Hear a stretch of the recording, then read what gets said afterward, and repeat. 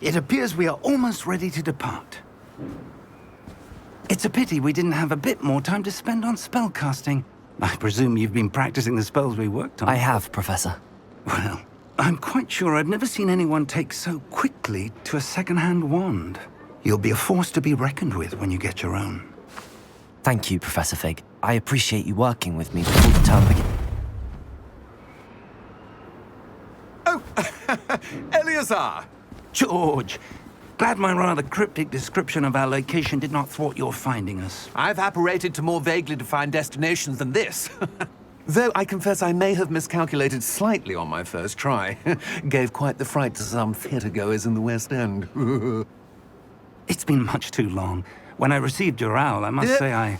Best not speak here, Eleazar. Of course. Why don't we speak en route to Hogwarts? We have a start-of-term feast and a sorting ceremony to get to. Wonderful idea! As long as your young charge here doesn't mind me tagging along. Not at all, sir. After you. Ages since I've been to the castle. Would be good to see the old pile of rocks.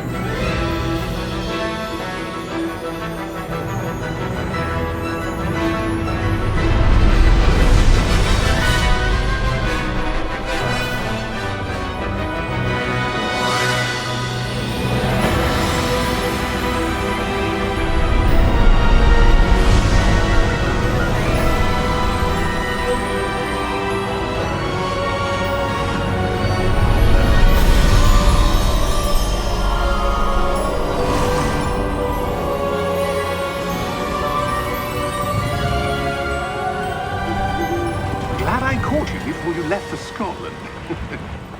Just barely. And who is your traveling companion? A new student. New? Yes, sir. I'm starting school as a 5th year. How extraordinary. It is indeed. None of the faculty has ever heard of anyone being admitted to Hogwarts so late.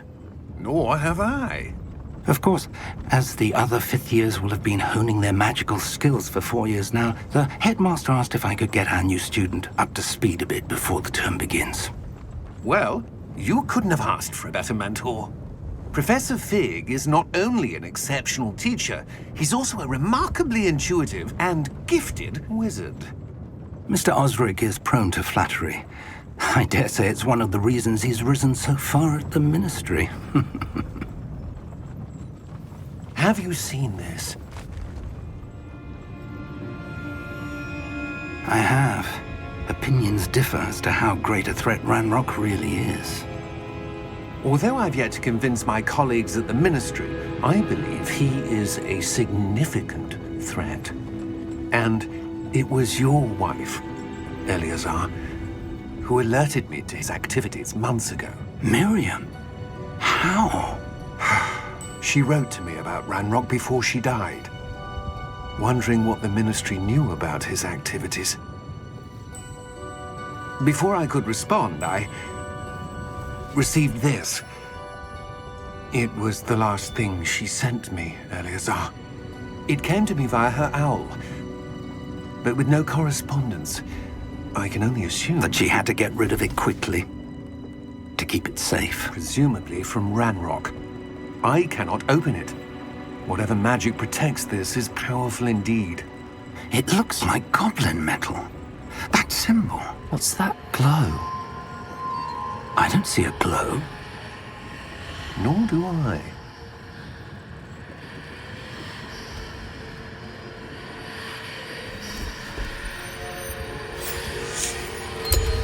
Merlin's beard. How did you... Wait! We do...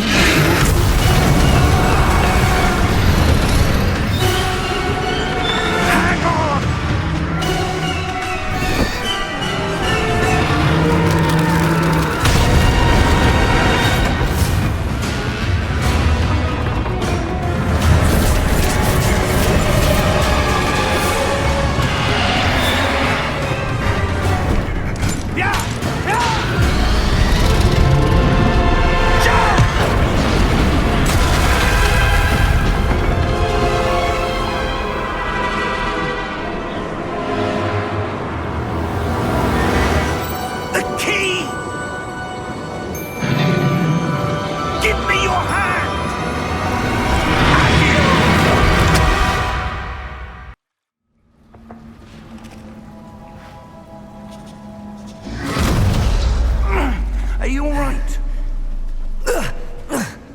You're hurt.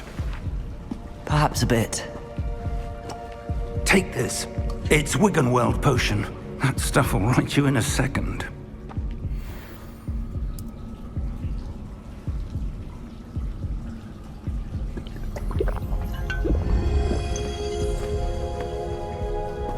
What happened? Poor George. I can't believe he... What the hell got into that damn thing? Attacking a carriage mid-air? A typical dragon would never... Professor? Sir, where are we? I'm not sure. But that key you discovered was clearly a port key. Port key? An item enchanted to bring whoever touches it to a specific place.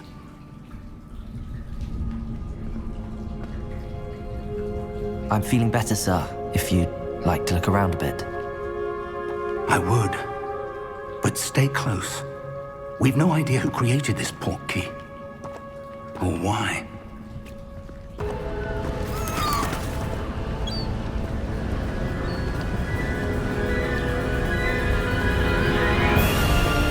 How far did that port key take us? Farther from London than the carriage traveled. We're somewhere in the Scottish Highlands. Sir, those ruins. Do you The think... port key was meant to lead us there? I do. This has not been the day either of us expected. But Miriam sent that port key to George for a reason. And I believe that she, and now George, died in pursuit of whatever it was meant to lead to. If you're sure you're all right, and wouldn't mind indulging me, I'd like to have a look around. Absolutely, sir. Good. Let's see if we can find a path, however faded it may be. Where do you suppose your wife got the port key that brought us here? A good question. Miriam spent years searching for evidence of a long-forgotten form of ancient magic. Ancient magic? Yes, a powerful magic wielded by a rare few that seems to have been lost to time. Hogwarts Castle was built by, and is itself a stronghold of that ancient magic. I don't know where she came into possession of the port key, but I am certain it was to do with that search. Ah, there's the path down below. This way. But sir, why was your wife searching for evidence of lost magic? Miriam wanted to understand why such powerful magic disappeared from the wizarding world. Spoke of the good it could do. But magic is no different than any power. What really matters is the one who wields it. Is that ice? It's not cold enough here. It appears to be a sort of enchantment. Someone wanted to block this path. Let's see some of that wand work you were practicing. Focus on the center.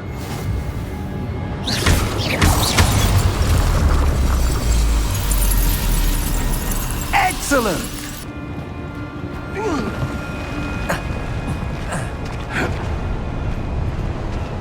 That was a bit rougher than I'd expected. Your wand work's improving with every cast. Thank you, sir. Ah, up there. We're close now. It's just ahead.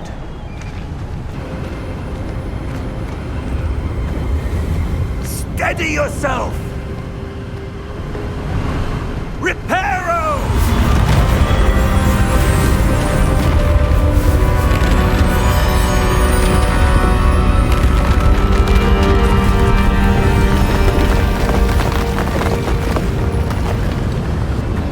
Almost there. Why would someone have built this here? I suspect they valued their privacy. That port key led us here for a reason. Let's have a look around for anything that seems out of place. Professor, it's a mural of some kind. Perhaps our host was a noted seer. Interesting. Professor, this statue, This may have been his home. that enchanted crystallized stone again. But what could it be blocking? What's this? Professor Fig! How odd. Why would someone have conjured that enchanted stone here? And how is there a room behind it? What room? I don't see anything. There's that glow again, like the glow on the portkey container. What in Merlin's name? Godric's heart. Where are we? I don't believe it. Hello?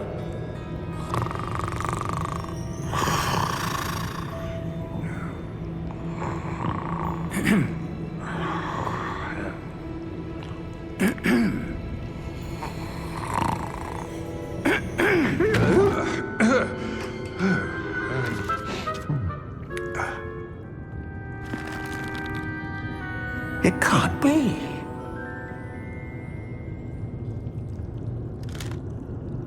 Just a moment. Oh. No, anything here.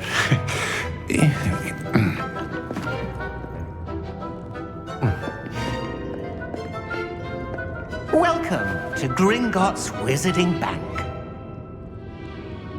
Vault number 12, I presume. Precisely. The key? Your wife's portkey. Oh, yes, of course. This way, then. Stay close.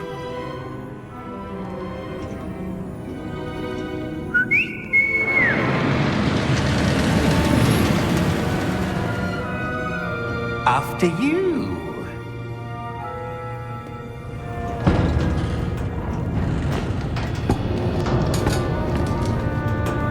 Keep your hands inside the cart if you don't wish to lose them.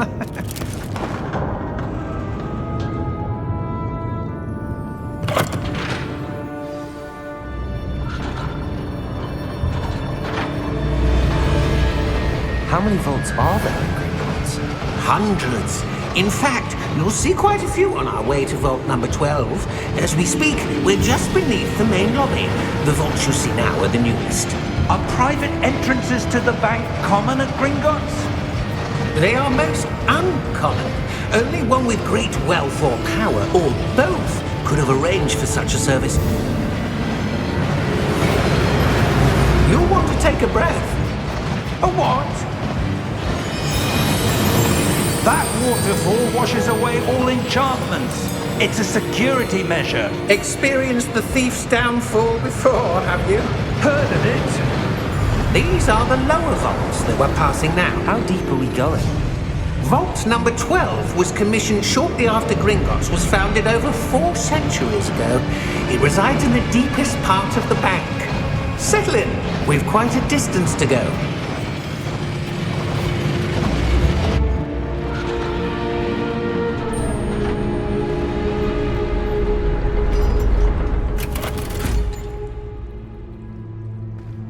Vault number? Vault 12. Momentous day. On your way.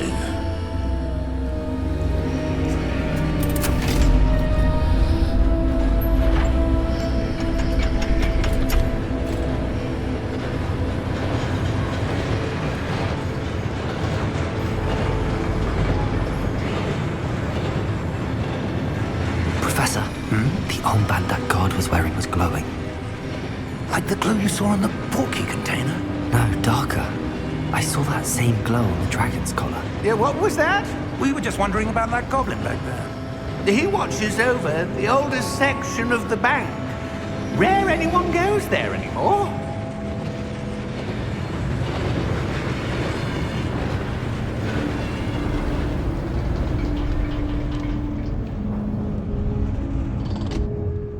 Here we are.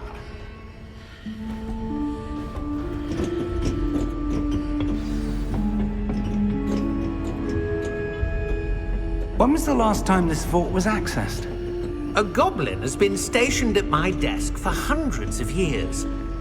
In that time, no one has visited Vault 12 until today.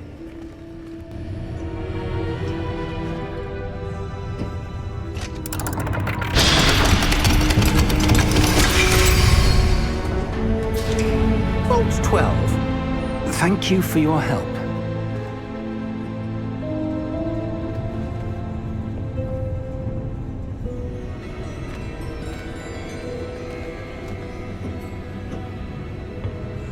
What do you suppose we should be looking for? I'm not sure. Sir, I wonder if you might... The instructions for Vault 12 indicate that I am to grant access to the holder of the key and then close the door. Wait! Best of luck. Professor? That was certainly unexpected. Let me think. There must be something here. Revelio, perhaps? Revelio? Yes, a revealing charm. No time like the present. Let's see what we're missing, shall we? Ready your wand and focus.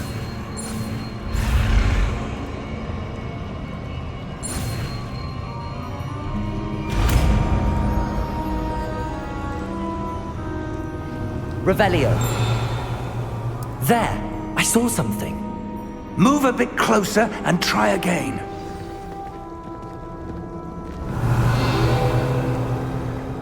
A door. Well, that's a start. There's that symbol again. I don't suppose you see a way to...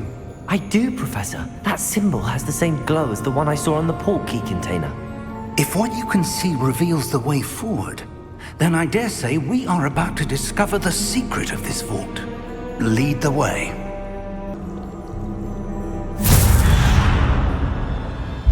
Lumos! This is no ordinary vault. I suspect we will need to earn our way out of here. What do you mean, earn our way out? Do you think this is some sort of test? I do. But to what end, I can't say.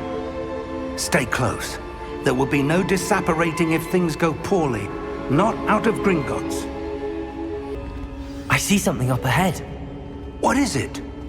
That glow again, but on the floor.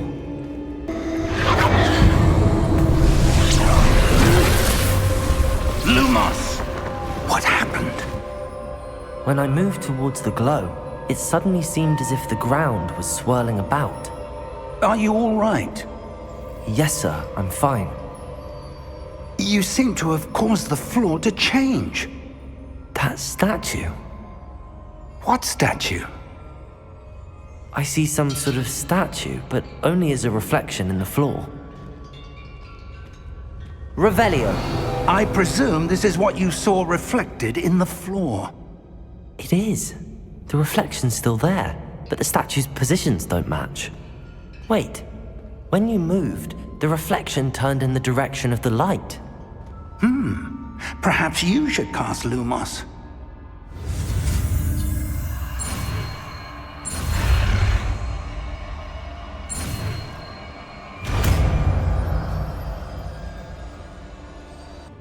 Lumos! Well done. Now the reflection's turning towards me. It does follow the light.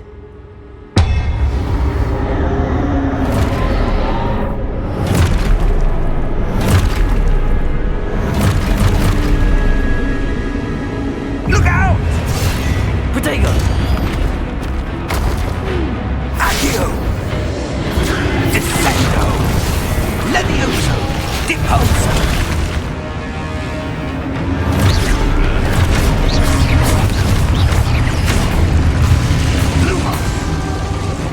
Lumos! Stay close!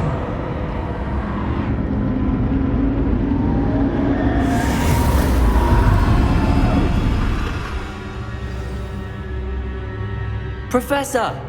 Professor Fig! Professor, where are you? This isn't good. Where am I supposed to go? What's happening? The wisps of magic seem to be leading me somewhere.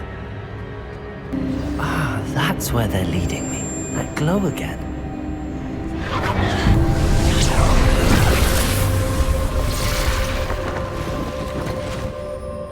Revelio. I suppose I'm on my own this time. It seems I have no choice. I'm going to have to fight my way out of here. Potato! Stupid one!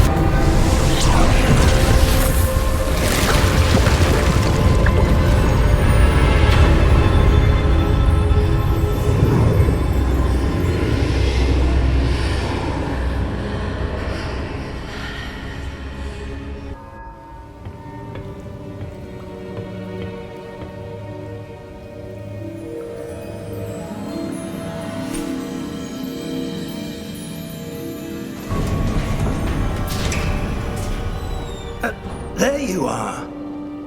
How did you... What is this place? I don't know. But I found this floating above that basin. That is no mere basin. That is a pensive for viewing memories. I wonder...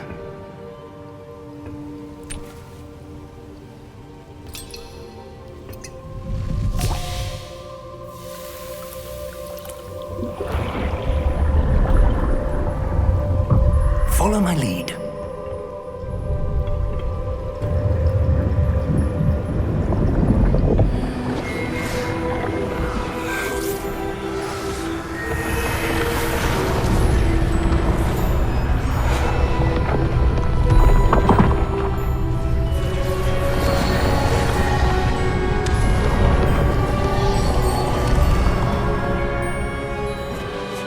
All is in place. The portkey is well hidden.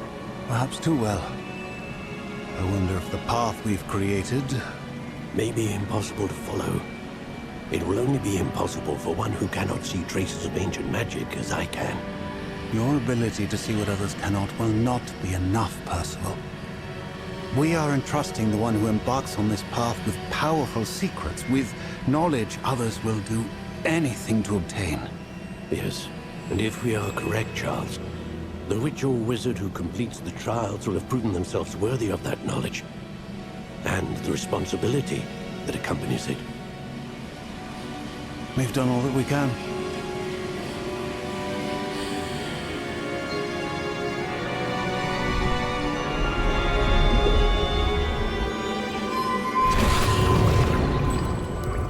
That's what you're seeing.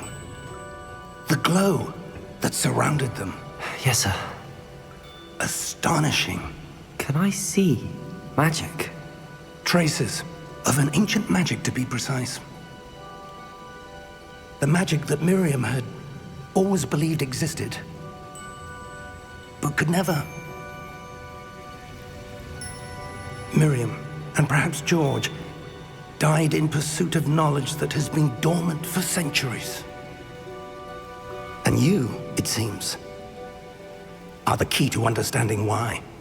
It all looks rather different than it did a moment ago. Someone's coming. Who were they? I don't know. But, sir, you shouldn't be in here. I was right. Ranrock. Seems my reputation precedes me. I was beginning to think no one was ever going to visit Rackham's vault. And why are you here? No need for that. Just give me whatever it is you found here and we can let bygones be bygones. Sir, they have the key to the vault. Choose your next words wisely. I only meant that the instructions to Vault 12 were quite clear. Sir, I must insist. I was to grant access only to one with the key, and you didn't have.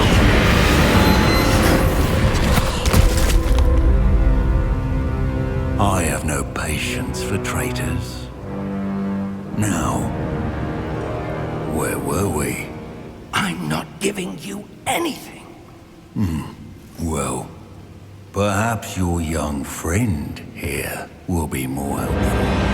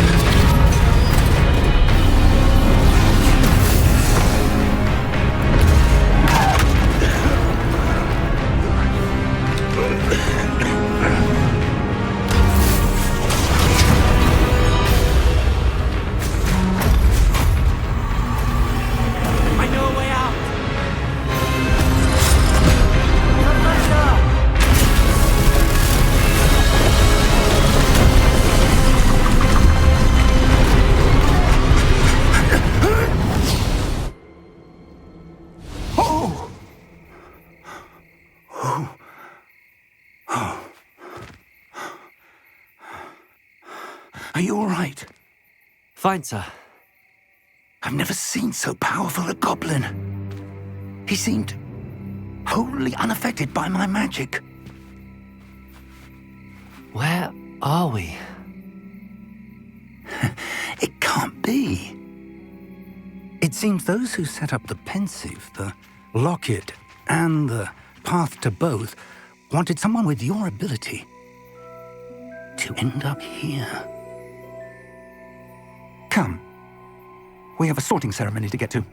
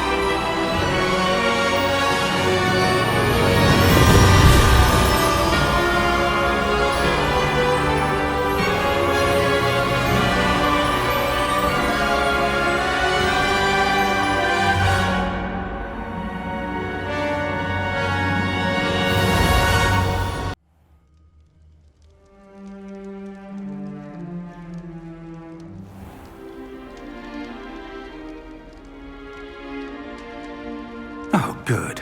We haven't missed the sorting ceremony. I'm no expert, but that seems more appropriate. Now, I need to study this locket as soon as I can, but first I must contact the Ministry. They need to know what happened to George and be warned of Ranrock. For the moment, I ask that you keep all that's happened this evening between you and me. Of course, sir. Thank you. Ready for the sorting ceremony?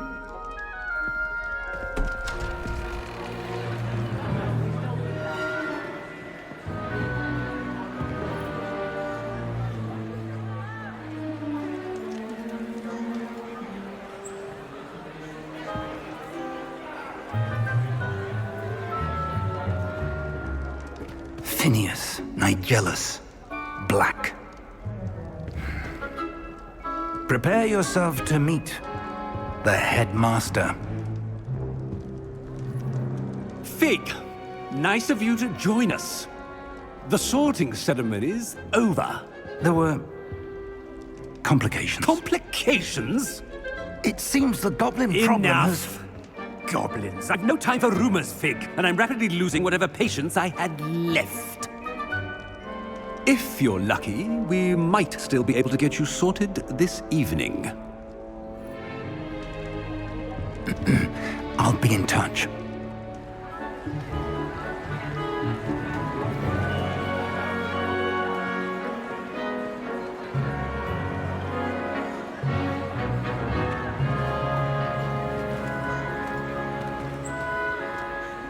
Professor Weasley, we've one more to be sorted.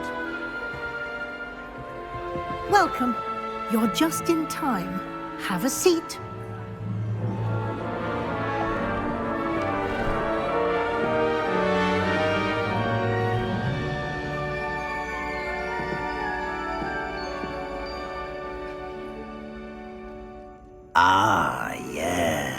a bit older than the others, aren't you?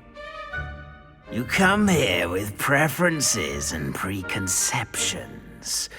Certain expectations.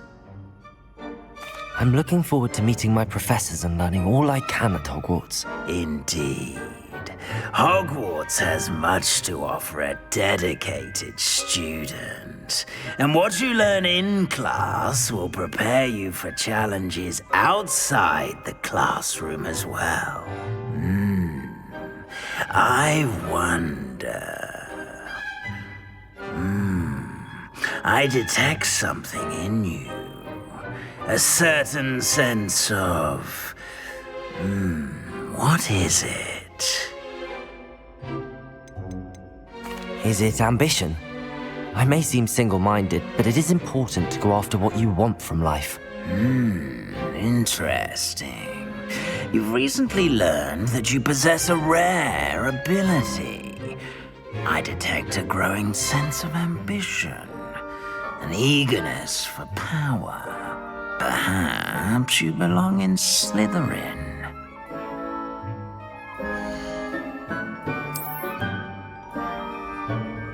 You belong in Slytherin!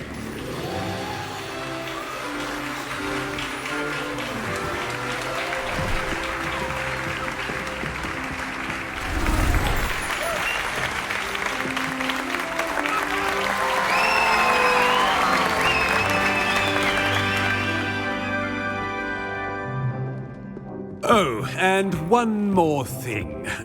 Due to the unfortunate injury on the pitch in last spring's final, this year's Quidditch season has been cancelled.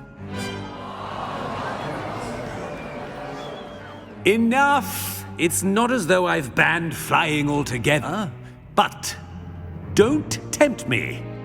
You are here to focus on your academic futures. I'm sure you will have plenty to do before classes begin tomorrow.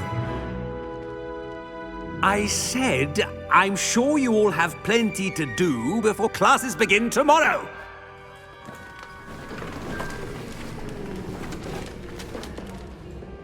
Quite an entrance. It's lovely to meet you. I'm... Professor Weasley, would you be so kind as to show our new student to their common room? I shall see to it, sir. As I was saying, I'm Professor Weasley. Pleased to meet you. Nice to meet you as well, Professor. As Deputy Headmistress, it is my distinct honor to show you to your common room. Right this way.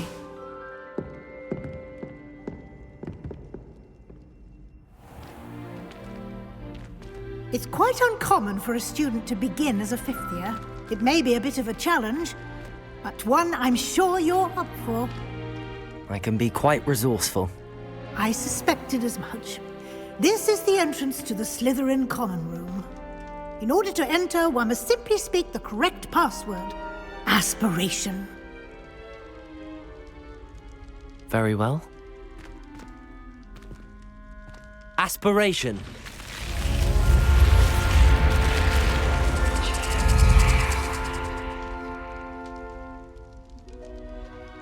Well done. Now, go on in and get some sleep. You have a big day ahead of you tomorrow. I shall be back in the morning to collect you for your first class. Thank you, Professor Weasley. You're welcome. I hope you enjoy your first night at Hogwarts. Sleep well.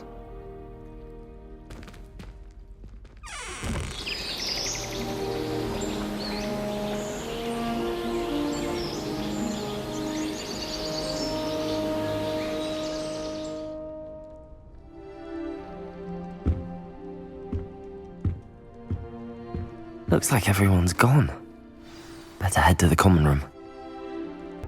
I suppose some introductions are in order. That new fifth year.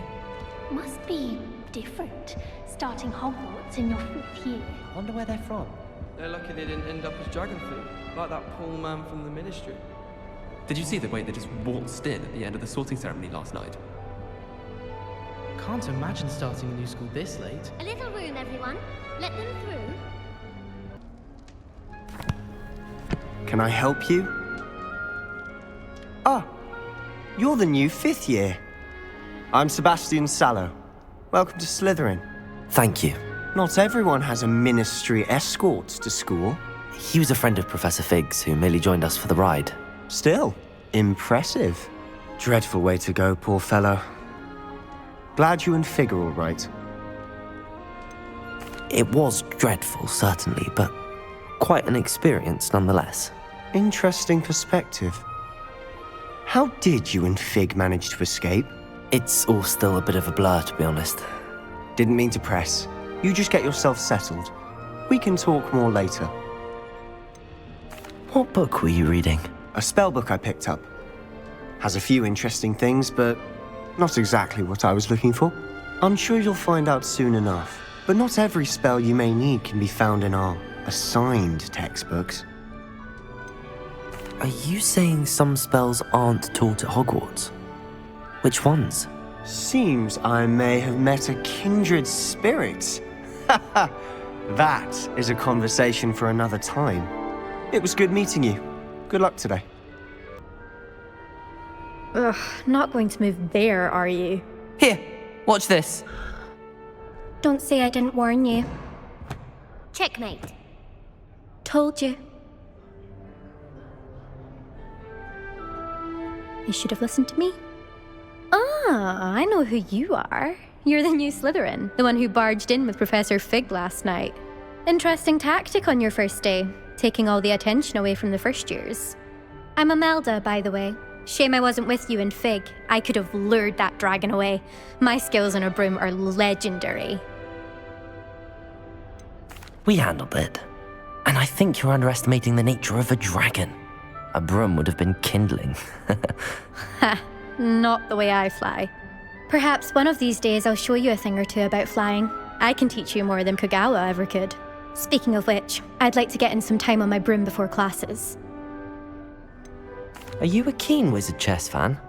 You knew that boy was going to lose the match. Not really. Much too sedate a pastime for me. Also, it's simply not that challenging. The moves are always so obvious. Why does no one else see it? Do you have a lot of time to fly during school? I make the time. There's nothing like swerving through the spires of the castle and around the Quidditch pitch to clear the mind. Goodbye, Imelda. Nice meeting you. I think I heard one. Doubt mermaids find us that interesting. Ah, based on all the chatter when you entered the common room, I'm guessing you're the new 5th year. I'm Ominous. Ominous Gaunt. Nice to meet you, Ominous. Well, you certainly had a memorable arrival. Well, if I'm going to make my mark here, I had to start right away. Ha! You're definitely in the right house. Do let me know if I can be of any help as you navigate your first days here, though I doubt you'll need it. Were you expecting to be sorted into Slytherin? Most certainly. My family on my father's side are direct descendants of Salazar Slytherin, one of the 4 founders of Hogwarts. Not something I'm especially proud of, mind you. He was obsessed with blood status, a pure-blood maniac. Unfortunately, most of his descendants do not fall far from that tree. Did that student say he thought he heard a mermaid? Yes, but I've never heard of a mermaid showing up outside our common room window. It is fun to play along, though. Been known to keep some first years on the lookout for hours. Thank you, Ominous. Very nice to meet you. Pleasure was all mine. Don't be a stranger. Is the new 5th year Slytherin in here? Professor Weasley's waiting for you just by the stairs. Good morning. I trust you're ready for your first day at Hogwarts? I've been dreaming of this day for a long time. Can't believe I'm here. Well, you are here. Make the most of it. You only have one first day at Hogwarts. Now, in light of your unique situation, joining us as a 5th year, you'll need to catch up with your classmates and not fall behind. Especially as you'll be expected to complete your OWLs at the end of the year. OWLs? Owls? Yes, your ordinary wizarding level exams. They will determine what type of career you can have when you leave here. After much discussion with the headmaster and the Department of Magical Education at the Ministry, we've devised something extraordinary to ensure your success. Here you are.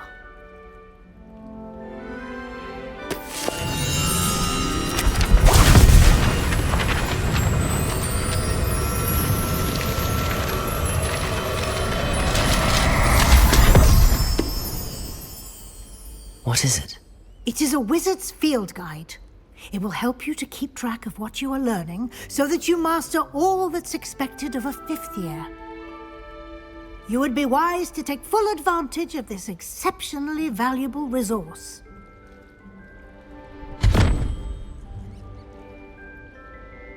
Thank you, Professor, but what do you mean it will keep track of what I'm learning? Perhaps seeing it in action will answer any questions you may have. Walk with me and we shall put it to the test. This way. I certainly would have appreciated something like the field guide when I was a student. Using the guide will also train you to be alert to your surroundings. The guide will give you opportunities to practice your magic and educate yourself about wizarding lore. Do keep up! Why don't you cast Revelio on that statue and see what details the field guide can provide? Revelio.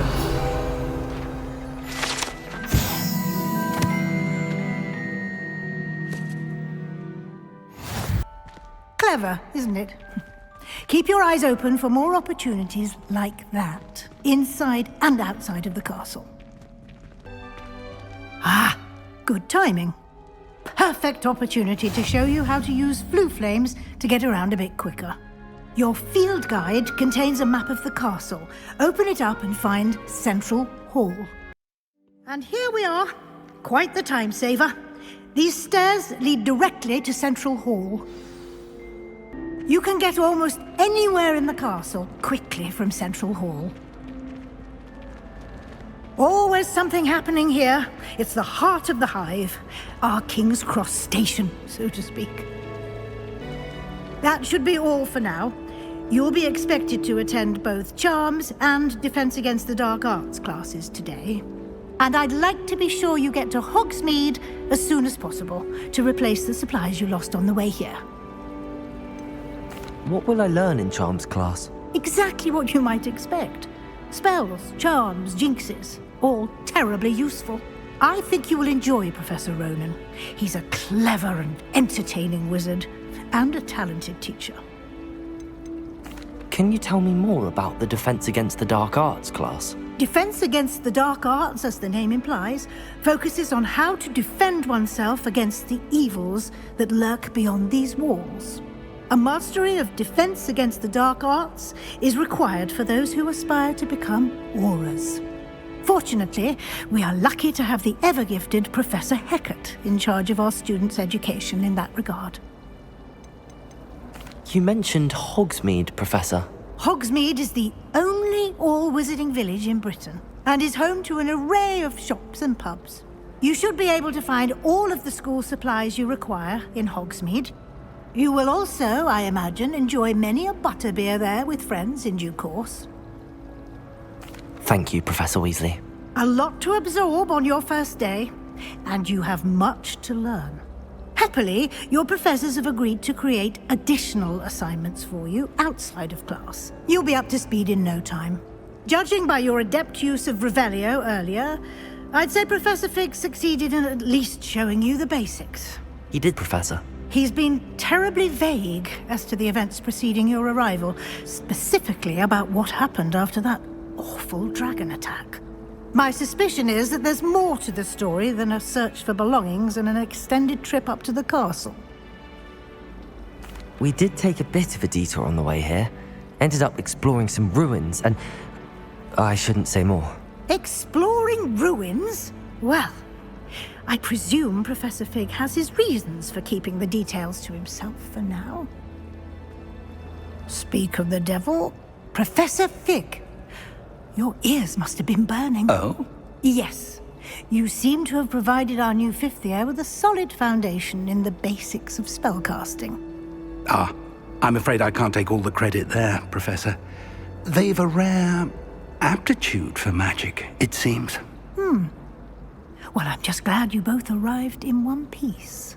Perfectly good boats and carriages to Hogwarts, and you chose to fly in the path of a dragon.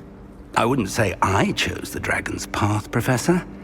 Rather unfortunately, it would seem that it chose us. Very well.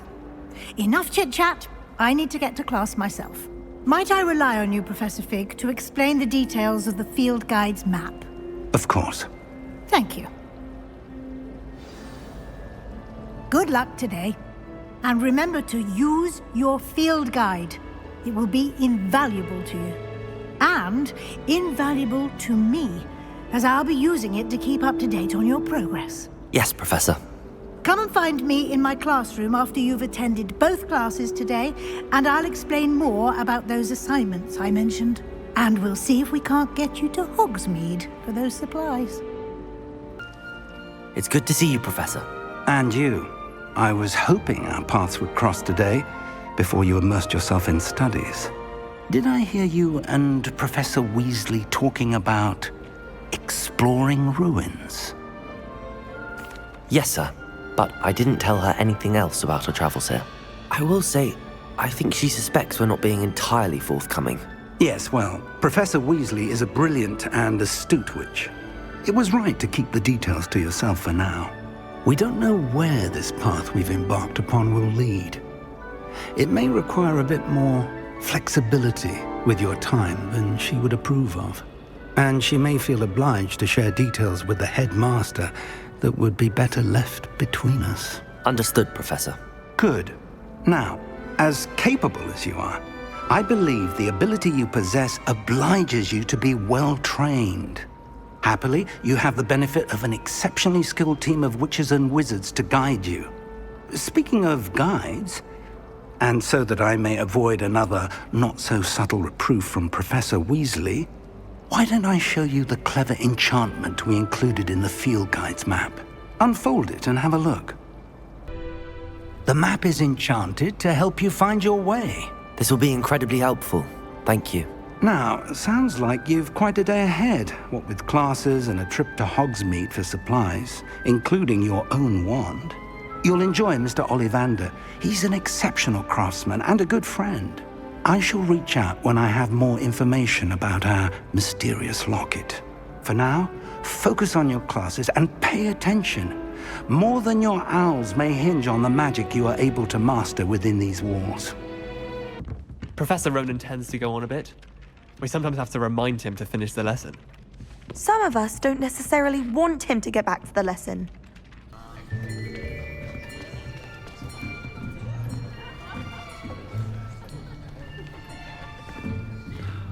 Here, behind you. There is an open seat here. Thank you. Hello, I am Nettie. So you are the new student. Have you met Professor Ronan yet? Shall we begin?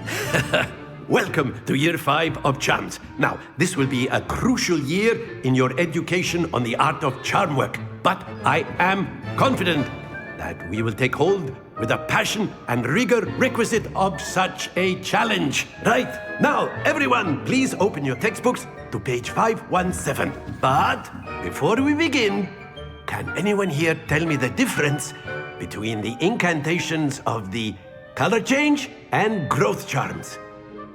Anyone? Anyone? I am afraid it is too late to study now.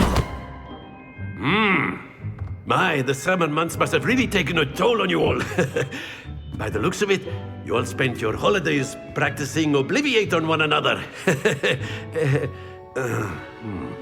Do you even remember how to perform a basic summoning charm?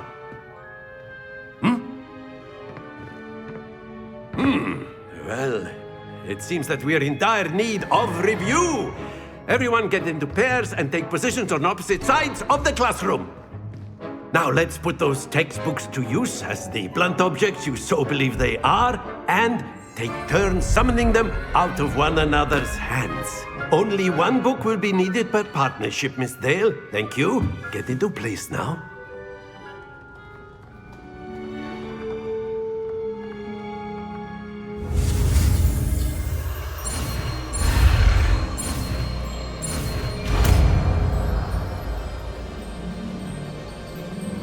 Accio! That is not bad. You are a swift learner.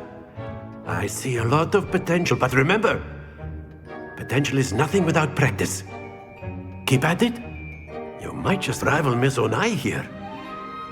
Very good, everyone. That's enough of that. Well, as you all seem to have the basics down, and it is an exceptionally lovely day, I was thinking that we might have ourselves a little excursion outside for a spot of fresh air.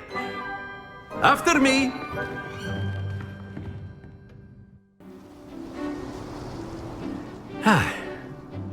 I've always found that fun goes hand in hand with mastery, as I'm sure the Quidditch players amongst us would agree.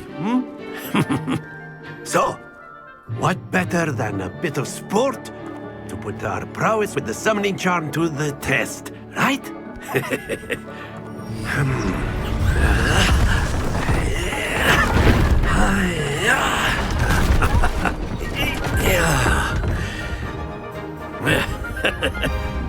So why don't we have our newest student start us off?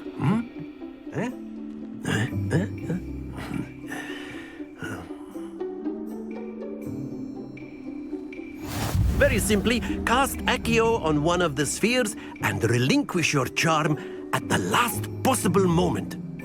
Now, think of this like gobstones, if you will, but instead of throwing the marbles out, you are summoning them toward you.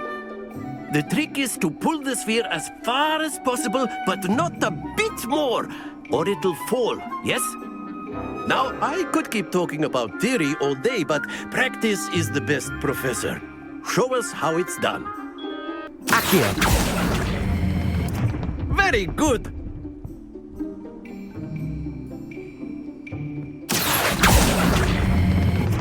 Excellent control there.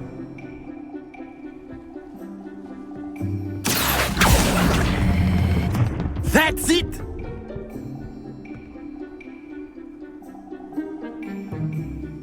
Very good! Points to Slytherin. But there's certainly no sport in playing without some friendly competition. Miss Onai, would you care to give our new student a bit of a challenge? Come on up. You'll be the blues, just as before, and Miss Onai, you are playing red. Clear? Yes, sir. Here we go!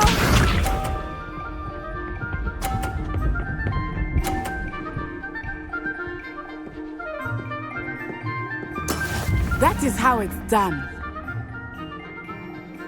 Accio!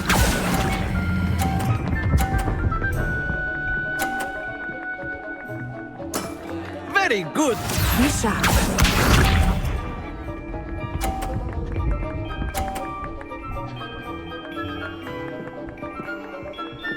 Yes!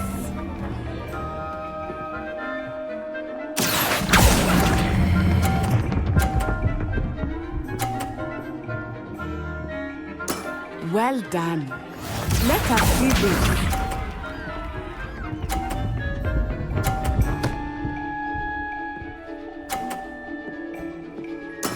There we go. Accio.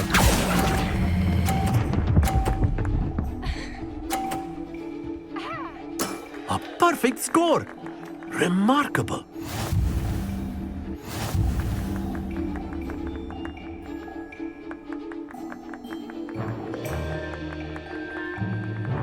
Let us make this a bit more interesting, shall we?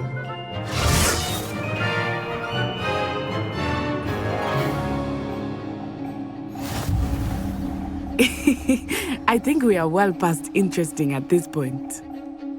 I'll say. Enough chatter. Focus now. You will need it. This round settles it all. Watch this.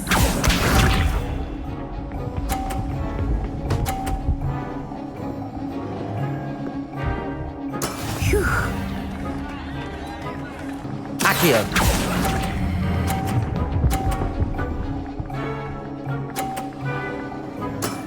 Excellent control there. Be sharp.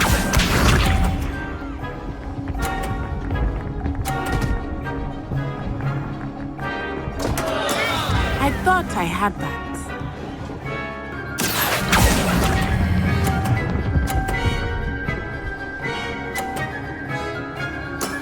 Quite impressive. Here we go.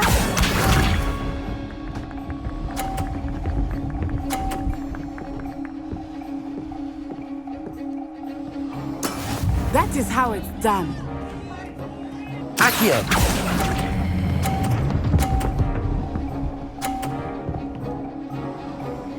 Two perfect rounds. You're a natural.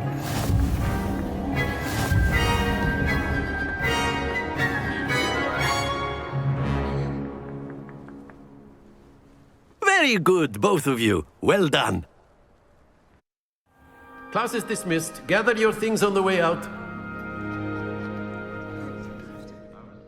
Good game back there. I must admit, I think I underestimated you. Took me weeks to become proficient with Accio. Took weeks for me to get anything right when I transferred here. It gets easier, I promise. Thank you, but I've been holding my own. I appreciate your confidence. I transferred here from Ouagadougou just before my 4th year. My mother received an offer to teach divination here. Before I knew it, we had left Uganda and were halfway around the world at a new school in a new country. Is Ouagadougou much bigger than Hogwarts? Ouagadougou School of Magic is the largest wizarding school in the world. So yes, bigger than Hogwarts. But it never seemed intimidating or overwhelming to me. It always felt like home. Is Ouagadougou a castle, like Hogwarts? Its address is Mountains of the Moon. It is not so much a castle as a beautiful edifice carved out of the mountainside. I remember the first time I saw it, the mist was so thick I could hardly make out anything at all. And then it just materialized before me, this enormous school that seemed to be floating in midair. This may seem an odd question, but is magic the same there as it is here? Mostly, yes. But I did have to learn how to use a wand when I arrived here. Hardly anyone at Ouagadougou uses one. You can cast spells without a wand? Oh, yes. I find wandless magic to be much more instinctive. Not to mention quite convenient if one is without their wand. I must admit, however, that I am growing quite fond of using a wand. It seems very dramatic. It's nice to learn about another wizarding school. Thank you for asking. I do miss Ouagadougou, but I am glad to be here at Hogwarts. I think Professor Ronan wants to talk to you. Better not keep him waiting. Until next time. Of course, you can use Accio on humans, if you're so inclined. Well, you'd be using it on clothing, to be precise, Sebastian. You know it won't work on humans. A word, if you would. You wanted to speak with me, Professor? I did. I trust your first charms lesson lived up to expectation? Well, an outdoor competition wasn't exactly the lesson I was expecting, sir. What charm is there in the expected? You did well, managing to best as gifted a student as Miss Onai. Thank you, Professor. I enjoyed the match. Miss Onai is always a fierce competitor, though I sense that she is a bit distracted of late. Now, Professor Weasley has asked that your professors give you instruction outside of the ordinary curriculum. Expect to hear from me soon regarding a special assignment that I am preparing for you. Hello there. You're the new student, aren't you? Hello, you wanted to speak to me? Samantha Dale. I've been eager to meet you. You're the student everyone's been whispering about. Hope your first day's going well. You certainly seem to hold your own in charms. I've been fortunate. Beginner's luck. My brother William would tell you not to be so humble and to trust your abilities. Then again, he tends to be overconfident in his. Well, better see to my charms homework. I'm afraid I can't count on beginner's luck to impress Professor Ronan.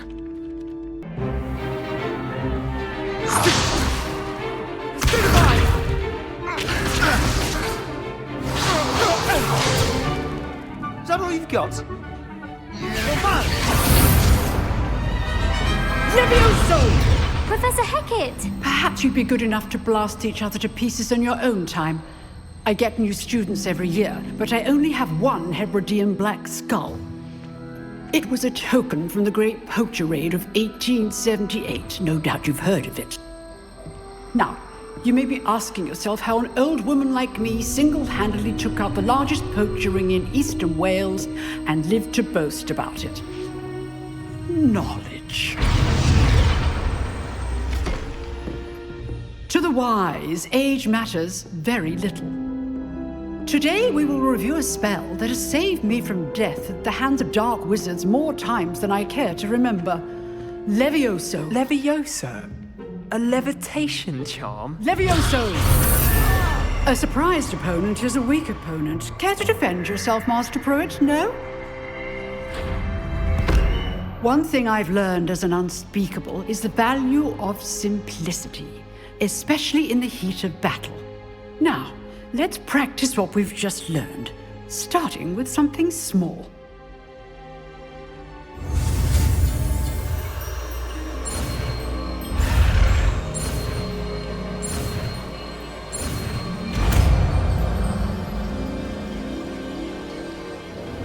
Levioso!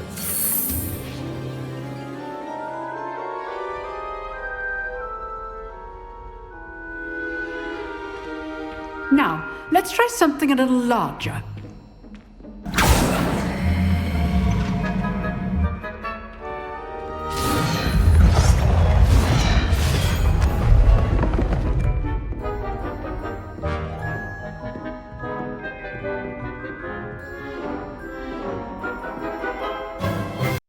Let us begin with the basic cast. See how the dummy deflected your cast? This time, cast Levioso first, then the basic cast. Remember, a surprised opponent is a weak opponent, as Master Pruitt so artfully helped me demonstrate earlier. Levioso! Good. Now, the basic cast. Well done. Very good.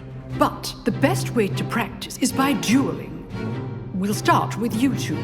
Duelists, take your marks. Time for a proper Hogwarts welcome. Now, I want a fair duel, using only Levioso, basic cast, and Protego. You may begin. This should be easy. Levioso! Good form. I know. Protego! Stupid fucker! Complicates things. Levioso! Class, I hope you were paying attention. That is how you cast Levioso.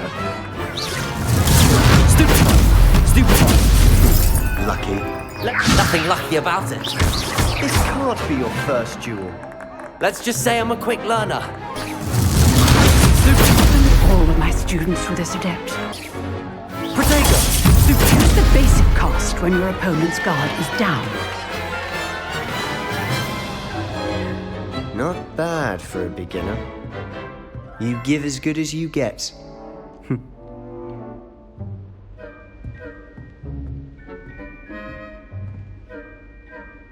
I put you on the spot, and you rose to the challenge. Points to Slytherin.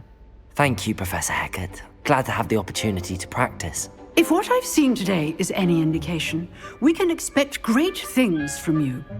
I demand excellence from my students. They are capable of achieving it, and they must achieve it. A classroom duel is one thing, but battling dark wizards, or as ever more likely, goblins, is a different kettle of Grindylows entirely. Understood, Professor. So, I'd advise you to keep practicing whenever you can. Perhaps Mr. Sallow will have some ideas for you. Again, well done today. I shall reach out soon with additional assignments. All right, that's enough spectacle for one day. Class is dismissed. Nice work. I enjoyed that. Well, that duel was quite something. Everyone will be talking about it. It was certainly good practice. Practice? Felt more like I was dueling an expert. didn't expect a new student to be so deft with a wand. Then again, perhaps this wasn't your first duel. In fact, it was. Perhaps I have a knack for it. Be coy if you like, but I know better. Magic requires intention and talent. You know, you might be a perfect fit for a certain exclusive, unsanctioned dueling organization. Exclusive and unsanctioned? Count me in. Excellent. Knew I was right about you. If you want to get the most out of your time at Hogwarts, you're going to need to break the rules now and then. Whether it's joining a secret dueling club, or sneaking into the restricted section of the library, you just have to be clever enough not to get caught. Thank you, Sebastian. I'll keep that in mind. Good. Pleasure chatting with you. I'm sure I'll see you soon. Perhaps somewhere unsanctioned? We'll see if your performance today was sheer luck or actual skill. Look for Luke and Brattleby near the clock tower entrance. If you're interested. Glad you could make it. Lucan's just over there. Can I help you? Sebastian told me to see you about a club. If Sebastian vouches for you, that's all I need to know. I coordinate duels for crossed wands. A dueling club of sorts. It's invitation only, so you must have really impressed Sebastian.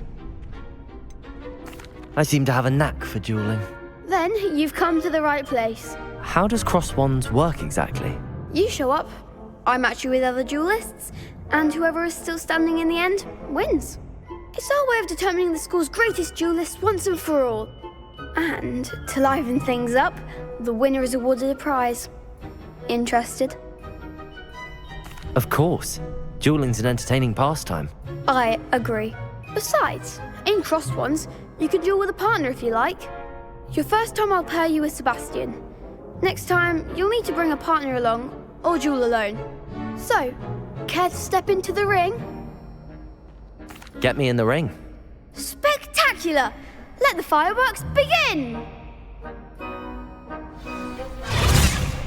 We'll make you regret signing up. Dago! Stupid one! Is that all you've got? Levioso! Levioso! Accio!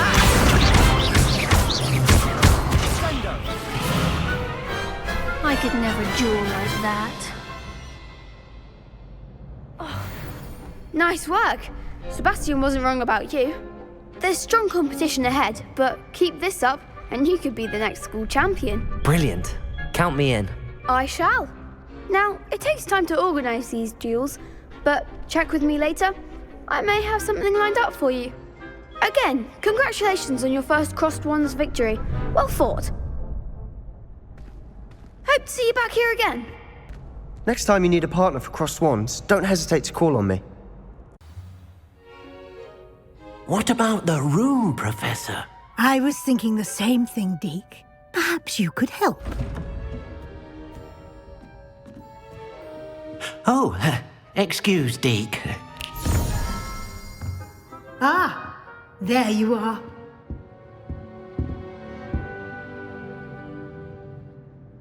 I trust your first classes went well? They did, Professor. I heard as much from Professors Hecat and Ronan. Seems Professor Fig taught you quite a bit during your brief detour near... what was it you said? Some ruins? I'd wager there's a good deal more to your travels here than what you've told me. Isn't there? Have you and Professor Fig not discussed my training? He continues to be reticent about the details, mentioning only a few spells. Revelio, was it? And Lumos? That's correct, Professor. I see. Like trying to get a sonnet from a streeler. Regardless, you must continue to build upon what you've learned.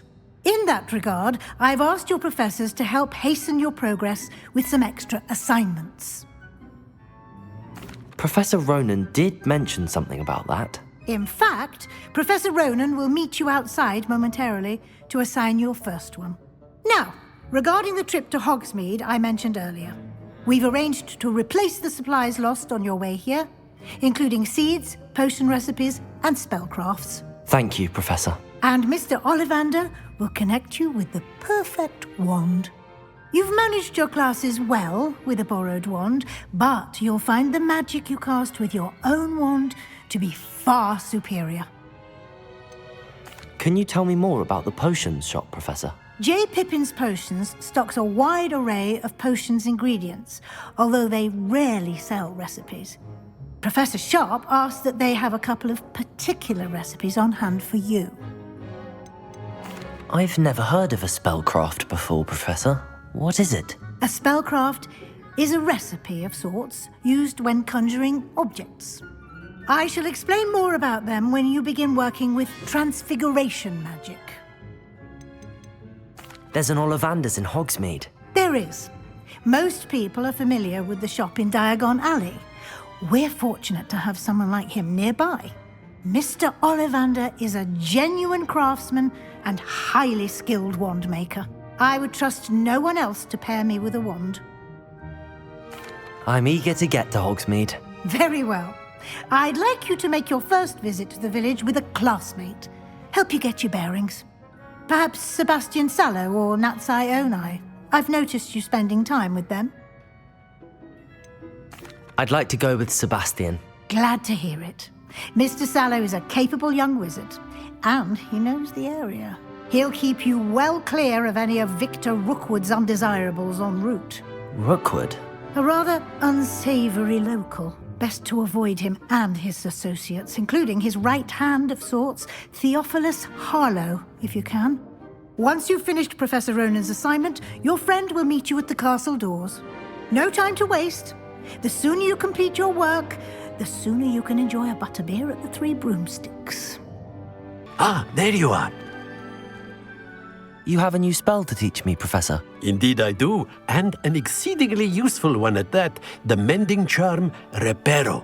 Fixes things right up, makes a broken object good as new in the blink of an eye. It seems as if that might come in handy. More frequently than one would imagine. As Professor Weasley mentioned, I am not the only one who will be teaching you spells outside of class in an effort to catch you up with your peers. A number of your professors have agreed to do so as well, but first, each shall ask that you complete a few preliminary tasks to hone your magic. I have arranged some for today. See them through and then report back to me. We will have you casting Reparo in no time. Why must I first complete tasks to learn Reparo? No lesson or lecture can compare to first-hand experience. And these tasks should provide you with just that. Such experience is invaluable when mastering any new bit of magic. I'll start on the task right away, Professor. This is the right area. I wonder where the flying page is. Got it. The flying page must be around here somewhere. Brilliant. I trust the preliminary tasks weren't too much trouble. I completed the assignments, Professor. Marvelous. You clearly know your way around basic charms. Let us give the old mending charm a try then, shall we? Remember to be deliberate in your enunciation and movements. I want to see some vigor. Now, wand at the ready. Yes, sir. Remember, your wand is a conduit of your magic.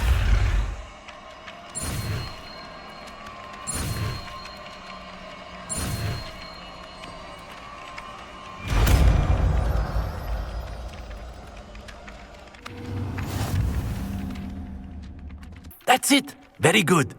If you would like to practice mending something, have a go with that broken statue in the alcove by the water. It allegedly symbolized heartbreak. Perhaps a jilted lover thought it too accurate and lashed out. Reparo! Nicely done. Works like a charm, doesn't it? Hello, Sebastian. Ah, my new charge. I'm told you're in dire need of supplies, and I'm to accompany you into Hogsmeade for them. Is this your first foray into the village? It is. I haven't left the castle since I arrived. Well, I shall endeavour to be the very best of guides, then. Hogsmeade's a charming little place. Self-contained, too. We should be able to find you everything that you need. shall we?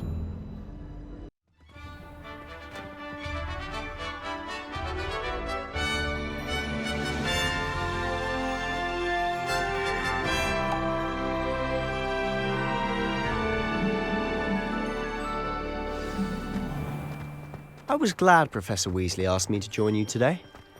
As am I. Thank you, by the way. Of course. You're the only one who's ever bested me in a duel. The way I see it, I'd be wise to keep an eye on you. Speaking of Weasley, she seems to have taken quite a shine to you. Has she? That's nice to hear. I'm still surprised that a professor would entrust me with anything, given my detention record. Spend a lot of time in detention, do you? Just enough to keep me well-rounded. Speaking of detention, this trip to Hogsmeade might have saved me from one. Glad I could be of service. Madam Scribner, the librarian, was on the hunt for me, as is often the case. Professor Weasley came to retrieve me, and I was able to convince old Scribner that I had somewhere to be. So how did you manage to get on the librarian's bad side? Well, I suspect it's a matter of differing opinions. She thinks I shouldn't be allowed in the restricted section, and I, on the other hand, am inclined to disagree. Oh, just one moment. This is an excellent spot to gather lacewing flies. They're pretty to look at. If you stew them long enough, they make a powerful potion ingredient. Merlin's beard from the Forbidden Forest, look! What's going on? See for yourself. Quite a sight, isn't it? You certainly don't see that every day. Do you think Poppy's already seen the hippogriffs? Absolutely. Likely already made. To the left is the Forbidden Forest. Out of bounds to all students. Oh, hence the name. Precisely. They think it's too dangerous. I think they need to have more confidence in our defensive abilities. Ah, you can see Hogsmeade just past those ruins up ahead. Have you had much of a chance to explore the castle? A little. It's positively enormous. It is that. I've been there 5 years and barely scratched the surface. Loads to see, places to discover. Oh? Any you'd like to share with the class? Perhaps one day. I can't go around telling you all my secrets now, can I? You still haven't told me how you became so good at dueling. I've always thought Thestrals pulling a carriage a bit grim. Though I suppose most people don't actually see them at all. But you can see them. Unfortunately. But you've seen quite a bit yourself firsthand too. Most notably that dragon attack. Hopefully the rest of your year isn't as eventful. Mr. Moon! He's the Hogwarts caretaker. Looks a bit worse for wear. Huh? Hello, Mr. Moon. Have you met our new 5th year? Pleasure. You might want to turn back, Mr. Sallow. Turn and run. Is everything all right, sir? Oh, look right at me. Eyes big as saucers. What did, Mr. Moon? Huh? Demi-guys. Ugly and airy and terrifying. I shall be at the castle where it's safe. Good luck to both of you. A demi-guise? I don't know what he's putting in his pumpkin juice, but he's obviously had too much of it. I've never seen Mr. Moon in such a state. Mr. Moon is quite the character. My sister Anne thinks he's lovely, but I'd say he could improve a bit as a caretaker. Oh, is your sister in Slytherin too? She is, or rather, she was. She's not well at the moment, but she'll be better soon and back at Hogwarts. Honestly, if one could bottle the magic of this place. I don't know if it's the shops or the people, but there's just something about Hogsmeade. We all flock to it like moths to a flame. So how would you like to do this? Weasley told me you had a list of things to get, a wand and some other bits. Yes.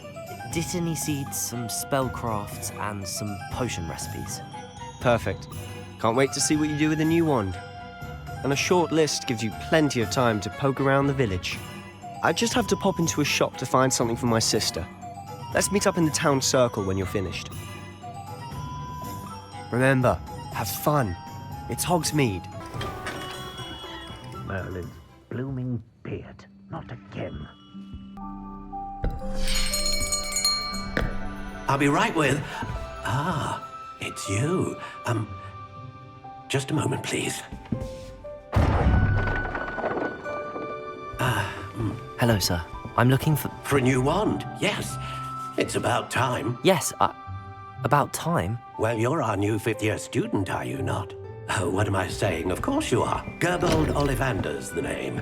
But of course, you'll have heard of the Ollivanders, I'm sure. Finest wand makers in the world.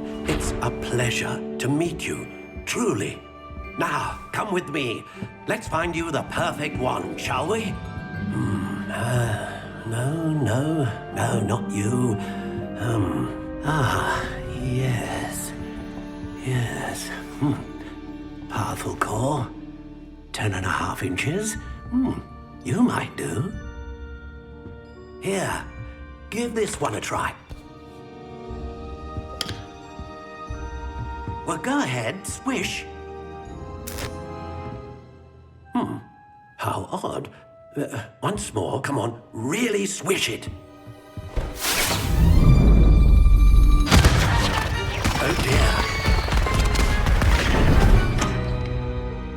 Well, this isn't a good match at all, is it? We'll find you something, not to worry. No, not you. Perhaps... Yes. A rare wood, 13 3/4 inches, dragon heartstring. Let's give this one a try.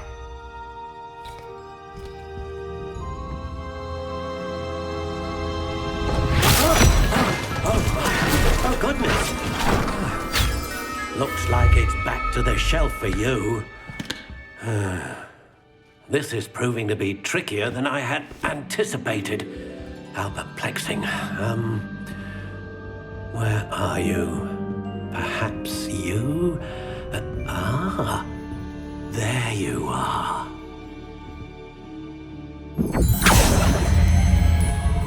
Yes, I think you might be the one. Here, take it. What do you think?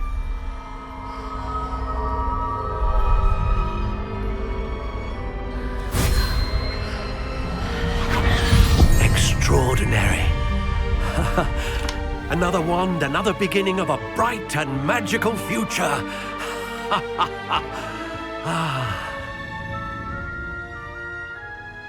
Now, how did that feel? Good. Different. I sensed a sort of surge of some kind. A match. Your connection seemed particularly powerful. The right wand will learn from you, just as you learn from it. I'm eager to try it out. Of course. And a phoenix feather core is terribly selective. This will be an excellent match indeed.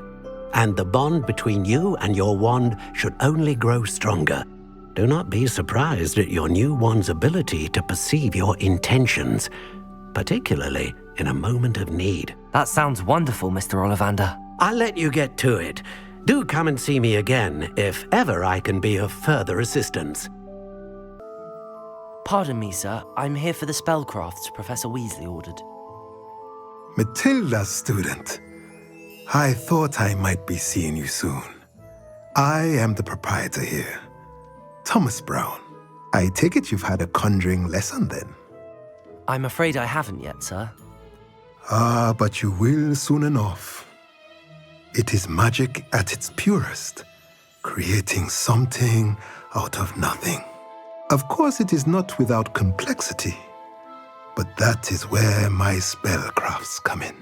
Stay the course, and you could soon impress even Professor Weasley. That's certainly something to aspire to, Mr. Brown. I look forward to that day. And I, too, seeing it. Spellcrafts are incredibly useful for conjuring unique items like custom pieces of furniture or decoration. But I shall let Professor Weasley do the teaching. For now, let's get the spellcrafts you need. A potting table and a potion station, yes? I believe so, sir. Good. Nothing like being able to grow your own ingredients and brew what you want when you want. Let's have a look. Pardon me, sir. Oh, thank goodness. When I heard the bell, I thought you were Miss Lawang. Not that she deigns to come here. Though I don't believe I've seen your face here before, either. It's my first time in Hogsmeade, actually. Is it really? Well, Parry Pippin at your service. And this is J. Pippin's Potions. Potions for all ailments. You'll have read it on the sign, of course, but Grandfather always made me say it in full. How may I help you today? Professor Weasley sent me to collect some recipes. I'm new at Hogwarts. You're the student she sent the owl about. I set your things aside immediately. I suspected if you're anything like I was at your age, you'd want your potion supplies. Is it not the most fascinating art, potion making? Rivals anything you can do with a wand, I've always said. Are potions really that versatile? They may not be as showy as spellwork, but make no mistake, they are just as powerful. They can heal, destroy, protect. You'll discover all of this soon enough. As it's your first time in, I should mention that it's not just potion recipes I sell. I also offer ready-made drafts for all manner of uses, and I unveil new ones from time to time. Pop in when you can so you don't miss out on anything. But for now, let's get you those recipes, shall we? Pardon me, sir. I'm here for the seeds Professor Weasley arranged for me to collect. Oh, the dittany for the new 5th year. I take it that's you, then. Merlin's beard. Starting Hogwarts as a 5th year. You must be positively reeling from it all. Not at all. I'm choosing to see it all as one big adventure. Well, bravo. Not everyone has the temperament to take things as they come. Name's Timothy Teasdale, by the way, and this is my shop, the Magic Neep. I keep the cart out here because I like a good chat. Can't very well be in the thick of things if I'm hidden away inside now, can I? I suppose not. In addition to seeds, I have plenty of plants. Grow everything myself. My speciality is potion ingredients. Even Pippin purchases from me. But what say we get you a packet of Dittany seeds? Well, that's everything. Better go and find Sebastian. I officially have all of my supplies. Excellent. Did you get what you needed for your sister? I did. So I suppose the world is our oyster now. Let's see what else we can get up to.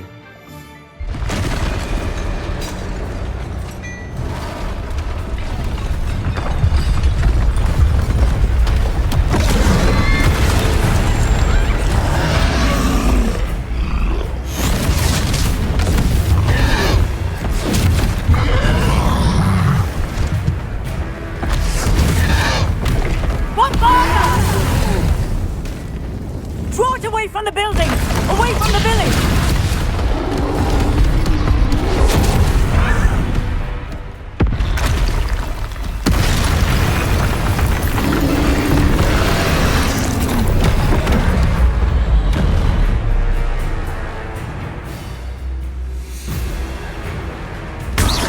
Are we weakening him at all? Keep at it! We'll wear him down eventually. What was that? A taste of his own medicine. Nicely done! Confringo! That's right, you lumbering lout! He's faltering! Few more hits should do the job!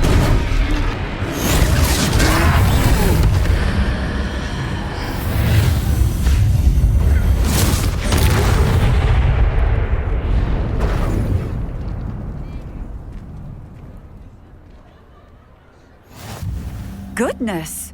A second troll! Did you two take on a fully grown troll by yourselves? I suppose so. It's all a bit of a blur, to be honest. Merlin's beard.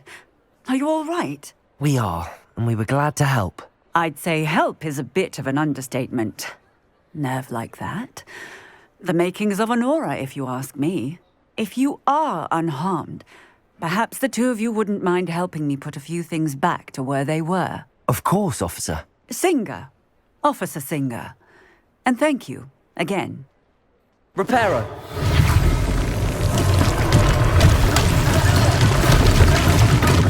I'll go and see what he wants.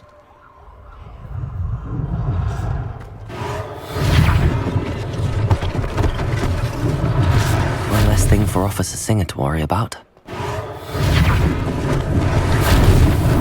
Lucky they didn't do more damage. There, good as new. Mr. Hill was just singing your praises. Hello, sir. I don't believe we've met. Allow me to introduce myself, Augustus Hill, clothier extraordinaire.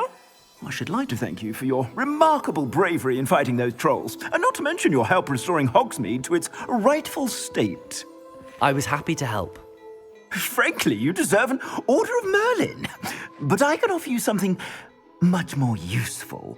I own Gladrag's wizardware, and among my inventory are some unique items that afford certain protections, as it were. Life-saving protections. And as I suspect this won't be your last dangerous encounter, I'd like to give you one such set of robes, in thanks for what you did today. Thank you, Mr. Hill. That's very generous of you. It's the least I can do.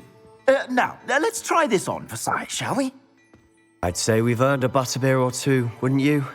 Might help me forget that I was almost pulverized by a troll. I'd say that I agree with you. Perfect. The 3 broomsticks is just this way. I sell even more battle-worthy items. Should you be inclined, you're most welcome to peruse my shop at your leisure. Assuming it isn't utter bedlam in there, you might even meet Sirona, the owner. She's a good one to know.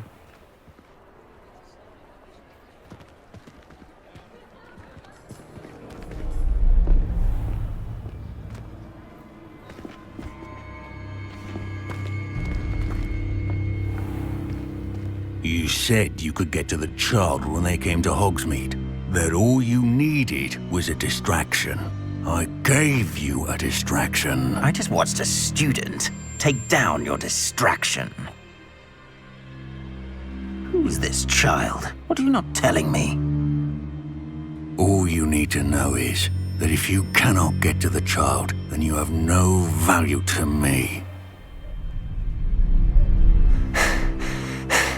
Let's go.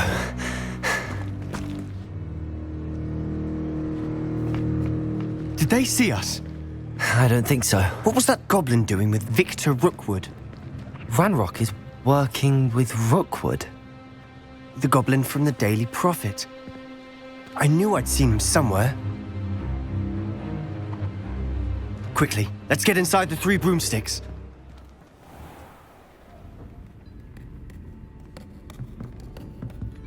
It's a treat to see you, Lodgok.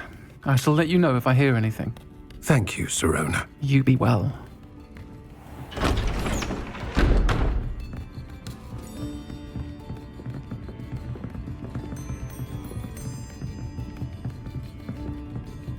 Now, what can I... Oh, there's a face I haven't seen before. It's my first time here. Welcome. Butterbeer's on me. Heard about the attack. I shall be looking in on the other shopkeepers and residents shortly. Glad to see you two escaped injury. Thanks to this one. Single-handedly took down a troll. Is that right? Well done. Thanks for this. My pleasure. I will say, trolls in Hogsmeade. That's never happened before. Something's not right. The only brutes we usually have to deal with are... How timely.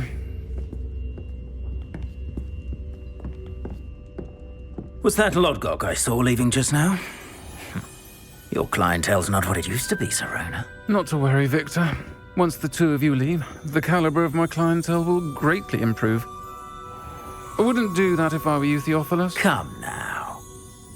No need for theatrics. I'm only here for this one anyway. My friend is enjoying a well-earned butterbeer. Only want a quick word. Perhaps you didn't hear me. I said, my friend is busy. One would think you all had enough bloodshed for one day. Come, Theophilus. The 3 broomsticks isn't what it used to be. Let's take our galleons elsewhere. Can't drink butterbeer forever.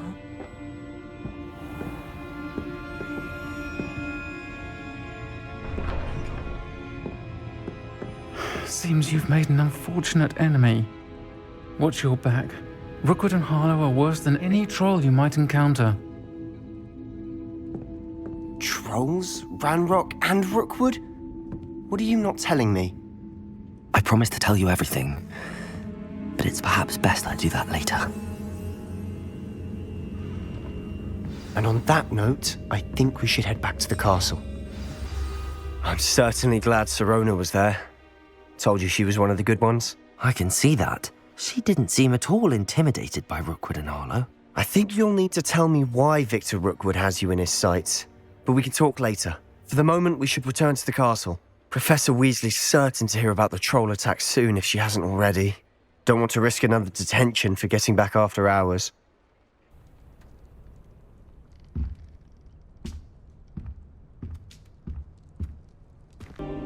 Professor, I'm glad to see you. And I you. Thank Merlin you're in one piece. I heard about the attack. Trolls in Hogsmeade? Sir, the trolls were wearing armor. It had that dark glow like the dragon collar. Goblin silver. Ranrock used it to control the dragon. But how? And why send trolls to... They were there because of me. I overheard Ranrock talking with Victor Rookwood. Ranrock was in Hogsmeade with Rookwood. The trolls were Ranrock's distraction so that Rookwood could get to me, and he would have had Sirona and the patrons at the Three Broomsticks not intervened. This is grave news indeed. If Ranrock's goblins and dark wizards are after you, they want what we found in that vault. Speaking of the vault, do you think that Ranrock is working with any of the goblins at Gringotts? I do not. Gringotts goblins aren't typically the friendliest of beings, but they have a great deal of integrity. No, I dare say after what happened to that poor banker, the goblins at Gringotts are no followers of Ranrock. They're after the locket. You said you discovered something in it. Yes. I discovered an inscription. When I read it aloud, this map appeared. Clever enchantment. It's a map of Hogwarts, to be sure, but I do not know where it leads. It leads to the library. A restricted section, to be precise, and a bit beyond. I see traces of magic there on the map. I suspected you would see something. Shall we go? I appreciate your enthusiasm, and I'm eager to discover what we may find there as well. But if our experience at Gringotts, let alone what happened to Miriam, taught me anything, it's that the path we're on is terribly dangerous. I'd like you to work with Professor Hecat a bit before we continue. But sir, how dangerous could the library be? Perhaps we're only after a book. Perhaps we are only after a book, but we should be prepared for anything. Once you've honed your defensive magic further, come and see me. I'll let Professor Hecat know to expect you. I'm here about the new spell you wanted to teach me, Professor. Good. Professor Fig indicated a certain urgency to you completing your defensive magic assignments. As such, you are to learn Incendio, the fire-making spell, handy for lighting torches, burning away spider webs, and, when necessary, defending against those who would wish to do us harm. Sounds versatile. Quite. But before we get started, I'd like you to complete a few tasks. You may be surprised by some of them.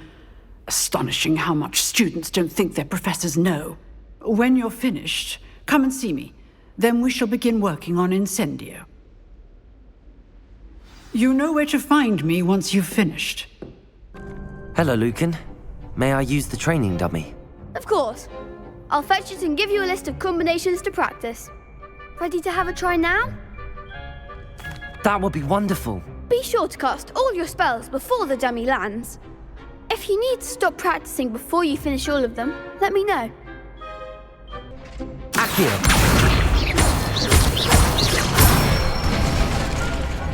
Excellent form. Leviosa. Nicely done. Leviosa. Accio. That's it. I'd say that's enough practice. You looked good out there. Thank you, Lucan.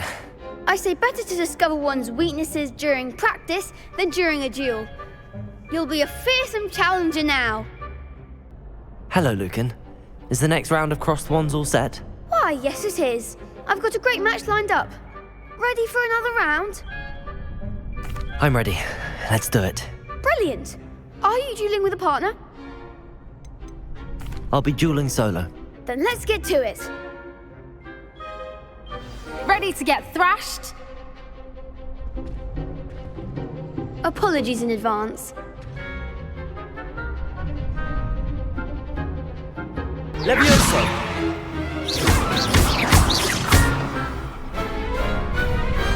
I could never duel like that.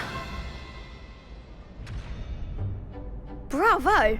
I gave it my all. You did indeed. The other duelists have already taken notice of you, but after that last round, they'll really have it in for you. You'd better keep practicing if you want a chance at winning, or at least surviving the next round. I'll let you know when we're ready. Hope to see you then. The next round is for all the gobstones, so to speak. I trust Mr. Brattleby was able to accommodate you and that you found success in your endeavors.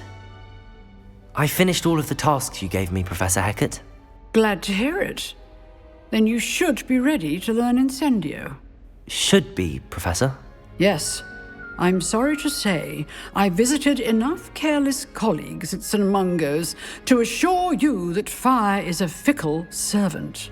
Your spellcasting has impressed me thus far, but please maintain focus. I would rather we not end today's lesson with your robes aflame. Let us begin. And remember, focus on the proper wand movement. Concentrate and keep your wand steady.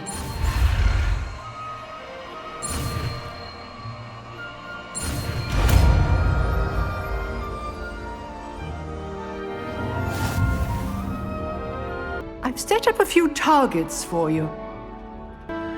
Incendio! Getting it. Keep at it. And do try not to incinerate yourself. Hello, sir. You'll be pleased to know that I worked on my defensive magic with Professor Hecat. So I hear. She tells me you've taken rather well to your new wand. You must continue to work with her and your other professors to improve your skills. That said, I don't wish to postpone our visit to the library any longer. So, shall we proceed? Fig! I have work for you. Come. Headmaster, I'm with a student and my schedule Your schedule will wait indefinitely, as will your student. I would think that after all the trouble you caused me with Osric, you'd be eager to make amends. My office, 5 minutes.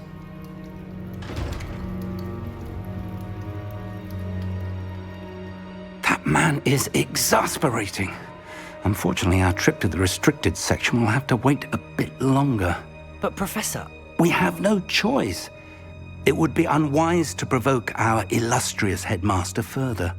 I shall find you when I've completed whatever toils I must endure. Sebastian mentioned sneaking into the restricted section. Perhaps he'll have an idea. Sebastian, there you are. There you are. You promised me an explanation for what happened in the Three Broomsticks. Not many students have Victor Rookwood's attention.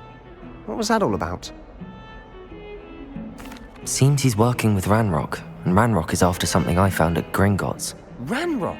And when were you at Gringotts? Professor Fig and I ended up there after the dragon attack.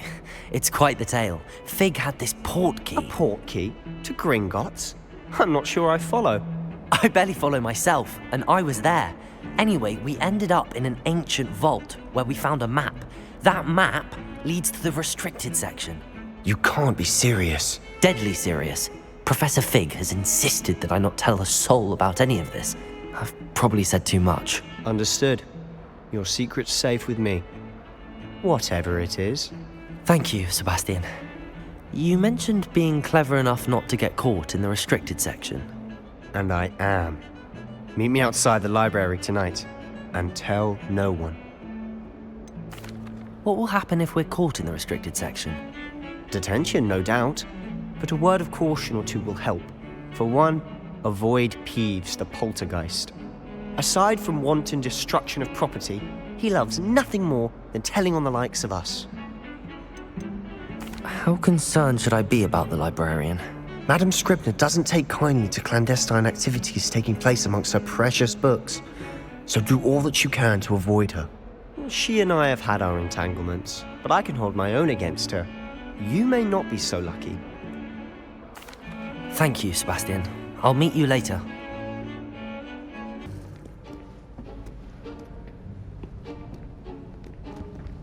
See there? That's the door we need to reach. And those annoying prefects would love nothing more than to rat on us to Scribner, so don't let them see us. Understood? I can be sneaky. Let's go. Hold on now. There's a spell you should know. The Disillusionment Charm. Good for getting places you're not supposed to be. Cast it and you'll appear as little more than a trick of the light, just as long as you keep your distance and stay quiet. You mean I'll actually be able to turn invisible? Something like that. It's not as foolproof as a cloak, but those are expensive. And spells are free. Give it a try.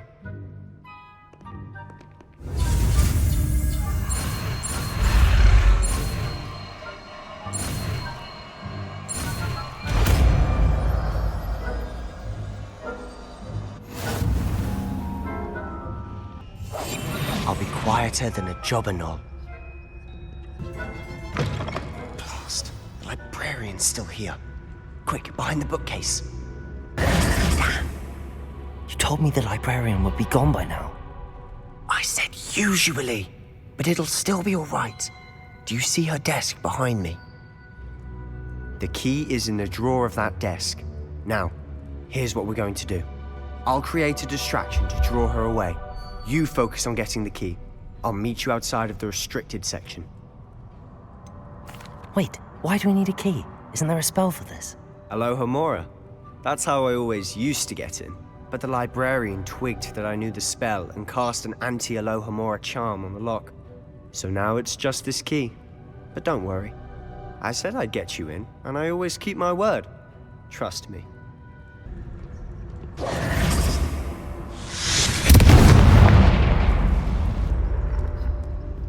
Is someone there?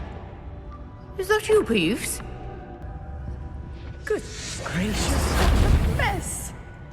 The key. Here it is. That wasn't so difficult after all. Now to find that book. Oh, that one's charmed to look more useful than it is. It's fooled me twice. Never judge a tome by its cover, I say. Ghost, don't let her see you.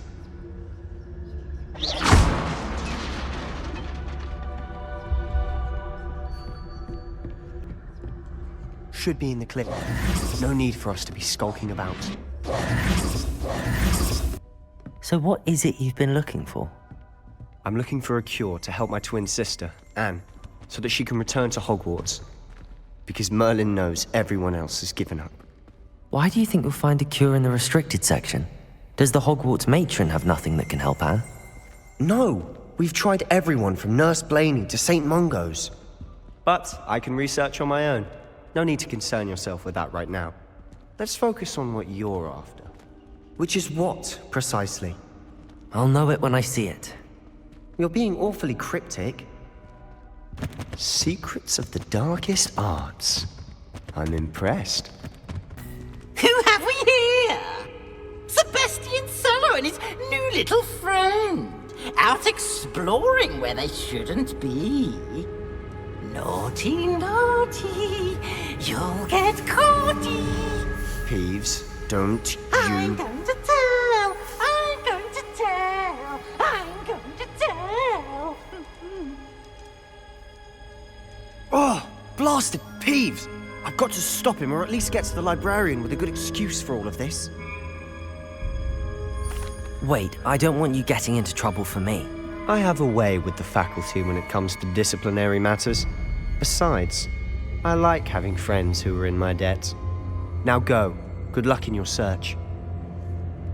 Now, where has that damned poltergeist got to? I know just the spell to repair this armor. Reparo! Of course, traces of ancient magic. There must be more to this room. That's it! Where might this lead? Not surprising. Guards at the ready. This must be the way forward, but to where? Nearly there. Best keep my wits about me. It is a book after all.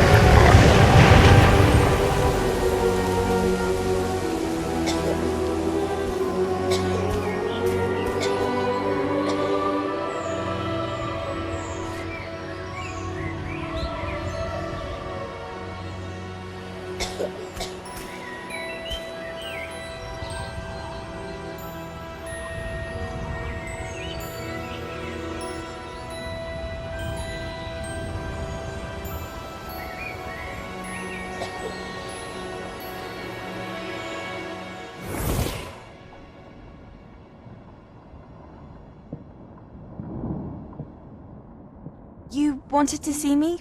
Headmistress Fitzgerald, Professor Rackham. Miss Isadora Morganach, welcome.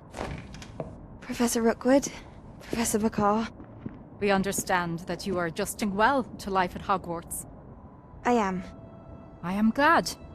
Especially in light of your unusual situation, starting as a 5th year. As it happens, I was also admitted to Hogwarts as a 5th year.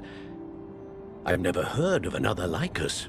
Miss Morganach, when we spoke yesterday after class, you asked about the beautiful swirls you saw years ago when we visited your hamlet. I recognized you all immediately. I cannot thank you enough for what you did.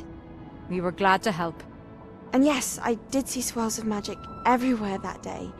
My father insists it was my imagination running wild, but it was certainly real to me. It was not your imagination. Percival, Professor Rackham can see them too.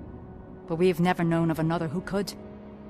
I don't understand. What are they? The whispers or traces that appear when a particular form of ancient magic is wielded. Ancient magic? Few are capable of wielding it.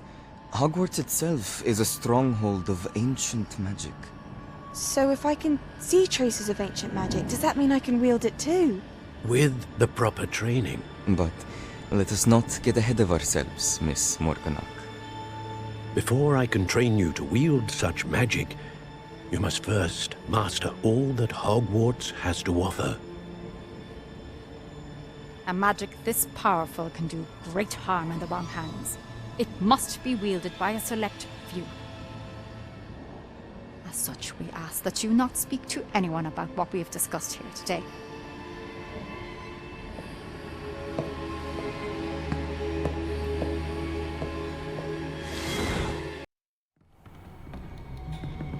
Sebastian.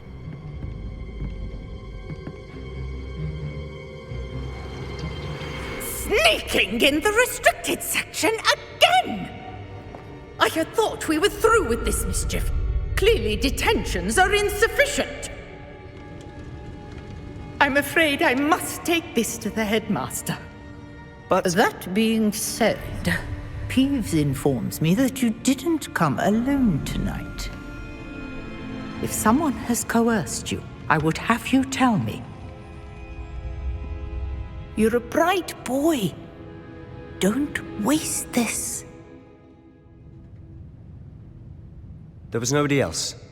I came alone. Oh, Sebastian. What will your uncle say?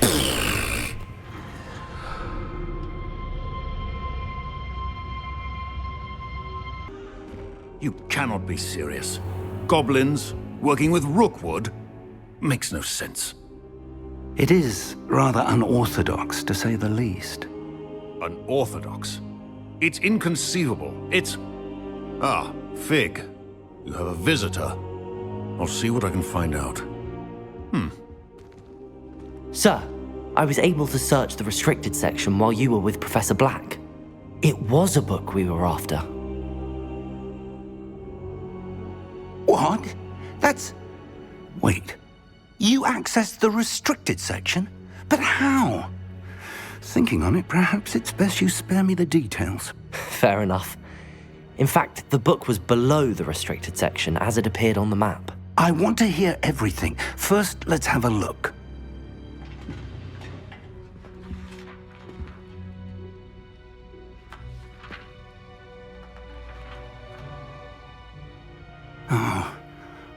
Oh dear. Some of these pages seem to be missing. It appears someone has got to the book before us. Still, I will need time to study what remains. Perhaps we can still salvage something useful, though it may take some time. I wonder why it was here, below Hogwarts. I think I know, sir. I saw 2 more memories where I found the book. Another pensive. Godric's heart. The man we saw before, Percival Rackham, was a professor here. The first memory showed him and 3 other professors using ancient magic to restore a hamlet from a drought. Miriam was right. And the second memory? They were talking to a student who started as a 5th year, like I did. She could see traces of magic too. Why those memories? Perhaps this book will explain. I'll have to take it with me to London. The headmaster has insisted that I speak directly to the minister about George's death. What will you tell them about Mr. Osric's death? I don't know how much I dare say. George tried to convince the ministry about Ranrock, but to no avail. My instinct is to follow the path we are on for the moment and keep the details to ourselves until we know more. I understand. I'll see what I can learn about the missing pages while you're gone. Good. Don't neglect your studies. Your wand work is improving by the day. But you'll want to pay attention in herbology and potions. There's more to magic than spellcasting. Plenty to keep me occupied while you're gone. You've done exceptionally well. I look forward to seeing all that you've accomplished when I return. Oh, and don't neglect your friends. You may be surprised by how much you can learn from them as well.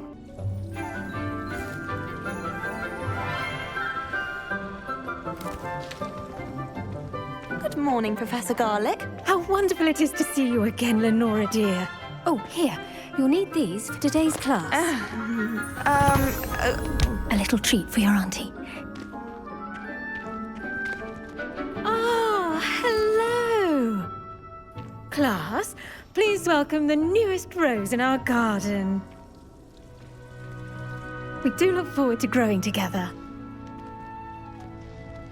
How thrilling it is to have everyone back together again. This year will be filled with enchantment and excitement, but the most important thing cultivated in herbology is knowledge. The prudent herbologist is no more afraid of the venomous tentacula than the bouncing bulb. Now then, today we will be acquainting ourselves with the mellifluous tuber known as the mandrake root. Accio. Let's see if we can't make our fibrous friends a bit more comfortable, shall we? First, let's protect our ears.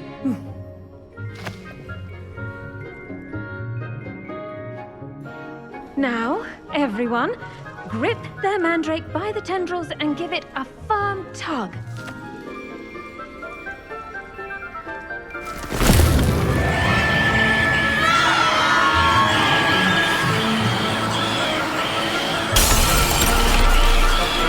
Quickly! Place your mandrake in the new form and cut down the soil!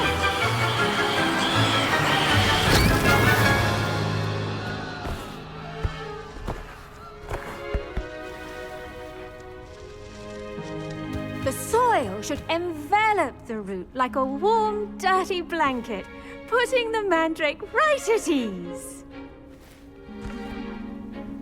Reparo! I'm very sorry about that.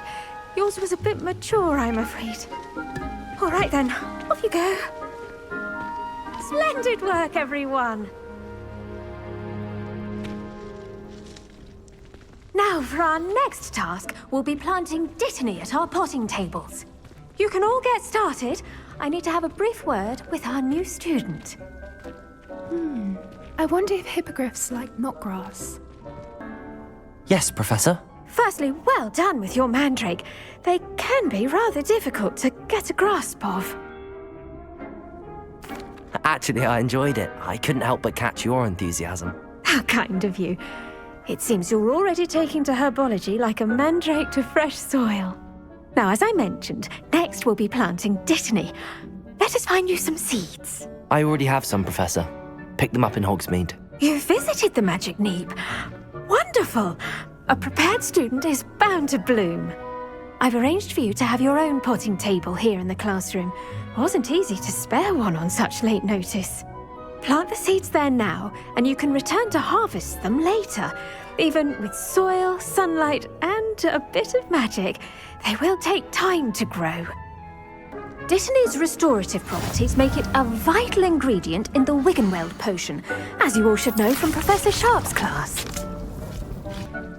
Well done! Once it can be harvested, your dittany will be ready to use in Wiggenweld potion. I'll let Professor Sharp tell you about that. Now, what say we branch out? Introduce you to a different sort of flora, the Chinese chomping cabbage. You'll find that some plants are better suited to uses outside of a cauldron. The cabbages do get testy without something to chew. Fortunately, I have a dummy for them to gnaw on. Be a dear and let them have a good chomping. Yes, Professor. They're in the other greenhouse. It's just at the end of the footbridge leading out of this room. Your classmate, Mr. Pruitt, has kindly offered to accompany you. Come back and see me when you're finished. Oh, and mind your fingers. They do bite. Hello. Saw you on your way to Hogsmeade the other day. Nice to meet you. I'm Leander. I'll be showing you the Chinese chomping cabbages. Up these stairs will take us there, but you'll lead. Nice work in Defense Against the Dark Arts, by the way. Excuse me? Your duel with Sebastian! And he's good. Thinks he's really good. But you outright slaughtered him. It was brilliant. Oh. Well, thank you. I nearly put Sebastian in his place myself. I mean, I would have, if Hecate hadn't stopped me. Didn't she stop that dragon skull from crushing you? Typical Slytherin trick, dropping a dragon skull on someone during a fight. We Gryffindors fight with honor. No offense. Sorry. Here we are, home of the Chinese chomping cabbage.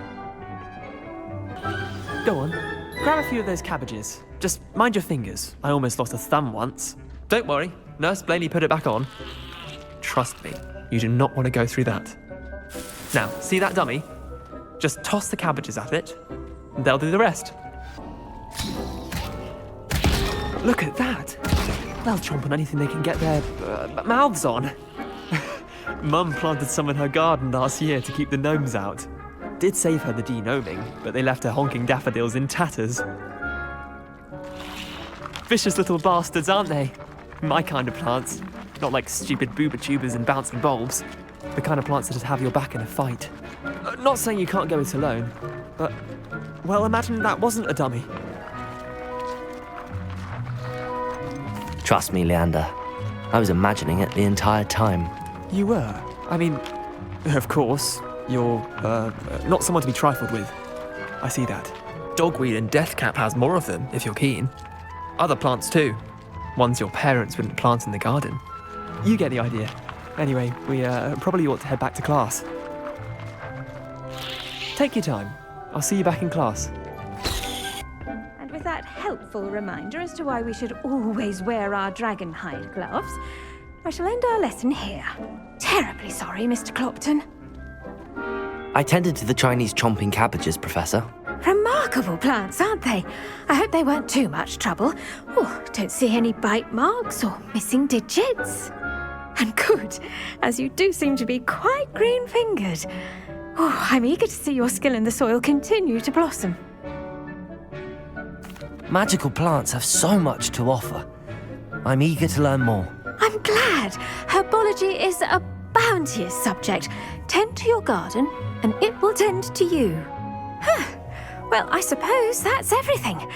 Do come by for a chat sometime. I so enjoy checking in with my new students. Hope those mandrakes are really relishing their new pots. Only cost me my damned hearing. Shouldn't there be auras or someone from the ministry guarding the school after the incident in Hogsmeade? Professor Black would never allow that. It would make him look completely incompetent, which he is.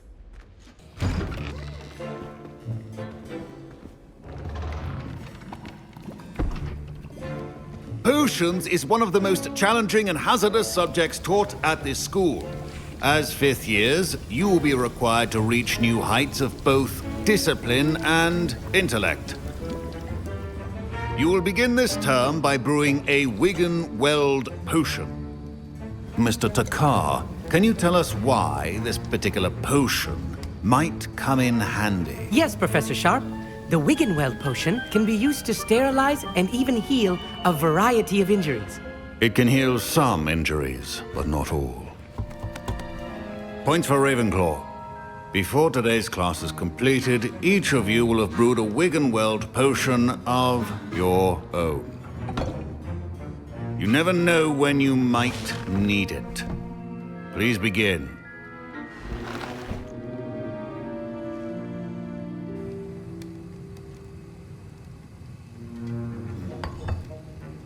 Use a strong, even motion when crushing your ingredients. Please be meticulous when adding powder to your potions. One errant sneeze could be disastrous.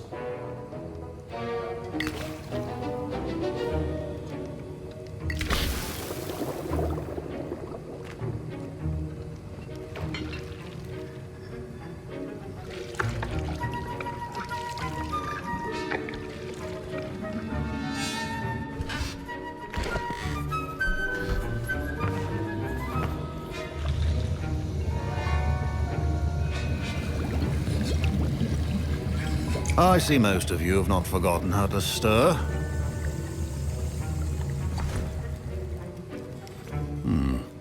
Not an easy potion to brew. Well done. And from what I hear of your recent exploits in Hogsmeade, you'd also do well to practice brewing the defensive Edurus potion. Professor Weasley had you acquire the recipe from J. Pippins, correct? Yes, sir. Good. For the moment, you can find the ingredients you need in my office. But in the future, you'll be expected to provide your own ingredients. Some can be harvested from the plants you grow in your herbology class, and rarer ones can be purchased. Others, however, may be harder to obtain, and will require you to be a bit more resourceful. Come and see me when you've finished brewing, and we'll see if it was skill or luck the first time around. My parents considered keeping me home from school this year after the rumors of a goblin rebellion. Professor Sharp must have learned a lot during his time as an Auror. I wish he talked about it more. I was impressed that you were able to answer Professor Sharp's question about the Wigan-Weld potion. Oh, you're the new student. I've heard much about you. Thank you. I'm Amit, by the way. Pleasure, truly. And I've never seen anyone brew such a flawless Wigan-Weld potion on their first try. Well done. Professor Sharp didn't seem as impressed as you are. Don't take it personally. Professor Sharp wouldn't be impressed by a troll reciting the tales of Beetle the Bard backwards. And in gobbledygook. A fascinating language, by the way. Neither here nor there, really, but I am a self-taught speaker. Merlin's beard, good conversation is the enemy of free time. I must return my book, Gateway to the Far Stars, before my next class. Speaking of stars, we'll be in astronomy together. You'll love it. Professor Shaw is firm, but quite clever. See you soon, no doubt. Did I hear Professor Sharp say that you have permission to go into his office? Yes, but why does that matter to you? Brilliant! And it matters because you can be a part of something truly creative. I'm Gareth, by the way. Gareth Weasley. Bit of a prodigy with potions, if I do say so myself. Pleasure to meet you. Wait, are you related to Professor Weasley? She's my aunt. Keeps too close an eye on me for comfort. Ugh. But she can't be everywhere. Listen, anyone with a troll-sized brain can brew an Adurus potion. I'm working on something that's certain to be spectacular. I'm just missing one tiny last ingredient that will add that extra spark. I suspect that's where I come in. You're as clever as I'd hoped. I simply need a single Fwooper feather. As you'll already be in Sharp's office with his permission, perhaps you could grab it for me. I don't know, Gareth. I don't want to get on Sharp's bad side. You won't. Fwooper feathers aren't that valuable. Sharp won't even miss it. I've enough to worry about collecting the ingredients he wants me to get. I'm afraid I can't help you. I understand. I'll sort something else out.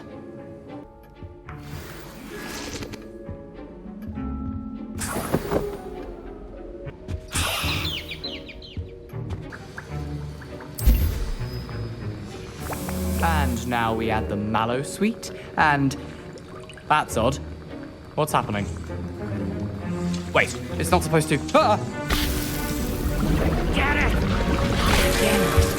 Oh! Dragon Dung! What happened? Well done, Gareth. What now, Mr. Weasley? Sorry, Professor. That'll be points from Gryffindor. Again. I brewed an Edurus potion as you asked, Professor. Glad you managed to stay on task. Not every class is so eventful. I saw Mr. Weasley speaking with you earlier. He can be quite persuasive. Glad you managed to resist. You've done well today. I confess I was skeptical, given the advanced nature of this class and the fact you're a new student. I'm glad I was able to meet your expectations. A rare occurrence. And you do well to remember that you're not a potions master quite yet. In addition to having a solid grasp of how to combine various ingredients, you should gain an understanding of the ingredients themselves. Pay particular attention in herbology. The plants you nurture there are often essential to the potions you brew here. Now, I recommend that you find a safe location in which to practice brewing. You cannot leave a hot cauldron simply anywhere, and you can keep that Fwooper feather. This time. That'll be all. I think each of us has had enough excitement for one day. Class is dismissed. That was an interesting class. Wasn't precisely what I had in mind, but it was still brilliant. Well, for certain you'd have helped. I'm glad I avoided trouble. Sharp certainly seemed upset with you. His bark's worse than his bite. I think deep down he respects my artistic spirit. Sharp may seem gruff, but I'd bet a few galleons he blew up a potion or two in his day. Best be off. Next time we talk, I promise, fewer explosions. Hello, Natty. How are you? I'm well, thank you. I was there, and I saw what happened with Rookwood and Harlow at the Three Broomsticks. I have been worried about you. I'm all right at the moment. If you don't mind my asking, why were they looking for you? They want something that Professor Fig and I found at Gringotts. When were you at Gringotts? Just before we came to Hogwarts. In fact, it's why I was late to the sorting ceremony. A portkey brought us there after the dragon attacked our carriage. What on earth? There's one more thing. It's a bit odd, if I'm honest. Professor Fig says I have a rare connection to a powerful form of ancient magic. What does that mean? I'm still learning, but I can see traces of it. And I've cast magic I can't otherwise explain. I know that's a lot to absorb. It is. And I will have more questions. For now, it is safe to say that Rookwood and Harlow are a threat to both of us, to all of us, which is why I wanted to speak to you. Everyone has been talking about you defending Hogsmeade from that troll attack. And I shall never forget watching Serona stand up to Rookwood and Harlow in the Three Broomsticks. Both of you have inspired me to take a stand of my own. What sort of stand? Men like Rookwood and Harlow are the reason my mother and I left Matibili land. I am not going to sit by and watch them destroy my new home. Good. Rookwood and Harlow are a dangerous pair. And you should know that Rookwood is in league with Ranrock. I had heard they were seen in Hogsmeade together. All the more reason they must be stopped. Rumor has it that Theophilus Harlow runs Rookwood's day-to-day operations. Taking him down would cripple Rookwood's entire enterprise. That may be true, but shouldn't Officer Singer handle someone like Harlow? I spoke with her. She was polite, but perhaps understandably would not discuss details with a student. I overheard some of Rookwood's lot talking about a massive poaching operation that Harlow is planning. I was thinking that we could investigate a bit, try to get the evidence that Officer Singer needs. All right, but how? I am going to watch and listen, find out precisely what Harlow is up to. I shall reach out when I know more. In the meantime, remember, I am here if you need me. Thank you, Natty. Be on your guard. I beg your pardon! How dare you threaten me? What's going on here? They must have come this way! Think! I've no idea who it is you think I might have seen. I've been busy with my research. I do not have time to... Victor Rookwood don't give a dock. She's nipped back your time. Oi! Speak of the devil. Mr. Rookwood would like a word with you. A student? You can't be sick. Enough out of you. Leave her alone.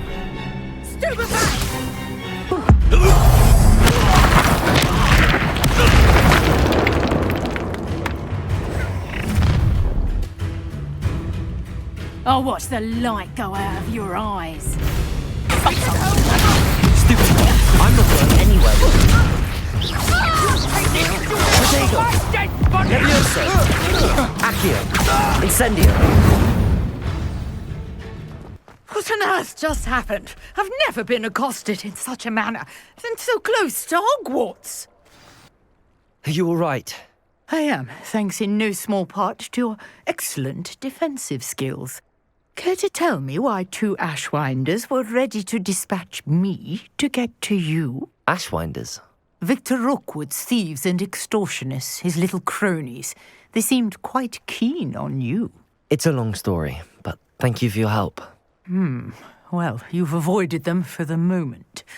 Priya warned me things were getting dangerous. Best get moving on my research before they return. You mentioned someone named Priya. Yes, my wife. She's the one who piqued my interest in Merlin. Gave me a book when we were students at Hogwarts. Typical hard-working Hufflepuff. Brilliant potioneer. Has her own shop in Nocturne Alley. She's a travelling vendor. Hears what's going on in the Highlands before I do. You're a researcher? Nora Treadwell at your service. Historian and archaeologist specialising in Merlin's work and life. I thought that Merlin and the tales about King Arthur's court were a myth. Mere myth. You're lucky Sir Cadogan didn't hear you. Chatters on endlessly about his connection to Merlin from his portrait at Hogwarts. Merlin attended Hogwarts, you know, and I'm studying some curious fixtures he left here centuries ago. Fixtures? These vine-covered pillars, dozens of them, all around the area. I've taken to calling them the Trials of Merlin. I believe he created them as a diversion for his fellow Slytherins. He was terribly fond of puzzles and enigmas. I can see why you're so interested in Merlin. I'd be keen to know more about the trials. Well then, I'll let you in on a little secret. No one has yet managed to figure out how they work. But I believe I have just unlocked a crucial clue. I suspect that Mallowsweet is an important component in getting the trials to work. Mallowsweet? Versatile herb, Merlin repeatedly mentioned it in his writings. I had just arrived to test my theory when I was so rudely interrupted. You see, each swirl in Merlin's writing has a symbol in the centre. That started me thinking, what if... The mallowsweet is meant to be placed at the centre of the symbols. Precisely.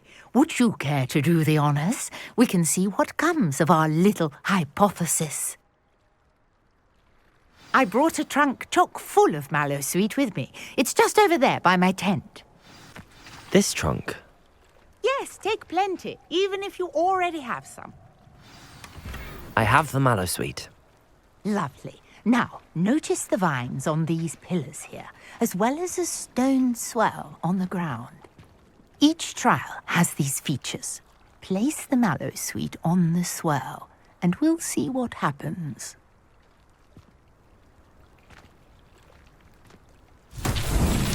My word! Did you see that? The vines disappeared. What should I do now? This is uncharted territory. I am curious about these pyres. Incendio! Merlin's beard! The flames make the pyre sink.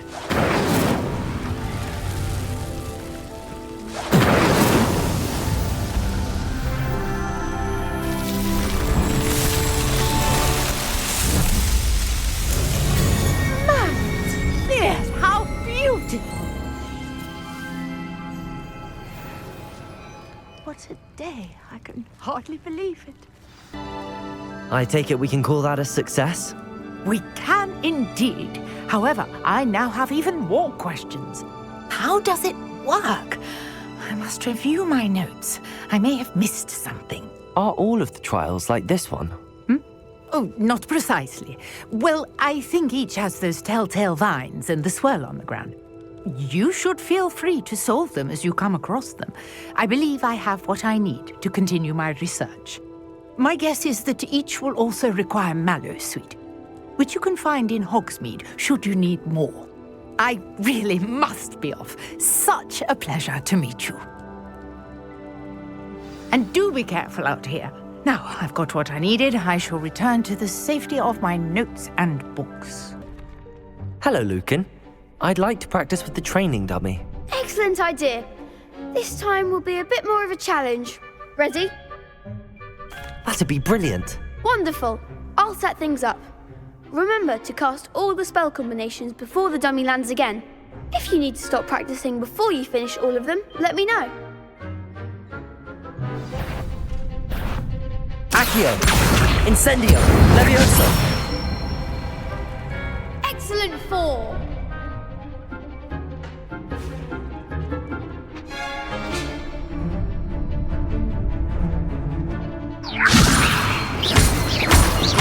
Accio! Incendio! Good one! Accio! Incendio! Levioso! Accio! Incendio! Nicely done! Impressive wand work. I'd hate to face you in a duel. Thanks, Lucan. You've been a great help. Oh, stop. Don't make me blush. Seriously, well done. Training dummies will think twice before challenging you again. Plus, you'll be even more formidable in crossed wands. Other duelists had better beware. Hello, Lucan. Is the final round of cross wands ready? Big match today. It all comes down to this. The moment that we find out if your training and dedication is enough to win it all. Ready for a shot at glory? I certainly am. Brilliant. Are you dealing with a partner? I'll go it alone. Then let's get started. We can make this a real victory. That's the spirit.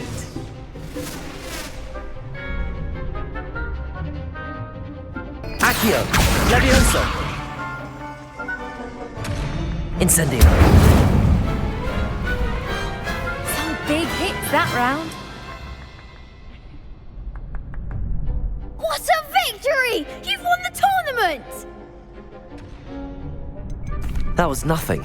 I'm just getting started. If the best duelists in the school weren't enough competition, then perhaps you should consider transferring to Durmstrang. Now, to the victor goes the prize! And so it is my great honour to present you with this simple yet elegant token of supreme dueling accomplishment. Thank you. It's been an honor. You earned it. You are a duelist to be reckoned with. Now that we've definitively crowned the tournament winner, I suppose I should get back to my schoolwork. Wonder how my herbology plants are doing. I haven't tended them in ages.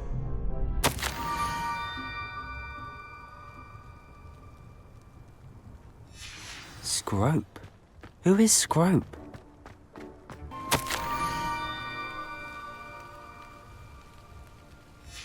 Pumpkins? Ah, I think I know just the place.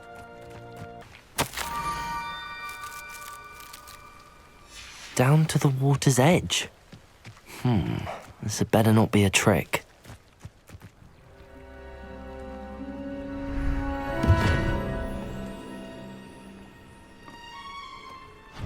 Thank you for coming all this way. The name's Scrope. Scrope serves the headmaster. Been in the Black family for years. Apologies for the abundance of notes. Scrope wanted to be sure you weren't followed. What's this all about? Your notes mentioned the book I found in the restricted section. Scrope can tell you more in exchange for your help, but no one, especially the headmaster, can know. Happy to help, especially if you can shed light on the book. Scrope is grateful. Scrope's late mistress, Apollonia Black, may she rest in peace, was a student at Hogwarts over 50 years ago. Before she died, she spoke with passion of pages ripped from a book. Scrope suspects she took them to her private grotto. She was delirious at the end, poor thing. Mistook belladonna for elderberries.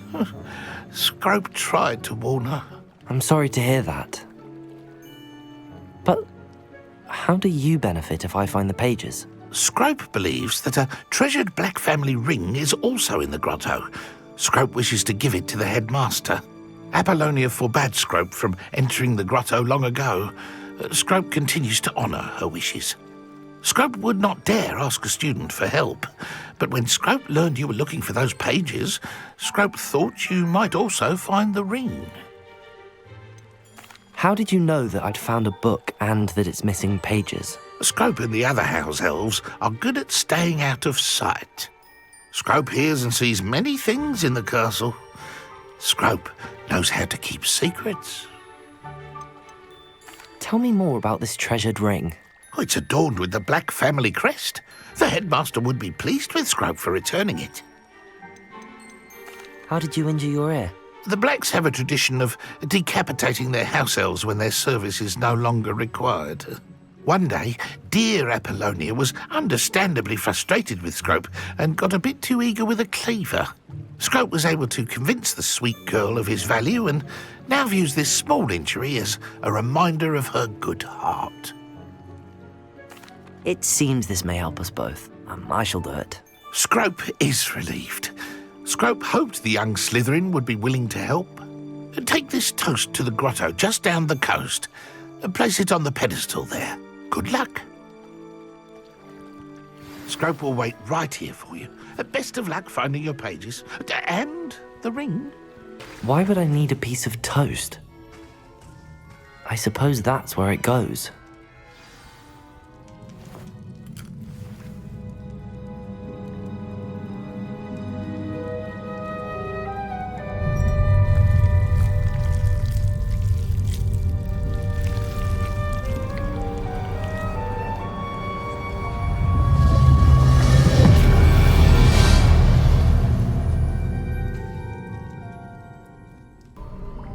Could it be?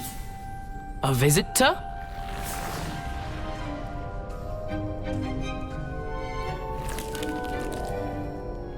Oh! Ah! Ooh! Ah! The name's Richard Jackdaw. I was a student, just like you, about a century ago. How in the world did you find this place? A house elf named Scrope sent me. Said I might find a black family ring here. Ah. Sorry to say, I sold the ring a long time ago. Poor Scrope. Still holds a candle for Apollonia, I reckon. Can't say I blame him. I stole all these treasures just to impress her. Alas, 'twas to no avail. I thought a secret map I pilfered from Peeves would pique her interest. But she simply rolled her eyes. What would I want with yellowed old pages torn from a book? Not my finest moment. I'd like to have those pages if you don't mind. They're not here. I thought if Apollonia wasn't interested in the map on the pages, perhaps it would lead to something that would intrigue her. So, I followed the map to what I can only describe as an enchanted cave of some kind. And you see what happened next? Here's an idea. Why don't you meet me at the edge of the Forbidden Forest, and I'll show you where to find the pages? I think I could guess how you died, but who did it to you? I was having a look around when I suddenly sensed a refreshing breeze. After that, I felt, well, lightheaded. That's all I remember. Hence, if you do visit the cave, be prepared. I can't tell you what for specifically, but you seem a perceptive sort. Beware a light breeze. Why did I need the toast to get in here? Oh, that was Apollonia's idea. Seems some squids love toast. They should have taught you that at Hogwarts. How is it possible to steal from Peeves, a poltergeist? I didn't steal the pages from his ghostly form. I merely found them in his wake of destruction.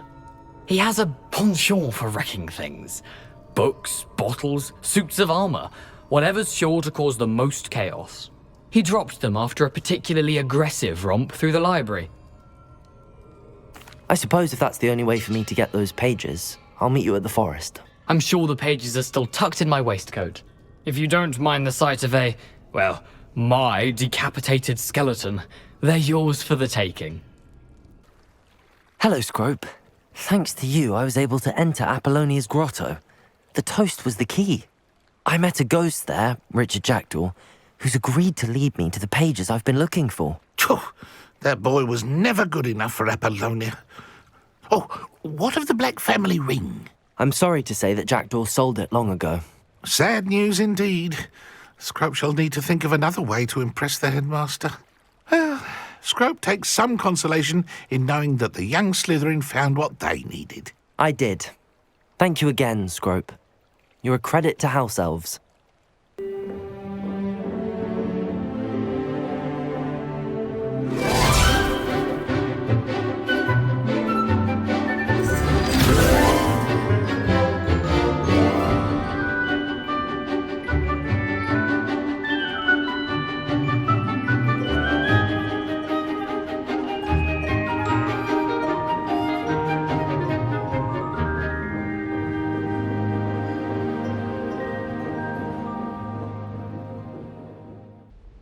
Professor, I completed all of your most recent assignments.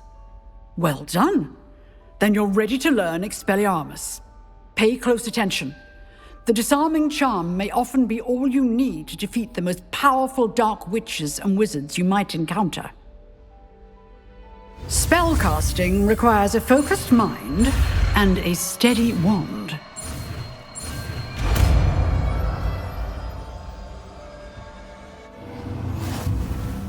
Good work. The dummy is here if you wish to stay and practice.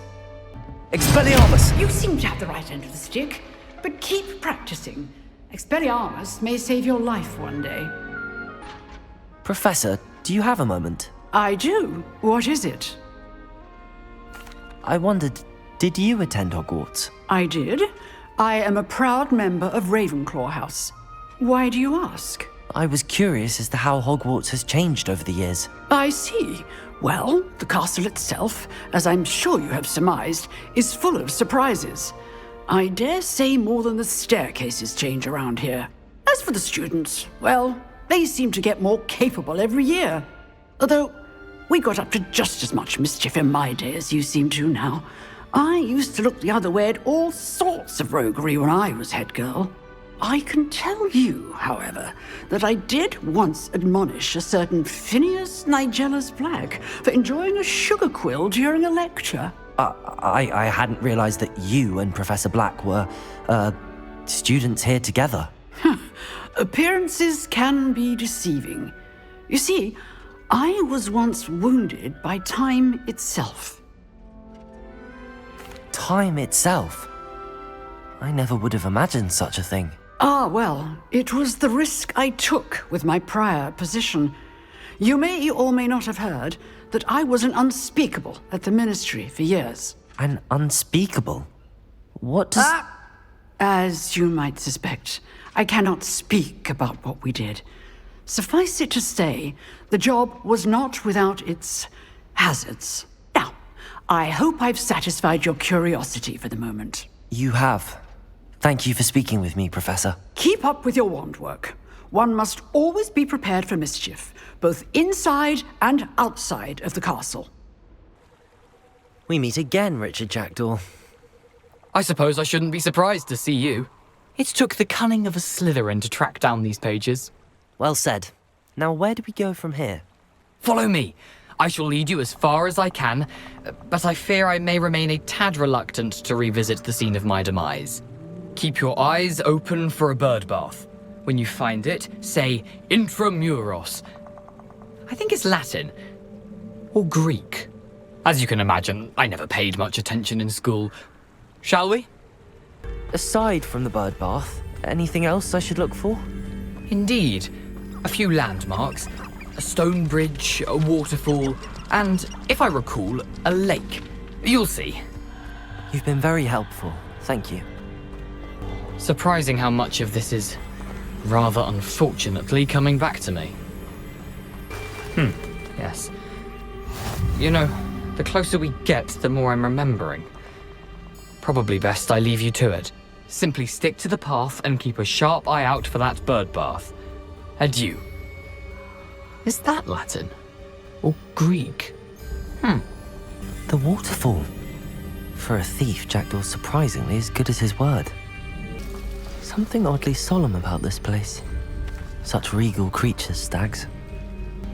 There it is, just as Jackdaw described. Intramuros.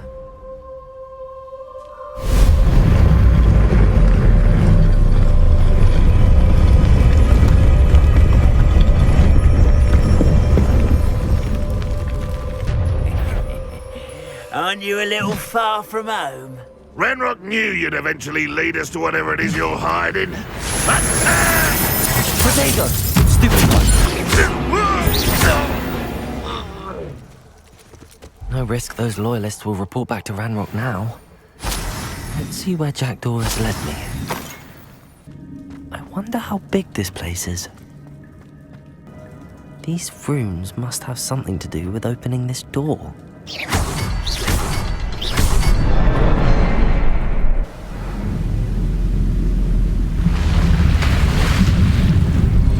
Impressive. That must be where all this leads.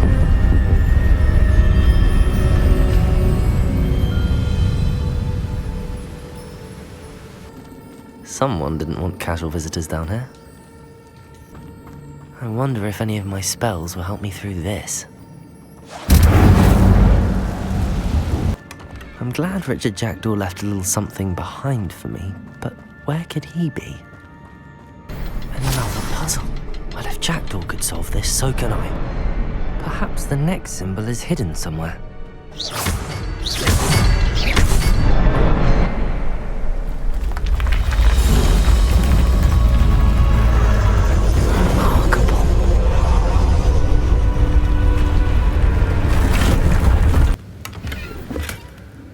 Untouched chest.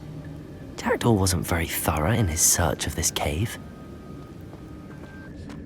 It's a good thing Jackdaw didn't fall down there. Not a headless skeleton in sight. But I may as well help myself to this. There it is.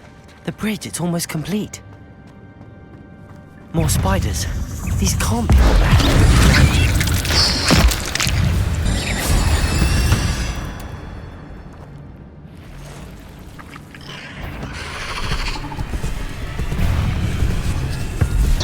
Expelliarmus!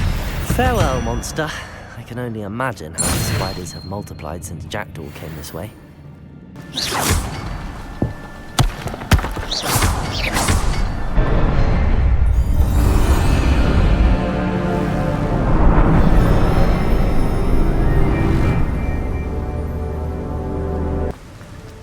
Must be getting closer to Jackdaw's remains and those pages. We meet again, Richard Jackdaw. Thank you for keeping these pages safe all these years. Here it is, the map that brought your doom, Jackdaw. Is there something beyond this room? Incendio!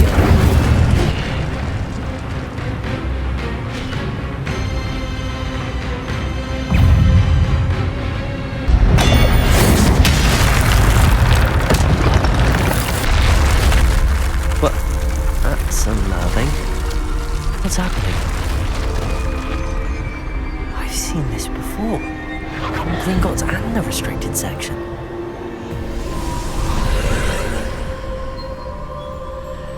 Where am I? Oh no! The room's starting to flood.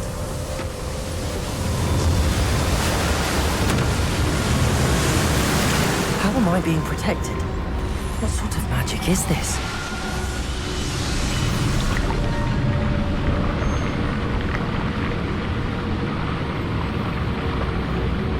I can only hope this magic protects me until I'm able to make my way out of here.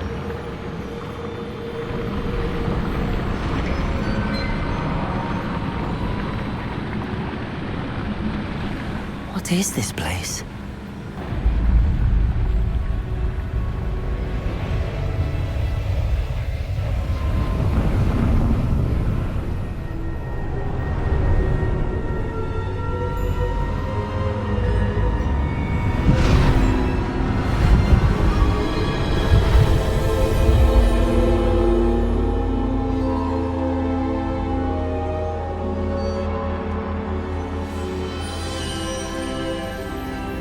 Can it be?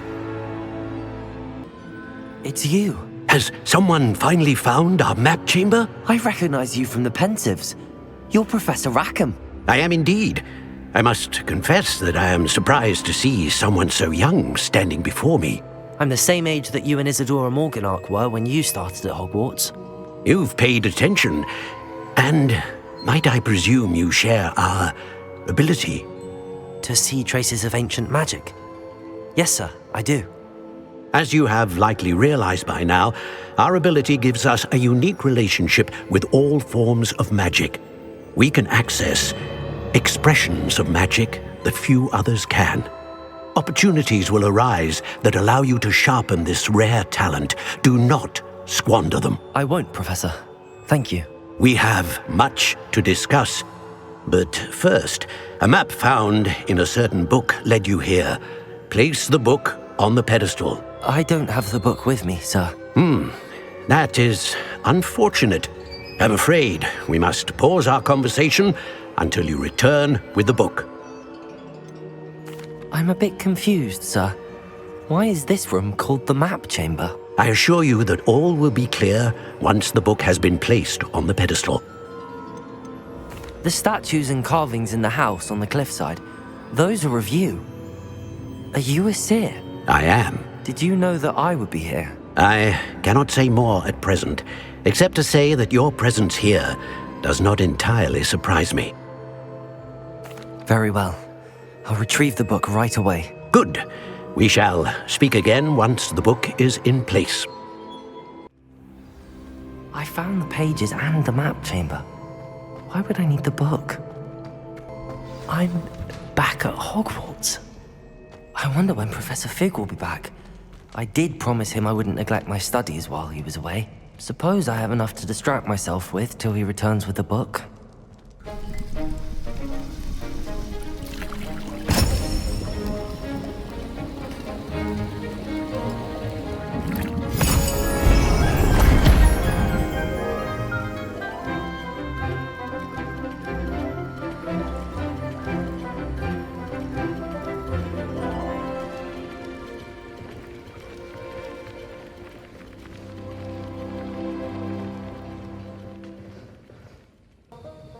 I completed your assignments, Professor.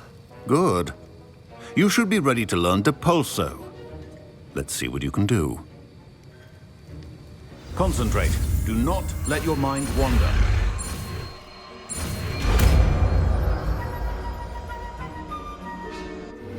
The art of potion making.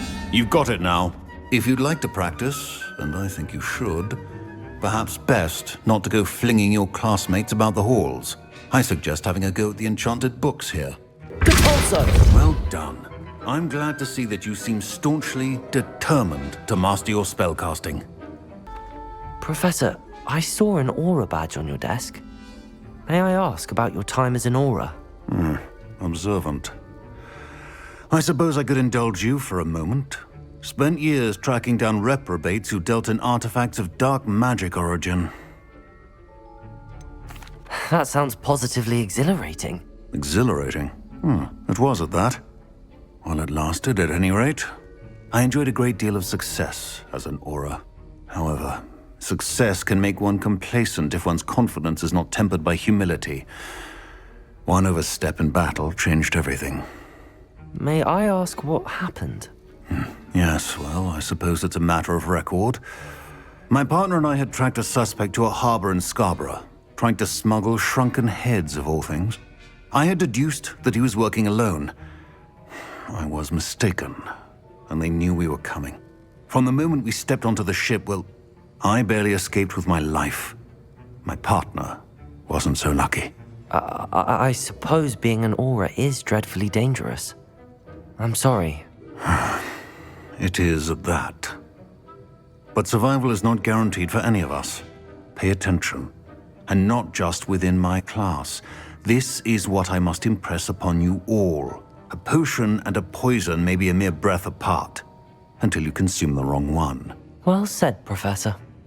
Everybody grab a broom, and we shall get started. Mr. Clopton, your attention, please. Sorry, Madam Kagawa. Everyone, please welcome a new student to our flying class. Hello. The goal of today is to remind all of you how to maneuver on a broomstick safely, as broom flight is, first and foremost, a means of transportation. This, I fear, some of you have forgotten. Diving, rolling, and loop-the-loops will not be taught or in fact tolerated in this class. We'll leave that to professional Quidditch players, like the Toyohashi Tengu. Not a fan, I take it? Now, let's see how well everyone kept up with their practice over the summer holidays. For those who need a refresher, step up to your broom, say up firmly and clearly, then kick your leg over and rest your weight on the seat. Up!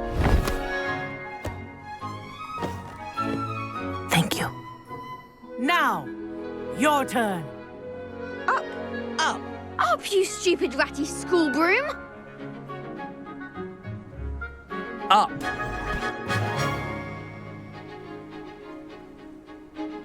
One leg over, so there's a leg on each side. None of that side saddle nonsense. A gust of wind will throw you right off.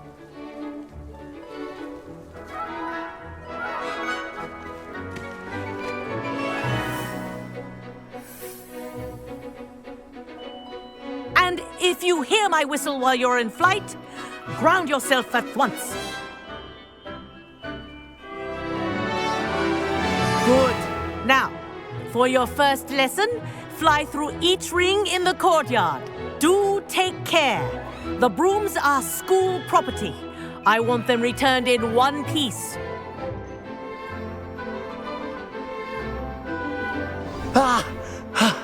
I think I'm getting the hang of this. This is brilliant!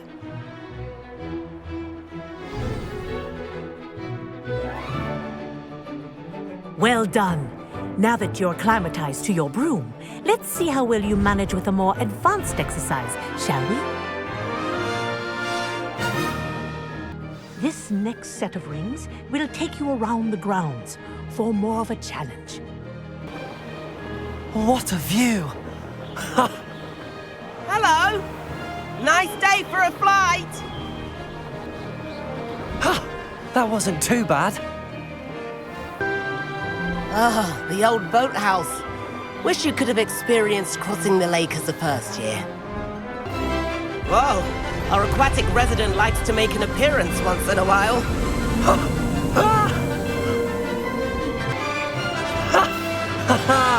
This is rather fun. Oh, well done! Have a moment?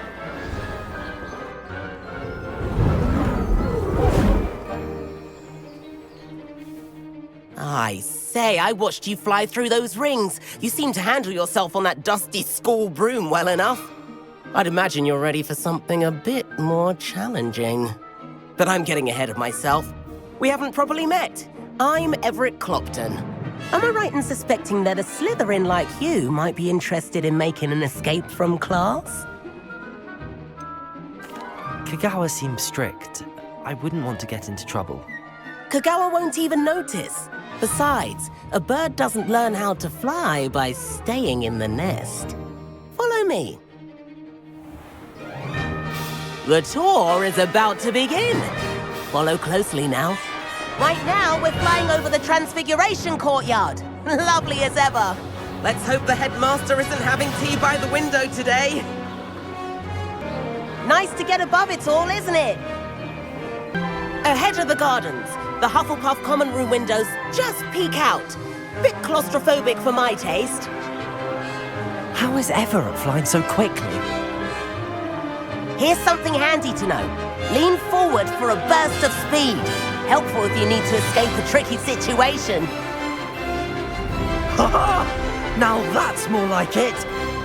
You sure you're not part hippogriff?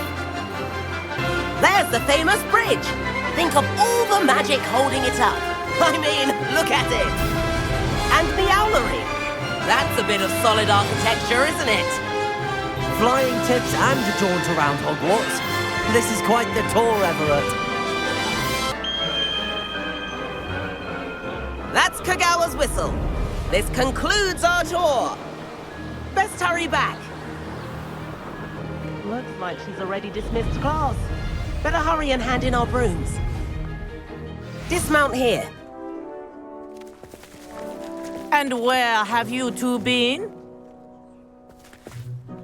Oh, hello, Professor. We were trying to get a bit of extra practice in. Hefty points will be taken from each of you for not following my instructions. Mr. Clopton, I'm disappointed in you. You're in this class because you're still not showing yourself, or frankly, your broom, the proper respect. But, Professor... Enough! Class is finished for the day. As for you, you do well to use better judgment in the future. Chin up. That was some rather good flying.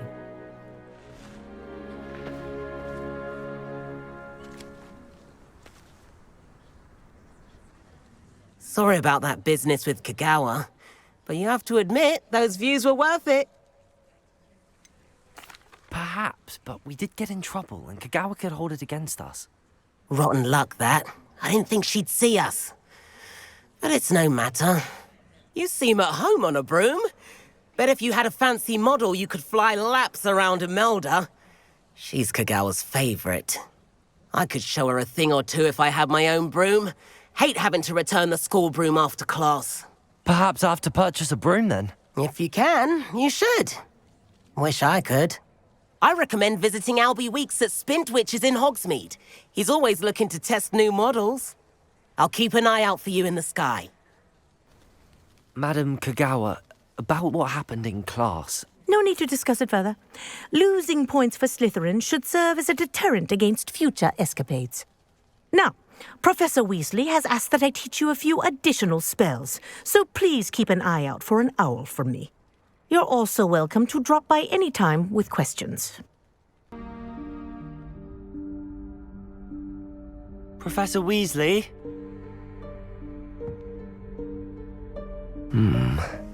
Somewhere away from prying eyes.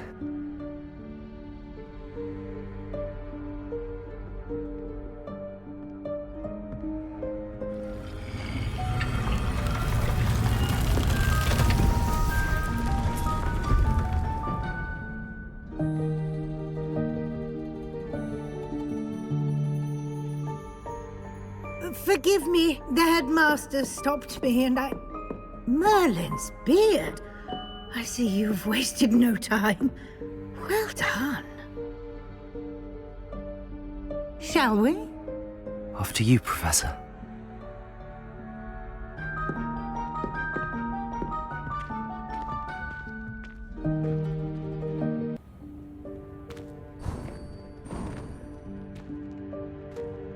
What is this place? This is the Room of Requirement. It only appears when one is in real need of it.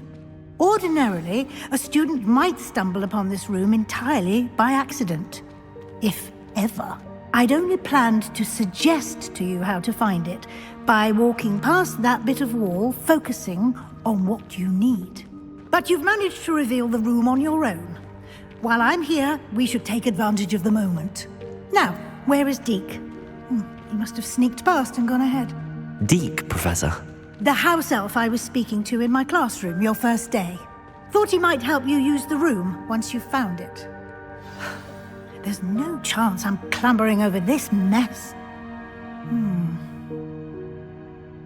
This presents the perfect opportunity to teach you Evanesco, the vanishing spell.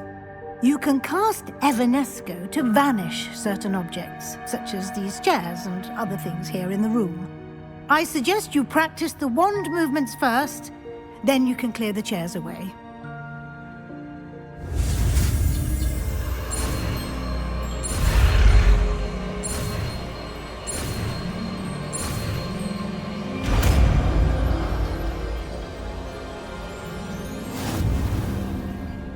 Splendid. Now, cast Evanesco on those chairs. Excellent work. You'll note that you are now in possession of Moonstone. We shall discuss its uses later. Let's move on. Where in Merlin's name is that elf?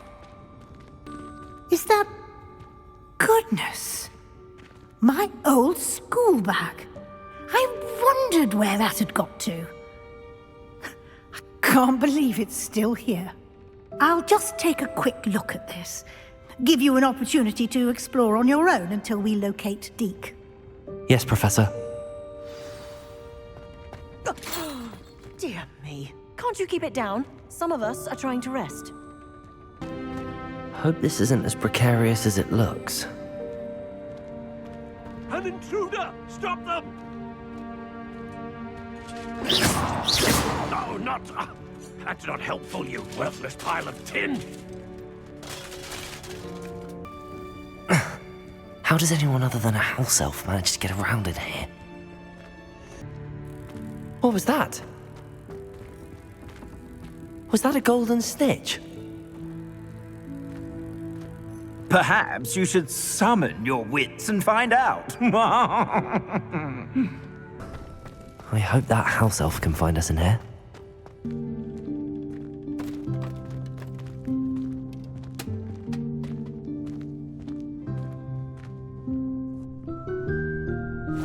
Yikes! Careful! Huh? Oh, there you are. Wait right there. Deke will come to you. Hello. Ah, Deke, we've been looking for you. Apologies, Professor Weasley. Deke was looking through some of what's appeared in the room since Deke was last here. Is this the student? Indeed it is. Deke is honored to meet you. Deke has been a friend since I was a second year. We discovered this room together. I mentioned you to Deke. We believe that you might be able to benefit from this room like I did. Deke, would you be so kind? Of course, Professor Weasley. The Room of Requirement will always be equipped for the Seeker's needs. It's unplottable, so won't appear on any map. Most happen upon it by accident, if ever. Deke's seen students in need of an extra file for potions stumble upon the room filled with them. You seem to have accessed it in its form as the Room of Hidden Things. I was thinking about needing a place away from prying eyes. Brilliant. Oh, that explains it then. What I need specifically is a place where I can catch up on my schoolwork without distraction. Well then, the room can provide you with precisely that. Now, it's time to focus on what you need. Just close your eyes. Imagine the room precisely as you need it. The room will do the rest.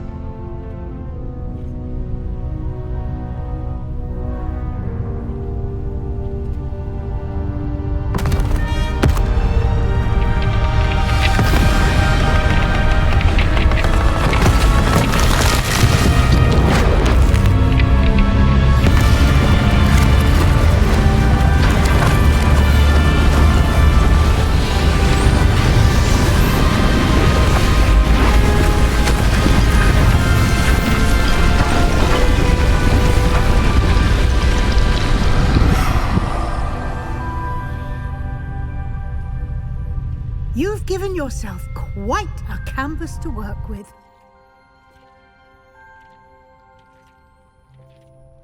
I look forward to seeing what you do with the space.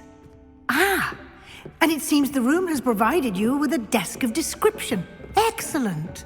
It can identify unfamiliar items of clothing. One should always understand the effects of anything in which one is clothed.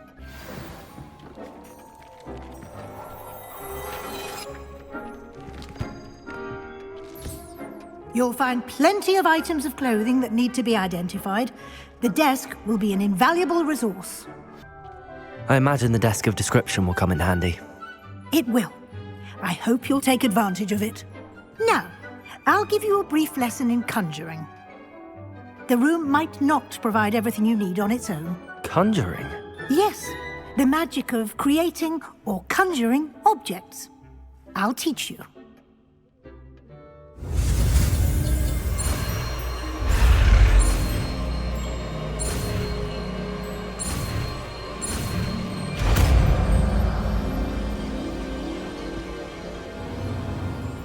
Very good. When conjuring more complex objects, you'll need what's called a spellcraft. Spellcrafts are like recipes. They list the ingredients or resources needed to conjure a particular object. You should have acquired some for a potion station and potting table from tomes and scrolls in Hogsmeade. I did. Where can I find the resources I need? While resources such as moonstone can be obtained throughout the Highlands, it's much safer and easier to purchase them. They can also be collected by vanishing objects in the room, such as the chairs you vanished earlier. In fact, you should have enough resources for now. I see. Can I regain resources by vanishing something I've already conjured? You can indeed. Quite perceptive. Why don't you give it a try? Go ahead and conjure the potion station and potting table. You should find both familiar, since they'll resemble the ones you've already used to study magical plants and brew potions in class. Well done. You can use these whenever you need to brew potions or grow plants.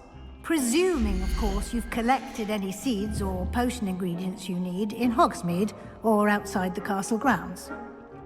Deek will be here to answer any questions you may have. Do not underestimate his insights. Can you tell me a bit more about Deek? He's been at Hogwarts longer than I have, and seems to know its every nook, cranny, and secret. We discovered this room together when I was a student. Deek has had a good deal of experience, both here at Hogwarts and at a previous post. I shall let Deek tell you more when he's ready, but again, you would be wise to listen to any suggestions he may have. Can I use this type of transfiguration magic outside of the room? Conjuring and vanishing are strictly forbidden elsewhere in the castle. We've charms in place to enforce that. It would be exhausting to reverse the errors in both judgment and magic. But the Room of Requirement has its own rules. I will be sure to speak with Deek if I need anything. Thank you. Good luck. I shall linger a bit longer in case you'd like to learn another transfiguration spell for use in the room. I'm ready for the next lesson, Professor. Very well. First, you'll need to gather some moonstone. You can acquire it by vanishing items here in the Room of Requirement, or you can gather it carefully outside of the Hogwarts grounds. Return to me once you've gathered enough, and we shall begin the lesson. I have the moonstone you requested, Professor. Good. Then we may begin your lesson. You can conjure more than potions and herbology tables. Conjuration can be used to decorate this space to your liking. Why don't you try it on the walls and floor? Good work. Shall we move on? I've conjured everything I can. What's next, Professor? I think you're ready to take on alteration. The altering spell will allow you to customize any conjured item. You can change the colors, patterns, and styles of your furniture to suit your taste. Let's get started, shall we? Watch closely as I demonstrate how to perform the altering spell.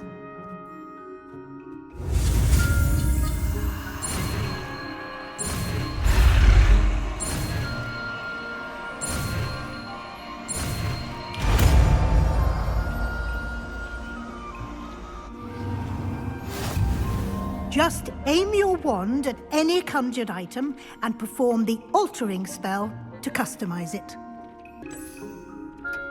Nicely done. Now you're ready for something a little more advanced. You can use the altering spell directly on the room's architecture. Try these new designs on the floor or balcony. Your space might benefit from a bit of ambiance, don't you think? Deke, would you mind? Of course, Professor Weasley. Professor Weasley showed Deke this bit of magic some years ago. Deke thinks you'll enjoy it. Come and talk to Deke when you're ready.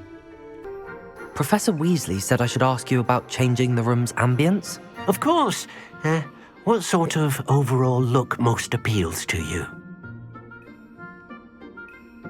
I would like the room to feel as if it's being lit by the moon. Oh, sounds perfect.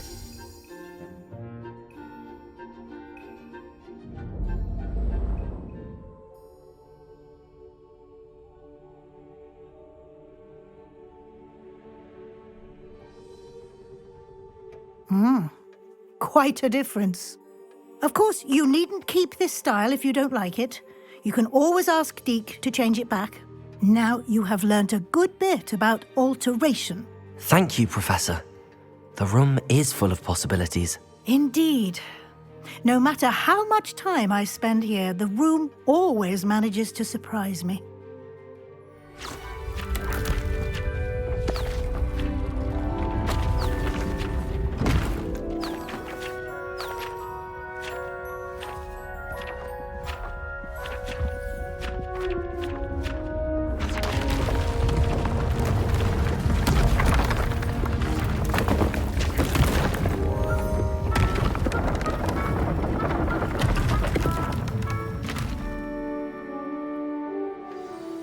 An even bigger space.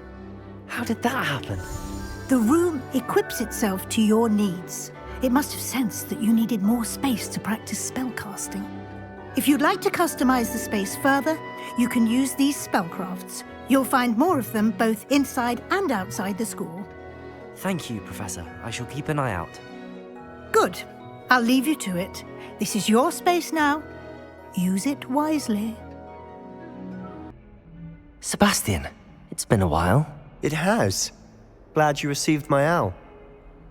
I have something to show you. First, let me thank you for what you did in the library. Of course. Scribner tried to give me detention, but I have ways out of these things. Well, you took the fall for me, and that counts for something. Did you find what you were looking for? I did, but something was missing. I'm not sure here is the best place to discuss it. Understood. We can talk more in a moment, in the Undercroft. Not even the professors know about this place. This way.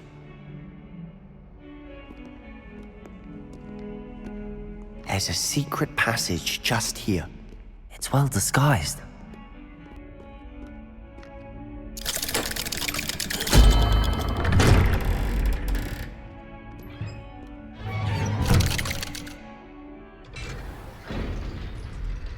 How did you find this place? My friend, Ominous Gaunt. He named it the Undercroft. We used to play gobstones here all the time. With my sister, Anne. She loved that infernal game. What I wouldn't give to lose to her again. I should tell you, I swore to Ominous I would safeguard this place. So please, keep this between us. He never confides in anyone. But he's trusted me since the day we met. I wouldn't want to jeopardize that. We used to sneak in here almost daily. We've never been caught. I know Ominous. Met him in our common room. I've noticed he uses his wand to navigate the castle. He does. No idea how, though. Ominous was born blind, and no spell could reverse it. His wand seems almost sentient. Not surprising, I suppose. Ollivander always says, the wand chooses the wizard. Is that how he found this place? No, someone in his family knew about it. The Gaunts are full of secrets. I've never heard anyone else speak of it, and I've certainly never seen anyone else here. Again, mention this to no one, especially Ominous. He has no love lost for his family or their secrets, but this place is special to him. Of course. Ominous spoke to me about his family when we first met. To say that he has no love lost for them is an understatement. Glad you understand. Anyway, the Undercroft has been a perfect place to sneak off to, away from prying eyes, and even practice otherwise forbidden spells. Really? Like what? Like the blasting curse. Professors say it's not an appropriate spell to teach students. A proper magical education ought to include all magic. My thoughts exactly. A spell like Confringo is only truly dangerous in untrained hands. Such spells should be properly taught, not banned. To be fair, I'm admittedly partial to more fiery forms of magic. But you should learn it. I can teach it to you safely here. It may take a while to get the feel for it. Mimic my wand movement. The incantation is Confringo. Very well.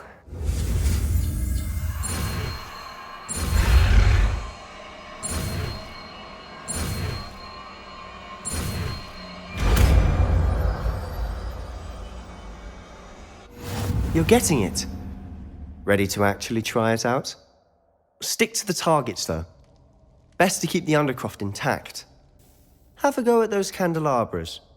Both have their uses, but I think you'll find that a Confringo cast travels a bit farther than that of a spell like Incendio. Confringo! Nice work. How's it feel? It's a tad hot. You'll get used to it. That's it! I think I've got it. I have to say, I enjoyed that. The first time Ominous and I practiced Confringo, we singed our eyebrows. I would have paid to see that. I swore we'd never live it down. To this day, there's something about that spell that's addictive. This is exactly the type of magic I've been hoping to learn. There's more where that came from. Been practicing similar spells here for ages. Although, I didn't tell Anne and Ominous about every one. Haven't been here in some time. It's not the same without Anne. I'm sorry about your sister. If there's anything I can do... Perhaps when I next head to Feldcroft, you could come along. Meet Anne. She could use some cheering up. Just let me know when and I'll meet you. Oh, she misses Hogwarts. She's been stuck at home with our guardian, Uncle Solomon. Unfortunately, you'll have to meet him too. Well, meeting a new student will be precisely what she needs. I shall look forward to it. Cheers. By the way, what was it you couldn't discuss out in the hall earlier? I'm not sure where to start. You said something was missing from what you found in the library. I assume it's to do with what you told me. About the Portkey and Gringotts and Ranrock. Nothing gets past you. And yes, it is. As I'm sure you suspect, there is a bit more to all of this. I'm listening. You must promise to keep this between us. I trusted you with knowledge of this secret Undercroft. You can trust me. All right.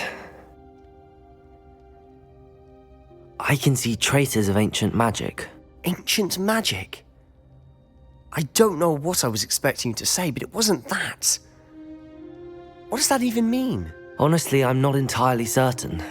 All I know is that I can see whispers of an old magic that hardly anyone else can. Fig and I think that Ranrock has somehow found a way to harness that magic's power. Are you telling me that goblins may be wielding some sort of wizard magic? That's what we're trying to find out. And this ability of yours, does it allow you to wield this magic too? I don't know. Well, when you do know, tell me. I've been studying archaic forms of magic for ages. Perhaps we can help each other. In the meantime, with both Rookwood and Ranrock after you, I suspect a bit more time practicing the blasting curse is in order. Spend as much time here as you'd like. And remember, keep this place between us. When I head to Feldcroft, I'll send you an owl.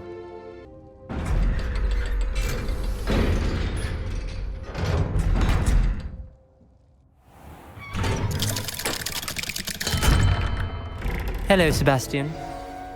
Wait. You there? I can hear you. Oh, hello, Ominous. I was just heading to our common room. I've recognized that voice. You're the new 5th year. Did you just come from the Undercroft? How did you get in there? Actually, Sebastian brought me there, but he made it perfectly clear to keep quiet about it. That rat! You breathe a word about this place to anyone, and not even your precious Professor Fig will be able to help you. My father is friends with the headmaster, and I'm not afraid to exploit that connection if I need to. You needn't threaten me. I'm not going to say anything about your Undercroft. Why should I trust you? You just betrayed Sebastian. Please. I was trying to defend him. He was clear that this was a secret place and I was to tell no one. He's a good friend. I don't need you to tell me about my oldest friend. Thank you very much. Ominous, I just meant... I know what you meant. Sebastian gets himself in enough trouble. He doesn't need your help. Sebastian is going to get an earful about this. You're back. Finally. Minister Spavin talks more than he listens. Ranted on and on about rogue dragons. Wouldn't listen to a word about goblins. Speaking of which... Listen, Professor. So much happened while you were away. I received a flurry of messages from Professor Black's house elf, Scrope. Scrope sent you messages? Yes. I thought it was odd too. He asked me to meet him and then told me to take the toast. Why would you want to take toast? To a cave under the lake. That's where I found Richard Jackdaw's ghost. Who on earth is Richard Jackdaw? He was a student here long ago. Anyway, he told me about a secret cavern. I went there, and right next to Jackdaw's skeleton, I found the missing pages. You found the pages? I did. And because Jackdaw had followed the map they contained, when I found the pages, I found the location on the map. Believe it or not, it's a room below Hogwarts. Why am I not surprised? Shall we? I was hoping you'd say that. Oh, and we'll need to bring the book. The room is called the Map Chamber, by the way. And a portrait of Percival Rackham awaits us there. Professor Rackham. I look forward to meeting him. How did this Jackdaw get the pages from the book? Evidently, Peeves stole them, and Jackdaw stole them from him. Oh, Peeves.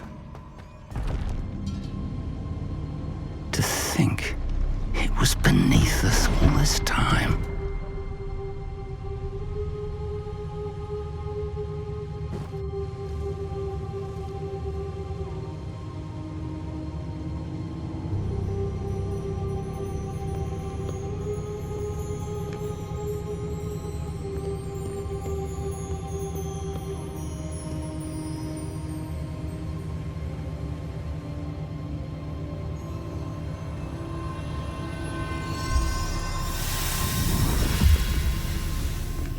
This looks promising.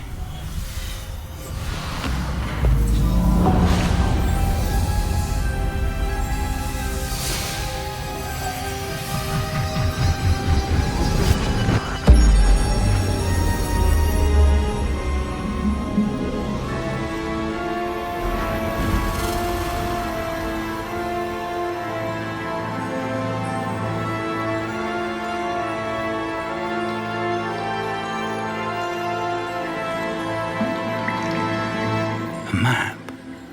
There's Hogsmeade.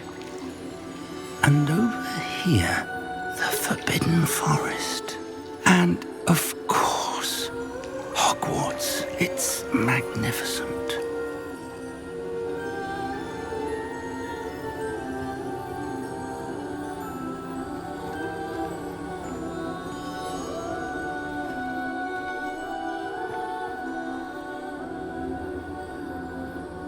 If only you were here to see this.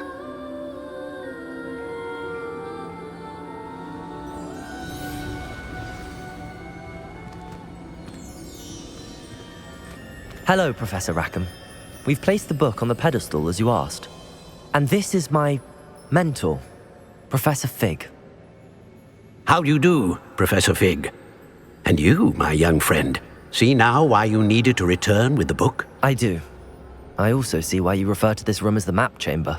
That you have come this far tells me that you possess extraordinary magical ability, the potential and power of which will unlock should you prove yourself worthy. The location of each of 4 trials will, in time, appear on the map. Trials that will test you and give you access to invaluable knowledge. Trials that you must complete on your own. Do you recall the pensive memory you viewed in my vault in Gringotts? You and your friend Charles spoke of the port key and of trials you'd created for one who could see traces of ancient magic. Precisely.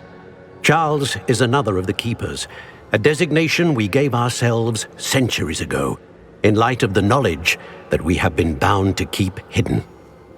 Until perhaps now. So, the passage from your ruins to Gringotts, everything in the vault, the restricted section, finding this room, none of these was a trial. They were an important part of the journey, but they were not trials themselves. The fact that you have come this far, however, bodes well.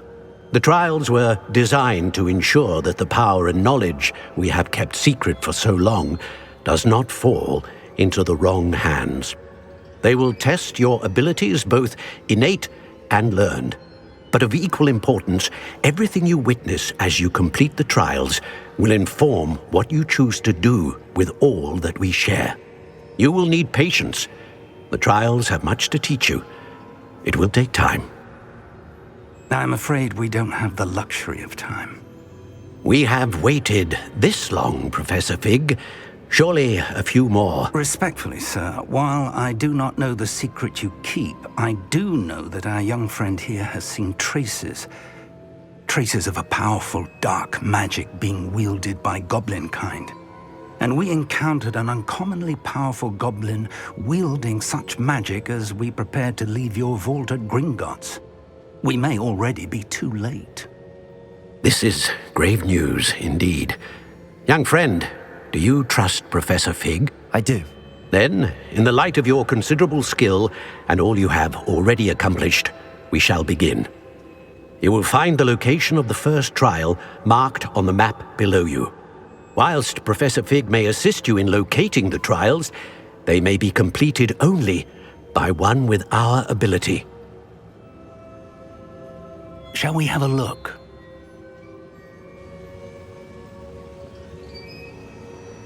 I know that tower.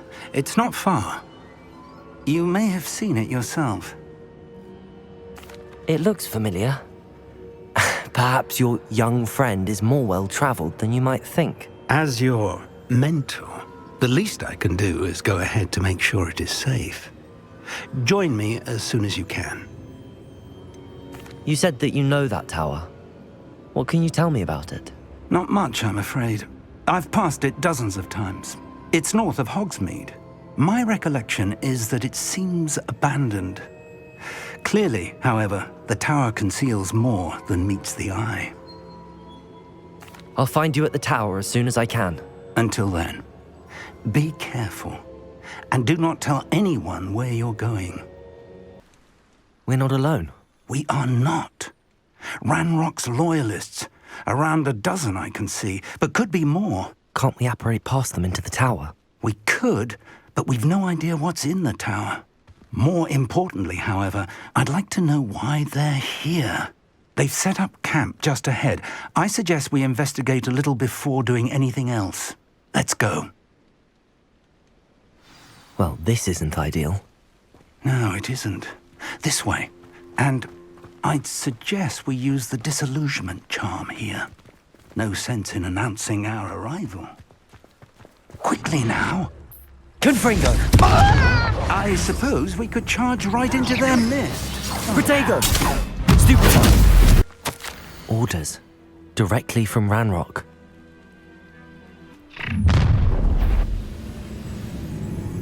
will draw blood. Looks like we found the entrance. It's locked.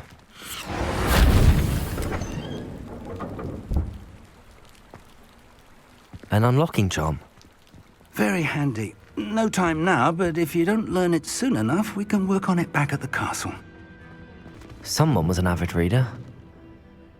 Can't say I'm familiar with many of these titles. I wonder who this is. With robes like that, it could be anyone.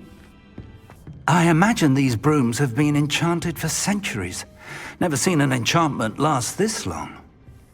Welcome to San Bakar's Tower. Hello, Professor. Did you say Sam Bakar's tower? I did.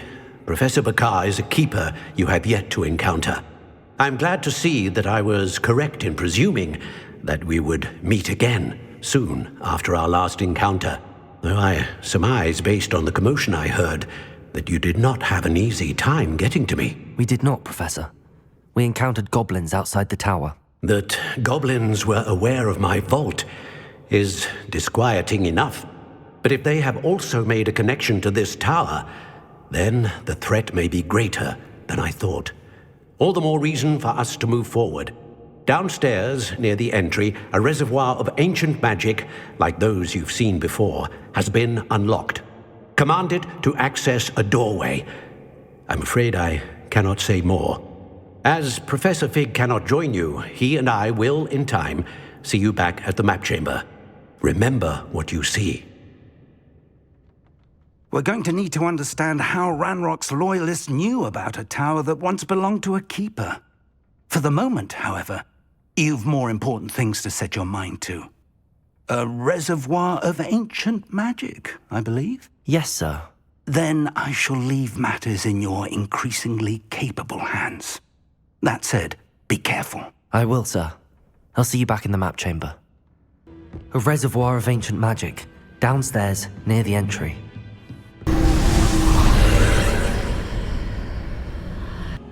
I've seen this before, in Gringotts and the restricted section. Impressive. That must have done something. Best have a look around. More traces of ancient magic. Something must be different. These are never a welcome sight. At least I know what to expect this time.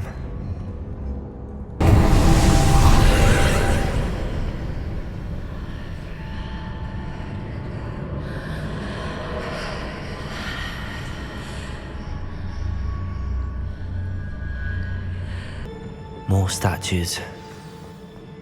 Expelliarmus!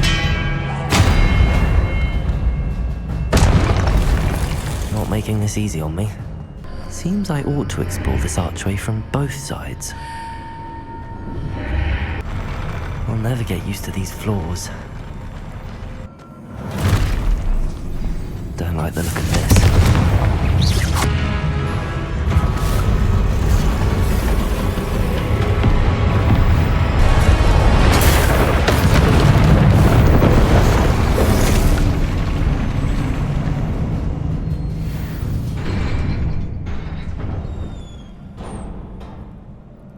What a relief. Another pensive.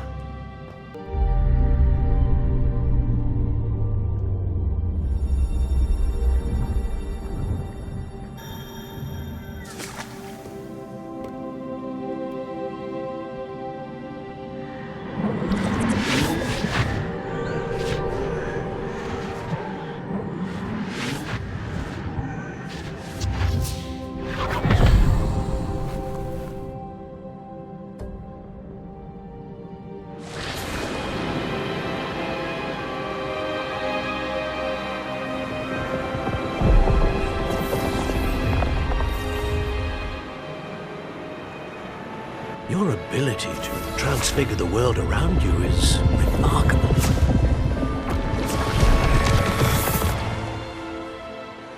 What is it? My father isn't getting better. I don't think he'll ever recover from the death of my brother. It is agonizing to see those we love suffer. The drought was years ago, but the pain of losing him is as deep for him now as if it had happened only yesterday. He doesn't need pretty pillars, he needs peace. What if I could help him, Professor? You do so much for your father already. It's not enough. I want to take away his pain. It is tempting, I know, to use this magic that you're mastering to transfigure more than the physical world. But human emotion is a potent force unto itself. Even the most well-meaning and competent witch cannot possibly know the consequences of irrevocably manipulating it. So I'm to watch as my father's pain destroys him. It is not your pain to take.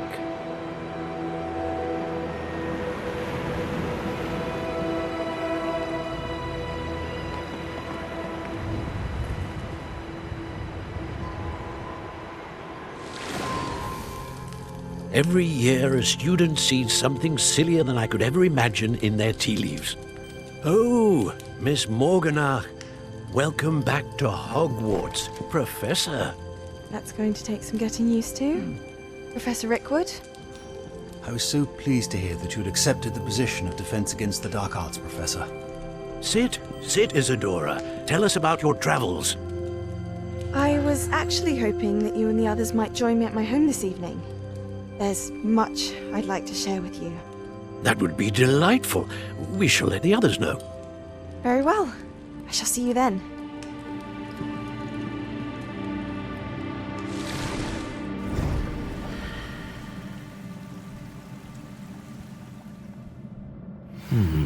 Another memory. Now to find a way out of here.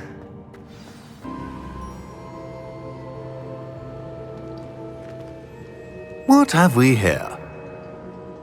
I'm a student at Hogwarts, sir, and this is Professor Fig. Professor Charles Rookwood at your service. Has someone completed the first trial? I have, Professor Rookwood. We saw you in the Pensive in Gringotts with Professor Rackham.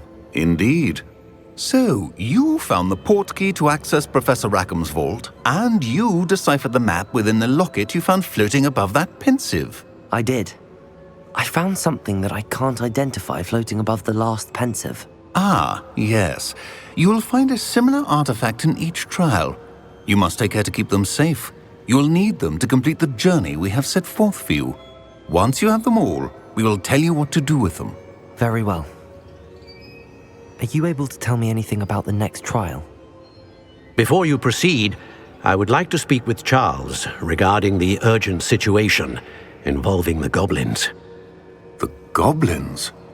The student has seen traces of a powerful dark magic being wielded by goblin kind. They and their mentor, Professor Fig, not only encountered goblins lurking outside of San Bakar's tower, they also encountered a powerful goblin in my vault at Gringotts. I'm afraid it would be wise to halt the trials until we know more. We shall defer to you in this matter, of course. Now then... Wait, Professor. The name Rookwood. Do you think... that there's a connection to Victor? Perhaps, but we can't be sure of its significance, if any. For now, tell me what you saw in the Pensive. Before the witch from the last Pensive, Isadora, became a Hogwarts professor, she argued with Professor Rackham about using magic to remove pain. Hopefully the next Pensive provides more context. For now, we should learn what Ramrock knows. I will be honest, I've no idea where to start. Actually, I might know of someone. I saw Serona at the Three Broomsticks speaking to a goblin once. They seemed friendly. Well, it's worth a try. See what you can find out. Of course, don't forget... My studies. Yes, sir.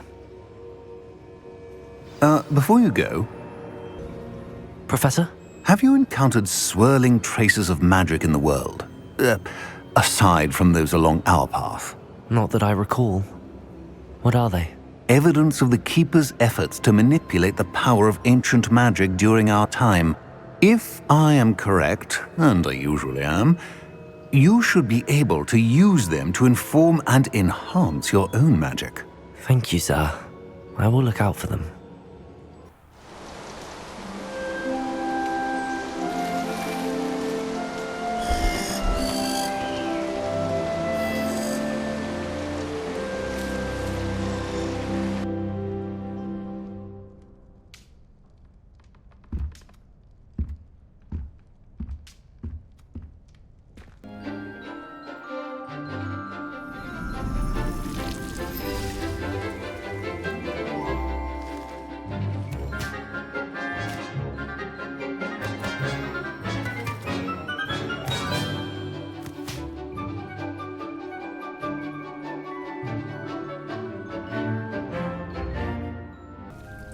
I've completed my assignments, Professor.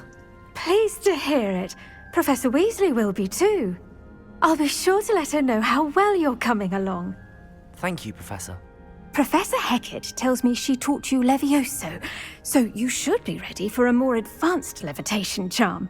Wingardium Leviosa requires a bit of concentration and a nice, graceful wand movement. Let's see you try your hand at it.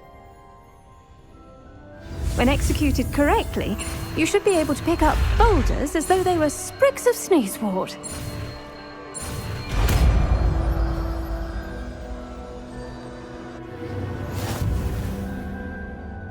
Well done!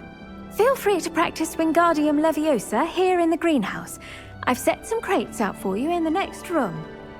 Wingardium Leviosa. You're a natural. Professor Garlick, a moment of your time? The plants are resting, so now's as good a time as any. I was wondering, what made you want to teach herbology? How lovely of you to ask. I've always had an affinity for greenery, so this situation is a bit of a dream come true.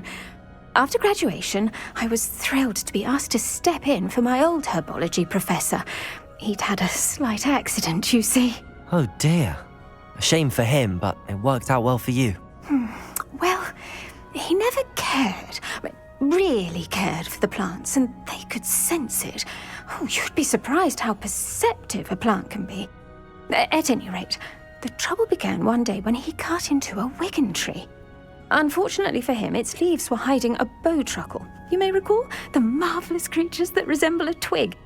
The little beast gouged the professor's eyes quite fiercely, but terrifying, I'd imagine. Likely for the professor, too. And that's when you took over as the herbology professor? Well, not quite. After 3 weeks at St. Mungo's, my predecessor regained a tiny bit of his eyesight. He insisted on returning to the greenhouse. Within a week, he claims by accident, kicked a Chinese chomping cabbage, so it was back to St. Mungo's for him. What a string of bad luck. Well, I felt awful for him, but I dare say I felt a bit more sympathy for the cabbage. Upon his discharge from the hospital, his indifference to plants had turned to utter disdain.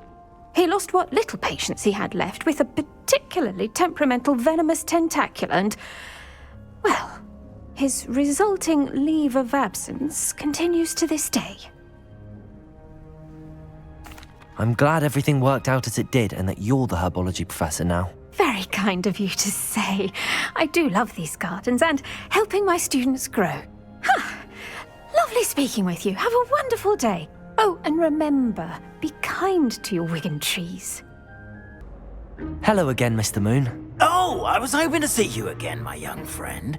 Gladwin Moon, Hogwarts caretaker, at your service.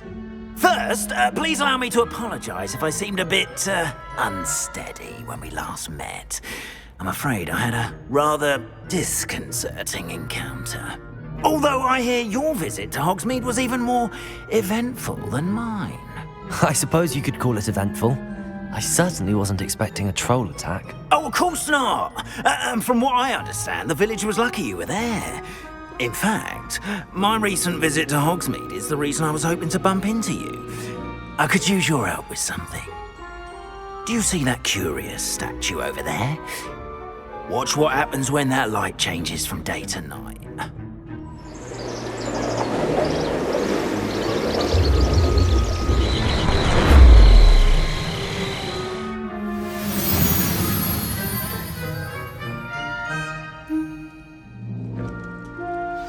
if you wouldn't mind humouring me for a moment, see if you can remove the moon from the statue. Go on, take the moon. Ooh, odd little contraptions, aren't they? It seems the statue vanishes once the moon is removed, which, incidentally, can only be done at night. Why don't you hold on to that one for now, and I'll explain more as we walk. Ever since that fateful day in the village, those curious statues have begun appearing about the castle. A fair number have been strewn around Hogsmeade. Someone, it seems, is trying to torment me. You see, that day in Hogsmeade, I turned a corner and came face to face with a boggart, or shapeshifter, if you will, which takes the form of whatever scares you most. This one took the form of a demiguise. A demiguise? Yes! Terrifying creature that can see the future. Wholly unnerving. I encountered one when I was a lad in Korea. Terrible experience. Those statues are demiguises. The moons, I assume, are an uninspired play on my name. Some jackanapes used a boggart to learn my greatest fear and use it against me. I have my suspicion as to the scoundrel or scoundrels responsible. It is my hope that they will slip up and reveal themselves as the statues disappear. That is why I need your help in removing the statues. Why me? A couple of reasons, frankly. First, your daring do against those trolls in Hogsmeade has gained you a reputation for fearlessness. Second, as macabre and hideous as a demiguise is, most would find my fear of them unwarranted. You, however, have seen how they affect me. I'm at my wit's end, young friend. I simply can't bring myself to go near them.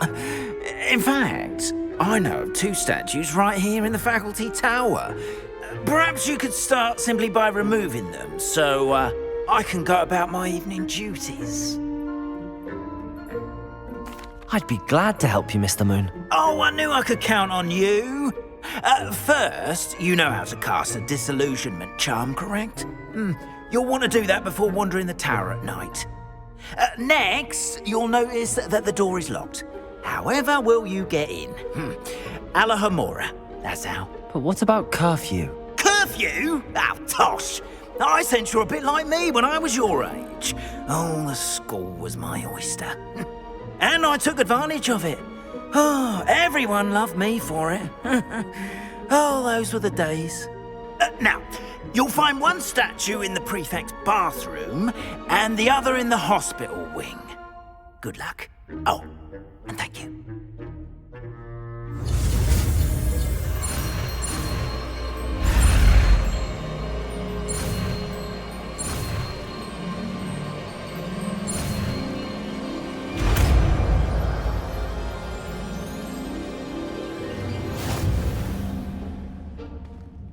Alohomora.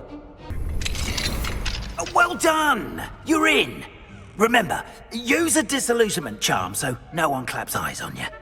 This is a restricted area of the castle, after all. Rather poorly, I'd say. Is that so? We're raising a generation of coddled cape flappers that can scarcely tell the difference between aconite and asphodel.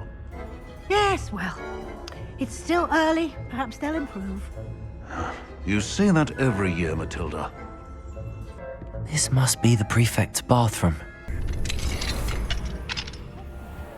That Ranrock's loyalists are preparing for a rebellion. Brutes, always mucking about, stirring up trouble. Perhaps Ranrock and his lot wouldn't be so combative if the Ministry would allow them to have wands. One of those goblins comes near me, I'll hand him his hat. Or helm, I suppose. Anyway, I'm not afraid of a goblin rebellion. My marks in Professor Hecat's class are superb. I don't think that's what that class is for. She's right. Why don't you leave goblins alone, troll? How dare you speak to a prefect that way? I'm a prefect too, you twit. That's it. 50 house points. You know you can't do that.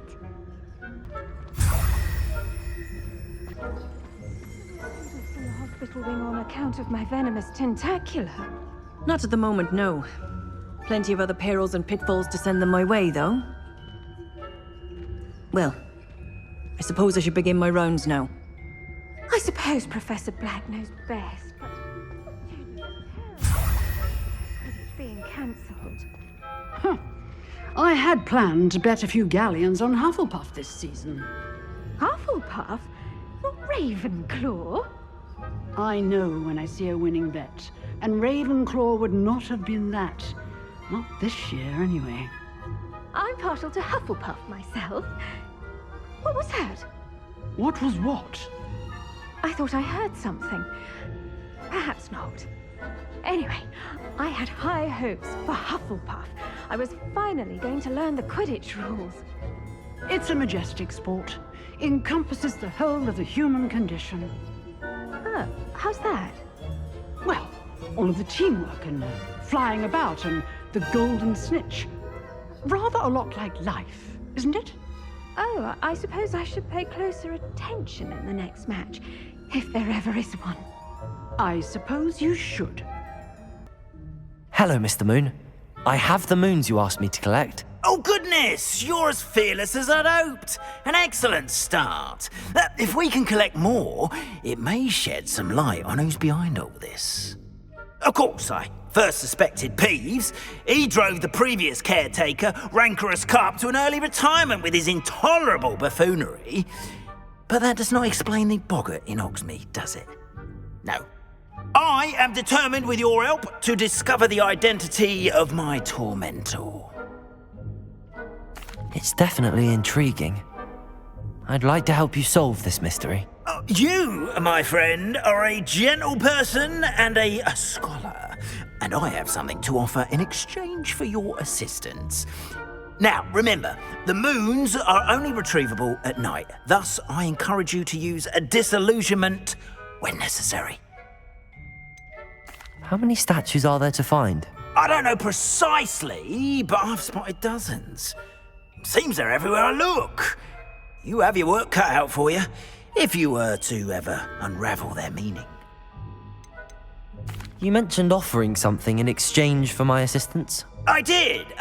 Once you've brought me enough moons, I'll show you even more powerful forms of Alohomora. Not every lock is as easy to pick as the faculty towers. Understood. I shall keep an eye out. I appreciate that. Oh, and I knew you were the one to ask for help. Keep at it so we can solve this mystery. Hello, Mr. Moon. Oh, greetings! Any luck removing some more of those demiguise statues?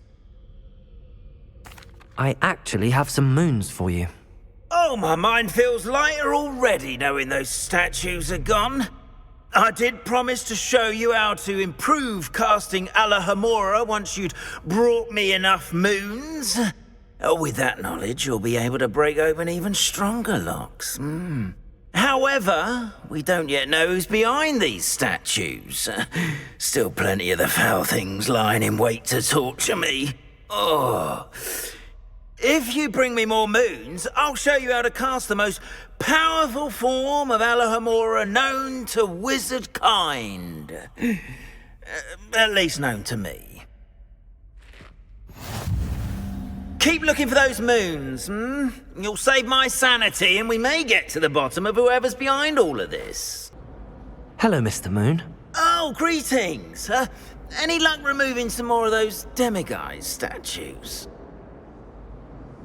I actually have some moons for you. Dear me, you have been busy. Incredible, thank you. You're ready for the final Alohomora lesson. With this knowledge, no lock shall ever stand in your way. You have done all I asked. I only wish I knew who put those statues everywhere in the first place. Alas. If you do find more, please feel free to remove them. You'll be doing your caretaker a huge service. And if I ever find out who the bully is behind this cruel trick, I shall let you know. Thank you once again for your assistance and tenacity. Now Now that you've mastered Alahamora, no lock is unbreakable. But do feel free to keep finding demiguise statues and removing those moons. I suspect you are the one who has been interfering with a rather personal matter. The demiguise statues, and the moons contained therein, were placed as they were for good reason. You should not meddle in the personal affairs of others. I don't think Mr. Pemberton meant to use his own stationery. He knows something about those demiguise moons. He's in Hogsmeade, apparently. Perhaps I shall pay him a visit. Pardon me, sir, but about those curious demiguise statues I've seen. What? Who are you? Why do you ask? They're quite clever. Oh, thank you. A lot of craftsmanship and care went into them. I assume. So you did create them? Yes, I did. It was a ploy to give that pathetic oaf Moon a taste of the grief he caused me years ago. You are the one who's been pilfering them. I am, at the request of Mr. Moon. I received your owl on your stationery. Well, fitting Moon would enlist a student. Too cowardly to do it himself. Hasn't changed a bit. Even when we were at school, he was a cowardly bully. Gave me a horrible nickname, which I shan't repeat. I was thrilled when we left school and he seemed gone for good. Then I started seeing him around Hogsmeade. It was too much. Even if I do take satisfaction in that his life's destiny was to be a lowly caretaker. Mr. Moon does a good deal for the school, and he's taught me a lot. He's terrified of those statues. I know. You should have seen his face when that boggart appeared. Oh, priceless. That's when I knew what I needed to do. I simply didn't want to encounter him anymore. So, I shrewdly put a boggart in his path to learn his greatest fear. I then created the demiguise statues to keep him in his place, so to speak. The moons were an inspired play on his name. It worked brilliantly. Until you started clearing them out. The statues are a form of bullying. You're no better than him. Perhaps it's time you both moved on. Fair point, I suppose. If they've terrified him, as you say, he may have learned his lesson. Mr. Moon, I've learned who's behind the demiguise statues. It was a classmate of yours that you bullied, Piers Pemberton. Oh, I might have known. Pigtails Piers. I don't think he likes being called that. Of course he does. Oh, we had such flowing locks, and we used to laugh about them. I laughed the hardest of all. Clever, clever man. I'd no idea he was so devious. I must go and congratulate him. Whatever statues remain seem less terrifying now that I know they were put out by old pigtails. Continue collecting them if you like. As for me, I'm going to go and pay a visit to my old friend. Madam Kagawa, I completed the list of tasks you assigned. Wonderful. I trust you became more familiar with your broom through the process? Yes, Professor. That's good to hear. Keep it up, and perhaps one day you'll have a spot on the Quidditch team. If Black ever permits Quidditch again. Well, with those tasks out of the way, let us get started. Glacius. Pay attention to your wand work.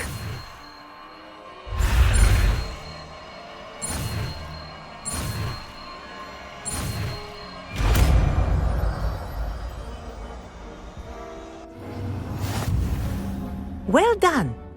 I'd recommend that you practice your new spell here in my office before taking it out into the world. Glacius! There you go. Catching room quickly.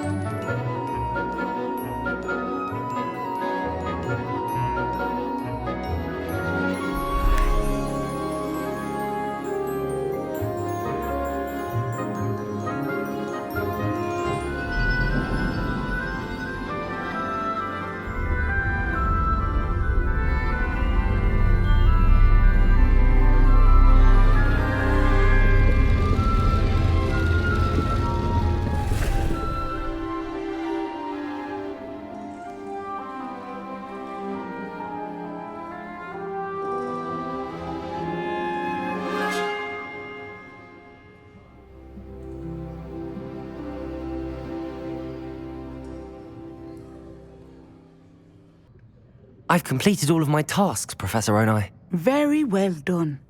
Although I must admit, I did have something of a premonition that you would follow through.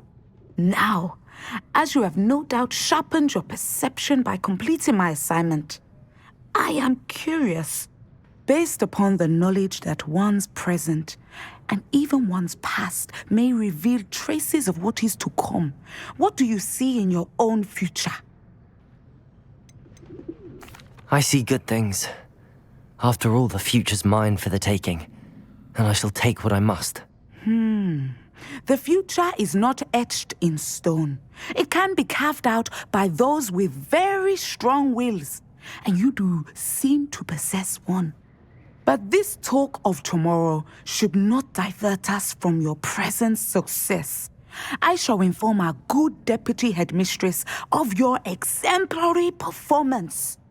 And if that performance is any omen of what your future may hold, then I, for one, see great things. Channel your magic towards your targets.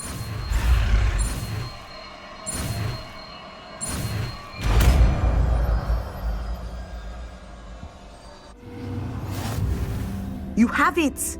Now, why not practice the new spell on the training dummy? Descender! Excellent. I think you have it. Professor, do you have a moment? I do. I was wondering how you decided to teach divination. The art of divination is an important yet often misunderstood branch of magic. Those of us who possess the sight are rare, and, as is often the case with the unique among us, we can frequently be misread, even feared. When I was granted the opportunity to teach others about my gift and the good it can do, I was most grateful. I see. Natty told me that you and she moved here from Uganda, where she had attended Wagadu. Yes, Natsai and I both loved Uganda and Wagadu, but we are happily settled here now. I had foreseen such a change, but did not know the details until it occurred. I was glad of the outcome. You would be wise to remember that the consequences of our actions are complex. And so, divining what is to come is not as simple as gazing into a crystal ball or studying the bottom of a teacup. I find it truly intriguing, even if I don't fully understand it. Intriguing. That is one word for it. And I'm certain you will come to understand many things more deeply in the days ahead. You are a student at Hogwarts, after all.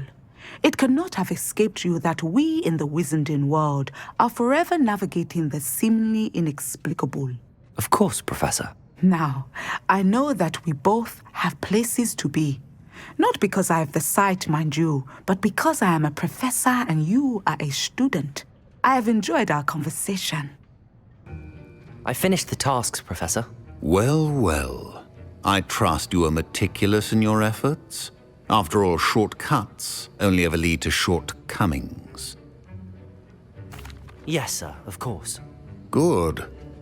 Ordinarily, I'd say it's not my concern either way, but you... I want to make sure you're well prepared. Talent and resolve are a potent combination. It would be a shame to let that go to waste. Thank you, Professor. Don't let it go to your head. Now, let's see how you fare with Diffindo. Wand at the ready. Focus. Diffindo can be dangerous if you're not paying attention.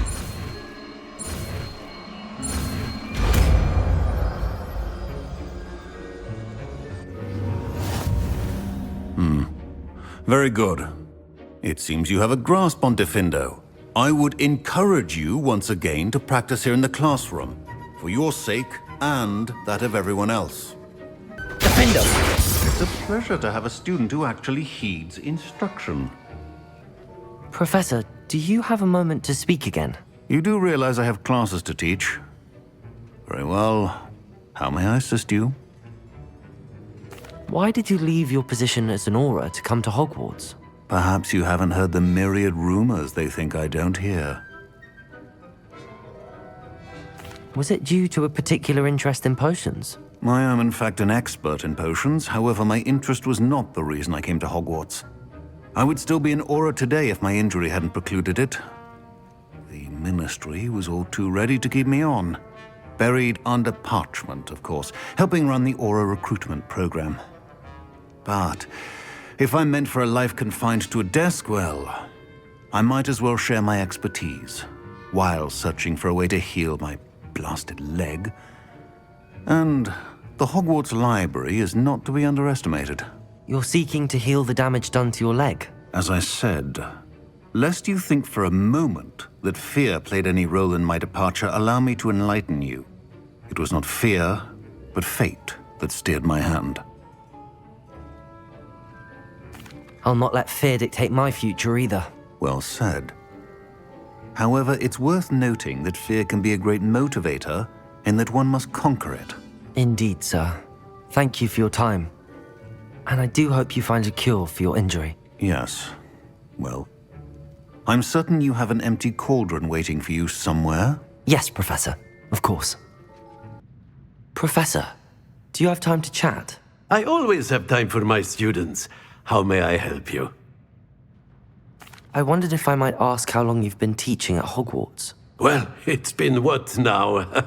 7 swift years. Time does fly because we have fun. Essential in my opinion.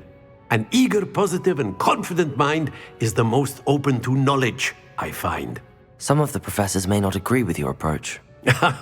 Well, each of us has our own style, I suppose. Some in the teaching field believe that hard work and dedication are the only keys to success. But they forget what drives those things. If one cannot fathom why some would expend energy on gobstones, then one is blind to the enormous power of play. And that's why you teach the way you do? Precisely. I strive to be the sort of professor that I would have enjoyed in school. My experience was less cheerful. I'm sorry to hear that, sir. It sounds as if your experience as a student was less than ideal. Had I received a more traditional education, well, enough about my student days. You are here now, and it would be a shame if you didn't enjoy it. I'll do my best, Professor. Thank you for the advice. You are most welcome. Try to have a bit of fun today. Huh? Professor, what can you tell me about your work at the Ministry? Your curiosity is understandable. Well, although I can't speak in any detail of my work, I can tell you certain interesting facts. Unspeakables work in the Ministry's Department of Mysteries. Dangerous work at times, as you've no doubt guessed. Yes, Professor. Now, you needn't concern yourself with my injury. I made peace long ago with the fact that a sprig of dittany, once plucked, will surely begin to wilt. You do seem to have come to terms with things rather well. It's a matter of perspective. Without saying more, perhaps whatever time I've lost was an exchange for time gained. And to dwell on such matters is a waste of the days ahead.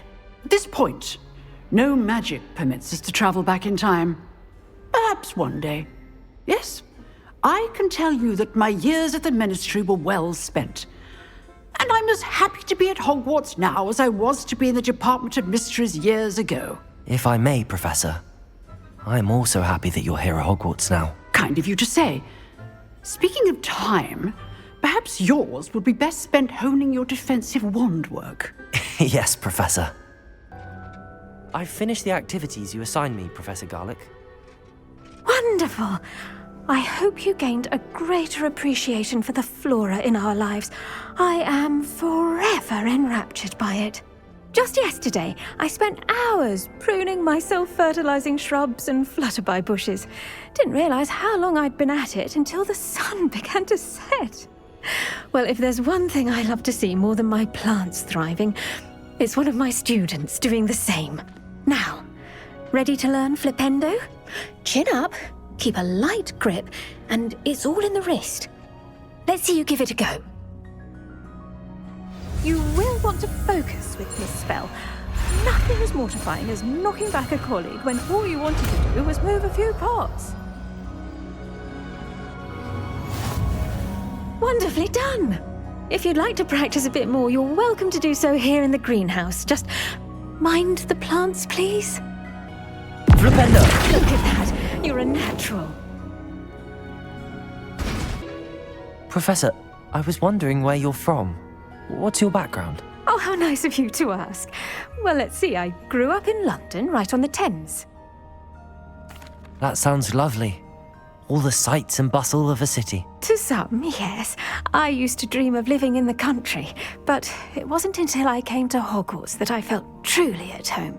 Mind you, it did take some time, and whilst it is my fervent hope that each student eventually feels as at home here as I do, it is not always the case. I suppose that makes sense. Well, we each bloom differently, don't we?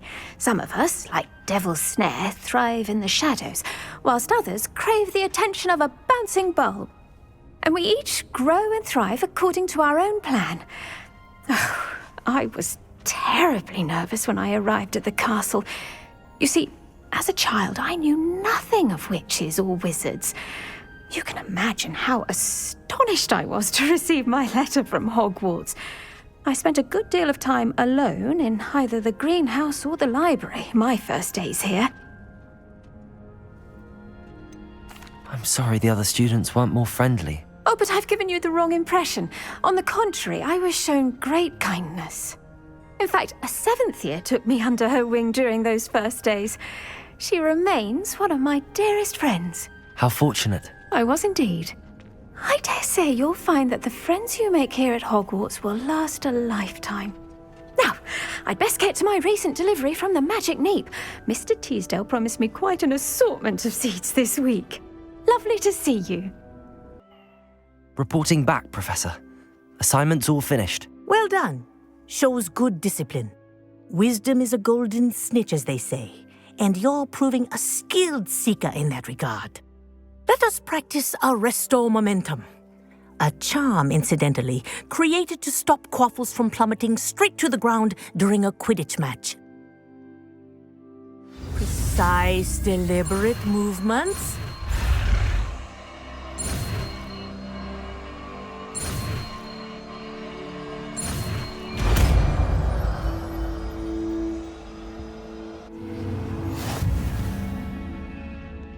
Very good. I recommend practicing your new spell as much as possible. Perhaps before you leave here. Arresto Momentum. That's it. Keep it up. Professor, do you have a moment? Yes, what is it? In class, I heard you mention the Toyohashi Quidditch team. I did. The Toyohashi Tengu are from Japan. Dominant, known for their rigorous training. They practice near the Mahutokoro School of Magic, often battling both tempestuous seas and violent storms, in addition to each other. Tournament play is almost always easier for the Tengu than their training sessions. I take it you're a fan. Fan? I was being groomed to play on their team. And I would have been a Tengu, if not for a bit of bad luck. If you were that good, I can't believe a bit of bad luck could end your entire Quidditch career. I was excellent. My ability on a broom had nothing to do with what happened. I was betrayed by someone I trusted. Myself. I did not see clearly, and I paid a dear price. My best friend Asuka and I were being groomed to play on the team together. I as keeper, and she as chaser. She was breathtaking. She once corkscrewed through 3 players and scored before they even turned their heads. But as tryouts for the Tengu got closer, she panicked. I did not realize the extent of her panic until it was too late. She wanted so desperately for both of us to play together that she had slipped Felix Felicis into our tea before we were to show them our skills. What is Felix Felicis? A potion? also known as liquid luck. And it is illegal in all wizarding sports. I knew within minutes that something was different. I had never played so well. And Asuka was playing more beautifully than I had ever seen. When I confronted her afterwards, she admitted what she had done. I withdrew from consideration immediately. But it wasn't your fault. You didn't know about the potion in the tea. It does not matter. My flying that day was not my own. I could not live with myself. So, I withdrew and explained to them why. I burned my broom in disgrace. What happened to Asuka? Did she burn her broom as well? Asuka played for the Tengu for 2 seasons. You didn't report her. Tell them what she'd done. Her fate was not mine to decide. My fate is in my hands, as your fate is in yours. Thank you, Professor. I shall remember what you've told me. Welcome, everyone. I see you've already met some of the many beasts we study in this class. Though be advised, none of these creatures should be taken lightly. They are all in their own way dangerous, especially if one does not know how to handle them properly. Now, it seems many of you are out of practice. Let's take some time to review the basics of how to care for a beast, shall we? Miss Sweeting, would you please assist our new student with the lesson today? Yes, Professor Howen. Hello, I'm Poppy Sweeting. Don't worry about Professor Howen's speech. She over-exaggerates sometimes. All the beasts in class are perfectly safe. Oh! Miss Sweeting, pay attention, please. The tongue of a puffskein can be a slippery devil. Yes, Professor. Here, you can practice on Gerald. Just keep an eye out for his tongue. You can use my brush. Just be gentle. Oh, and think pleasant thoughts. I like to think it enriches his experience.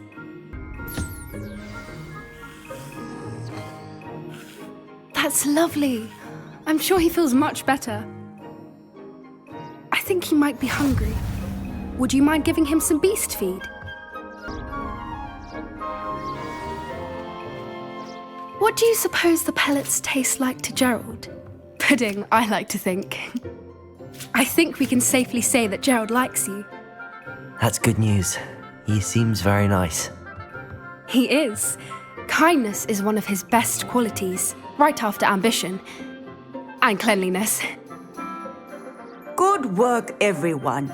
Now, let's make our way to the pens and select another beast.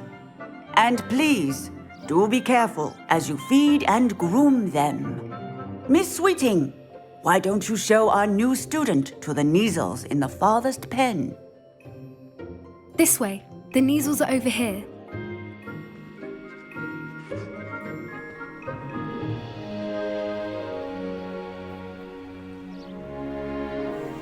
Oh, couple of Neasel whiskers ought to get me a few canuts at least.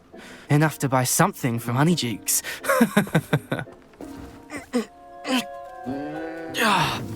Stupid thing.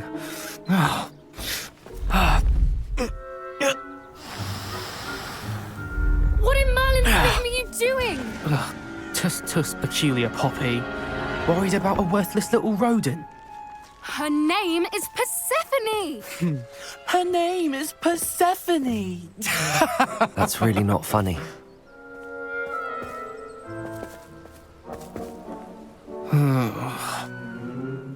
Let's go.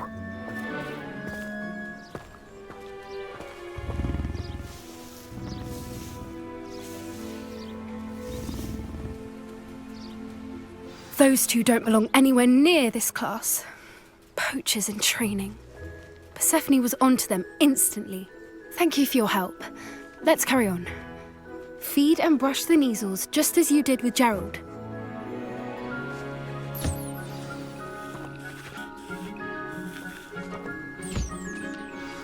The Neasels really took to you. They know a good egg when they see one. As do I. It appears our time has come to an end. Please close the pens and see yourselves out. Now, where is our new student? Ah, there you are. I would like a moment, please. Hello, Professor.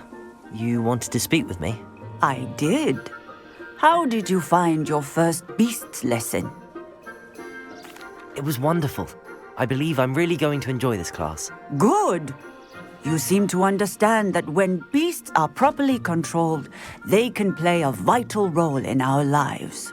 Some provide us with magically imbued materials, if cared for correctly, which does not include torturing them for whiskers. Well done, by the way. Probably best to let me handle it next time. Yes, Professor. They're nearly as bad as the Savagers in Rookwood's poacher pack. Sadly, we're the ones who suffer, stumbling over dead beasts. Terrible waste of resources. Surely the poachers can be brought to justice by someone. The Ministry, perhaps? An optimistic idea. Now, why don't we focus on more immediate matters that we can control? Professor Weasley has asked that I prepare some assignments designed to help you catch up to the other 5th years. Be on the lookout for my owl. Meanwhile, I also encourage you to study as many beasts as you can on your own time. Hey, over here. Come on. Do you need something, Poppy? Thank you again for saying something to those brutes so that I didn't have to. You were an augury at noon in the desert. I certainly hope that's a good thing. It's something my gran and I say. It means that something or someone is a welcome surprise. At least, that's what we decided it meant. I couldn't stand there and watch them harm the poor thing. We're of a similar mind. Actually, in light of that, there's someone I'd like you to meet in the forest. You've intrigued me. Very well. Lead the way. I'd hoped I would. I wouldn't take just anyone there. In fact, you're the first. Really? Well, thank you, I think. As I said, we think alike. Pleasant surprise. Quite the weather we're having, don't you think? Poppy, where are you taking me? It really is much better if I just show you. Don't worry, we're nearly there. It's just ahead. Stand back.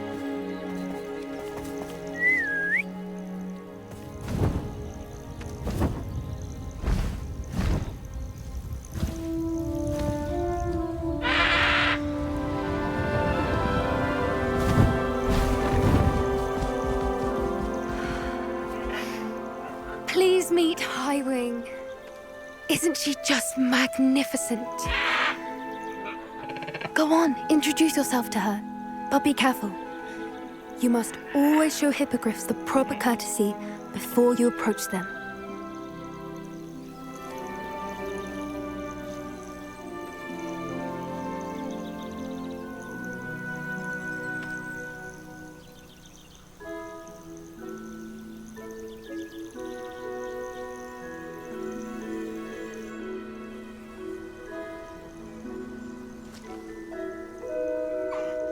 I knew it! I don't think I've ever seen a hippogriff take to someone this quickly. You can feed and brush her if you'd like. I come and check on her every once in a while. Bring her pasties, tell her what's going on in the castle. You wouldn't know from looking at her, but she's a dreadful busybody.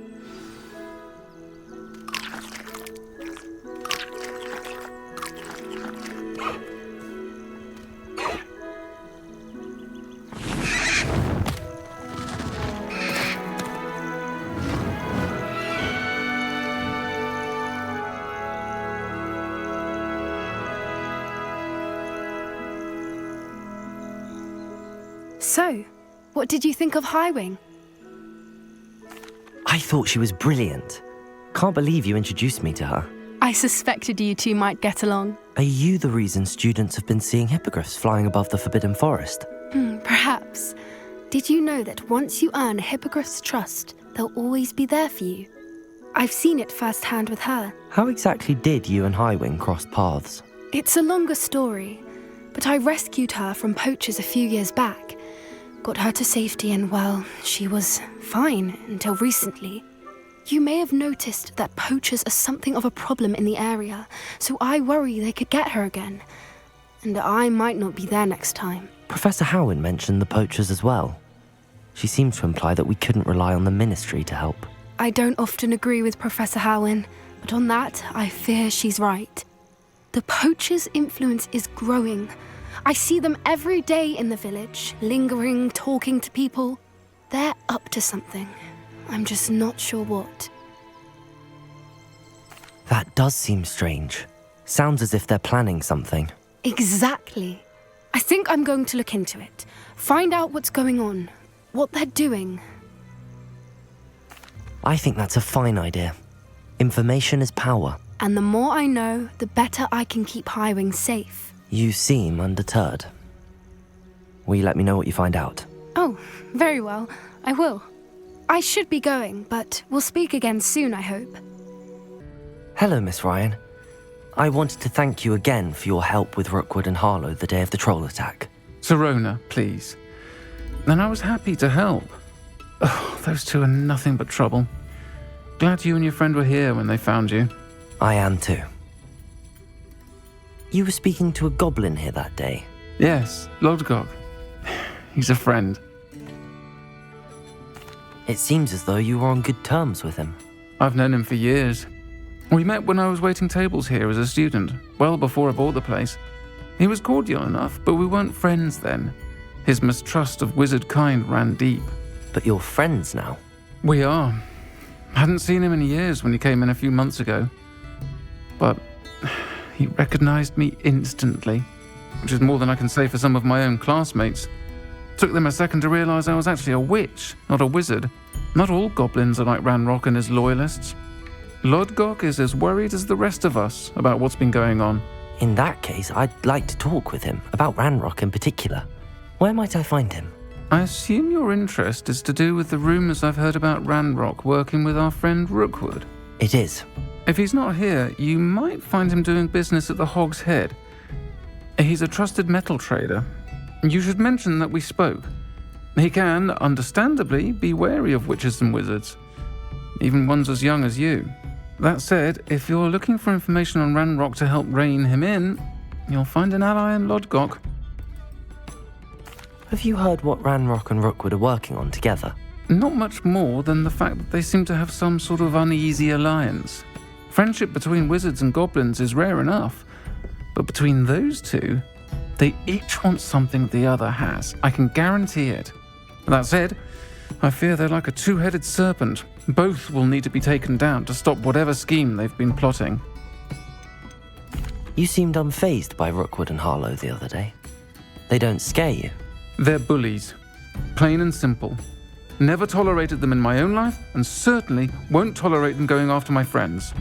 Don't misunderstand me. They're dangerous wizards and shouldn't be trifled with. They should, however, be confronted and reminded, whenever possible, that the rest of us have each other's backs. Thank you, Sirona. If you find Lodgok, please give him my best. I don't know what you've done to make such powerful enemies, but please, watch your back. Hello. Good to see you outside the castle. You too, Hogsmeade. Welcome to the Hogsheade. Any empty seat is yours. Hello, Lodgok. Sirona said I might find you here. She did she? Did she send you with news? No, actually, I wanted to speak with you. It's about Ranrock. Now I remember. The 3 broomsticks. Day of the troll attack. You're the student he's after. I am, and I need to know what he and his loyalists are up to so I can stay a step ahead. Let's say I did know. Why should I trust you? Sirona trusts me, and she thought our interests may be aligned. Well, if Sirona trusts you, very well. I may know of something that could help us both. A way to get Ranrock to confide his plans to me. I'm listening. Years ago, a heinous witch stole a sacred goblin relic. Rumor has it that it now rests in her sarcophagus, in a tomb accessible only by wizard kind. Ranrock and I had a falling out a while back. The relic could well repair the chasm between us. Very well. I'll retrieve the relic if you promise to share Ranrock's plans with me. We will have to trust each other. I, that you will not abscond with the relic, and you, that I'll share what I learn. Gather whatever supplies you may need, and meet me near the witch's tomb. I'm ready.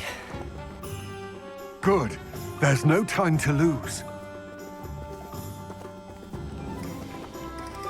What precisely is the relic I'm to retrieve? A valuable heirloom known as the Helmet of Urtgot. The witch considered herself a collector and purchased the helmet as a trinket. She cared not what pain she caused the goblins. Goblins believe that the rightful owner of any object is its maker, not its purchaser. Wizard kind see things differently. It's a wonder goblins and wizards have ever been able to work together. The differences between our kinds are myriad. They seem to be. It may surprise you to know that I do not believe those differences always to be insurmountable. It is the reason I find myself traveling with you to this tomb today. Ah, and there it is, the witch's tomb. Dreadful-looking place, isn't it? I wish you luck retrieving the helmet. As a wand carrier, you should have an advantage. Now, before you set off, do you have any questions? What about this helmet makes it so special? The Helmet of Urtgot is an ancient and storied relic, forged during a time of unity among the goblin clans. It inspired greatness, that is, until it was no longer ours. Then it became something else. A symbol of what has been lost, of all that wizard kind has taken from us. Reclaiming it would mean a great deal to goblin kind, and to Ranrock. He would be grateful to me should I return it. It seems Ranrock and Rookwood are conspiring. Why would that be? I had heard this. When the dark-hearted conspire, they seldom make their full intentions clear to one another. I can only speculate, but I imagine their alliance is uneasy and quite fragile. Let us hope that ours is less so. Don't suppose you have any idea what could be waiting for me inside the tomb? Considering a dark witch was involved, I suppose there's a chance you may encounter the Dark Protectors, known as Inferi. The foul creatures thrive on darkness and the cold. Vanquish them with light, force, and most effectively fire. It all seems clear to me now that we're here. I do hope our alliance proves fruitful. Again, I wish you luck. I will remain here, eagerly awaiting your return.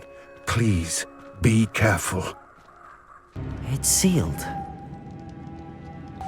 Moths. Curious. Lumos!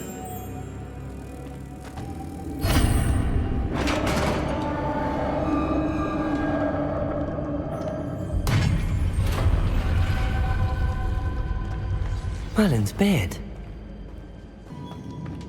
This can't be the witch's tomb. Likely I need to go further. I have a feeling I'm not alone here.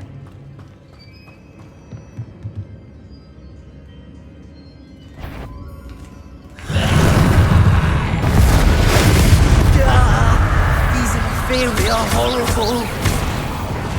Incendio.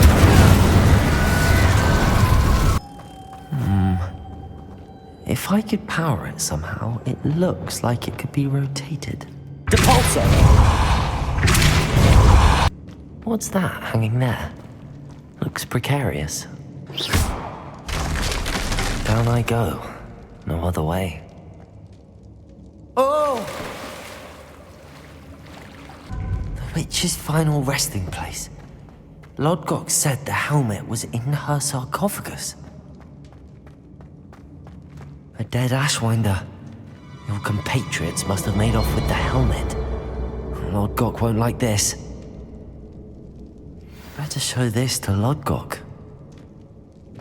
I know there's a mechanism to open this door.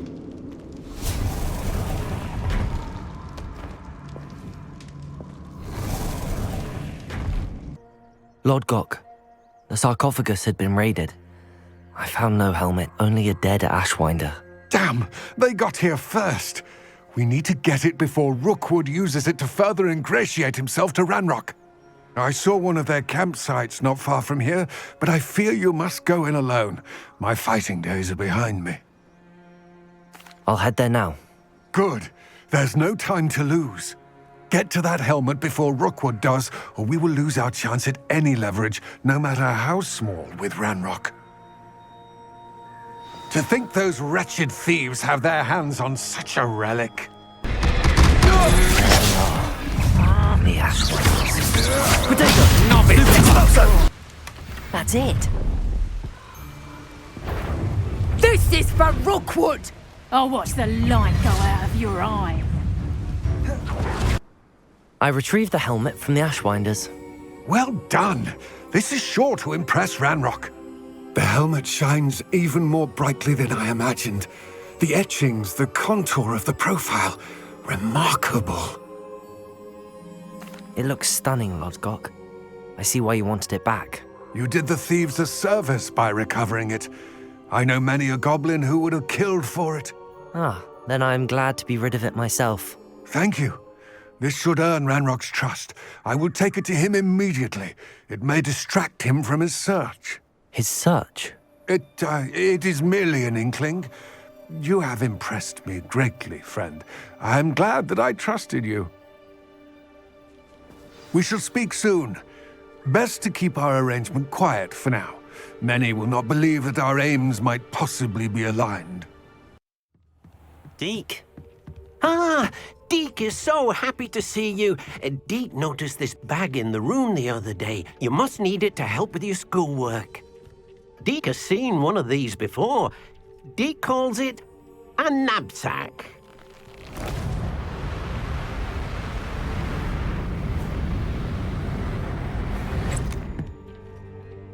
Perfect for gathering and transporting beasts.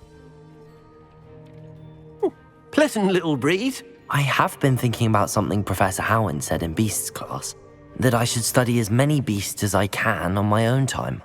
She also mentioned that poachers have been active in the area. So, perhaps the beasts will be safer with us than out on their own. Precisely what Deke was thinking. You see, the room knew exactly what you needed, and luckily, Deke can show you how to best use the knapsack and where.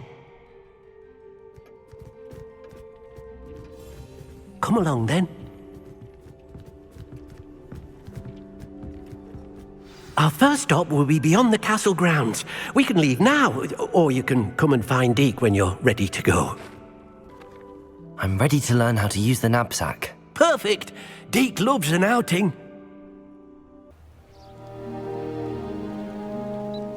That was a dark time in Deke's life. Deke found himself in service of the cruelest wizard he ever met. A nasty poacher. Deke hated working for him. He did horrible things to beautiful beasts. Oh. It was during those days that Deke first saw a knapsack. It'll be nice to see one used for good. We have arrived. Deke enjoys coming here to watch the beasts, especially the potful of puffskeins nearby. It will be nice to keep them safe. All you will need to do is get close, direct the open knapsack toward the puffskein, and in it'll go. All right.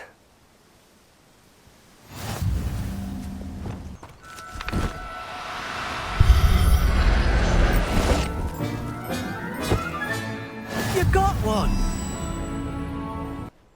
I managed to rescue a puffskein. You can rescue as many as the knapsack will hold. Poachers capture puffskeins and, well, Deke isn't sure what they do with them.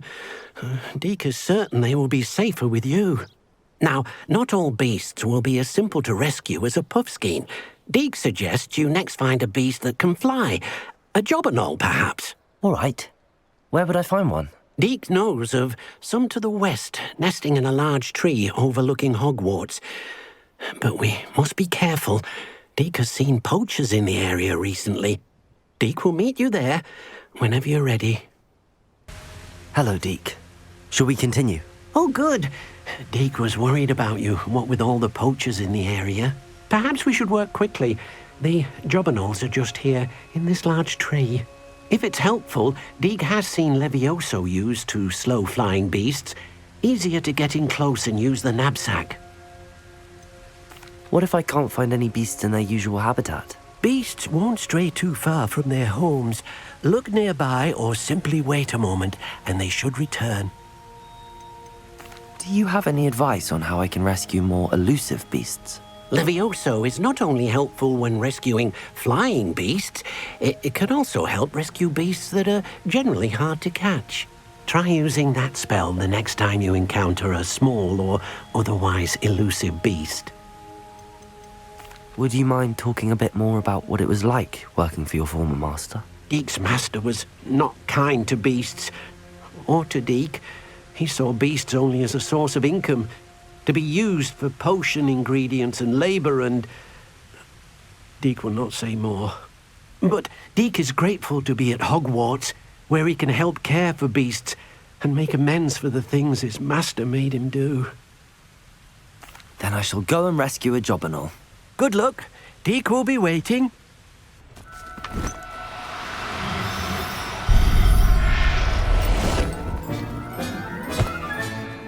Everything's all right now. I rescued a jobberknoll. Deke hopes your jobberknoll finds the knapsack nice and cozy. Poachers want them for their feathers and are not kind when they gather them. Are there any other beasts nearby? Just one that Deke knows of, a herd of mooncalves. They live in a clearing of trees up this footpath. Deke will see you there. Hello, Deke. Is this the clearing you mentioned? It is.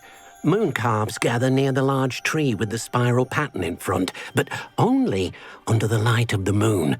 So, unfortunately, unless you have a way to hasten time, you might sometimes have to wait until nightfall to see them. How did you end up at Hogwarts after working for your former master?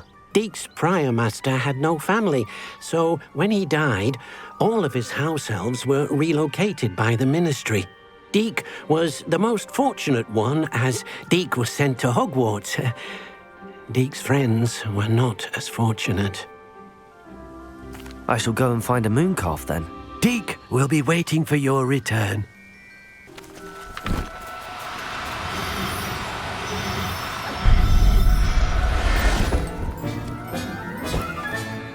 Everything's all right now. It was a bit trickier than the others, but I have a mooncalf now. Another beast, safe and sound. Shame we didn't see the mooncalves dancing. It's a marvelous sight.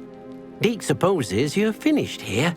He'll be able to rescue many more beasts, but for now, let's bring the ones you've gathered back to the room.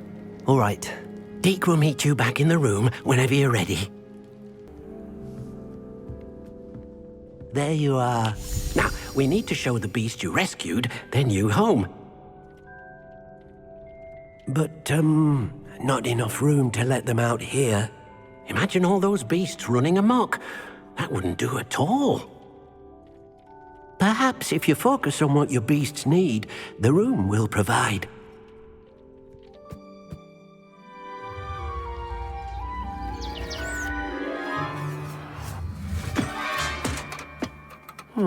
What exactly did you think of?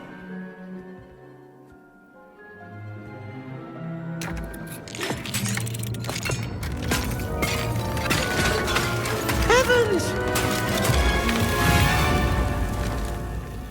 You've done it!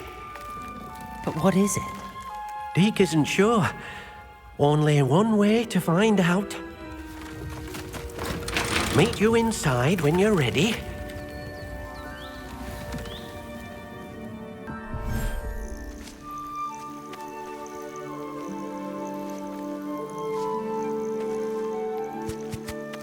Look at this. It's amazing. Where are we, Deke? It seems to be a place for your beasts to live, a vivarium of some sort. Oh, your beasts will be quite comfortable here. They'll live healthy, safe lives. Perhaps you want to release them, let them see their new home.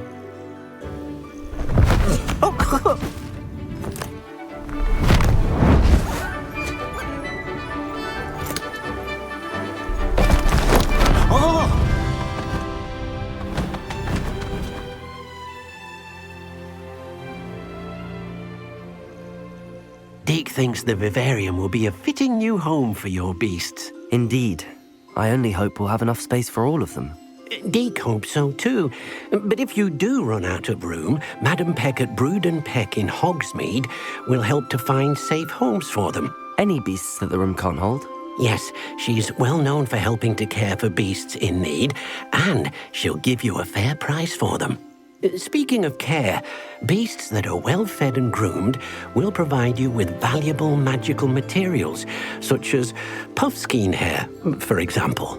If you gather some magical materials from your beasts, Deke can show you how to use them. Very well. I shall let you know when I have some. I've collected some magical materials, Deke. Now Deke can show you how to use them. First, you'll need to use this spellcraft to conjure an enchanted loom. An enchanted loom? Exactly. It will allow you to use your magical materials to weave magic into the very threads of your clothing, making your clothing more useful in a variety of ways. Why don't you try it? Deke thinks you'll be impressed with what the loom can do. I'll go and experiment with the loom now.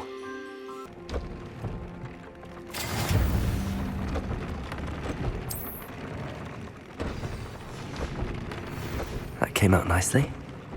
I should show Deke. I used the enchanted loom, Deke. Wonderful. Will I be able to weave even more powerful magic into my clothing with the loom? You will, by rescuing even more powerful beasts. For now, however, Deke suggests you explore the vivarium and get to know the beasts you've already rescued.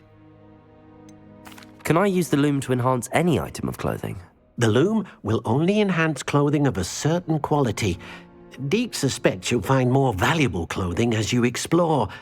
Deke also knows that some of the shops in Hogsmeade can provide you with a variety of clothing for you to enhance. Thank you for your help, Deke. Enjoying the view? Keeping an eye on things. Feldcroft isn't what it used to be. No one has felt safe here since Ranrock's loyalists took a peculiar interest in that castle over there. Rookwood Castle. My uncle Solomon is a former Auror and refuses to look into it, even after Anne was cursed by one of them. Possibly with a wand, no less. I heard a goblin refer to wizard kind as wand carriers. Are goblins forbidden from carrying wands? Precisely. That's why I'm on the hunt for answers. If I'm to cure her, I need to understand what happened to her. Anne was always the most mischievous of the three of us. Which is saying something, knowing me and Ominous. I'm hoping a surprise visit from me and a new friend from Hogwarts will help lift her spirits. Bring back the Anne I used to know. Come on, I'll take you to my uncle's. This way. Feldcroft used to be a lot livelier. With Ranrock's lot wandering about all the time, everyone stays out of sight. Here we are. My sister should be just inside.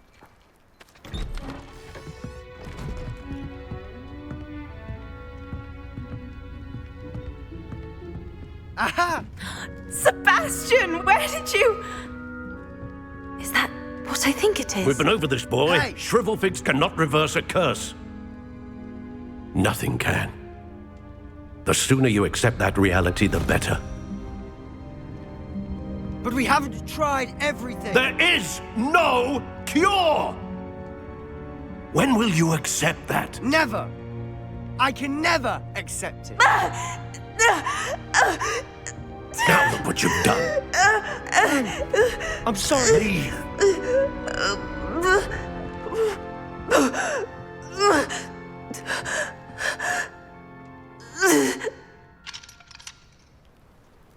I'm sorry you had to see that.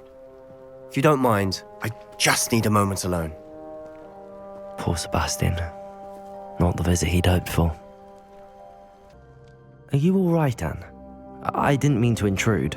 You didn't, truly. And I'm all right. The pain from this curse comes in bouts, and often suddenly. It's not anyone's fault. It's nice to meet you, by the way. You must be the new 5th year Sebastian told me about. I am. Sebastian and I met on my first day at Hogwarts, in the Slytherin common room. Oh, the common room. I adored teasing first years about spotting mermaids through the window. I do miss Hogwarts, but I wouldn't mind being in Feldcroft really if it wasn't so dreary now. Between the goblins at the castle and my uncle fighting with Sebastian whenever he's home, it's not the cosy retreat it once was. Sebastian mentioned something about your uncle being an ex-Auror, but refusing to go after Ranrock's loyalists. I must say, I wasn't prepared for him to be as angry as he was. Uncle Solomon is frustrated by what happened to me, and by Sebastian for thinking he can fix it. They both mean well, I know they do, but my uncle is right. This curse cannot be undone. I can feel it. Sebastian cannot take away my pain. Perhaps you can help him to understand that. I'm afraid it's really up to Sebastian, and his mind seems to be made up.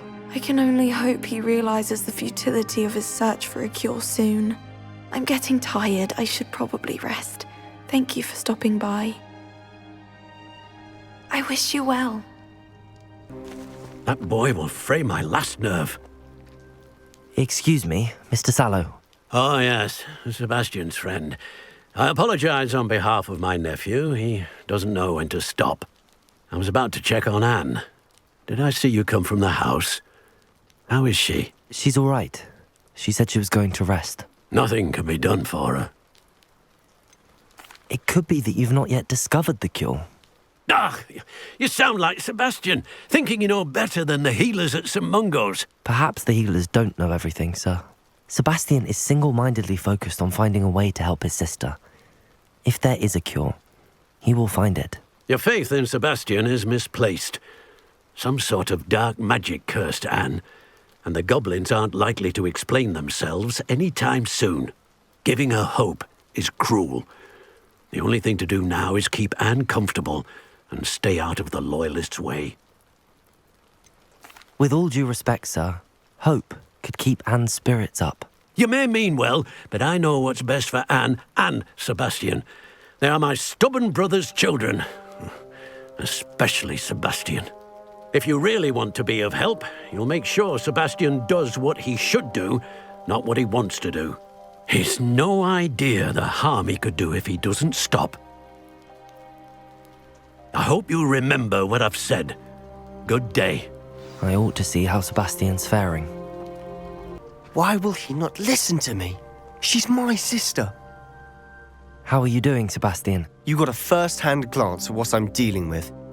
I apologize for my uncle. I'll admit, I wasn't expecting him to be so angry. He's always angry. He's been angry since my parents died.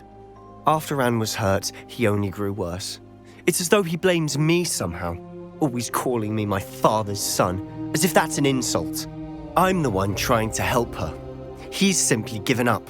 Both Anne and your uncle seem genuinely convinced that nothing more can be done for her. I refuse to believe that. Anne's pain is more than physical. It has changed her entirely.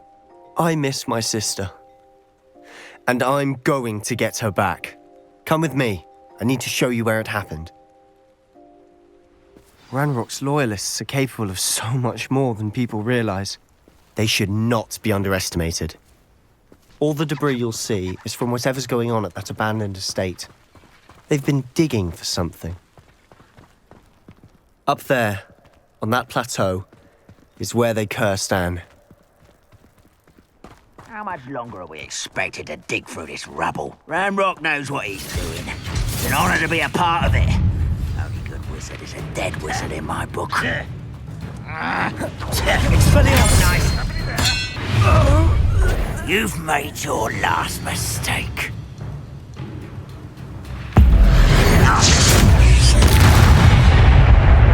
I confess, that was a bit more than I'd bargained for. I tried to warn you. Those loyalists deserved what they got. Couldn't agree more. This is where it happened. We smelled smoke in the middle of the night. When we looked outside, flames were shooting from the estate. Before my uncle and I could stop her, Anne rushed out, racing towards the fire, worried someone had been hurt. she came face to face with a horde of goblins, frantically trying to stamp out the flames. Suddenly, an icy voice drifted out from somewhere in the smoke. Children should be seen and not heard. A blinding blast followed. They didn't even give her a chance to run. It seems an awfully violent response to a child wandering by. What were they trying to hide? My thoughts exactly. It may be grasping at Billywigs, but I keep thinking that there might be something here that could lead me to whoever cursed Anne. Might be the only way to learn what type of magic harmed her, which could help me find a cure. Perhaps you're right. The Loyalists are everywhere, but they do seem to be spending a lot of time here, and it's likely they're hiding something. And at Rookwood Castle. Shall we have a look around? They seem to have set up camp here for a specific reason. They have stations for everything. I've heard that goblin dig sites like these are popping up everywhere. It's a wonder the Ministry isn't doing more. Always armed and ready for a fight, Ranrock's Loyalists. Whose home was this? Been abandoned long since I've lived here. Rumour was a Hogwarts professor lived here once, centuries ago. But that's all I ever heard. It might be worth taking a closer look at the house itself. Sebastian, over here. Do you think that this was damaged by the fire the night that Anne was cursed? Could be. But it looks to me as though this was intentional. This well looks familiar. Sebastian, I've seen this before. This house, the well, the view. What do you mean? When? Give me a moment. I'll explain in a second. Sebastian, this house did belong to a Hogwarts professor, hundreds of years ago. Who? What do you... I found a pensive that day in the restricted section with a memory that showed this house. There was a little girl and a drought. The keepers have shown me other memories as well. The girl became a Hogwarts professor. Her name was Isadora Morganach. She was one of the keepers. The keepers? Like in Quidditch? And you found a pensive in the library? I'm not following you. I realise it's a lot to take in. I'm not even sure I understand it all yet. And no, not like Quidditch. They call themselves keepers because they're protecting some type of knowledge. It has to do with the vault at Gringotts. Let me see if I've got this straight. You have Ranrock and Rookwood after you because of something you found at Gringotts where you ended up via a portkey. You can see traces of an ancient magic that you think Ranrock is trying to harness. And now you've been witnessing memories left by keepers. Oh, and this house belonged to a Hogwarts professor who was one of these non-Quidditch keepers hundreds of years ago. If I didn't know you, I'd think you were pulling my leg. It is all a bit much, isn't it, when you put it like that? The point is, we both have good reason to search this house. You for answers about what happened to Anne, and me for answers about the keepers. Look at this. Someone piled this here for a reason. Is it blocking something? Only one way to find out. Confringo! Huh, a stairwell. Why bother blocking a stairwell? There might be something here worth a closer look. They've left all of this simply strewn about. Tells me they're after something bigger.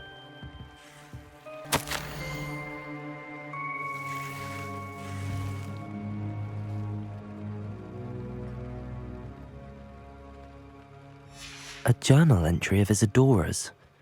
I should hold on to this.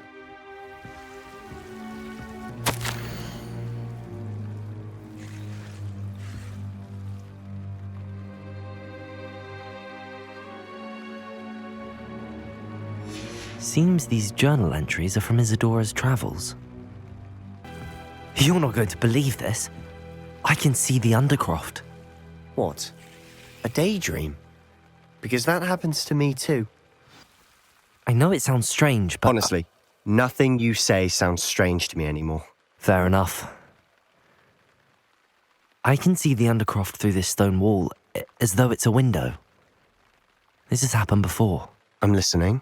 I think it's to do with my ability to see traces of ancient magic. But You said you didn't really understand it, and that you couldn't wield it. That's true, and I'm still not sure what it all means.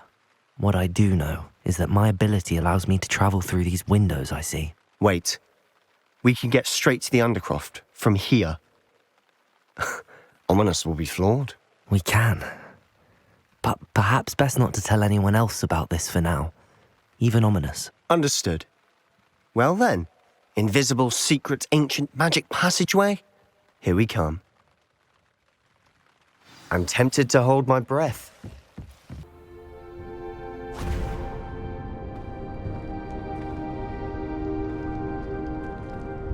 Why would the door lead us here? Sebastian, look.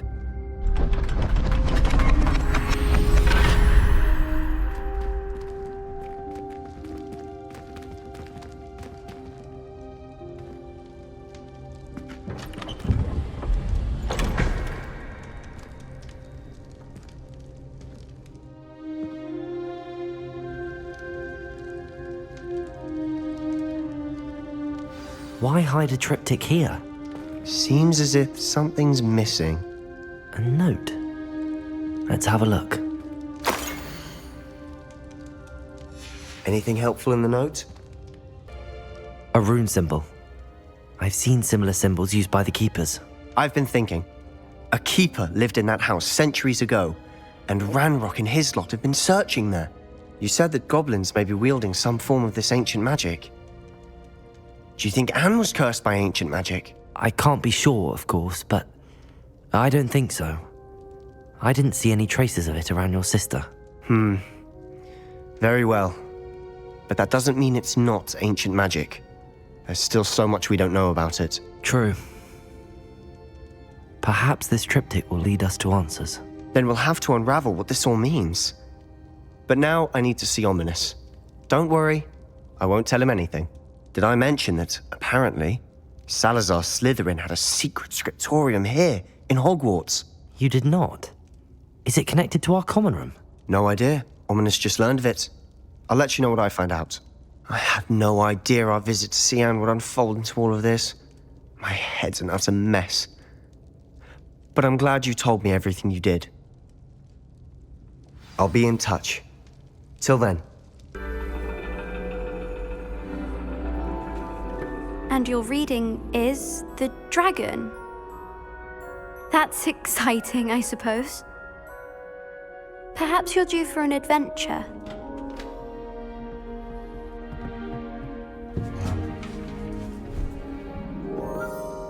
Ladies. Professor Shah. Astronomy is not divination. You won't find the mysteries of the cosmos charted out on your palms or at the bottom of your teacups. Alas, the heavens remain hazy to the starry-eyed. Now, if you were to devote yourselves to persistent and painstaking observation, you just might catch a glimpse. With that in mind, please take your telescopes. Tonight we will be on the observation deck.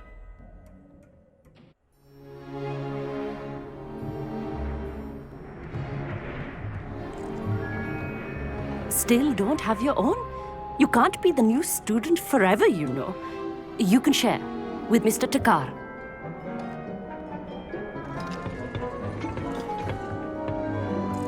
Here, I can adjust that for you. No, bring it into focus on your own.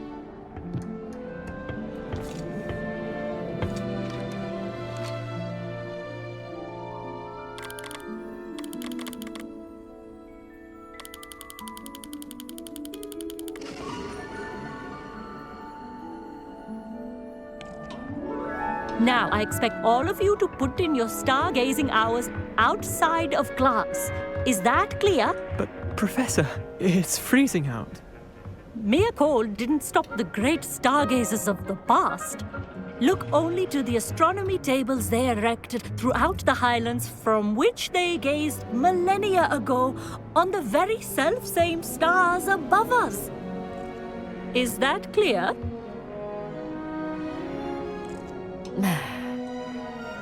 Dismissed.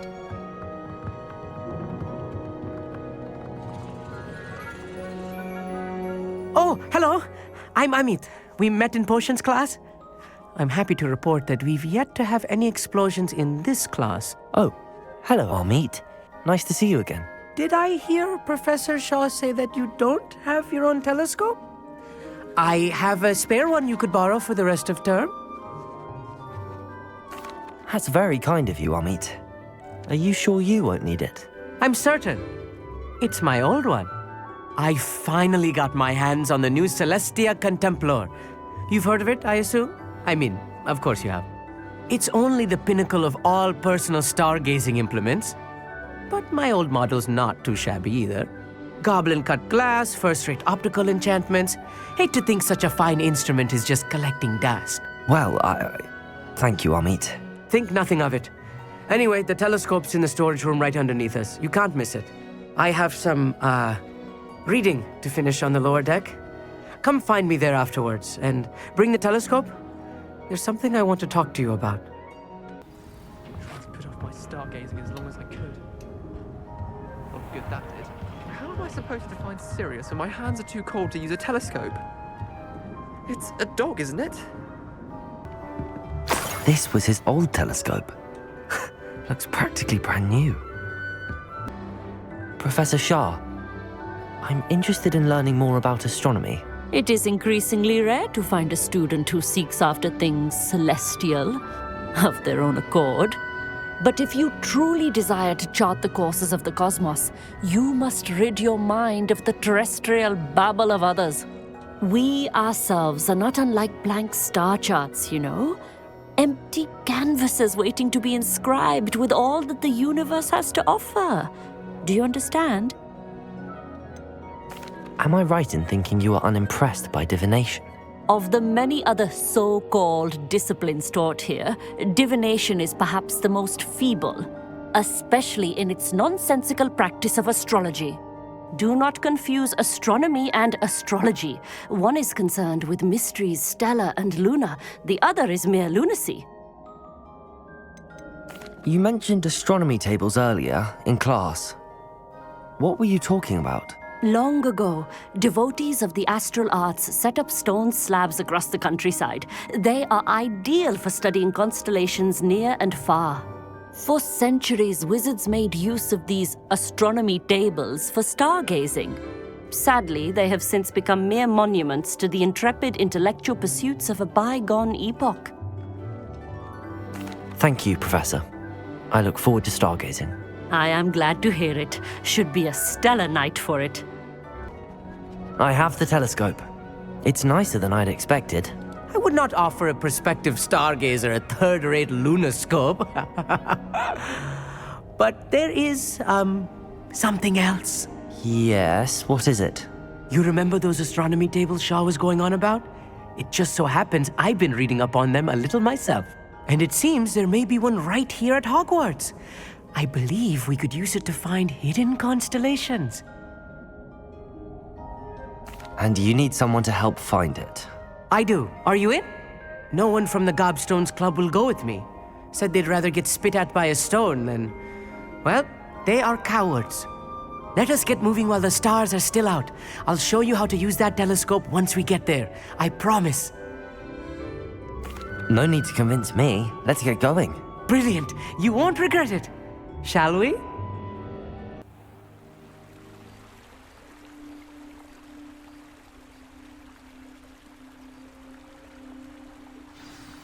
The table is on a castle wall ahead. Look for a stone platform, something that doesn't quite belong. We'll know it when we see it. Onwards we go then. Lumos. Some say the locations of the tables were originally marked by centaurs for ritual stargazing. It is nice having a fellow stargazer to explore with. Happy to be here. It is good to leave the classroom now and then. It's not that creepy out here at night, is it? The Gobstones Club are cowards. Here I am, charging ahead. Why don't you lead the way? If you're sure. Hogsmeade, could I ask you something? Oh, certainly. Where precisely is the table we're looking for? According to an old astronomer's chronicle I found in the library, it may be somewhere along the castle wall. Why are you so fascinated with stars? I suppose because there is so much to learn about them. I mean, there is plenty to learn about a lot of subjects, but astronomy seems limitless. Always something new being discovered. They are forever discovering new moons and stars. In fact, they discovered a new planet just 50 years ago. Actually, that's all I wanted to know. Oh, very well then. A little foreboding. A few cobwebs and some dust. Nothing to be concerned about. Oh, of course. It's just not as tidy as I expected. More cobwebs. You don't think any spiders might be lurking about? Oh no, not this close to school, Hogsmeade. The constellation should appear near the center of your view.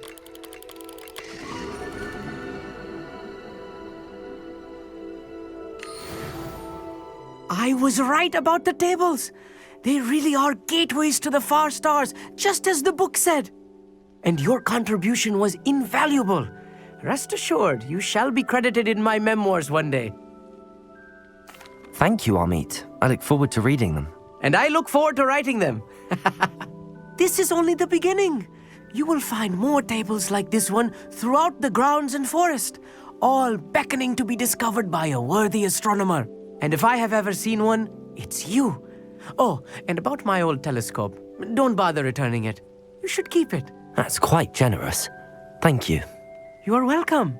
It has goblin-cut glass and a gobbledygook inscription. I'm practically fluent in gobbledygook, you know. It's all in the throat, really, gobbledygook, you know, and how you pronounce your R's. Anyway, glad our adventure was a success. I will see you soon. Psst, over here, quietly. I'm glad that you received my owl. We need to stay low and remain quiet. Natty, what's going on? Why are we all the way out here? As promised, I did some investigating to find out what Harlow is up to. I followed him to the Hogshead. I noticed him reading a letter. All I could see was that it was signed by and bore the seal of Victor Rookwood. And after you told me that Rookwood and Harlow were after you, I decided that you were the perfect person to join me in taking them down. For good. That letter is the tangible proof that Officer Singer needs. It is why I followed Harlow here and why I wrote to you. I need your help to retrieve it. Can't we just bypass Officer Singer and go directly to the ministry? Do you think they will listen to a student? Only Officer Singer can start an investigation. The ministry will come in later. You seem to be very determined in stopping Rookwood and Harlow. Why? I knew men like him in Uganda. I know how bad things can get if they are not stopped. It's a long story, one I promise to share when we have more time. For now, let's do what we came to do. I'll help you find the letter, Natty. I'm glad to hear it. First, we must access the castle keep. I'll check the main gate, see if you can find another way in. I do not see any guards, but we should still try to be as quiet as possible. Harlow is here after all. I wonder what that does. Capulso! That's Accio! Wingardium Leviosa! Lumos! I need to find a way into the gatehouse to open the gate for Natty. Dead end. Must be another way in. That looks as if it might raise the gate. Depulso! Accio!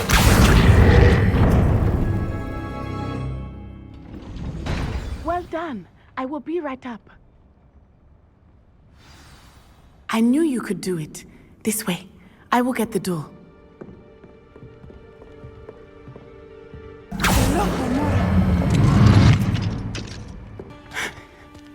That is the main keep. My guess is that we'll find Harlow and the letter inside. We'll need to be careful once we get... I hear them. We're straight in the face!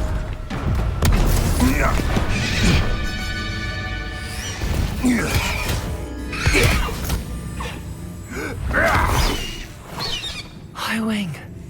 Do you know that hippogriff? Get these things back.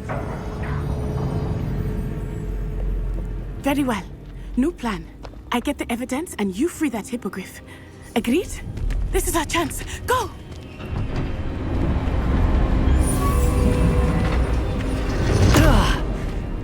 Blasted! There's gotta be another way to get up to the roof. Somewhere.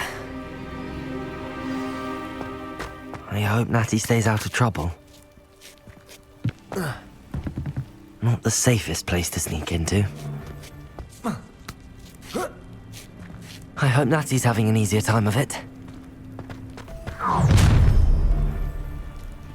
You're going home in a wooden box! Oh no, Deke was right. We need to save you from these barbarians. Highwing, it's all right. There we go.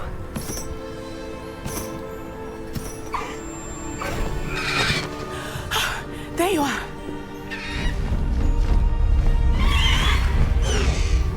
Come on. Hello, amor. Hurry!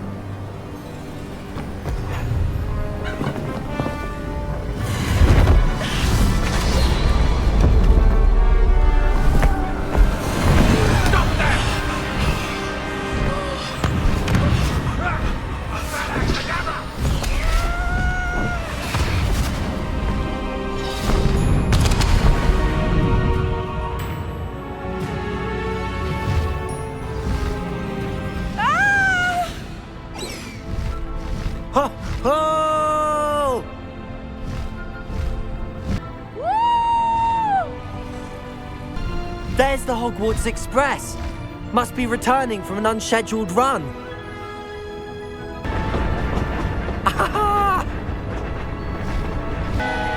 I wonder if anyone can see us from the castle. This is amazing! It's incredible, isn't it?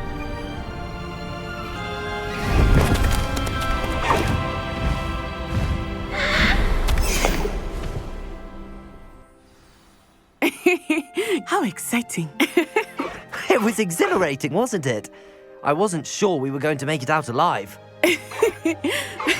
There was no need to worry. I had it all under control. Were you able to find the letter? Summoned it straight out of Harlow's hands. I will say, I did not expect to see him cast the killing curse at us. He won't forget this. Be on your guard. Of course. What did the letter say? That Rookwood's looking for a phoenix. Not sure where he will find one. But it also included Harlow's orders to inspect that castle for the poachers. Enough to connect Harlow to the crimes. I shall deliver the letter to Officer Singer. She'll have to do something when she sees it. Now, tell me, where did you meet these hippogriffs? I've only met Highwing before. Poppy introduced us. Poppy Sweeting knows a hippogriff. Of course she does. Poppy will be relieved to know that Highwing's safe. I came to the right person for help. My mother will be worried. I must go.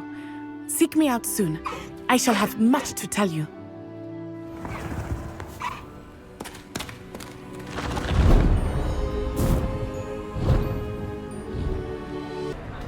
Anything to do with the dark art should be avoided. It's too risky.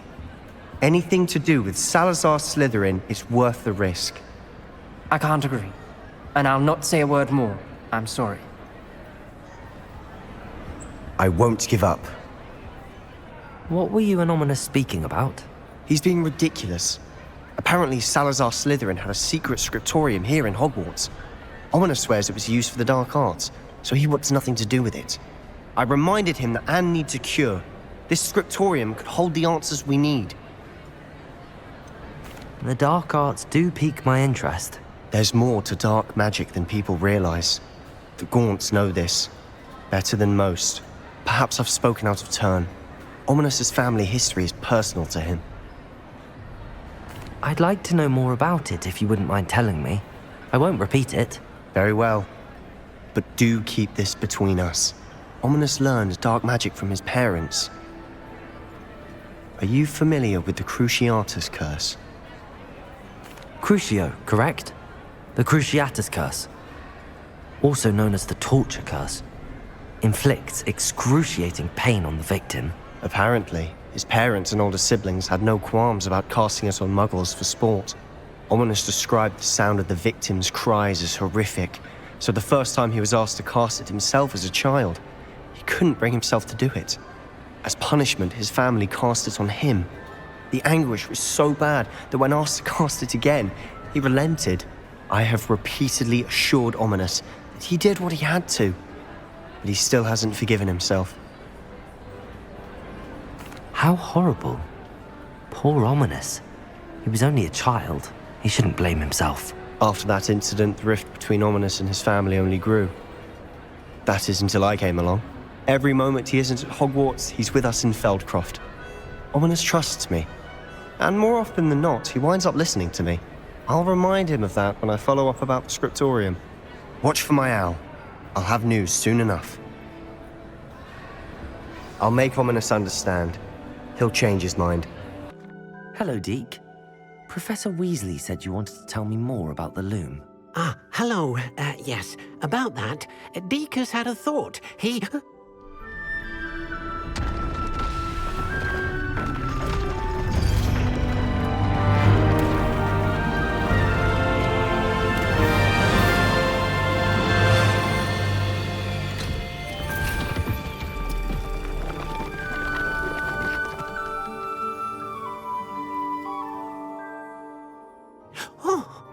Seems the room thinks you need more space for your beasts. As Deke was saying, he's had a thought. Now, Deke knows how you can test the item of clothing that you enhanced in the enchanted loom. And perhaps help an old friend in the process. What do you mean? A house elf named Tobbs works for his master, retrieving leech juice in a cave near Hogwarts. Tobbs' master doesn't let him leave the cave, and Deke knows the cave is infested with spiders. That sounds awful. It is. Deke hasn't heard from his friend for a while now. As the item you wove in the loom has an enchantment that might be useful, Deke thought you could test it whilst checking on Tobbs. I understand. Leave it to me, Deke. I'll find Tobbs for you. Oh, thank you. Please let Deke know what you learn about Deke's old friend. This must be Tobbs's cave. I suppose I should head inside.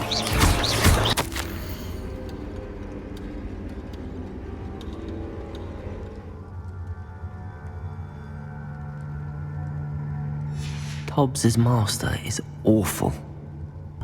Tobbs? Tobbs?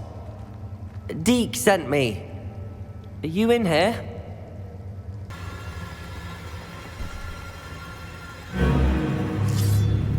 It looks as if Tobbs was here some time ago. He must have headed deeper into the cave.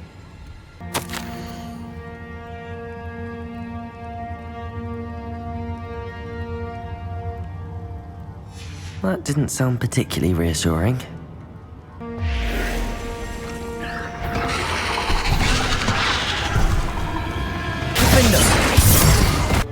Oh no. I have a feeling that house elf is Tobbs.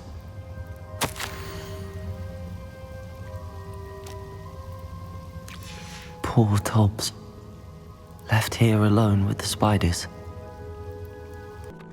I'm back from the cave, Deke. Wonderful. Deke hopes you gave Deke's best to Tobbs. I'm sorry to tell you this, Deke, but Tobbs is gone. It seems he was unable to avoid the spiders in the end. Oh my. Deke was afraid of this, alone in that cave for so long. Oh, poor Tobbs. Deke and Tobbs once shared the same master. When he died, we were separated. Deke always wished Tobbs had been sent to Hogwarts too. Deke feels lucky to serve such kind witches and wizards like you. Deke will miss his friend dearly, and will raise a glass to him with a heavy heart. I'm truly sorry about your friend, Deke. Thank you. You are very kind. Deke could use some time alone to think, if that's all right. Is this Mr. Bickle's home? I believe so.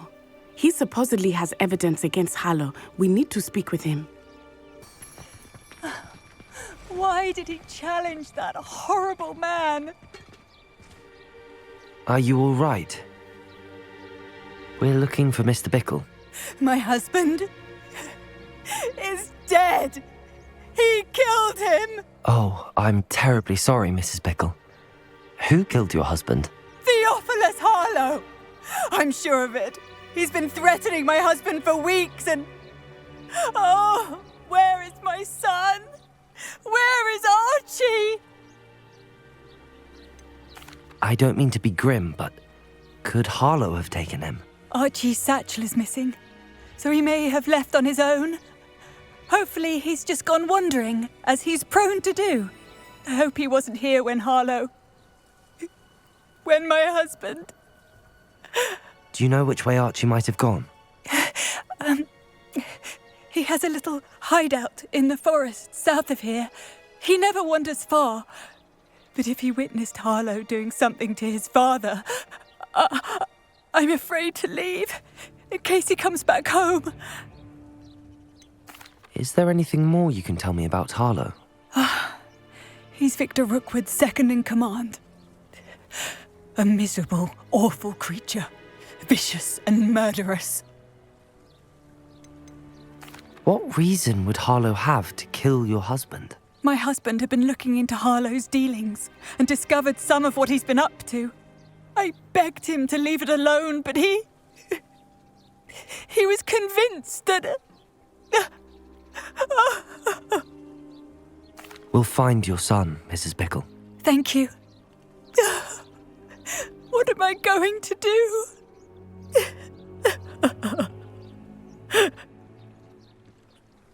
Please do not worry, Mrs. Bickle. We will... Where could Archie have gone? If anything happens to him...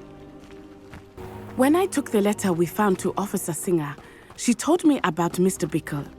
He had been doing the same thing we are, providing Officer Singer with evidence to take down Harlow. I had hoped to speak with him about what he had found, but we were too late. What did Officer Singer say about the letter you brought her? She thanked me, but she clearly felt that it was not enough. It is a shame that hippogriffs cannot speak. Your friend Highwing could provide all the evidence against Harlow that we need. We will need something more. This must be little Archie's hideout that Mrs. Bickle mentioned. Archie? Archie Bickle! He would not have done this to his own hideout. Someone came here looking for him. Revelio may be our only hope of finding out which way he went. Revelio! There! Archie's footprints. He went this way. I thought we would have found Archie by now. I suspect he'll keep running if he's being followed. If it is Harlow that's pursuing him, I only hope you're right. Men like Harlow would not think twice about killing a child. We must find Archie quickly. Wolves! Prepare for a fight. Incendio! I hope Archie didn't cross paths with that wolf pack. We should look around. Archie's satchel. Why would he leave it behind? He was likely running from Harlow, distracted. This may be a good time for Revelio again. Archie went this way. I have a bad feeling about this. Harlow must have a reason for pursuing Archie. I wonder what Archie saw. I hope he didn't see Harlow kill his father. He would never overcome it. At least not in any way I can imagine. A fork in the road. We will need Revelio again. Revelio! Multiple sets of footprints. Oh, Harlow caught up to him here. This is not good. They went this way. Thestrals. They are beautiful, are they not? You can see Thestrals too. I witnessed death when I was 9. Saw my first Thestral shortly thereafter. I found comfort in it. I still do. I think those of us who have witnessed death deserve some comfort. I'm sorry you experienced something like that at so young an age. I was with my father when he died. My mother was away, and I felt quite helpless. It was a long time ago in some ways, but in other ways, it seems like it was only yesterday. I still see him so clearly. You must miss him. My father was a wonderful man. Let us keep moving. We must find Archie. I did not expect this tent to be so large on the inside. That complicates things a little. You don't think he saw it happen, do you? Of course he did. Why else would he have run? He's just a child. We should release him. This is the sort of thing that could draw unwanted attention. Harlow will decide what to do with him once he gets back.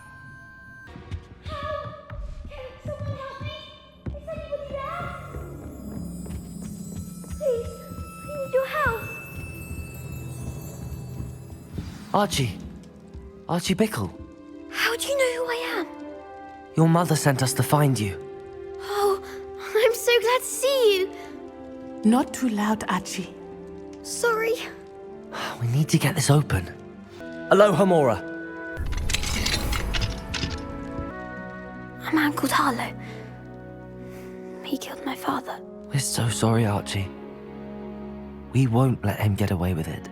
But first we need to get you home to your mother. Thank you for saving me. We wouldn't have it any other way, Archie. Now let's get you home. We know a safe way back. Oh, Archie, you're here! Oh, you're safe. Mother? Oh, Mother. Father's friends are in danger. I heard the people who took me talking about them. Which friends, darling? Mr. and Mrs. Rabe. Mr. Filbert. And I think they also said Otto's name. Oh, I shall speak with them. You run inside. Yes, Mother. Your husband's friends may be in danger. Just as he was. How can we help? You've done enough. My husband was a powerful wizard and couldn't defeat Harlow. The last thing we need is that monster coming after you. It may be too late for that. I'm afraid Harlow's already after us. Then you needn't anger him further. I assure you, the threat could be a lot worse. Please, please keep your distance. I'm sorry again about your husband, Mrs. Bickle. Thank you. And thank you for bringing Archie home. I can never repay the two of you for your kindness. Not to worry, Mrs. Bickle. My father used to say that rain does not fall on one roof alone. We are here to help each other. I must learn more about Mr. Bickle's friends and why Harlow is after them. You'll be hearing from me as soon as I know something. Thank you for your help today. I received your owl. What happened with Ominous? I told him none of us will be able to avoid dark magic forever. So the more we know about Salazar Slytherin and the dark arts, the better prepared we'll be. Unfortunately, only a Gaunt knows the location of the Scriptorium's entrance, and Ominous won't tell me. Perhaps I should have a chat with Ominous. You? I suppose it's worth a try. But don't get your hopes up. Ominous is annoyingly stubborn. Nothing new. I know where he is. I'll lead you to him and then leave you to it. Come on. He's this way. Keep an eye out. Never know who's watching. Although that hasn't stopped us before. Strictly speaking, it has. We were caught. Damned poltergeist. Such a nuisance. There he is. Good luck. Hello, Ominous. Do you have a moment? What is it?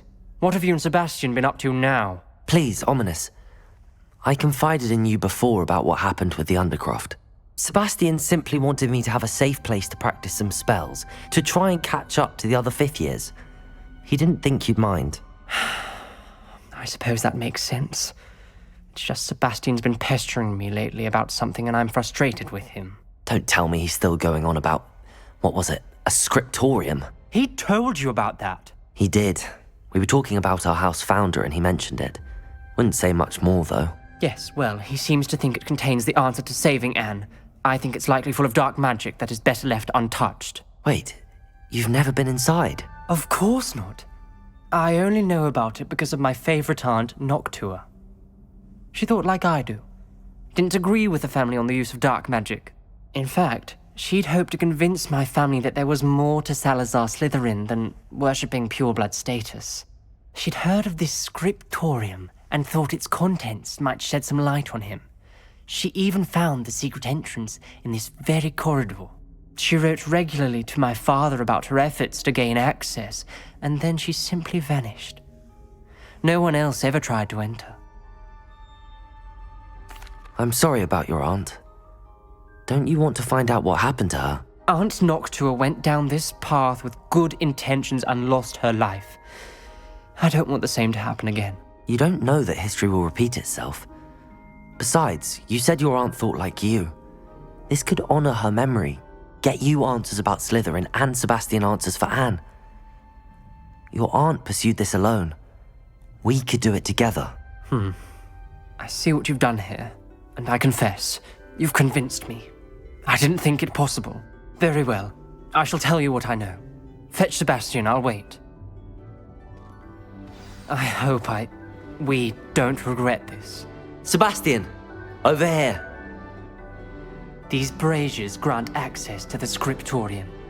Now you'll share? You wouldn't tell me when I practically begged. It wasn't you who told me what I needed to hear. Opening the entrance has something to do with threes. Well, 3 heads are better than 1. It's 2 heads are better than 1. And by that logic, 3 is better than 2. Simple mathematics, Ominous. Confringo!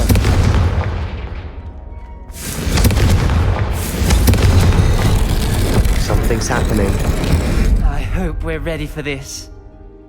Lumos. Dark, ominous corridors. My favorite. No comment. Come on, that was a good one. Looks like a locked door. We may want to look around.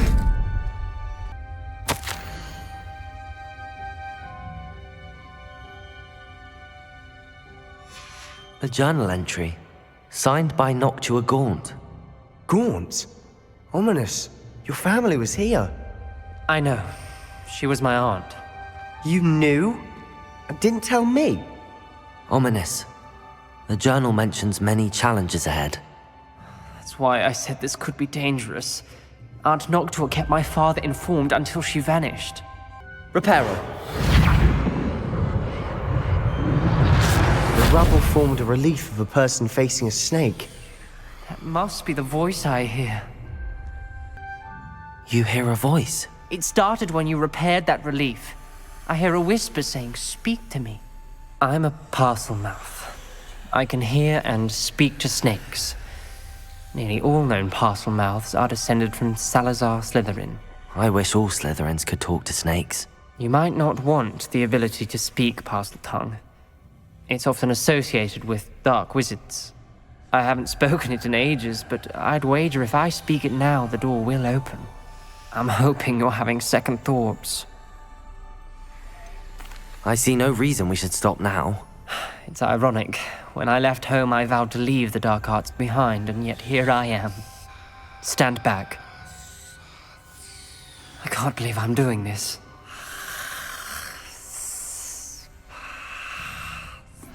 It worked! Ominous, you possess a rare ability indeed. Between the two of you, I'm starting to feel left out. Between the two of us?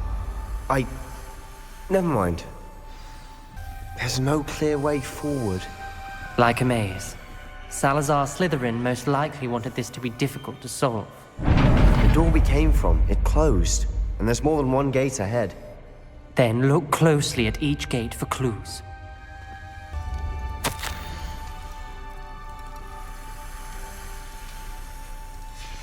This journal entry, it mentions getting lost and being unwelcome. Poor Aunt Noctua. The dial requires focus. Aunt Noctua said the same. It may take practice to solve it.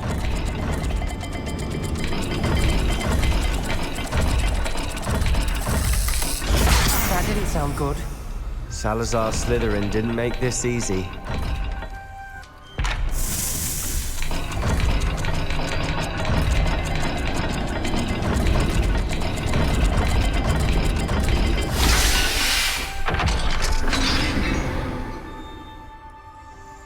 matching the symbols did open it. Was about to do that myself, but you got to it first. Nice work. Another gate. Seems Slytherin like to play games. What's running the family? Look in a mirror, Sebastian. That sounded promising. Another dial solved. Impressive. Nice work. We've got more to solve ahead. Search each corridor. It may not be obvious which leads where. Another... not the welcoming sort, was he?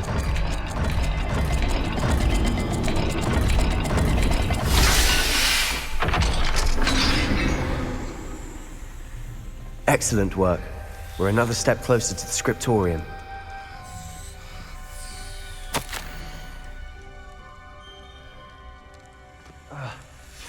Ominous. Your aunt wanted to change your family's traditions. She did, and she was my favorite person in the world for it. I spotted something ahead. Looks troubling. This whole place is troubling, but for my aunt's sake, we cannot stop now.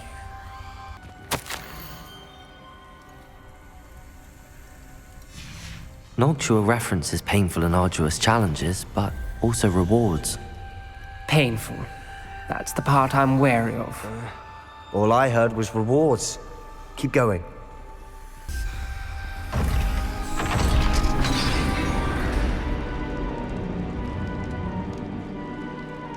The gate! I think we're locked in. Again. Then Salazar Slytherin is not yet finished with us.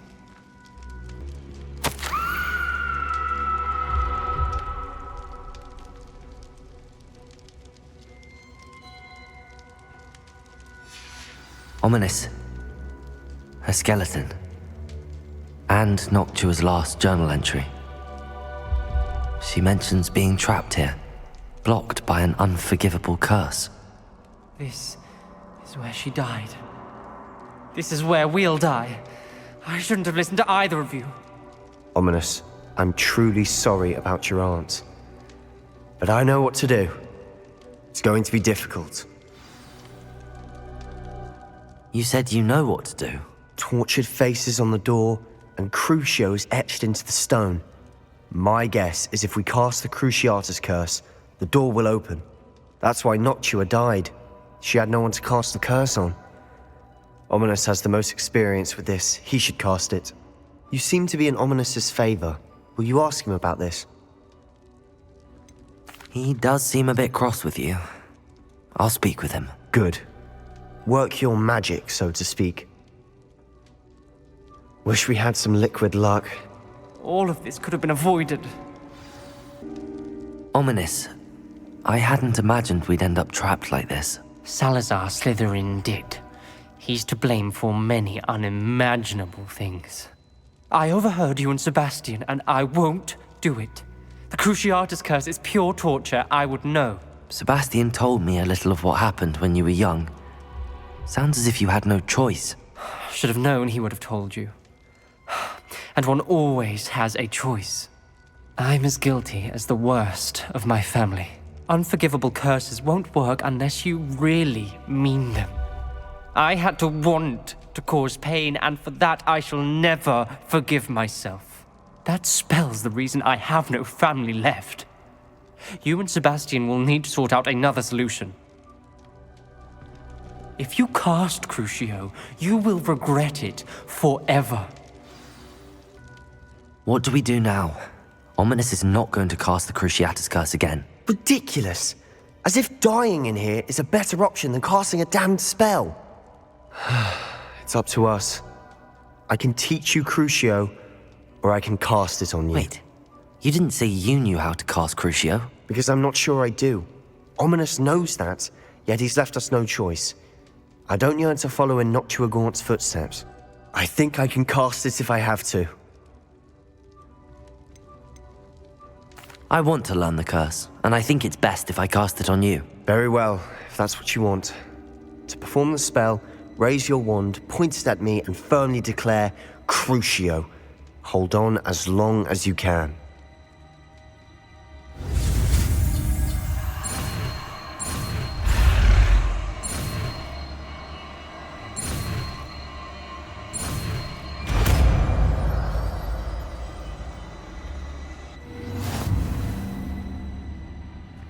Ready? I'm ready.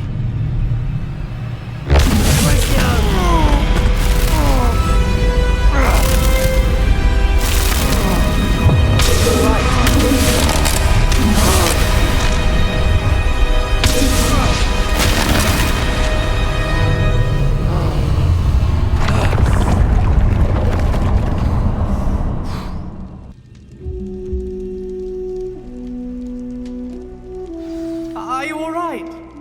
That pain. I would have done anything to make it stop.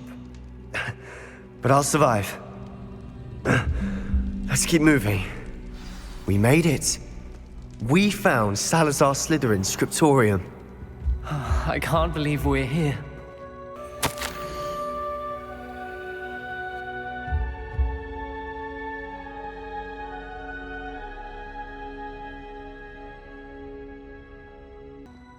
Sebastian, ominous. There's a book just here. You found something? You two go ahead. Let me know what's in it. I'll wander around a bit. May I have a look? What do you think? Looks like a spellbook of some kind. This is incredible. A Hogwarts founder's possession. What an honor. Still can't believe Ominous never told me about his aunt and what she found. What will you do with Slytherin's spellbook? What I do with every book. Read it. Having professors as parents ingrained that habit early on. But I can do that later. For now, I say we explore this room. It's breathtaking. I think I can unusually feeling about this place. We couldn't linger here. Let's find a way out, please. I don't want to leave, but I owe you. Both of you. Without both of you, we'd never have made it this far. We were lucky. We could have died. We must swear never to do this again.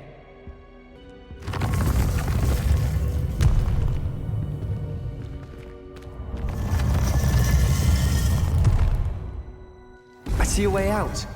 Best news I've heard all day. Ominous. About your aunt. Please, Sebastian.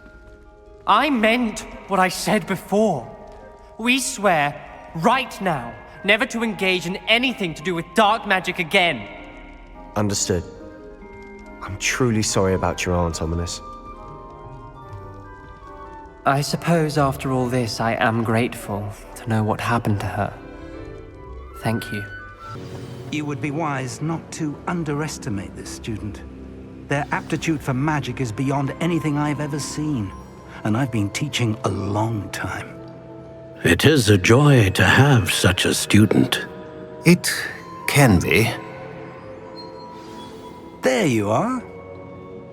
I received your owl. I was able to speak with Lodgok, the goblin I mentioned before. What did you learn? He and Ranrock were close once, but they had a falling out. You believe he can be trusted? I believe he's trustworthy, yes. He seemed sincere, and Serona Ryan trusts him. Very well. Supposing he can be trusted, will he help us get to Ranrock? I retrieved a stolen helm he hopes to return to Ranrock in order to regain his confidence. You have been busy. Let's hope your efforts result in our learning something about Ranrock's plans. Lodgok did mention that Ranrock is searching for something, but he couldn't say what. Perhaps that helm will yield some answers. Ranrock is searching for something. I feared as much. I've heard an unusual amount of activity, goblins and wizards, I surmise, when visiting my portrait at my castle. Rookwood Castle? My former residence, yes. That castle is also the location of your next trial. You didn't see anything? Speak with anyone? I did not. In fact, I did not make myself known. I only recently returned there and did not recognize nor trust anyone that I heard. I stayed out of sight so as not to tempt my portrait's destruction. I'm sorry to tell you that Victor Rookwood, evidently your descendant, is a dark wizard in league with Ranrock. My descendant? A dark wizard? I'm afraid we've no time to waste. Despite the obstacles that clearly await you, you must get to Rookwood Castle immediately. Not only is it the location of the next trial, it is home to a source of power that would be devastating in the wrong hands. I do wish we had the luxury of time. However, I do not doubt your abilities. Find my portrait there as soon as you can. Very well, sir. I'm on my way. Best of luck. No time to waste. I'll meet you at Rookwood Castle. What's going on here? Professor Rookwood was right. The place is crawling with Victor Rookwood's lot and Ranrock's loyalists. They're working together, all right, but it is not a friendly alliance. I'm sure you'll agree that we need to find a way in other than the front gate. Let's go. You can't stop Ranrock's rebellion! Ah, up there. That's our way in. If I'd known your plan was to dig up half the country... I wouldn't have to dig if you could simply manage to bring me the child. We wouldn't need the child if you hadn't sent a dragon to retrieve the container I spent months and countless ministry favors tracking. You let them board the carriage. My options were limited once I knew it would be inconveniently beyond my reach at that infernal school. Have you not acquired enough power here? I allowed you to tunnel under my family home. Allowed me? You are here only because you are descended from a keeper and may at some point inadvertently become valuable. We had an agreement. I will share with you the power that I discovered if you locate the stores of magic that are yet to be found. So, unless you want another demonstration of my power, a power that you one day hope to wield, bring me the child.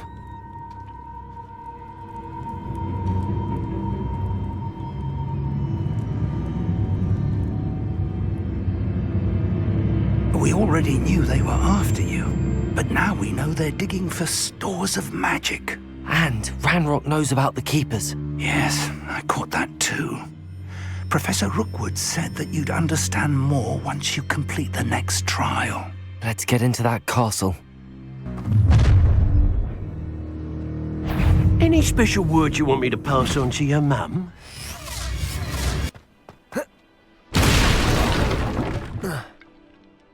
I suppose that's the quick way down. Goblin tracks. They're a step ahead of us. Let's see where they lead.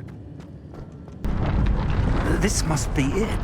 The store of magic and the source of Ranrock's power. It looks empty. If they've taken all of it, why are they still here? Ranrock said there's more to be found, and if he's right about that, it may or may not be located here. Wherever it is, we need to find it before they do. Where is that portrait? I heard something. I was hoping that was you. Professor Rookwood, the goblins and dark wizards who've overrun your castle are digging for stores of magic and have broken open some sort of container. No. Things are more dire than I could have imagined. If, as you told Percival, a goblin in his vault was wielding a powerful magic, then they have somehow learned. It cannot be. And sir, they know you were a keeper. Ranrock used the term. This makes no sense. How did... We shall discuss this later. Right now, you must complete the next trial. Sir, surely I've proven myself. In light of what's happened, perhaps you should tell me everything now. The power you stand to wield must first be fully understood. The trials will ensure that. Power without knowledge is dangerous indeed. In the wrong hands, we will simply have to outwit Ranrock and my unfortunate namesake. Very well, Professor. Tell me where I need to go. I shall reveal the path. Professor Fig must leave you now.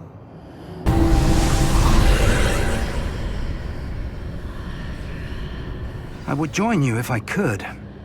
I shall await your arrival in the map chamber. That pillar is blocking the path. I'll need to move it. Hitting those marks readjusts the archways. Perhaps there's a way forward from the other side of this one.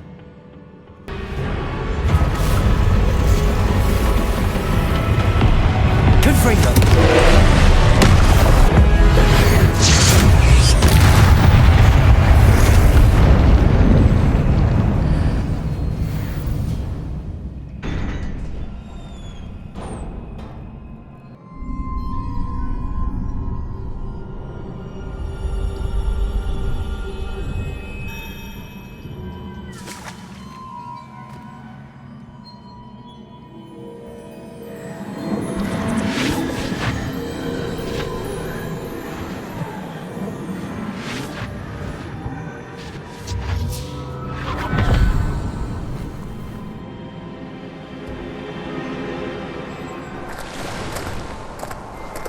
must say I'm curious to hear of Isadora's travels. Do come in.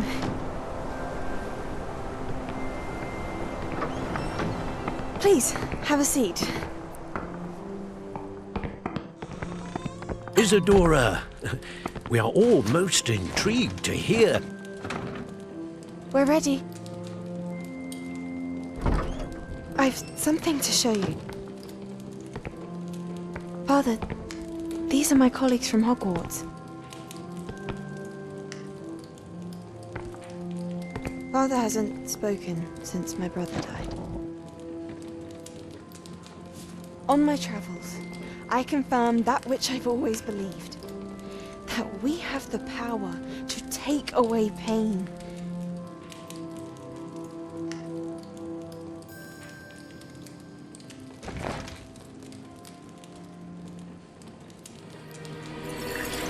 Isadora.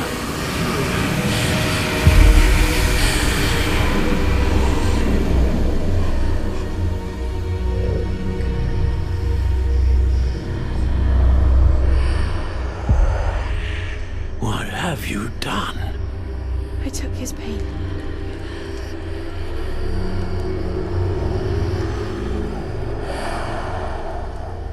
This is uncharted magic, Isadora. You can only see what has been sealed in the jar, and we do not know what power that may hold.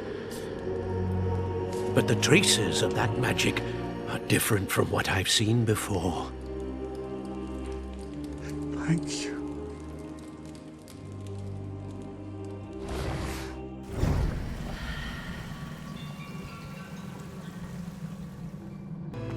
You're back.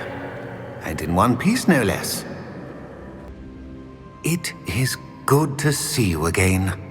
Professor Rookwood told me about what happened at Rookwood Castle. In light of the dire circumstances in which we find ourselves, it is most fortunate that someone so competent is following this path. Thank you, Professor. I shall keep the second artifact safe as you've advised. Good. Are you ready to move on? What was the glowing strand that Isadora pulled from her father's chest? It was pain. You will understand more about her actions as you complete the trials. I'm ready for whatever comes next. In that case, introductions are in order. Allow me to introduce former Hogwarts headmistress, Neve Fitzgerald.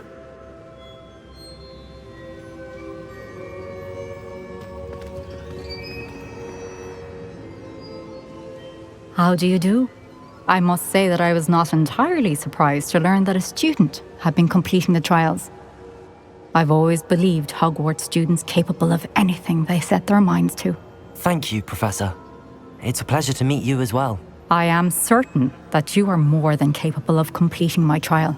However, I must first, how shall I say, prepare the location of your next trial. We trust your judgment, Professor Fitzgerald. You should know better than anyone how to manage the inconvenience of, well... A vainglorious and exasperating headmaster? Indeed I should. I shall confirm that everything is in order immediately. Of course. Professor Fitzgerald needs some time to clear the way forward. Until then, you should continue to hone your magic. If you learn more about Ranrock and Victor Rookwood's activities in the meantime, please let us know. Very well, Professor. I know. Continue to hone my magic. You do learn quickly. Hopefully you will soon hear from Lodgok as well, and we shall learn how he fared with the helmet you retrieved. Well done today, as always. We shall speak again soon.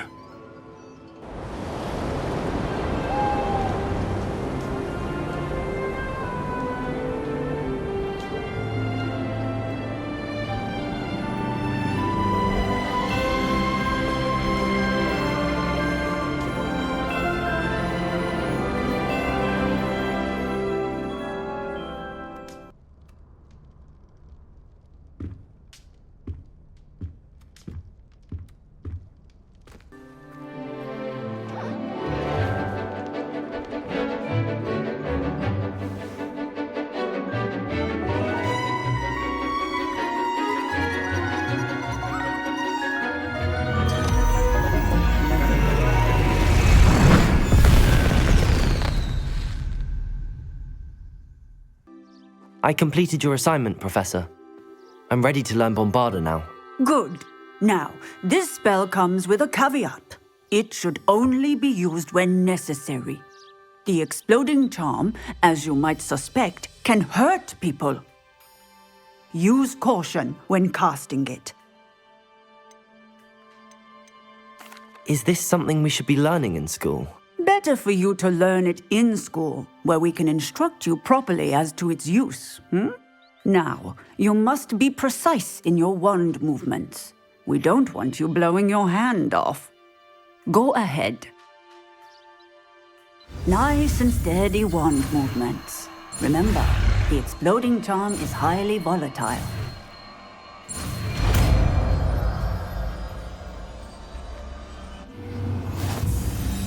Well done. Now, let us put it into practice, shall we? Go ahead and try it on the pumpkins. Bombarda! Excellent wand work. Cast the spell just like that every time. Assured and in control. Professor, might I have a moment? Yes. What is it? I was wondering what inspired your interest in magical beasts. Are you considering some sort of profession in the field? I haven't decided quite yet, but I do find magical beasts fascinating. You do seem to engage well with the beasts in class.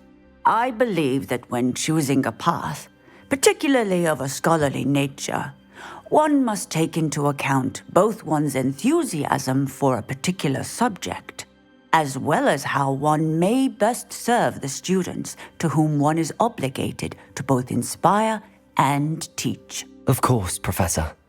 When did your path become clear? I recall it quite vividly. It was the summer between my 6th and 7th years. I read in the Prophet about a wizard who'd been selling alchemy eggs and disappeared in the mountains near my home. I knew of the alchemy, of course, from my studies, but they are native to lands east of here, such as India. I wondered if it was possible that an alchemy could be so nearby. Hence, I went to find it. What type of beast is an alchemy? It is a spectacular beast. A feathered, winged serpent-like creature that can grow or shrink to fit a particular space. Its eggs are made of pure silver, hence the desire to trade in them. Seems quite a challenge finding an alchemy in the mountains. It was. After a few days, during which my parents grew increasingly annoyed at my absence, I found what little remained of the wizard egg trader. He was near a tree hollow. And there, inside, was a nest with 7 silver alchemy eggs. What did you do with them? Nothing. Beasts are to be valued for what they can provide for wizard kind. Protective clothing, potion ingredients, even wand cores. Only poachers see the value in ending a beast's life for galleons. I left the eggs alone. I hid.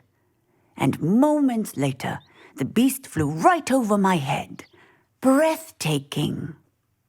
She then seemed to all but disappear as she shrunk to fit into the hollow. That sounds incredible. Indeed.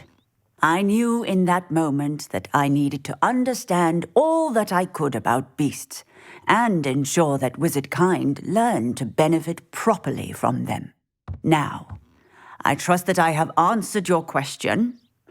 You would do well to continue your study of beasts, regardless of your chosen path. Beasts and all that they provide will vastly improve your life, and perhaps one day even save it. I shall remember that, Professor. Thank you. Professor, what did you mean when you said your education wasn't traditional? I had bet myself a butterbeer you'd be back to ask about that. It seems I've earned myself a trip to the 3 broomsticks. My father insisted rather adamantly that fun had no place when it came to learning. I struggled with his rather Socratic method of teaching, made no progress with even the simplest spells until I made a game of it. As the process itself became a source of joy, I was able to better retain what I was being taught. I realized then how much fun was to be had in learning, and I decided to become a professor so that I may pass that joy along. I, for one, am glad. I very much enjoy your class. Delighted to hear. Now, I shall not keep you from your studies, nor time with your fellow students, both of which are invaluable to your education. Professor, do you have a moment? I do. May I ask what attracted you to astronomy? You may. Might I assume from your inquiry that you wonder how anyone may have an interest in astronomy? Oh, not at all, Professor. I find it intriguing and wanted to know more about your work. Ah, that is good to hear. So often those who do not fully understand all that can be gleaned from the stars question astronomy's relevance. Misperceptions frequently arise due to the confusion of astronomy with astrology, the ridiculousness of which I shall not deign to discuss. To answer your question, it was my dear sister who first sparked my interest in stargazing. The two of us spent countless nights on our rooftop staring at the cosmos. It was one of the only subjects we could study together. I'm not sure I follow, Professor. Why was that? My sister is a squib. Clever, hard-working, and generous, but a squib nonetheless. The only non-magical child born to our family in generations, poor thing. Although she manages exceptionally well. It sounds as if she's a lovely person and accomplished. She is. And to her credit, while she was once disappointed not to attend Hogwarts, she has excelled in Muggle school. One of the first women, we suspect, to have attended Cambridge, well disguised at the time by our mother as a gentleman scholar. And as astronomy is one subject shared between the Muggle world and ours, she and I have been able to maintain that common interest. We still sneak up to a rooftop now and then to gaze upwards, courtesy of a levitation charm rather than a trellis nowadays. Thank you for telling me about your sister, Professor. I was glad to.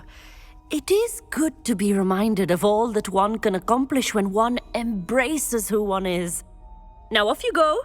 I am sure you've a star chart to review somewhere. Professor, I wondered if I could ask how you came to Hogwarts. Ah, I suppose that is not an unexpected question. After I told you about my time in Mahutokoro, it was a simple matter of fate, really. After my experience with the Toyohashi Tengu, I was determined to find work that would fulfill me. I accepted a position with the Japanese Ministry of Magic. I cannot tell you the specifics of my work. A few years into my post, I had the honor of working with Professor Weasley, at the time a curse breaker for the British Ministry. Professor Weasley was a curse breaker for the Ministry? She was. But I would advise you not to inquire upon it. She is quite clear that her focus is now Hogwarts. We coordinated, shall we say, defensive efforts on a particular matter, and were talking one evening about the rigors of our respective positions. She mentioned plans to return to Britain and Hogwarts specifically. I noted I could appreciate her decision. Her description of the school was so enchanting that when she wrote to me a few years later about the open position of flying professor, I was intrigued. I suppose I can understand wanting to move on from all that you went through with the Tengu. But that is not at all what happened. I was not moving on. What happened would always be a part of me. I learned from it. My reason for coming to Hogwarts was to expand my horizons. Then you enjoy being a flying instructor, even after all that happened? I do. And not despite all that happened, but because of it. You would do well to let lessons be just that, lessons. Learn from your errors, in judgment or otherwise. I am proud to impart such knowledge upon students, no matter where in the globe they may reside. Professor, could you tell me how you and Natty ended up at Hogwarts? I can. That is an easy question. We are here because of Professor Weasley. You knew Professor Weasley when you were in Uganda? I knew of Professor Weasley. As you may or may not be aware, Professor Weasley's work once took her around the globe. Without providing detail that is not mine to share, I can say that she was well known in our wizarding community for, well, sharing magical knowledge between countries. Professor Weasley seems quite knowledgeable, so I'm not surprised to hear she'd do that sort of thing. Indeed. Although I suspect there is much about each of your professors that would surprise and impress you. Such exchanges of information, ministry-sanctioned or not, have occurred for centuries. It was an African sorcerer, in fact, who shared the unlocking charm with a certain wizard from London. A thief, rather unfortunately. I see. But, back to your original question. Professor Weasley had heard of my work and life in Matabeleland and my time teaching at Ouagadougou. She was deputy headmistress at Hogwarts by then, and when the position of divination professor became available, she contacted me. Her timing was perfect. I'd just foreseen a change in Nat's size and my circumstances and knew that we needed to leave Uganda. Natsai was as ready as I was for a new adventure. So, off we went. Natty's spoken of your move. She was quite kind to me my first day here, in Charms. That sounds like Natsai. I'm glad she has found a friend in you. Now, I must return to my work. As I've told Natsai, do be careful. I had a vision earlier this year of her with a friend, flying on winged beasts. Perhaps unsurprisingly, she will neither confirm nor deny my visions, unless it suits her. Hello, Deke. You wanted to talk to me? Indeed. Deke thought you might want to learn how to build a breeding pen so that you can breed beasts. That sounds like a very good idea. Rescuing and breeding beasts go hand in hand. Young beasts are particularly vulnerable to poachers. Breeding beasts here in the room will allow us to keep the younger ones safe. I see. What do I need to do? First, bring a pair of beasts to the room. One male, one female. Deke suggests rescuing thestrals, as they're at great risk from poachers. Noble creatures, but their relationship with death gives them a bad reputation.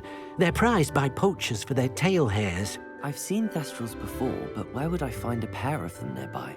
Deke has seen some wild thestrals not too far from the Hogwarts grounds. Then you'll need to purchase a spellcraft for the pen from Tomes and Scrolls and gather the materials it requires. Once you've rescued the thestrals and you have the spellcraft, you come and find Deke.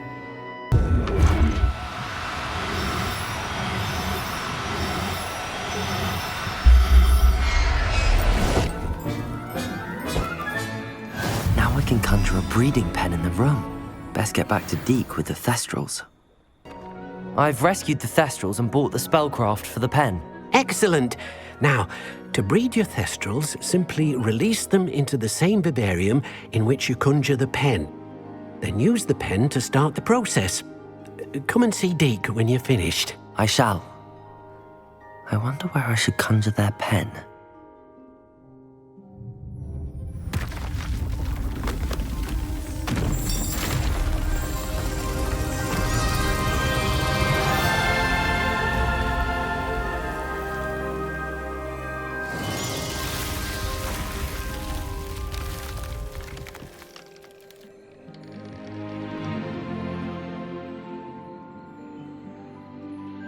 Deke never grows tired of the room's surprises. We now have the perfect place for those thestrals.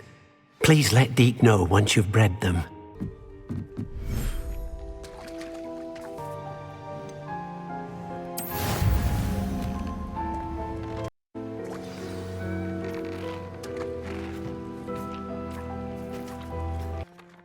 Hello, Deke.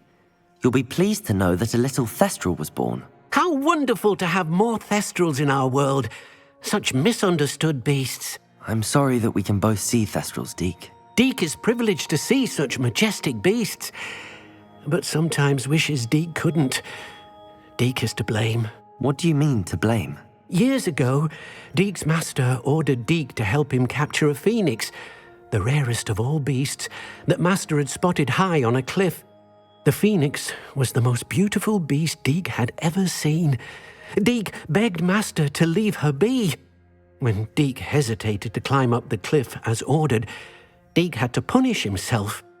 As Deke punished himself, Master grew angrier and angrier, and in his frustration cast at the regal bird. Deke suspects the phoenix was protecting eggs when it swooped down in fear and fury. Before Deke could reach him, Master fell from the cliff. Deke stayed on that cliffside for days, punishing himself, before Tobbs found him. What a horrible tale, Deke. I'm so sorry. Deke has only told Professor Weasley that story, and now yourself. Deke often wonders what became of that phoenix. Deke feels fortunate to be at Hogwarts now, helping you rescue beasts. Perhaps Deke can make amends for what came before. You'll never believe what I've learned. What did you discover in the spellbook we found in the scriptorium? Salazar Slytherin's spellbook was a little difficult to interpret, but fascinating. Evidently, he encouraged teaching dark magic at Hogwarts.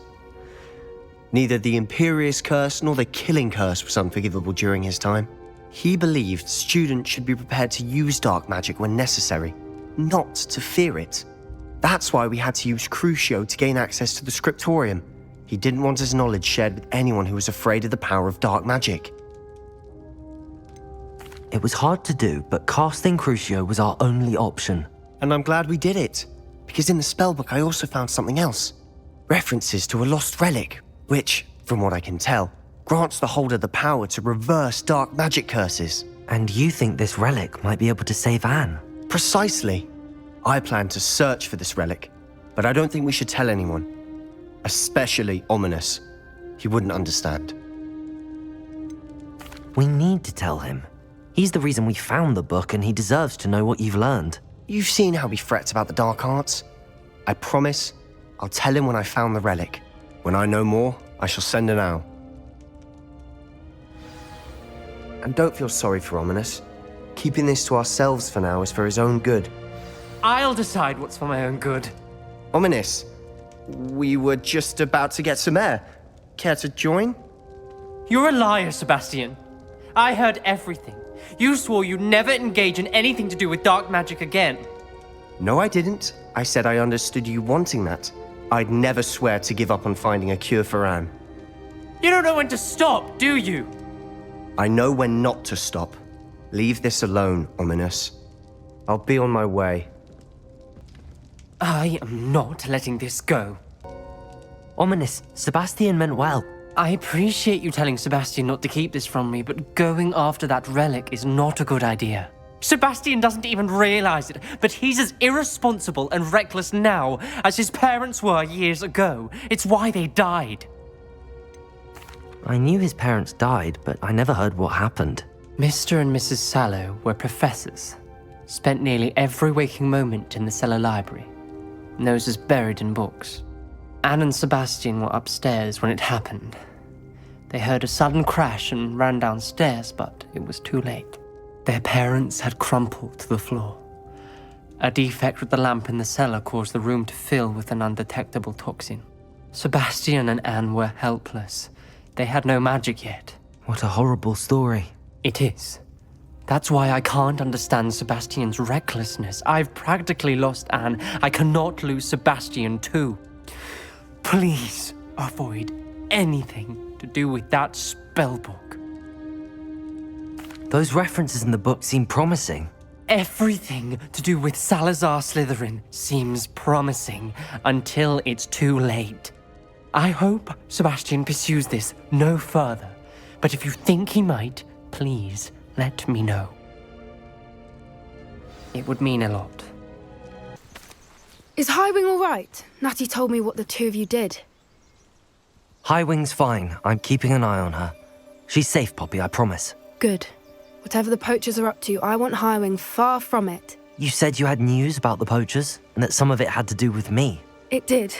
I overheard them talking in the Hogshead, and did you know that they have orders from Victor Rookwood to capture you on sight? Does this have anything to do with Rookwood and Harlow coming for you in the Three Broomsticks after the troll attack? It does, somewhat. But at the moment, I'm more concerned about what else you heard the poachers are up to. Fair enough. But I hope you'll let me know if I can be of help.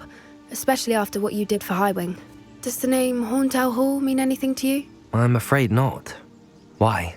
What is it? The poacher's best kept secret, apparently. The name came up twice, but they never went into detail. I also overheard one of them bragging about all the gold they're making, at the expense of innocent creatures, undoubtedly. The poacher spoke of this area, and I thought if we searched around a bit, it might give us clues as to what they're doing. If you ever meet my gran, this trip never happened. Not to worry, Poppy. If I ever meet your gran, I shall not speak a word of this. I normally tell her everything. She might be my best friend after Highwing, but she knows how I feel about the poachers. I think she worries I'll do something ill-advised. Whatever gave her that idea? This way. A centaur. Tread carefully. An entire castle to roam, yet you choose to wander here. Please, we don't want any trouble. We're simply passing through. Do you take us for fools? That we do not notice more and more of your kind around here, in league with the poachers? We aren't involved with them. If anything, we want to see them stopped. I hope for your sake that is true.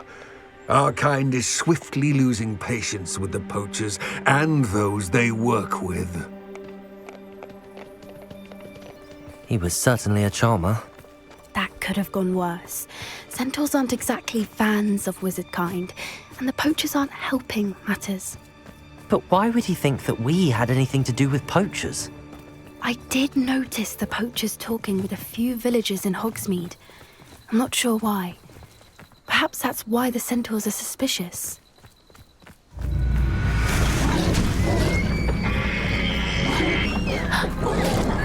That's the third time I've seen a dugbog behave that violently. It seems that a lot of beasts have been more aggressive than usual lately. I've noticed that too. It's almost like there's something in the water. This is odd. What is it? Not entirely sure, but look around. If the poachers were here, perhaps we can find out why. Why wouldn't they take their cages with them when they left? Pelts. Poor beasts. Still smoking. They can't have been gone long. This is goblin metal. Seems out of place in a poacher camp. I should tell Poppy about it. Anything interesting?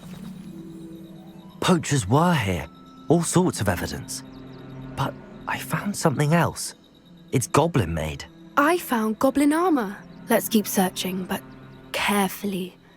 Merlin only knows what's going on here. I don't have a good feeling about this. How do goblin and poacher interests align? Look, down there. Definitely poachers. No creatures though, so what are they doing out here? Let's take a closer look. They won't be happy to see us. Should we use disillusionment? Or perhaps a less discreet approach? Hard to say from up here. Let's get a better lay of the land. Vegetables. Merlin, you'd think they were guarding the Minister for Magic Reparo. himself. What is going on here? Only one way to find out.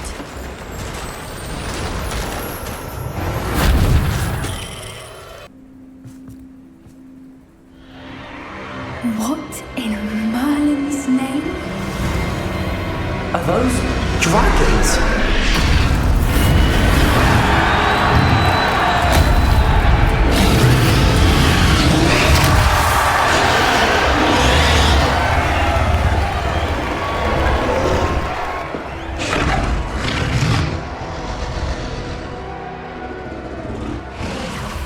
It's a dragon fighting ring.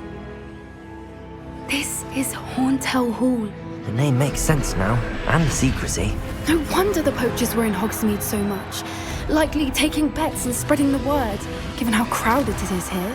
How could they possibly enjoy this? The centaurs have every right to be disgusted with wizard kind. There must be more dragons here. The poachers are far too greedy to run a fighting ring with only 2 dragons. We should take advantage of most eyes being in the fight and look around. But be discreet. You especially can't afford to be spotted. Have you heard from your family? Has either of your brothers come round to our way of thinking? Will they join us? Nah, they say we go too far. The violence isn't going to get us what we want. I say, if every last wizard is run through with a blade, then violence is going to get me precisely what I want. Sickens me to work alongside any of them. Don't know how Ranrock's stomach's being near Rookwood. Foul beast. Not much longer now. Soon our necks will be out from under wizarding boots. Wizard kind will pay for what they've done. Did you hear those goblins? Ranrock and the poachers must be working together.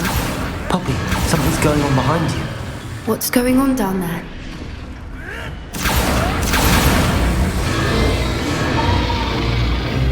They must have only just captured her.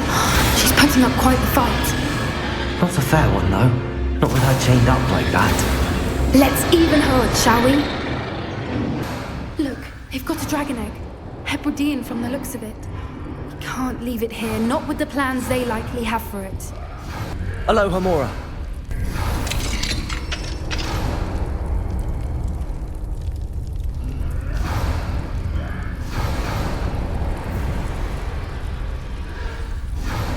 All right, I have the egg. Ready. The elements of surprise will only buy us a few seconds. Let's make them count. Careful! Ranrock will want his presence.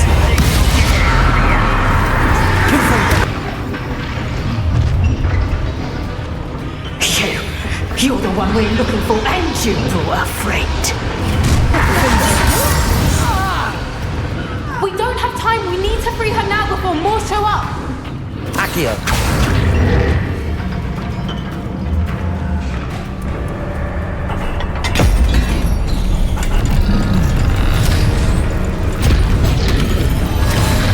This may have been a bad idea. I suppose we'll find out.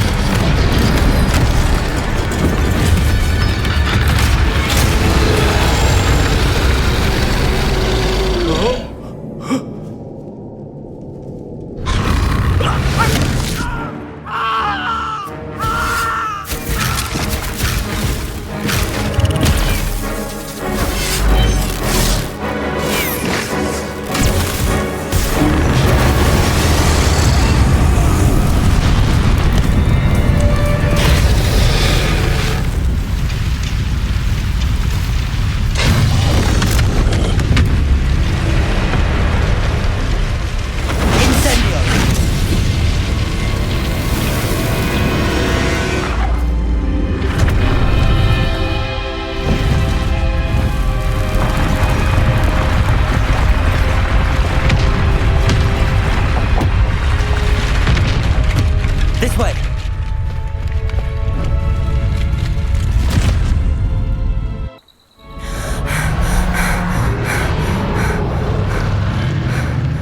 That was a Hebridean black. I'm guessing the egg we have belongs to that dragon. I don't think she knew they had her egg. She wouldn't have left without it. What now? She didn't exactly leave us a calling card. I don't know. Nothing about this day was expected. Not the goblins, and definitely not the fighting ring. The last thing I planned on was a dragon egg. And the poachers saw us, which cannot be good. Since the dragon we freed flew off, does that mean we get to keep the egg? I'd much rather we have it than the poachers, at least for now. But I don't think we should keep it indefinitely. It'll be hard hiding something like this from Professor Weasley for long. Should we expect trouble from the poachers, given the trouble we just caused?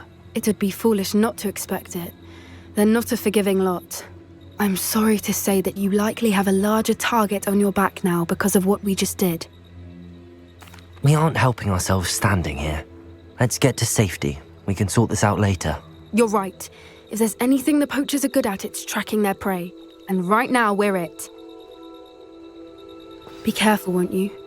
I shall see you back at the castle.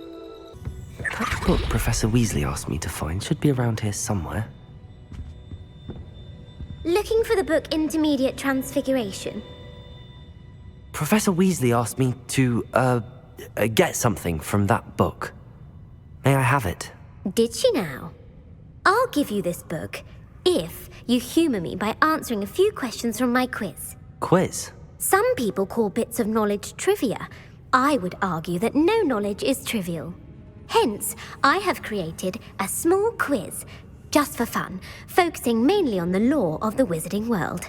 None of the other students will try it, no matter how many times I ask. They all say they have enough with schoolwork. Ugh, they don't value knowledge the way I do. Surely you're interested. I'll even start you off with a few of my easiest questions. A quiz sounds like fun. Splendid! Just a few questions and then I'll hand over this book. Let us begin. Before the invention of the golden snitch, which magical creature was used in a game of Quidditch? The golden snidget. Correct! The snidget was first introduced to Quidditch in 1269 by a wizard named Barbarous Bragg. Sadly, they're thought to be extinct. Next question. Which potion is commonly referred to as liquid luck? Felix Felicis. Well done! Since it makes the drinker temporarily lucky, Felix Felicis is a banned substance in all organised competitions. The tale of the three brothers involves which magical artifacts? The Deathly Hallows. Correct! According to Beadle the Bard, the Deathly Hallows consists of the Elder Wand, the Resurrection Stone, and the Cloak of Invisibility. Which ball in Quidditch is the largest? The Quaffle. That's right! When a chaser throws the quaffle through one of 3 hoops in a Quidditch match, their team is awarded 10 points. True or false? Polyjuice potion allows the drinker to change species. False. Correct. While Polyjuice potion can be used to change things such as age or race, it cannot be used to change species. Well, I suppose this has gone on long enough. I'll put the book back on the pedestal now. If you're inclined to test your knowledge again, I have plenty more questions I could ask you.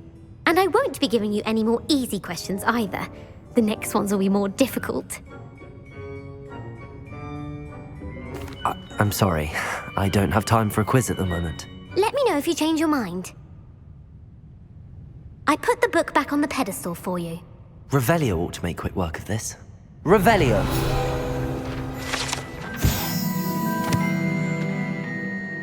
Professor Weasley's tasks are complete. I should attend Transfiguration. I heard Professor Weasley transfigured the book with all her test answers into an owl to stop students from cheating.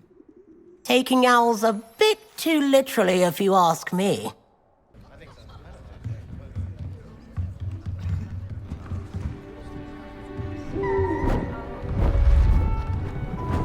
Beautiful. Goodness. Settle down, settle down. Transfiguration, as you may be weary of hearing me say, is an exact science that can take a lifetime to master. But we needn't be daunted. Almost anything can be transformed if you can just perceive the potential within it. As I see in all of you, tremendous witches and wizards, every one of you. Or it could just be my eyesight. Now, you all know what to do.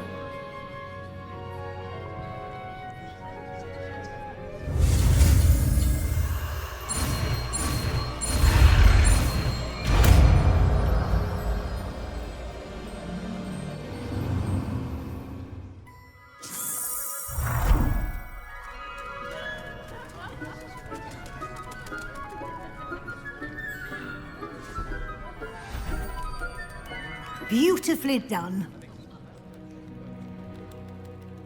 How do you do? Class is dismissed. And remember, now is not the time to ease off your studying. OWLs will be here before you know it. You wanted to discuss my progress so far this term, Professor. I did. You seem to have had no trouble in getting up to speed. And frankly, excelling in your schoolwork this year. Thank you, Professor. The extra assignments have been helpful. As I suspected they would be. Now, it seems you've been making excellent use of the opportunities presented by your field guide. Of course, the guide isn't the only measure of success. Deke tells me you captured a unicorn. and brought it back to the room of requirement. Protecting so rare a beast is an accomplishment of which you can be quite proud. Thank you, Professor. I will say I'm especially impressed with all you've accomplished in light of the rumors of your extracurricular activities. Were your meetings with Professor Black's house elf and exploration of various caves down by the lake connected in any way to Professor Fig? Professor Fig has encouraged me to explore when I can in an effort to complete my field guide. I see. I admire your penchant for learning, but do remember that your classwork and field guide are designed to educate you thoroughly. It'll be the end of the year in no time, and you'll want to be well prepared for your OWLs. I'll provide a final assessment at that time to ensure that you're ready for your exams. Until then, well done. You are dismissed. If you wish to practice the spell you just learned, the training dummy is available. Glad to see you were paying close attention to my demonstration of the transformation spell. My plan with the helmet failed, but I have another idea. I think we may be able to find what we need at a goblin mine south of Hogwarts. Meet me there, and bring someone who speaks gobbledygook. I remember our meet mentioning something about gobbledygook. You wanted to speak with me, Mother? I had hoped to speak with you alone, Natsai. Your message mentioned your concern about an unusual creature that was spotted in the woods near Hogsmeade. That could have been anything. You know what it was, Natsai. I am allowed to leave the castle. I am always careful, Mother. Careful? Officer Singer disagrees. She sent me an owl telling me that you have been trying to collect evidence of some kind against dark wizards. She berated me for not keeping a closer eye on you, and she is right. I do not want you visiting Hogsmeade for the near future. But Mother! My little gazelle, you are well-intentioned, but you must not meddle in the affairs of dangerous people. If someone had meddled in Matabeleland, Father would still be with us. I must get to class. Perhaps your friend can get you to listen to reason. So frustrating.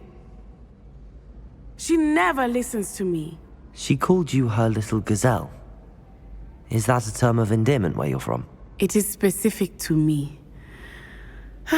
I am the unusual creature in Hogsmeade she mentioned. Self-transfiguration is not taught at Hogwarts, so I am gently discouraged from practicing it. However, I am an animagus. And it is in my gazelle form that I have been able to wander the highlands rather freely until now, much to my mother's chagrin. That is how I managed to spy on Rookwood and Harlow. Were you born an animagus, or did you learn to become one? Animagi are not born. The process is quite elaborate. It involves holding a mandrake leaf in one's mouth for an entire month, then placing the leaf in a crystal phial so that it is imbued with moonlight, then adding one of your own hairs. And that is just the beginning.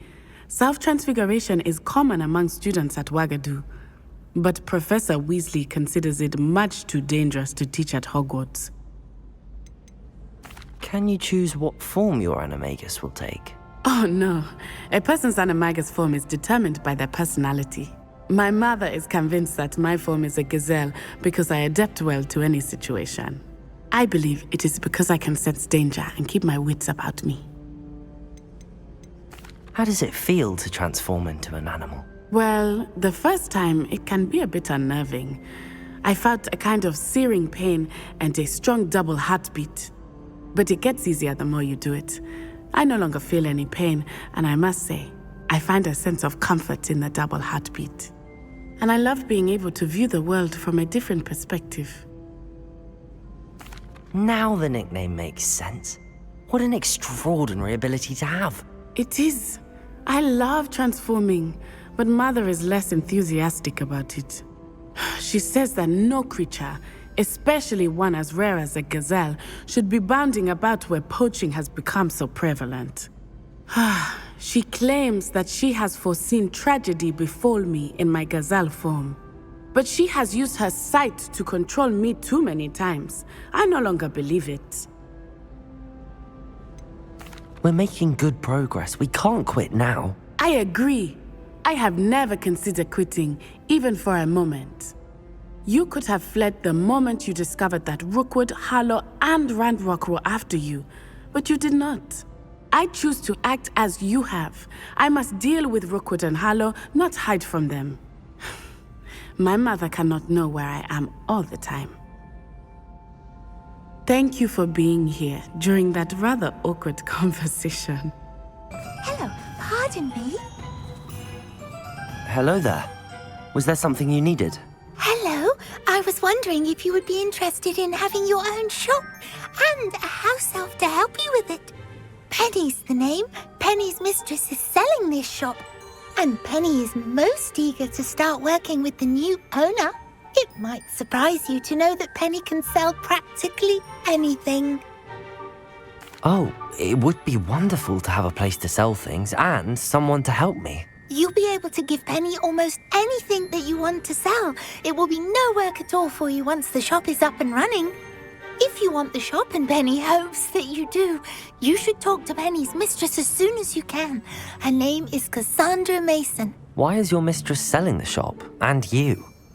Penny cannot be certain, as Mistress Mason so rarely confides in her. However, she repeatedly mentions how tired she has become of trying to let the shop. She has had rotten bad luck with the last few tenants.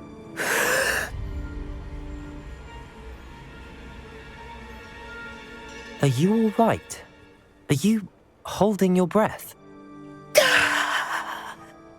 Penny's fine. Sometimes Penny simply needs to remind herself to stop talking.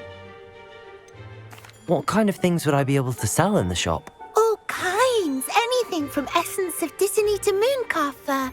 If a buyer exists for something, then Penny can sell it and get the best price. Just ask Mistress Mason. Why are the premises in such disarray? Oh, the previous tenants were not able to manage very well. They seem to have given up rather quickly.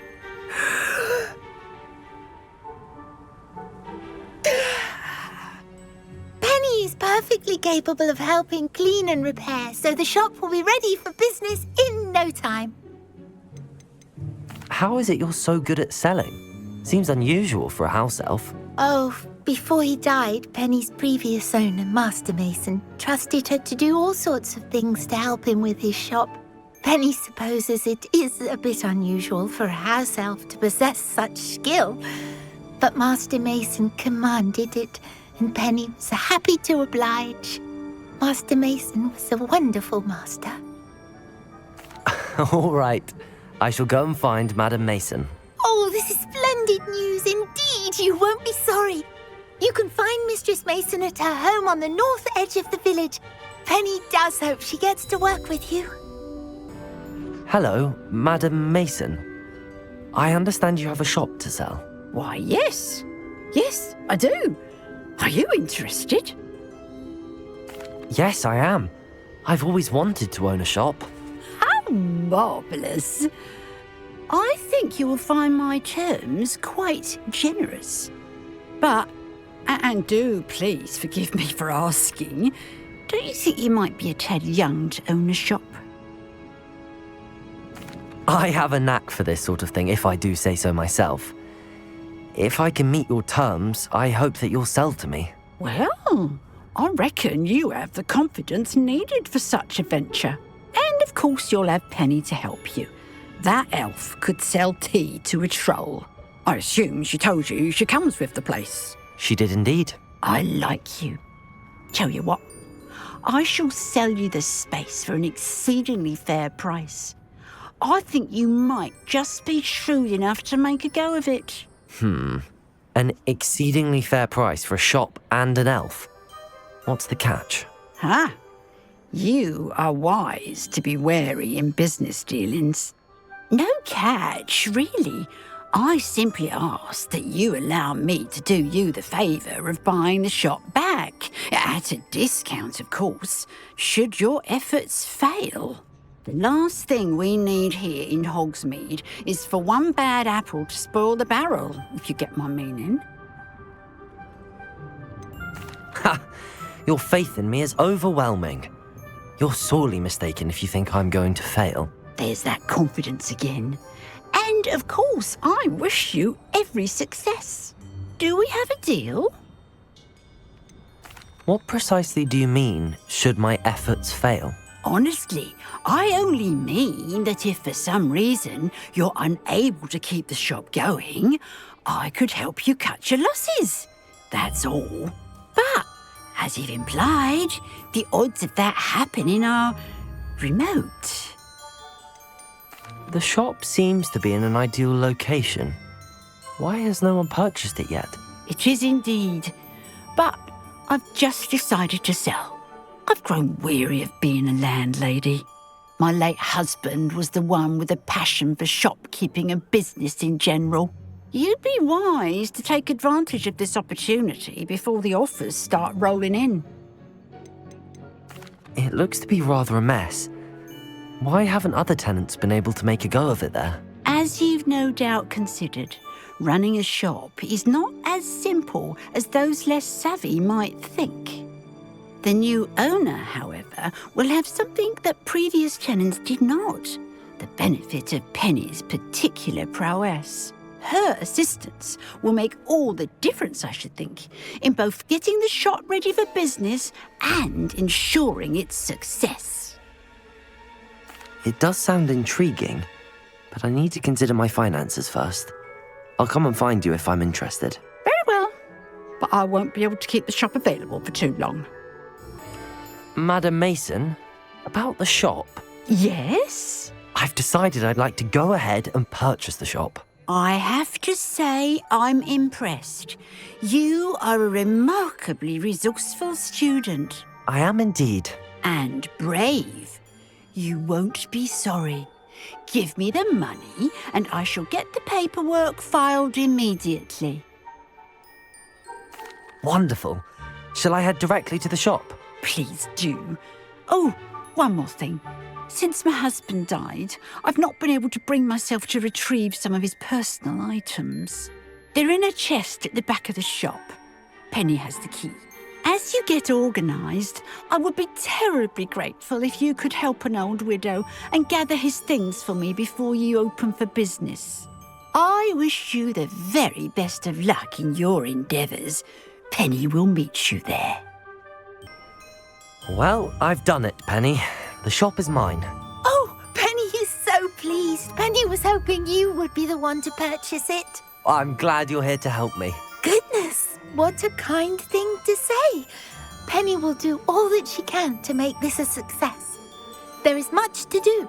The last tenant left in a bit of a rush, so we'll need to clean up and do some repairs. Well then, let's get to it. Penny is ready. Repairer. Nothing like a bit of hard work.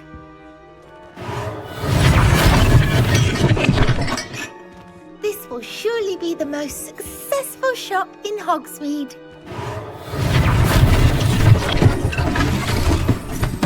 Mistress Mason wanted Penny to be sure and give you this key. It opens a chest in the back room of this shop. Oh yes, she mentioned it to me. It contains some of her late husband's belongings. Penny wonders if you should open the chest. Are you holding your breath again? Penny must get back to work now.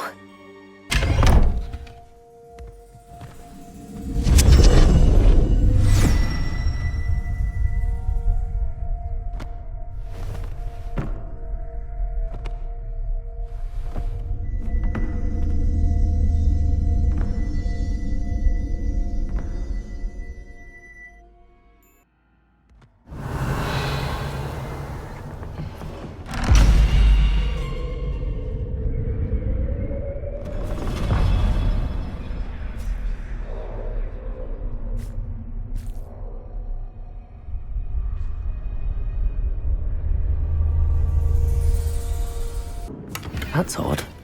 Why would someone store one hat in here? Well, that's not very hospitable. Oh, goody! Someone to play with. Lumos. You seem a cunning sort. What fun this will be! For me, at least. That's new. Onwards, I suppose. What in the... Who's there?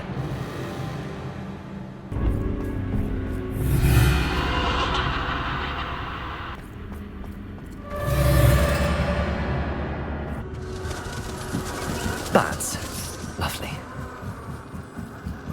Accio!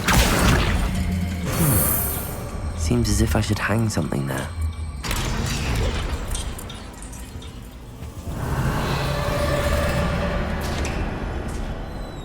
How enlightening! Lumos. You might survive a bit longer than the others.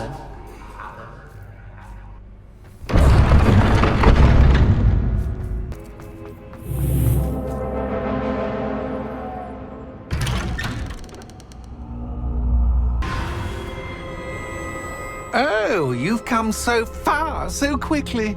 Well done. You might be just the playmate I've been looking for. I do hope you enjoy my playground. I encourage you to tell everyone about it. If you make it out, that is. Please try. If you get to the end, perhaps we can come to some sort of arrangement. I do want your shop to succeed, after all. What's the saying? 2 sides to every story. Unfortunately for you, both sides here are to my story. And you'll have to complete both to get to the end. I simply adore this blooming place, don't you? You know, foliage, like most living things, won't survive for long in the darkness.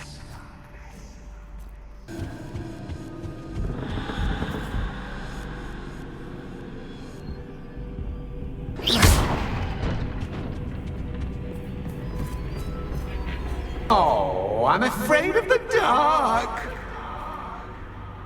Does it worry you that I can see you, but you can't see me? It should. I'd offer you a seat, but I'm rearranging the furniture. Plus, don't want you getting too comfortable. Or do I? Brilliant! Ah, a worthy playmate. Well done, me.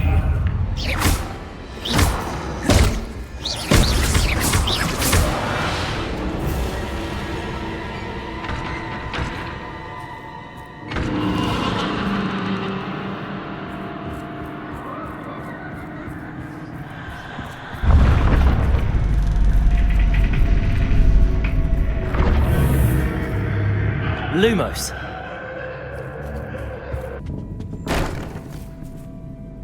What's this? A game within a game? Ooh, knight to H3.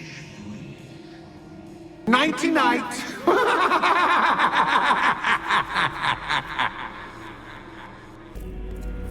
That wasn't too difficult. Oh, goodness! I do hope you're having as much fun as me. I think I'll keep you around a bit longer. Ready?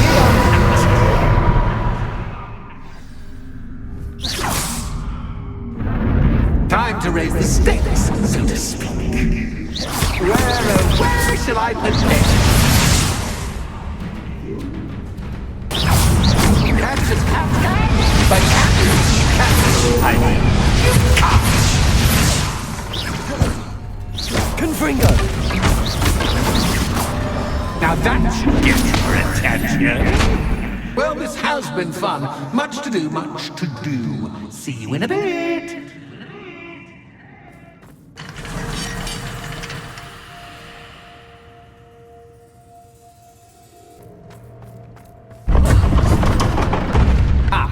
chosen the scholarly route. You'll need more than you've learned from books to best me.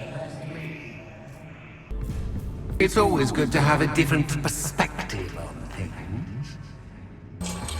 So much fun to be had. My head is spinning. Perhaps I should pull the lantern into this room to cause the room to rotate again. Accio! Wingardium Leviosa! All books and no clay make one quite dull indeed.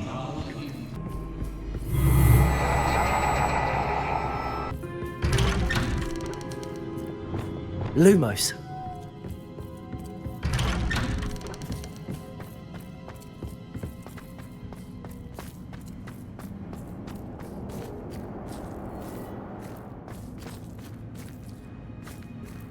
Oh, déjà vu.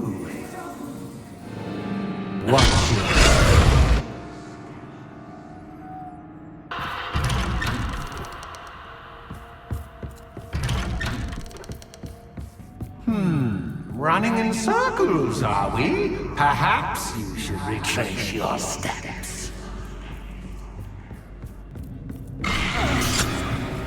What was that? Lumos.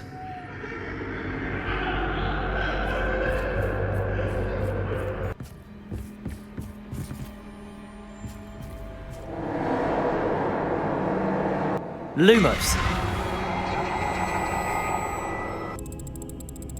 Oh, how nice of him to pop in. Lumos. Home, sweet toe.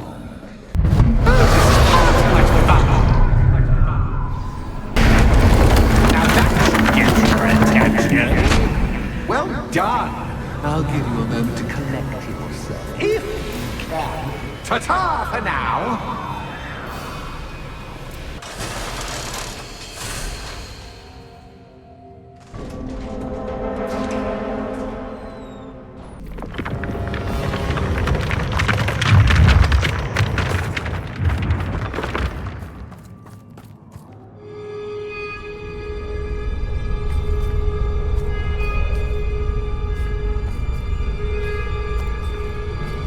Aha! Finally! You, my inordinately clever friend, appear to have traversed this seemingly never-ending dungeon relatively unscathed.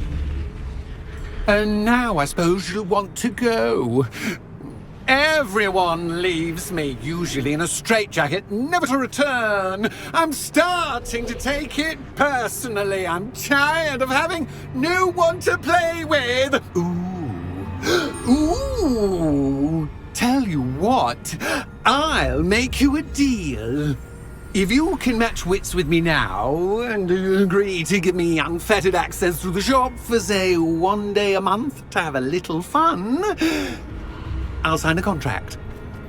Pursuant to which, let me see, I will blah, blah, blah, blah, blah, blah. Oh, yes, leave you and your customers alone at all other times, etc., etc. You get your shop, I get my chaos. Sound acceptable? Excellent! Let the games begin! That's just CapCut, but cat, I mean, cat.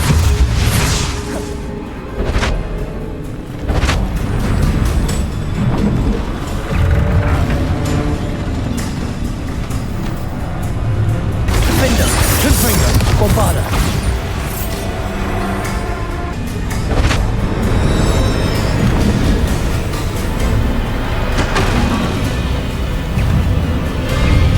Bombarda.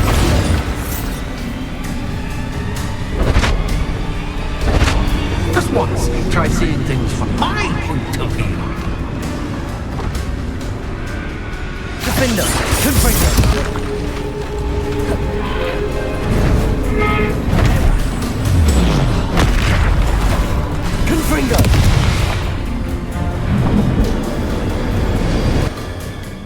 Well, finally, someone deserving of the playground I so meticulously crafted. Such a treat to have fun again in my little dungeon. I must say, I enjoy a good challenge. Ah, a kindred, dare I say, spirit.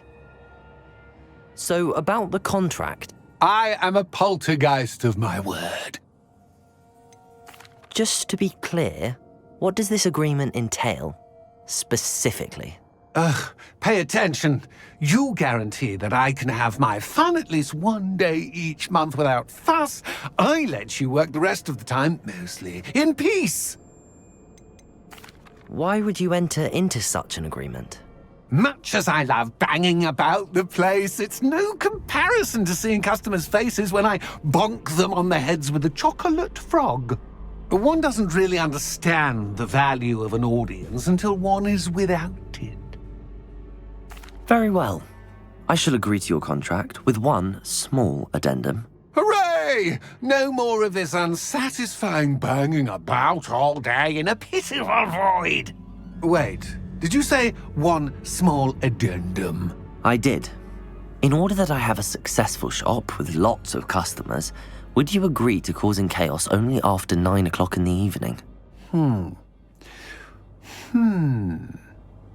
Would you agree to at least 2 days a month instead of one? I would. Pleasure doing business with you.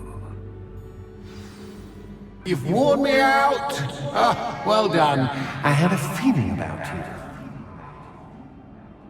I have to admit, Cassandra did a wonderful job finding the perfect playmate. Hello, Penny. Penny is so glad you're back. You knew exactly where I was going when I entered that chest. Penny was beginning to think yet another shopkeeper was going to end up in St. Mungo's. Another shopkeeper? St. Mungo's? I think you should explain, Penny. Penny, please stop holding your breath. Tell me what's going on. Oh, please forgive Penny. Penny is forbidden from telling you anything. But how can you be forbidden from telling me what's going on? I purchased this shop. Penny is confused. Penny thought that if you came back, you would own the shop. You should have told me the truth and punished yourself as necessary. I need to go and find Officer Singer. Penny is so sorry. Penny wanted to tell you everything. Truly. Surely Officer Singer will know what to do. Penny will wait right here. Officer Singer, I have some information you might be interested in. Ah, good to see you again. What can I do for you? Cassandra Mason sold me her shop and then tried to drive me mad in a haunted dungeon. Cassandra Mason sold you her shop? I am perfectly capable of owning a shop. But more importantly, did you not hear the bit about the dungeon? No, I heard that bit too. And, according to the house elf that came with the shop, she has done this sort of thing before. Repeatedly. I wondered what was going on. She seems to have had a great deal of trouble keeping a tenant in that shop. In any event, these are serious accusations indeed. Perhaps a little visit with Cassandra is in order to clear this all up. Shall we?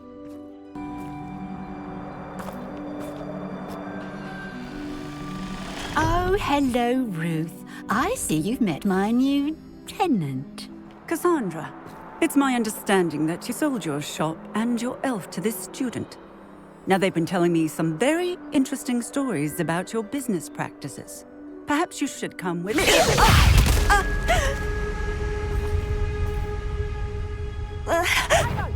Stop her! I should have known better to do business with a wily student.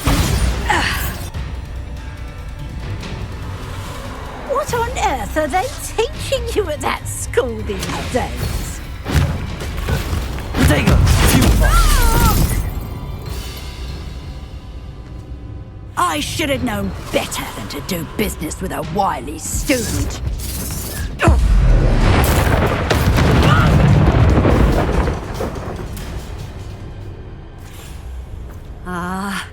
I'm disappointed in you, Cassandra. Incarcerate! You don't know what you're doing! Don't I? I always wondered why you couldn't seem to keep a tenant in that shop of yours. I must admit, the notion of a haunted dungeon never crossed my mind. Thanks for this. You can head back to the shop. Check on that house elf of yours. She's probably terrified. Scrawny little traitorous elf! I should have known it was... Silencio.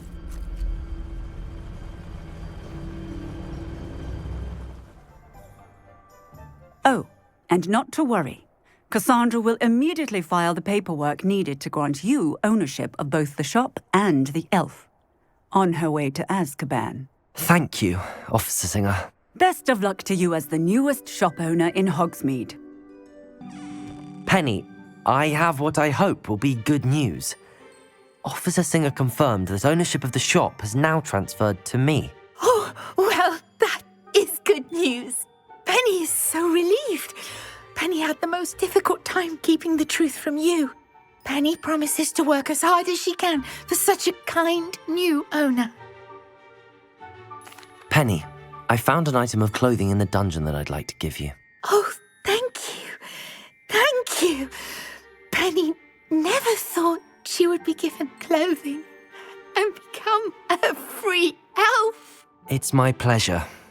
You deserve it. Of course, Penny will be staying on and managing the shop for you. Penny, you're free. You can do anything you've ever wanted to. But all Penny has ever wanted to do is run a shop with a friend and sell to the villagers in Hogsmeade. If that's what you want to do, Penny, then nothing would make me happier. I'm genuinely glad you'll be staying on. Penny is too. All that's left is for you to choose a sign for your new shop, and Penny will take care of the rest. I choose stitches and drafts. Excellent choice. Have a look outside. Thank you.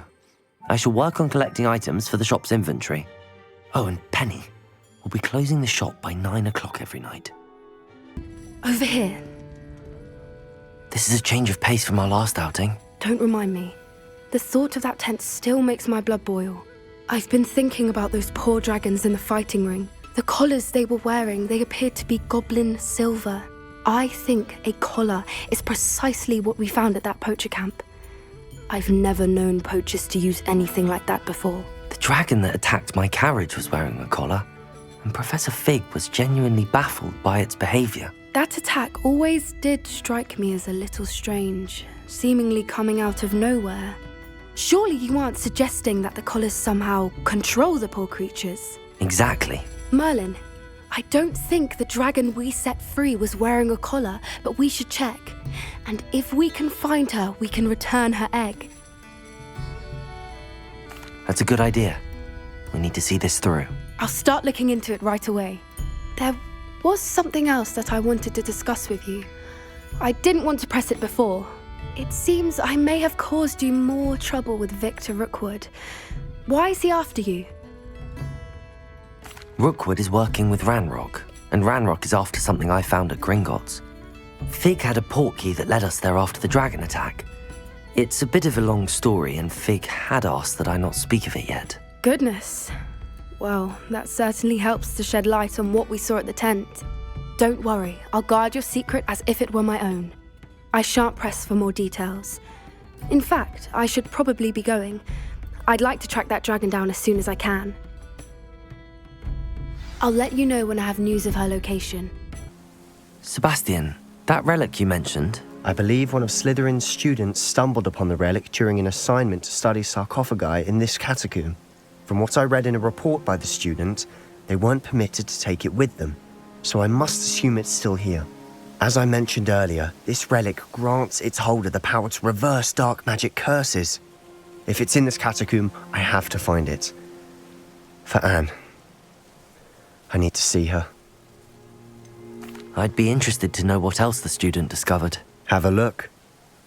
Unfortunately, there's no name on it, but I suspect if it was important enough for Slytherin to stash in his spellbook, it's worthy of further study. I'm ready to explore the catacomb.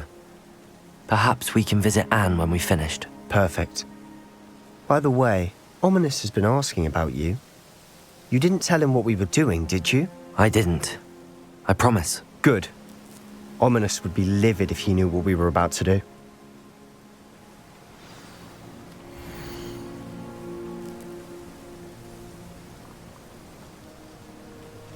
I'll be interested to compare what lies inside to what I've read about this catacomb. I'm sure that foul smell is the scent of success. Try not to lose your nerve just yet.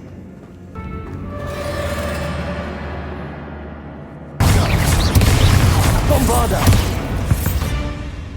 At least now we know we're not alone in here. Perhaps that was it. And the rest of the tomb will be insect-free. Yeah, spiders aren't insects. Don't start. Accio! Opening all of these is tempting. We're here for a reason. I'd say opening them all is justified. Finding a chest in an inconspicuous loft. Brilliant. Watch your step. I nearly slipped there. All this grass. It no longer feels like a tomb.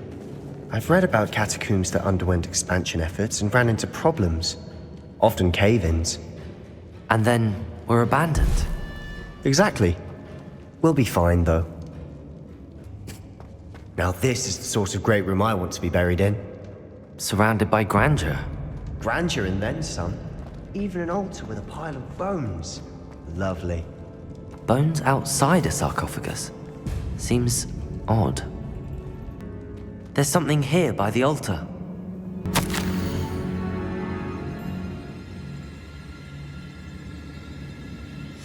What did you find?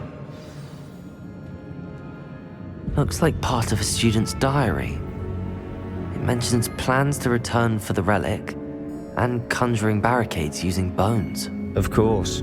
The student's summary referenced the space beyond the Great Room, which means this can't be a dead end. Let's divide and conquer. You work on sorting out the bone barricades, I'll look around and see what we missed. Hold on to that diary entry. There may be more to it. It does mention something else. It says their next assignment was learning the Imperius Curse. Really? Interesting. We need to focus on moving beyond this room. But let me think for a moment. Do you think the pages were left here on purpose? Slytherin mentioned a student who excelled in charms and always carried a satchel stuffed full of notes. They might have been left on purpose, or the student may have simply dropped them. Of course. I'll start to search for those barricades. Brilliant. There's more to this than even I imagined. Look, bones stacked oddly on either side of this archway. Leave no stone unturned. Or in this case, no bone. If this archway's been barricaded, we can find a way through. We're in a tomb. I assume eerie sounds come with the territory.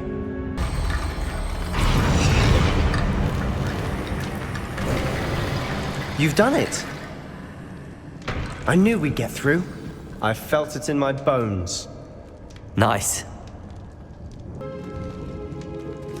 Before we trudge on further, I've just realized something. The student's diary mentions the Imperius Curse. I wouldn't be surprised if we're going to need it here. It's an unforgivable, but useful when you're outnumbered. Places the victim completely under the caster's control. So, if you'd like to learn Imperio, I can teach you. Where did you learn the Imperius Curse? I taught myself. Don't tell Ominous that I've told you. It's not exactly something I can brag about, but it may come in handy. I think you ought to know it. Shouldn't I know more about what the curse entails? Remember the blasting curse?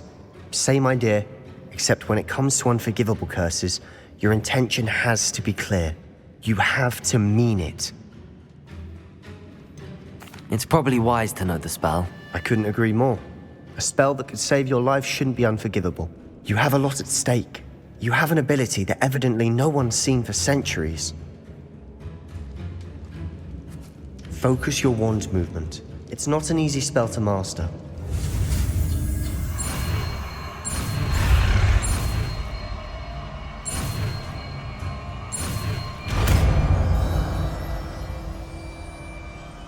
Here we go. Something troubling ahead. Be on your guard. Imperial! Confringo! Never knew spiders could make such a mess! Bit dramatic, isn't it? This catacomb has suffered decay. just as the student summary described. I doubt anyone's been here in quite some time.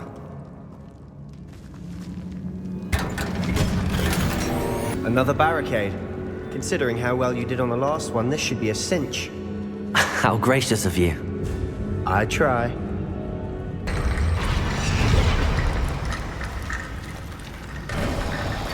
You are head and shoulders above these bones. Nicely done. I see why Slytherin's student was so entranced with this place.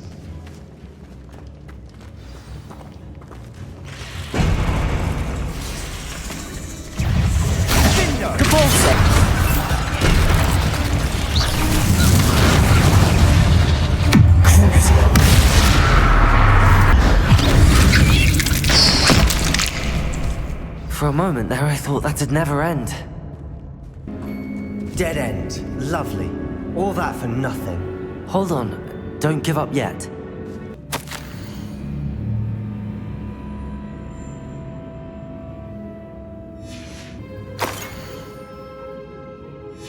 Sebastian!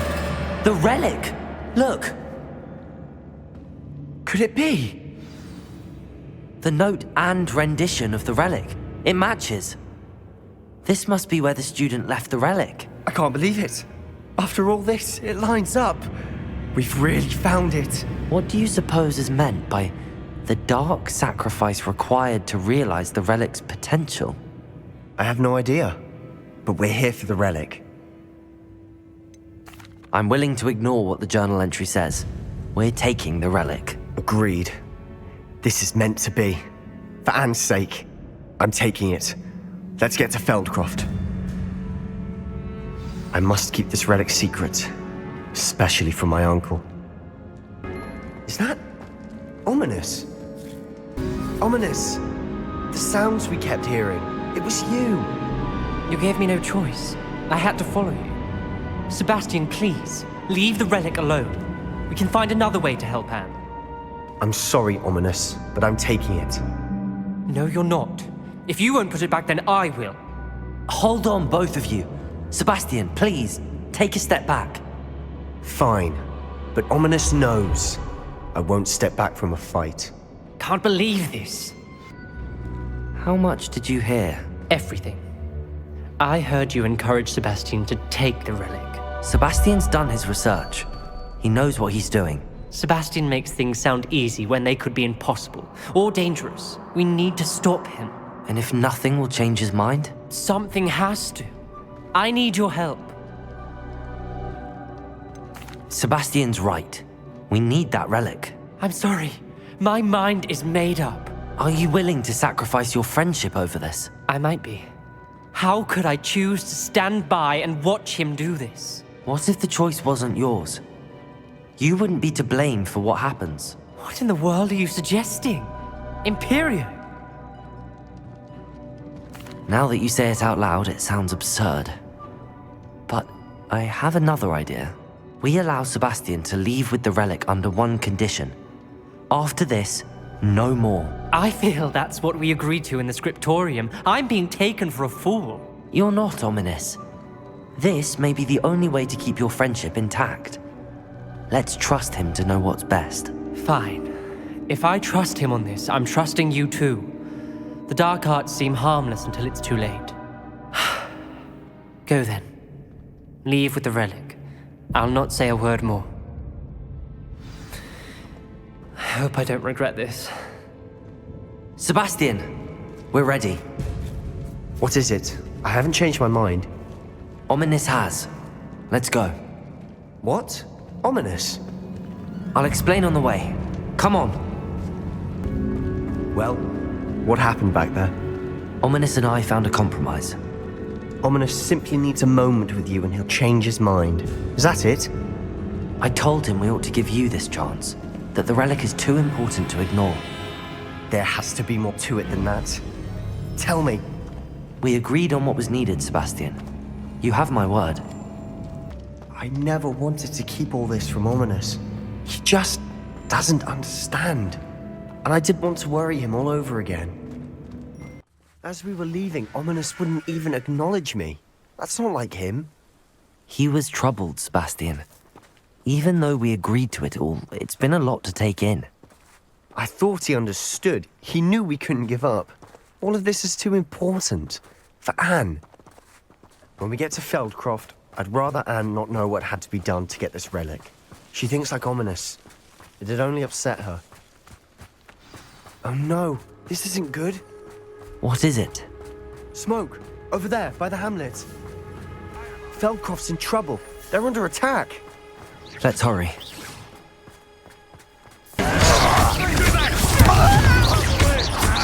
There's nowhere to go. We have to fight. Keep up the strong fight.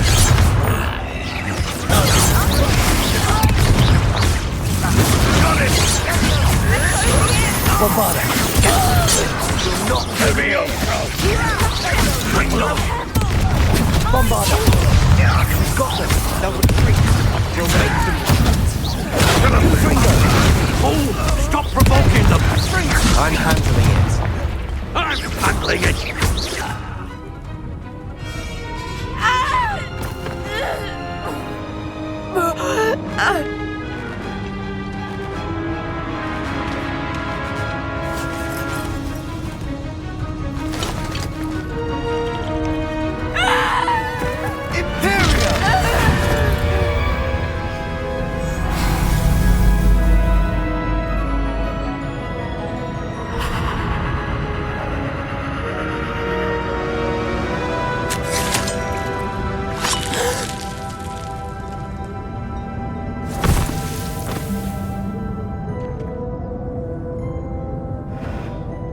Boy! What have you done? Saved my sister. With an unforgivable curse. From that damned book, no doubt. Your father would be ashamed. You've gone too far, Sebastian. Stay away from her. From all of us.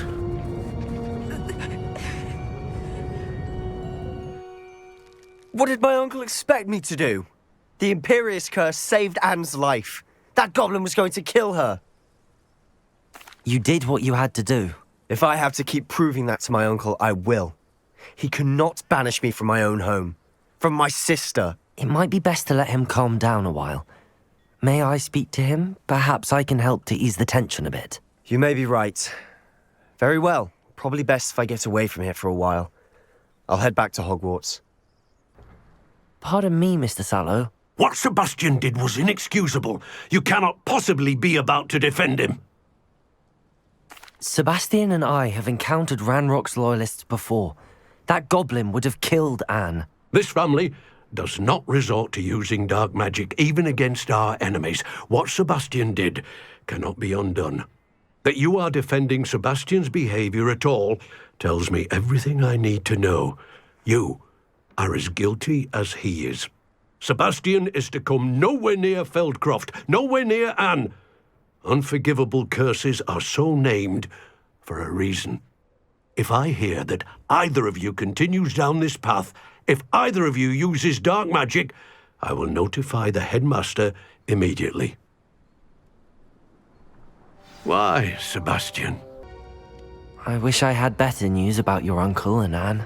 Well, what did he say? I'm afraid he wants you nowhere near Feldcroft. Nor Anne. I had to stop that goblin from killing my sister. He had no right to banish me from my own twin. If he thinks banishing me means I'm going to give up on Anne, he's sorely mistaken. He also said he cannot excuse the use of dark magic in any form, and that if he hears of either of us using it, he'll go straight to Professor Black. Huh. That relic, dark magic or not, is the key to saving Anne. To reverse that curse. I will not lose Anne for good. I should send the crest to Anne. She'll know that we need to meet. I'm afraid I don't follow. Nothing, just a thought. Now I'm more determined than ever to learn what power that relic has.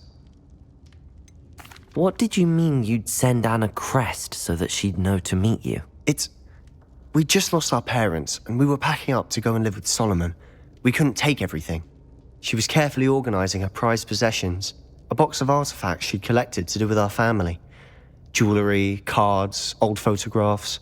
She got to her favorite, a handmade crest, and without a second thought she handed it to me. This will keep you safe, she said. It holds no enchantment, but I've kept it with me since. That's how I can reach Anne. I'll get the crest to her with plans to meet. Be careful, Sebastian. Your uncle could intercept it. We'll be expelled. Even if Ominous is upset with us, he has no love lost for his family. He'd use their connections to the headmaster if we needed his help. I shall wait to hear from you then. Thank you. I very much appreciate you standing by me through all of this. I'll send you an owl when I have news. I didn't keep you waiting, did I? Not at all.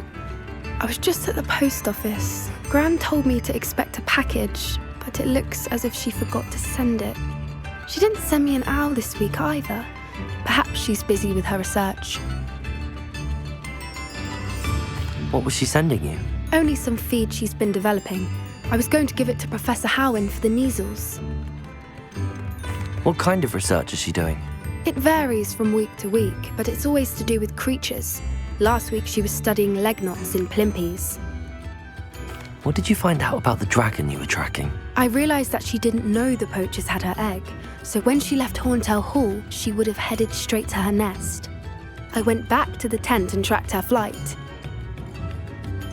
How do you track a dragon long after she's gone? Tree canopies, burn marks, things like that. Well done. You certainly know what you're doing. I can't be certain, but I have an idea of one place she may have been heading. I thought we might go and see it for ourselves. Of course. Shall we leave now? If that's all right. I want to see how she's faring if she had a collar on. And she's likely frantic about her egg. Here we are. I do think this is where we'll find her. The terrain's typical of where the breed would nest. I suspect it's how the poachers found her to begin with. They likely camped here and logged her patterns. Perhaps nabbed her first and then her egg. Dragons are hard enough to wrangle, let alone maternal ones. You got all of that from simply standing here? You'd be surprised how easy it is to think like a poacher. Shall we see if she's home? We only need to return her egg. That sounds straightforward enough. We should be in and out. Then we can be finished with the poachers once and for all. I don't suppose you've thought about keeping it, have you? No. It belongs to her. Keeping it will make me just as bad as the poachers. If you're right about finding her here, how do we go about returning the egg? Her nest will likely be in the heart of her den, which she will be keeping guard over. It might also be more charred than anywhere else, I imagine. Well then, let's find our dragon and return her egg. Wonderful. If she sees us flying about, she might take it as a sign of aggression or food. We should stay on foot. Oh, and one more thing. Let's not agitate her. Goodness knows she's been through enough already. I'm ready when you are. There she is, above us. She did make it home safely. Oh, good. It looks as if she wasn't collared like the other dragons.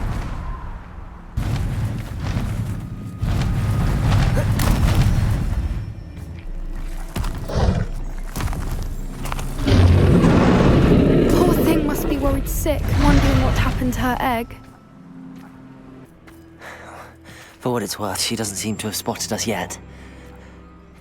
Let's hope it stays that way. At least until we've done what we came to do. I wonder how many they brought to capture her. At least 10 usually.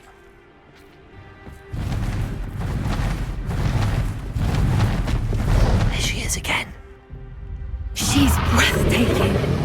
From a distance.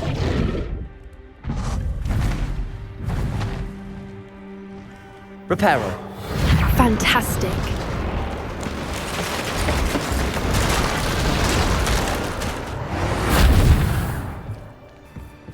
I wonder how good her eyesight is. I beg your pardon? I don't imagine the poachers fed her well. And from a distance, we probably look exactly like sheep to her. Hebrideans love sheep. How lucky for us. Pity. You must have been starved to pick off a grabhorn. Or just raring for a fight. Quiet, what was that?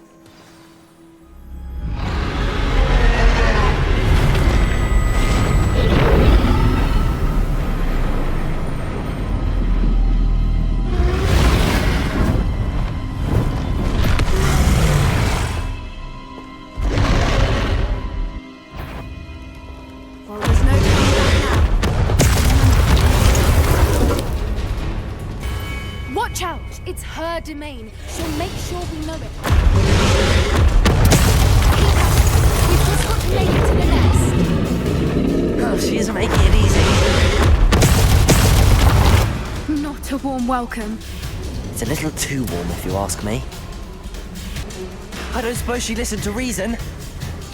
I'd normally try, but we're well past that. We can get to the nest.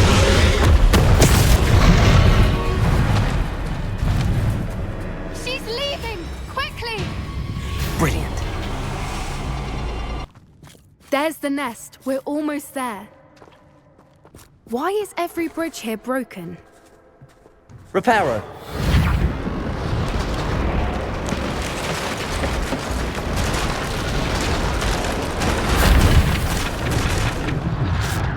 Now, if we just return her egg, we can hopefully make it out without too much fuss.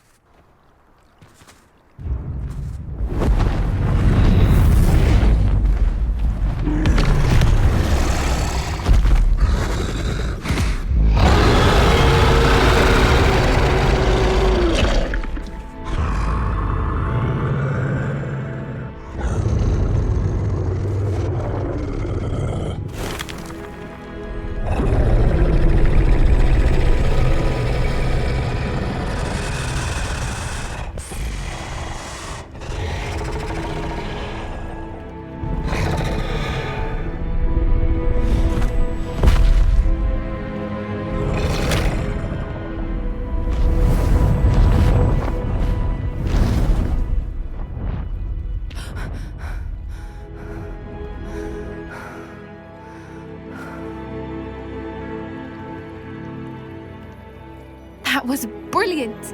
And did you see how clever? She left us perfectly unharmed. Creatures are a lot cleverer than most people realize.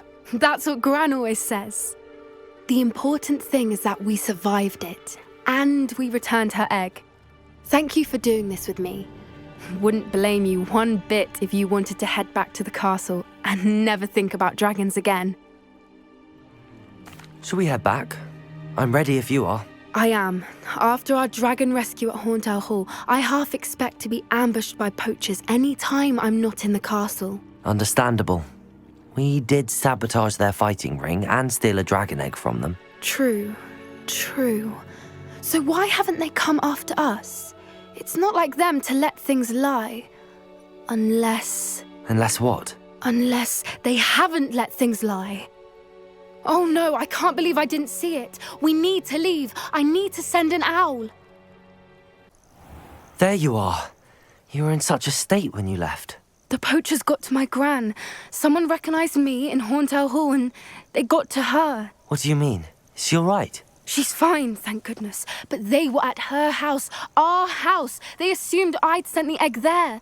She said they took the whole place apart looking for it, screaming that we'd cost them everything. I'm sorry, Poppy. I'm glad she's all right. I don't think either one of us could have anticipated that. I should have known. I underestimated the poachers.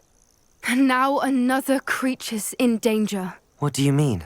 The poachers refused to leave empty-handed, so they took valuable journals that Gran had discovered when she was researching rare creatures. One of them contained theories about a secret hiding place of the Snidget, long thought to be extinct. Exactly what kind of creature is a Snidget? It's a small bird with golden feathers. It's incredible. It has rotational wings that allow it to dart quickly in any direction. In fact, the golden snitch in Quidditch is based on the Snidget, which barbarically was actually used in the sport hundreds of years ago. Why would Snidgets be valuable to poachers? They could make more money with Snidgets than they ever would have fighting dragons. The golden Snidget's feathers and eyes are incredibly valuable. That's why they're believed to be extinct. They were hunted out of existence by wizard kind. If the poachers found some now, I can't bear to think about the horrific way they'd be bred and killed for profit. Where exactly are these Snidgets allegedly hidden? Gran says the journals were a bit cryptic, which is good.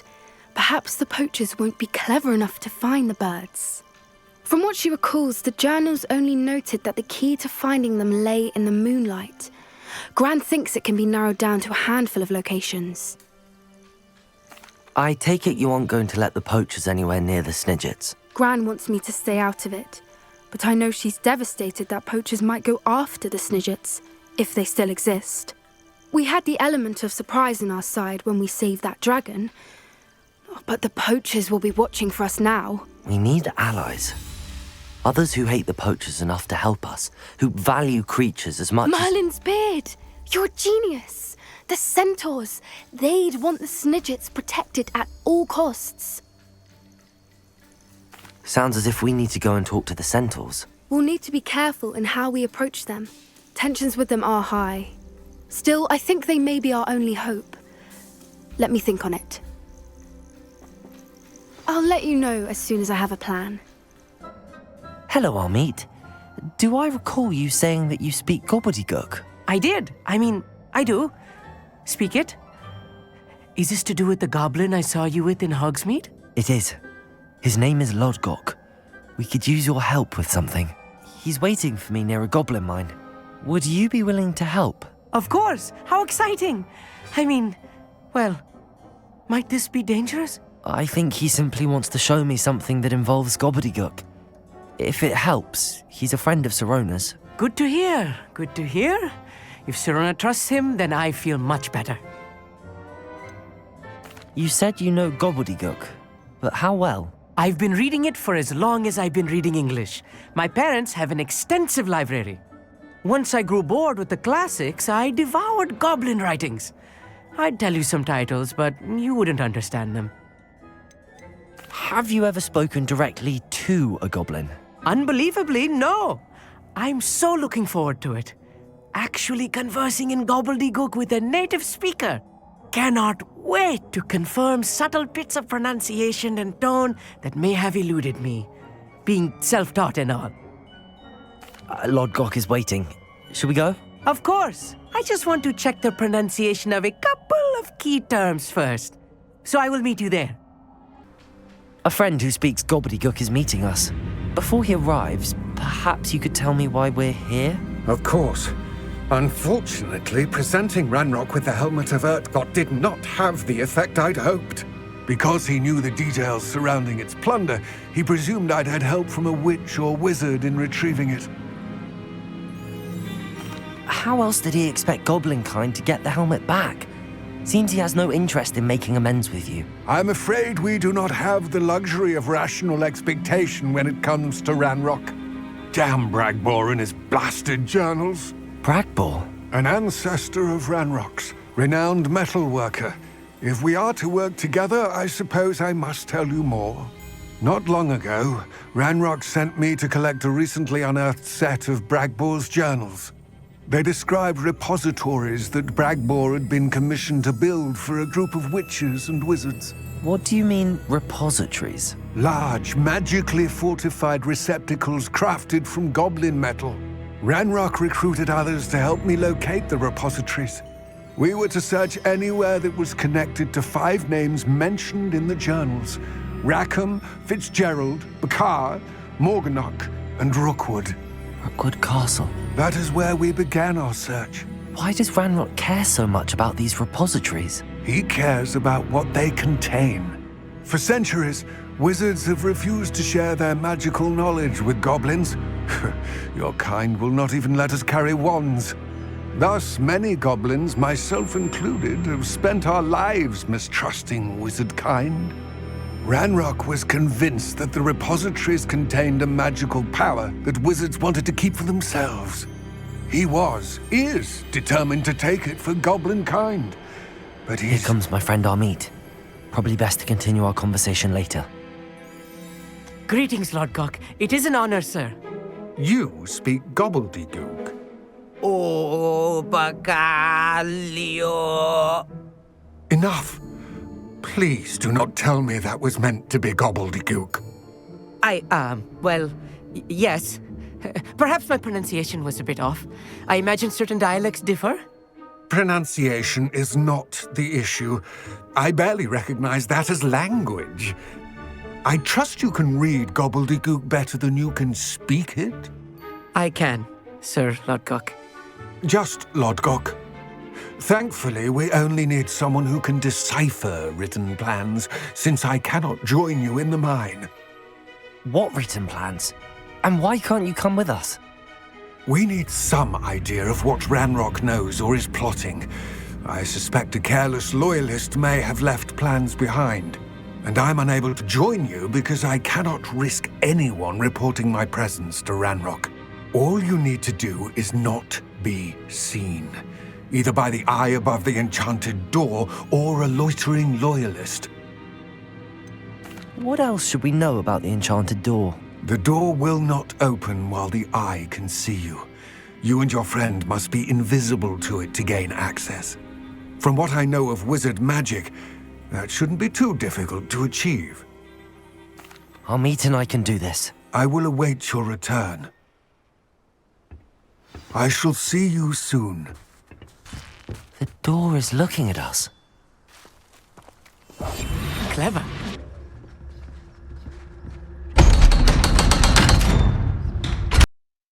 Books so rarely prepare one for reality. A real goblin mine. It's even grander than I had expected. I cannot believe I met a goblin. Let's just learn what we can and get out. Look at this lift. Impressive workmanship for so simple a device. Impressive workmanship aside, it's the only way forward. These machines operate on steam. Interesting. Confringo! I still can't believe we're inside a real goblin mine. I've read about mines like this, but seeing one is something else altogether. Hogsmeade, you'll need to stay close to me. I've dealt with worse enemies than these. Flipendo! That was a little more than I'm used to. I'll get us through here safely, Hogsmeade. You have my word. I feel like a character from one of the adventure books I read during the summer holidays. Let's take a look around, Hogsmeade. See if we can find any plans. Bound to be plans around here somewhere. A schematic. They're building something. I can't quite make it out. Curious. I will get to the bottom of what they've been building down here. Fascinating to see gobbledygook written in a goblin hand. The flourishes are extraordinary. There must be more notes around here. What could they be building? If I'm translating this correctly, and I think that I am, they're building something rather large. But what? Let me know if you see any more plans or schematics. We can't return to Lodgok empty-headed. Oh, this really is too much. Stay close. I've handled much worse. Another boiler. This place is more complex than I had expected. Another schematic. What are they going to build? This mine is too small for whatever it is. How many of them are there? That should be the last of them, Hogsmeade. This is not good. They're building enormous drills, bigger than this mine could contain. Let's get out of here and tell Lodgok what we found. I need a moment to catch my breath. This was more than I bargained for. I'm glad you came with me, Hogsmeade. Now that we know what they're up to, we can get out of here. We're almost out of here, Hogsmeade. Look, the lift. A welcome sight indeed. That wasn't so bad, was it? It was. It really was. I'm afraid I've had enough adventure for one day. For a lifetime, perhaps. Thank you, Hogsmeade. I couldn't have done it without you. Now, if you don't mind, I'd like to have a word with Lodgok. Understood? I'll leave you to it. Your goblin secrets are safe with me, but I get to write the book about this escapade someday. Without further ado, adieu. They're building enormous drills. We found their plans. Ranrock must be searching for the repositories. I fear you are correct. Other than Rookwood Castle, however, I do not know where else he plans to search. I've been wondering about something else you said before we entered the mine. Yes? If you share Ranrock's views, then why are you helping me? I expected Rookwood Castle to be deserted when I arrived to begin my search. So was surprised to find a witch there who'd set up a sort of improvised research site. She was studying something so intently that she almost didn't notice me. When she looked up, I thought she would react with fear or disdain. But instead she did something that I will never forget. Without a moment's hesitation, she smiled and asked me to sit with her. She told me that she was a researcher and showed me a small, oddly shaped container with a strange symbol on it. She was certain it was made of goblin metal, but was unable to open it. She wanted to work together. Miriam. Yes. But how did you... Professor Fig's wife. He told me of her research, and I know of the container. Ah. The reverence with which she talked of goblins and their intelligence and skill, it caught me entirely off guard. I'd never been treated with such respect by a witch or wizard. So, to my surprise, I let her study the container if she would allow me to search the castle on my own. We parted ways, with her promising to share what she'd learned. More of Ranrock's recruits arrived, and we began to dig, eventually locating the first repository. Ranrock was thrilled with our discovery, but furious when I told him about Miriam. Berated me for trusting a witch, and I heard she had been killed. You think Ranrock murdered her? I don't want to believe it, but I don't know. After that, something shifted in me. I had seen how the power from the repositories was transforming Ranrock, transforming all of them. I could no longer remain a part of it. Thank you, Lodgok, for telling me this. I tell you all of this so that you understand what is at stake. Ranrock never found all of Bragbor's journals, but the ones he did find suggest that Bragbor at some point built a repository far greater in size than the one beneath Rookwood Castle. What you've discovered here today worries me deeply. If Ranrock learns of the location of that repository, I fear we shall be destined for a great war. I will find out what Ranrock knows. Watch for my owl.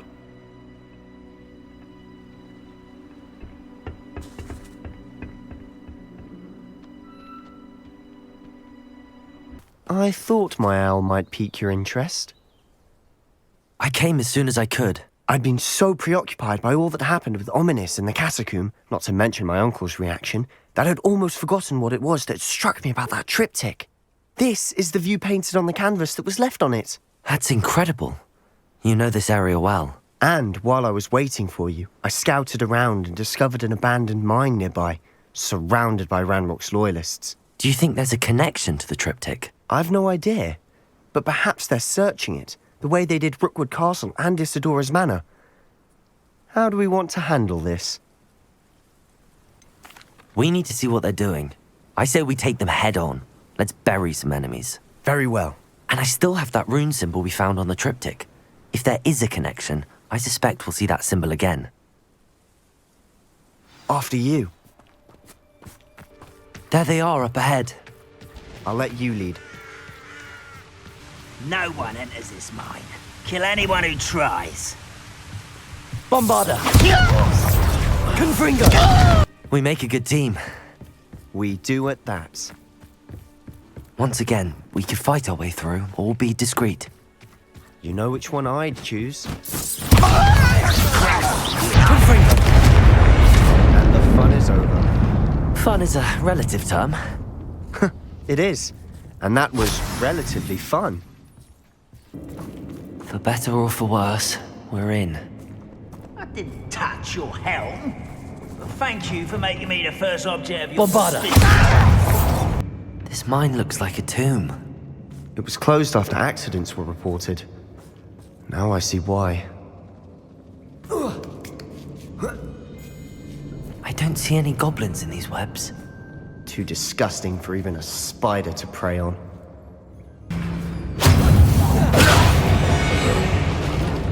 Many of Ranrock's loyalists are in here. Too many. They definitely think there's something here they want. It's no wonder spiders give people goosebumps.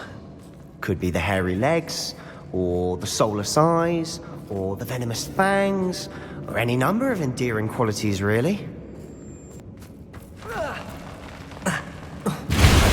Smashing. Should have thought to conjure stairs.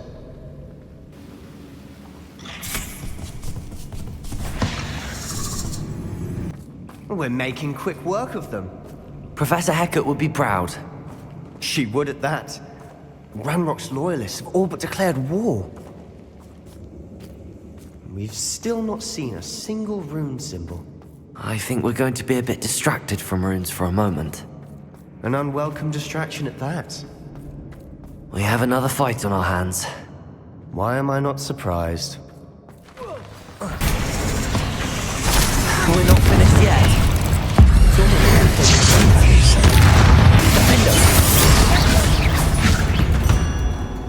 We certainly cleared the room. I don't know why Gryffindors get credit for bravery. We Slytherins are teeming with it. A rune symbol above the cavern door. Ranrock's loyalists never knew to look for it. I wouldn't be surprised to find a couple more rune symbols. Wasn't expecting that.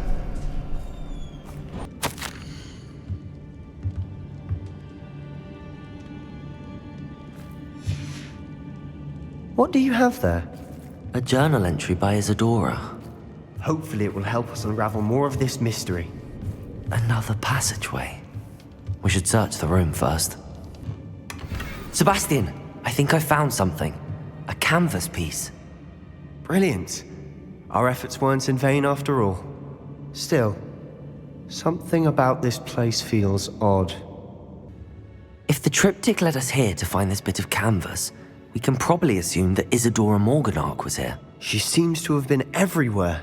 But if she was using the Undercroft, and the cellar beneath her manor in Feldcroft, why would she create this space? And why hide it behind cryptic rune symbols? And ancient magic that no one but you could see? Isadora and Percival Rackham, another of the Keepers, could see traces of ancient magic too. Rackham? I haven't heard his name before. Here's some of the memories I've seen. I don't think he and Isadora saw eye to eye on how this magic should be used. This is all rather baffling. Let's take the canvas back to the triptych. Perhaps the answers are there. This place is odd, to be sure, but I'm fascinated by it. Now, for the trek back out of here and to Hogwarts. Unless we can find another passageway to the Undercroft. Let's have a look around. And now for the moment of truth. It has to fit. Please tell me you recognize the location in this bit of canvas. The good news is I do, in fact. And the bad news? We're in for more trouble. I know that coast. Ranrock has taken over a huge mine in the surrounding area. Mornweem has suffered for it. It's as bad as Feldcroft's become. Should we head there now? We should wait. Why? All this time, we've been a step behind Ranrock. I may know someone who could help us get ahead. Who is that? A friendly goblin. He wants no part in Ranrock's fight. A friendly goblin? You know goblins cursed my sister to shut her up. Said she should be seen and not heard. I do, but not all goblins are... Not all goblins what? Have you forgotten Feldcroft?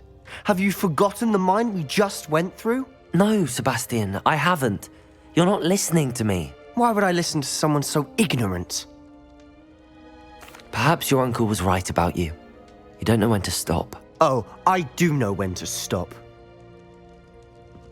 Unbelievable. Hello, Professor. I have news. The goblins are looking for something. Another repository. They've built drills to help with their search. Most troubling. Are these repositories like the broken container I found at Rookwood Castle? They are. I fear we have no time to lose. Have a look at the map. Fortunately, the next trial is fairly nearby. It's Hogwarts. As you know, I was headmistress in my time. My portrait hangs in the headmaster's office. In fact, I witnessed Professor Black learn of your arrival. And I'll confess that I wondered about you. Wait, is the next trial in the headmaster's office? It is. I had hoped that when the time came, the occupant of that office would be of help to us. Unfortunately, this headmaster seems wildly unconcerned with anything but himself. You'll need to access the office while he's away. I understand. Very well. I'll find some way to get in. Good. I shall meet you in my portrait there. Until then. How will I gain access to the headmaster's office? Perhaps Professor Fig will know what to do. Professor Fig, the keepers have shown me where the next trial is.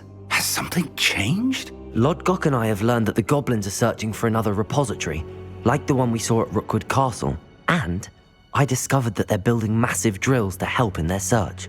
Professor Fitzgerald seemed very concerned. I see. Ranrock clearly knows even more than we suspected. And sir, there's something else. Lodgok knew Miriam. He knew Miriam? They encountered each other at Rookwood Castle. She was doing research. That's where she found the container with the portkey. He liked her so much that he let her leave with it, despite orders from Ranrock. I don't know what to say. She could win over almost anyone. I want to hear more of this. And, in fact, I'd like to speak with Lodgok directly. But we've no time now. Where is the next trial? Believe it or not, it's in the headmaster's office. Incredible. All right. You'll need the password to get past the stone gargoyle. The headmaster's house elf will know it. I've actually met Scrope, but I'm not sure he'll tell me. He's rather devoted to the Black family. He is. So you'll need a disguise. I have just the thing, a polyjuice potion. You'll look and sound like Professor Black. Wait, doesn't polyjuice potion require a bit of the person you want to change into? And take ages to brew? It does. So how do you already have polyjuice potion to change into Professor Black? One never knows when such a thing may come in handy. Let's just say I felt the need to be prepared for anything after my fruitless trip to the ministry on his behalf. Now, time is of the essence. Drink up and I shall explain more.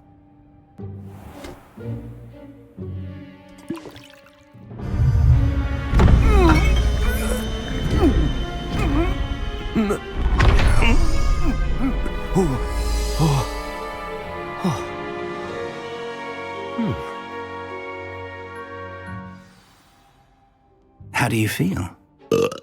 Incredible. I won't forget that taste anytime soon. How do I sound? Convincing. I've taken the liberty of transfiguring your robes. As we discussed, you'll need the password from Scrope, who could be anywhere in the castle. You might look for Professor Kagawa. She's taken to badgering the poor elf about Quidditch in the hopes that he can convince Black to change his mind. Thus far, unsuccessfully. I see. But what if Professor Black sees me? Leave him to me. I shall tell him where to meet a liaison from the ministry in Hogsmeade. That should give you plenty of time. Thank you, Professor. I suppose we'll meet again in the map chamber. It's rather strange to hear gratitude coming from Professor Black. I'll see you there. Now to find the headmaster's house elf. Do you have a moment, Professor? Professor, I was hoping to catch you. Places to be, Professor Sharp. Places to be. Of course, sir.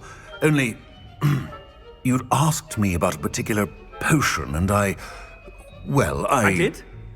I did, yes. Well, spit it out, Sharp. I don't have all day. Probably best not to discuss it here, sir.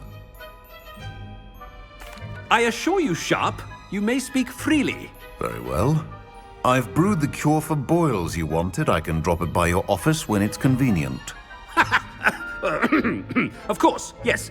No need for all the cloak and dagger. Simply have a student deliver it. A student? Very well, sir, if you insist. I do. And thank you, Sharp. I just hope you've brewed enough for all my boils. Now, to determine which student gets this rather unenviable task. You call that a shine on those boots? Do better! Has anyone seen my ivory-handled hand mirror? Of course you haven't. I thought I heard the headmaster approaching. Gareth! Mr. Weasley, what are you doing here? Don't you have, somewhere to be? Oh, Professor, yes, of course. All sorts of places I'd rather be right now. Do you need something from me? I'm looking for my house elf. Surely you've seen him? Ah, the little one-eared fellow. I saw him heading to the Great Hall moments ago, muttering on about your, sterling graces, sir. I am watching you, Mr. Weasley. Mr. Redding, who owns Honeydukes, tells me some of his billywig stings recently went missing. Prime potion ingredient. And I know you fancy yourself a skilled potioneer. What? But, sir, I haven't been anywhere near Honeydukes. Bah, that's enough from you. Just know that I have eyes and ears everywhere. On your way, Mr. Weasley. Well, there's one for my diary. Greetings! I mean, out of my way, children. Headmaster, here, what could he want? Mr. Gaunt, where do you think you're going? I beg your pardon, sir. I'm simply on my way outside. Taking the day off, eh? Typical student, wasting the hours away. I have to write 20 inches on Dittany and its uses. Was heading to the greenhouse. Ah, yes! Mixed with bubo tuber pus makes a fine mustache paste. Yes, mustache paste. I find. Are you feeling all right, sir? You don't seem yourself. I assure you I am quite healthy, Gaunt. If I need a medical diagnosis, I shall head to St. Mungo's. Something is very wrong with Professor Black. Dittany and bubo pus. Moustache paste. I haven't time for any of you at the moment. None. None at all. Move aside. Professor, a word? Professor Black, again, it is not too late to reconsider your decision regarding Quidditch. We could still have trials and a somewhat shortened season. It would be better than none at all. But the injury, Madam Kogawa. Professor, more than one student has taken a bludger to the head on our pitch. I dare say it knocked some sense into them. And they're fine now. The fact that it happened to be a pureblood, well, that's no reason to... What nonsense! That you would trivialize the health of a student over a silly game. A silly game? You are quite impossible sometimes. Sir, I've a good mind to write to the Department of Magical Games and Sports at the Ministry about you. Good idea. I can even provide the parchment should you need it. Now, where is my elf? Parchment? Very well, I will, and with pleasure. And I spotted Scrope in the Great Hall. Seems to be avoiding me. I wonder why. Good day, Madam Kogawa. What did we do to deserve him as a headmaster? If you must speak with me, consult my secretaries or what have you. Now move along. It's the headmaster and he's coming this way. Miss Broom, a word. Oh, Professor, this is an interesting surprise. It's Bloom, by the way. Remind me of your area of affinity, Broom. OWLs are swift approaching. Charms, sir. Non-verbal spells. Might work on one that makes me disappear. Well, keep at it, Broom. And before you know it, you'll be as invisible as that new fifth year seems to be. They're not invisible, sir. I've seen them near the library. In fact, they help me with my, heavy books. Speaking of invisible, where's my blasted house elf? Something seems a little off with the headmaster. Chewing with your mouth open? Where are your manners? Professor, I need to speak to you.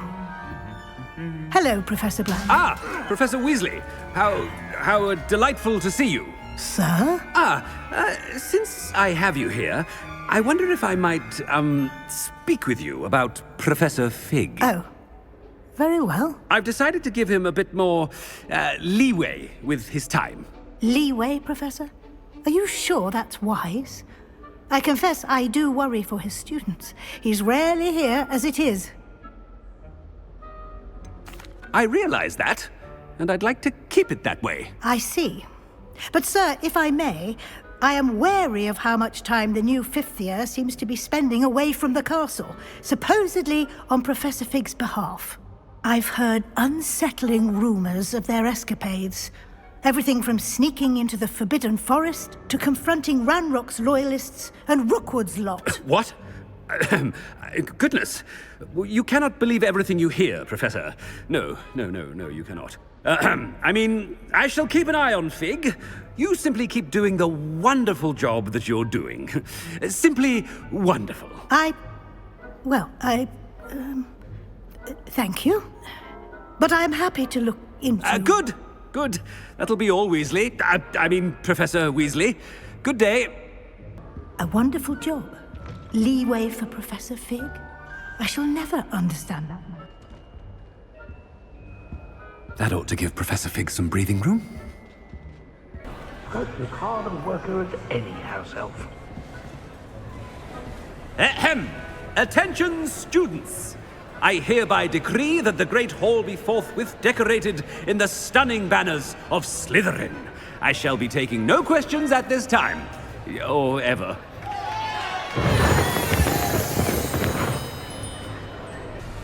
Scrope! Oh, greetings, Master. Remind me of the password to my office. Oh, but Master made Scrope swear never to tell anyone. Even Master himself. How dare you question me? I've a mind to give you a matching set of ears. Yes, sir. Of course, sir. Scrope begs forgiveness. It is the Black family motto, Master. Right. Of course. Master does remember it.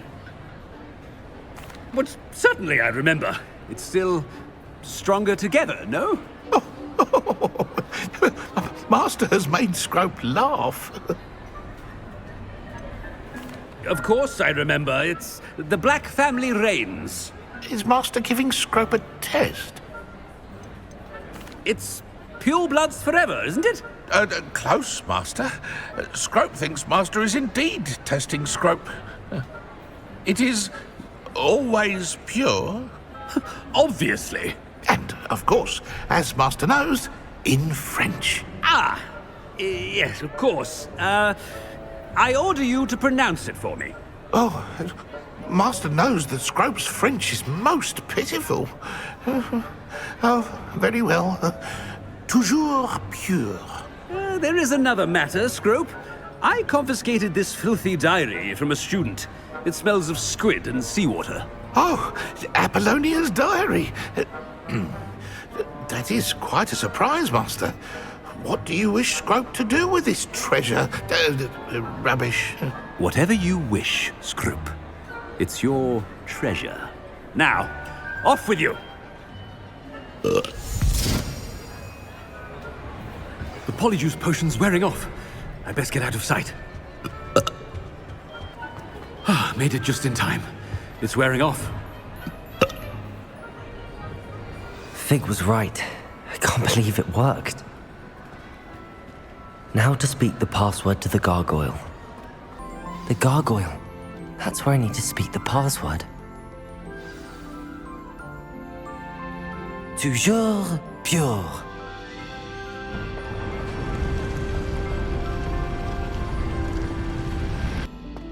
I wonder if all the elite wizarding families have a motto. It's good to see you. All thanks to Professor Fig's quick thinking. Now what? Approach the pedestal in the antechamber and read the book that appears. What can I expect to find in the book? A story. I cannot say more. You may recognize some elements of it, as I was inspired by a tale with which many wizarding children are familiar. I suspect there will be more to this than reading a book. Your suspicions are correct. We shall speak when you are finished. Has this been under the headmaster's nose all this time? That must be the pedestal.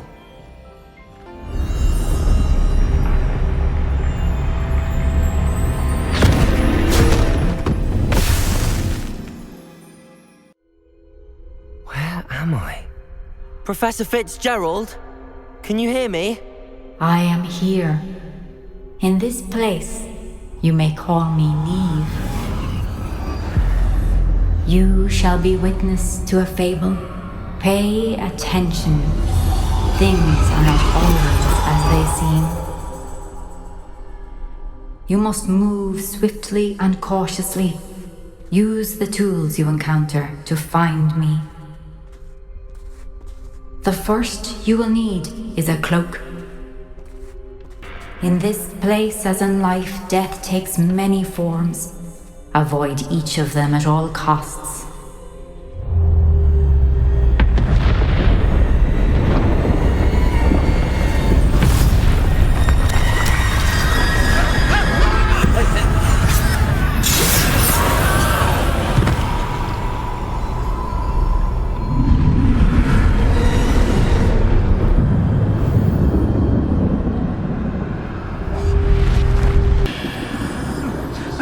When I could, I'd be free by now. This is my chance. Come in, Neve. I need to time this just right. I see a staircase straight ahead. Death.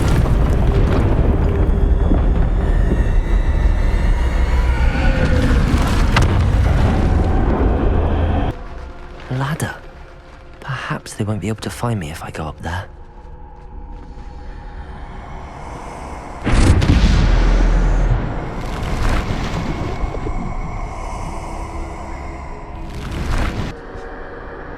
They're gone, for now. I need to get out of here. Where could Neve be? Too many. I must cross this road as fast as I can. That's where I need to go, but I need to find a way past them. Nothing this way, but more danger. There must be another way to find you.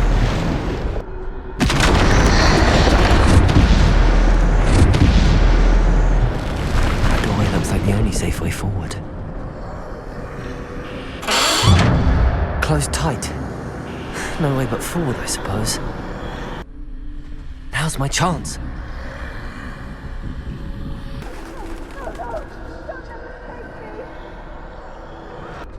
That's the way forward.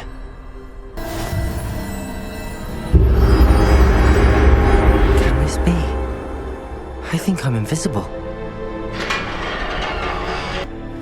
They can't see me at all. I can get closer to them. This is the way forward. Finally free. Now where are you, Neve?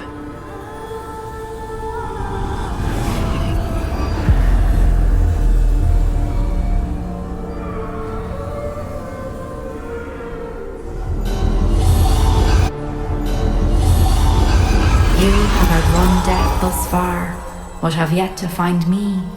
Keep searching, but this time you will be unable to hide. Wield the wand you see before you. Do not squander its extraordinary power.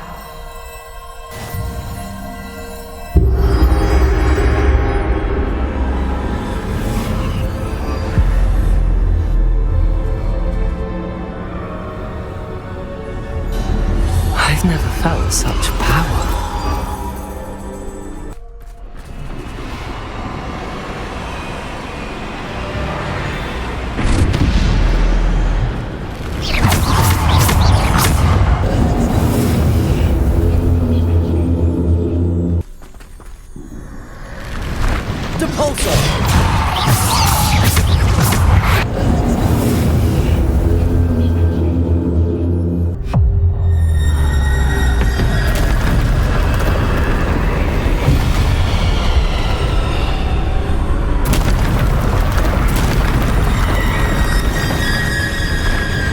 Bombarder!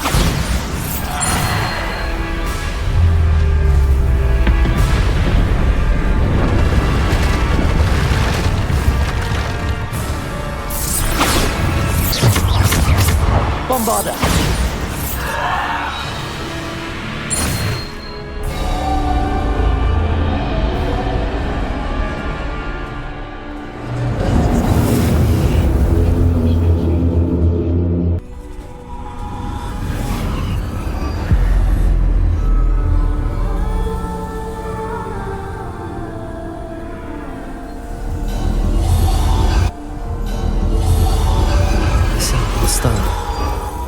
This must be for me.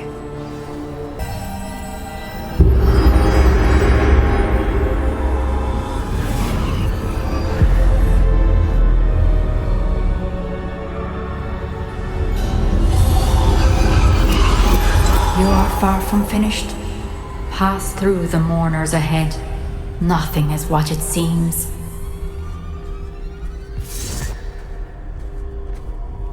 She's gone. Neve's dead. Oh, poor Neve. Gone so young.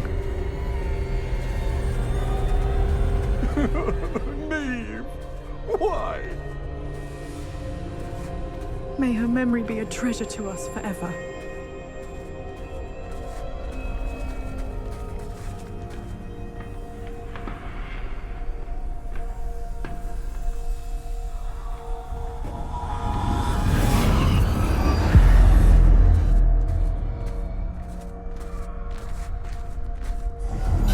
You found me, but you cannot undo what has been done.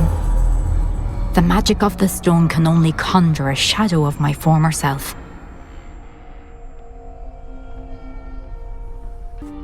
But there is no light without shadow, as there is no shadow without light. Simply because you can eliminate darkness does not always mean that you should. Remember that as you witness my memory.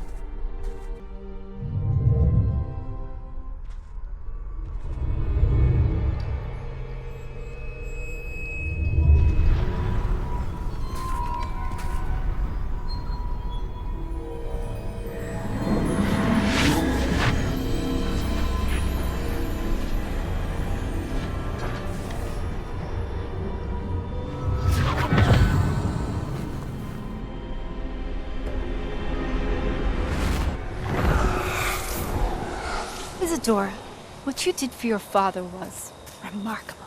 Wasn't it? And Percival needn't worry about the strands of emotion or the traces that this magic leaves.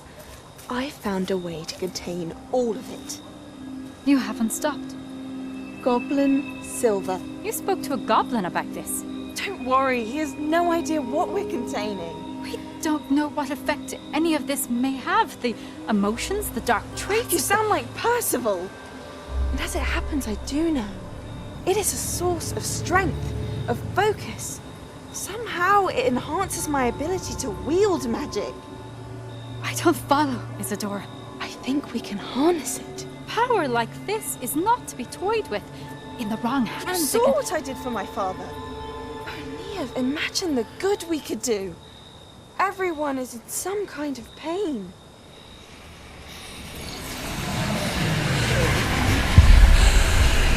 What are you doing?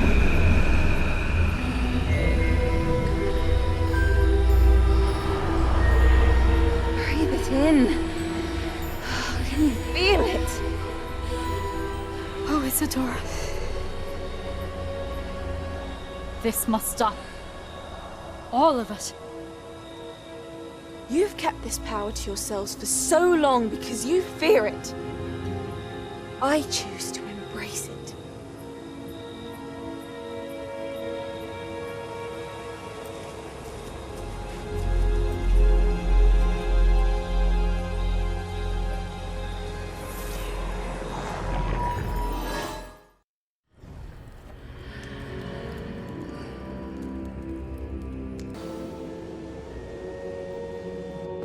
Is it true? Has someone completed the first 3 trials? It is, and I have. But you are so... Young? I know. You must be Professor Bakar. I am. Pleased to meet you. The pensive memory I just witnessed, was Isadora inhaling painful emotions? She was. I was amazed to see that it seemed to give her some sort of power, and that she could harness it. But how? I worry that you seem more intrigued than repulsed.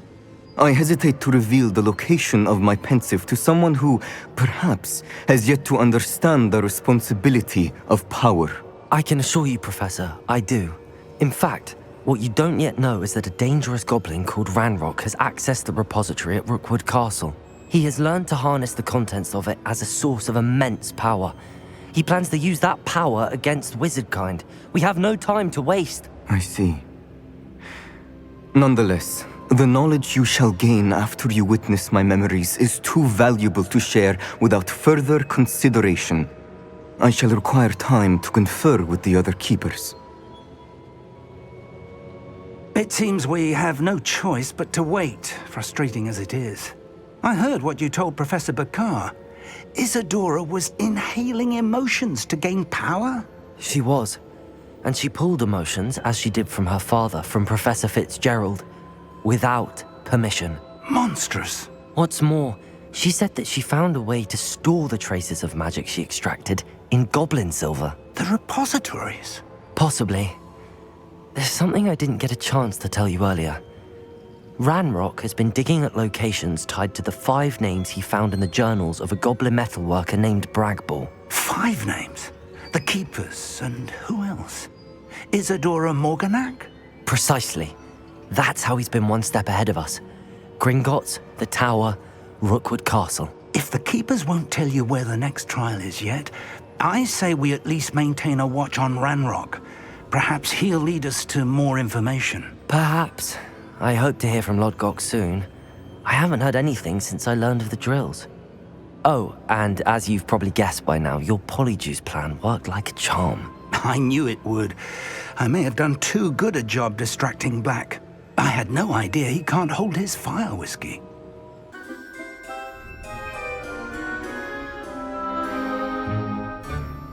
In today's lesson, we will cover a truly thrilling event. The Goblin Rebellion of 1752 and all its triumphant tragedy. But more specifically, we will address the devastating effects it had on the wizard milling industry. Throughout the many goblin battles, countless wizard cloaks were lost. Actually, we do know the number. 632. But history occurs outside the classroom. And look, it's time for my constitutional. One can practically osmose the history flowing through Hogwarts. I think the professor wants us to follow him. And now for a stroll to the Bell Tower entrance hall. Along with the rest of the castle, it was completed in the late early Middle Ages. The hall and the bell towers that loom above it contain myriad interesting artifacts. Good to see you again. Recovered from that nasty bout of dragon pox, have we? That wasn't me, Professor. I'm new here. Are you? Well then, welcome. No doubt you're eagerly anticipating my analysis of various wizarding councils, codes, statutes, and of course, goblin rebellions.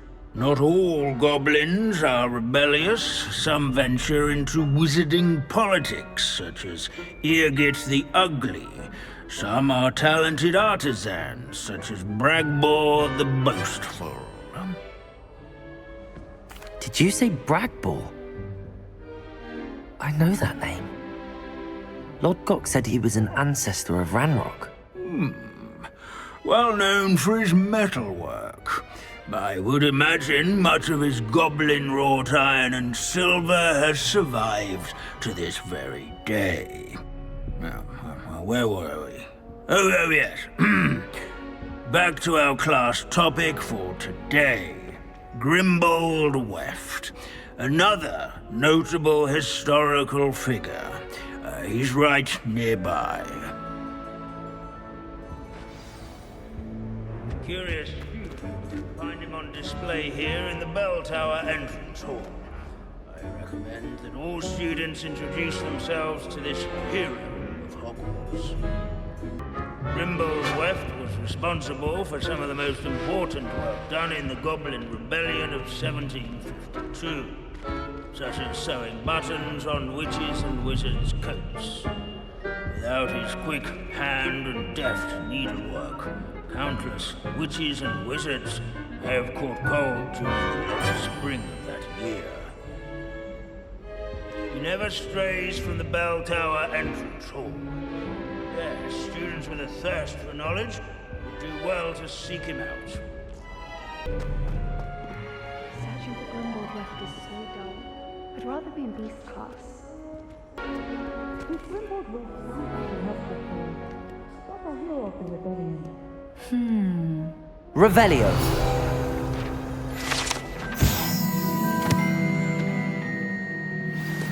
Oh yes, I see you found Grimbleweft. Yes, I rather enjoyed seeking him out. The thrill of the scholarly pursuit. I know the feeling quite well. Now, let's turn our attention to the agreeability and general good nature of Sir Aphpuddle. He's also nearby. See what you can learn from him for your next assignment. Standing in eternal but symbolic watch over the bell tower is a retinue of loyal knights, or rather, statues of knights, I should clarify. Keen-eyed students will spot the statue of Sir Aphpuddle of the cheerful countenance nestled among the ranks.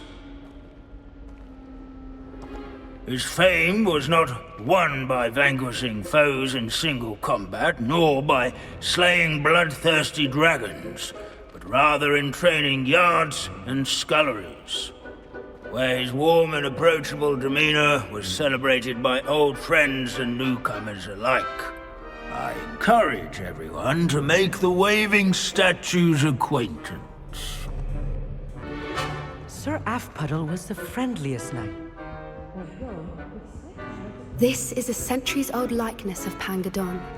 Fearless mouse hunter and devoted study companion. People have always loved them. Revelio.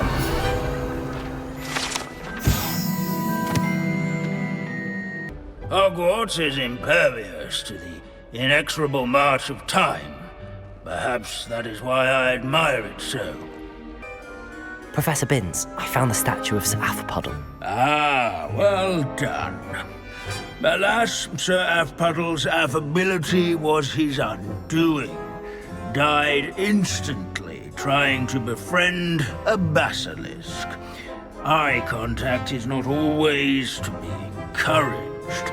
So beloved was he that even some goblins mourned his passing. Of course, that did not bode well with the rest of the goblins, most of whom could not abide mourning the loss of a wizard.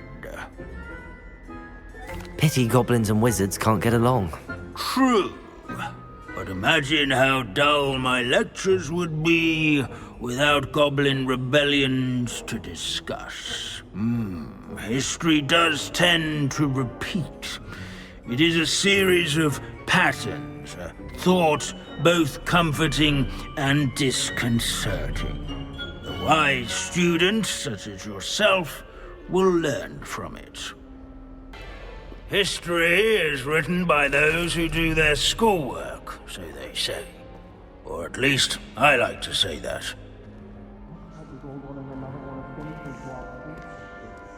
How can we do so much and accomplish so little? Professor, could you spare a moment? How may I help you?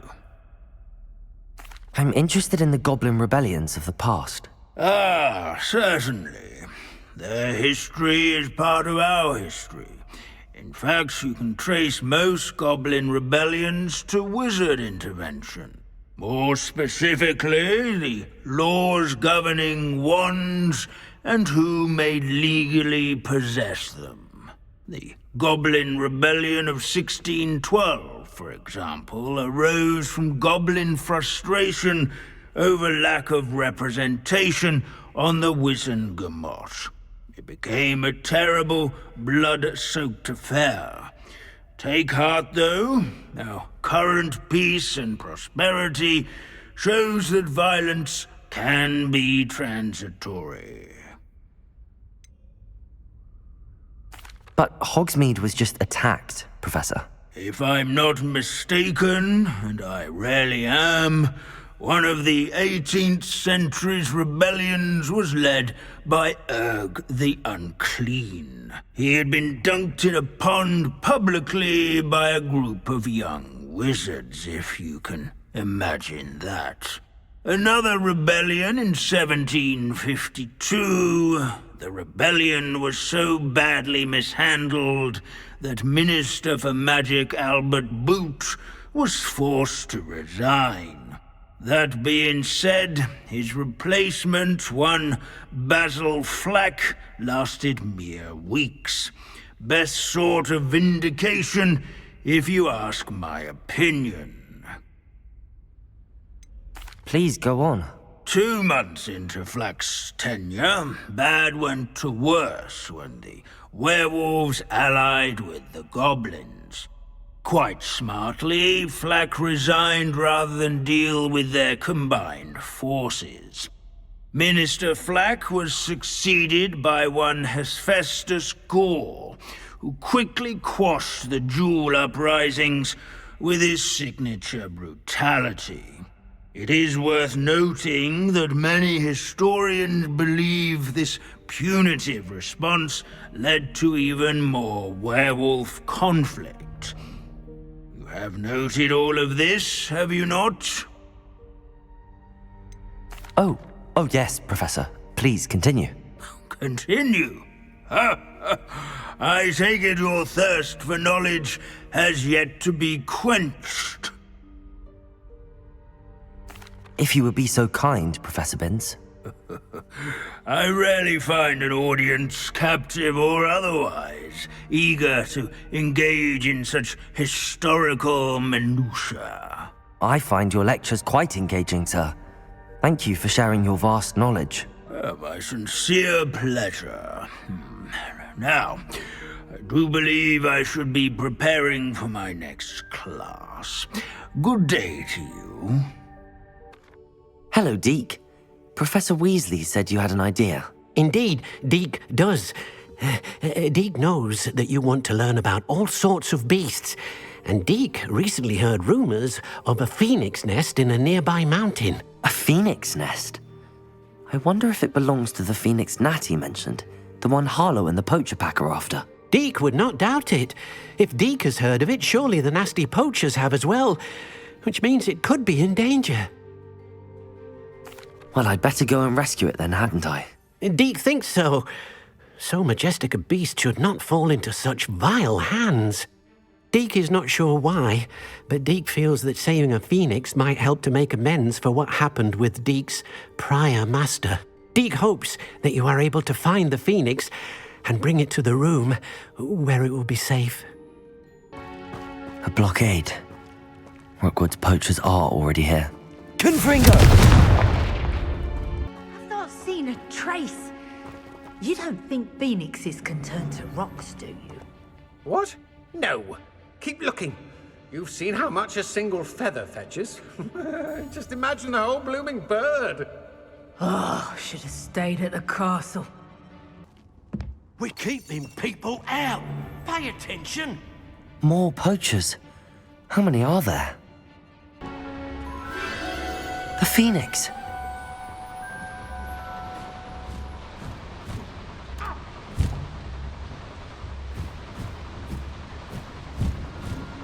It almost seems as if it wants me to follow it.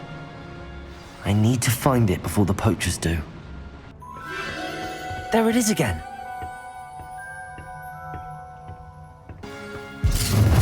Well, it isn't a little hypocrite. You're not getting away this time. Let me out, Bombarda! That was for Highwing.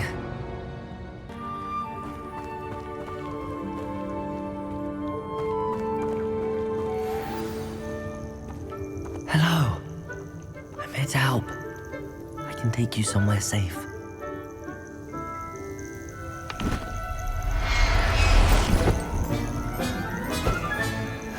Let's get you back to the room. Deke's going to be pleased.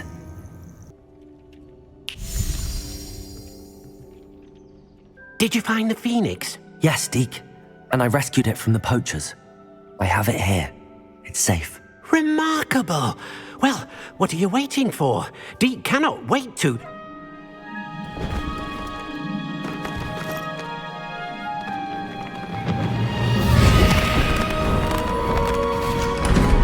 My heavens!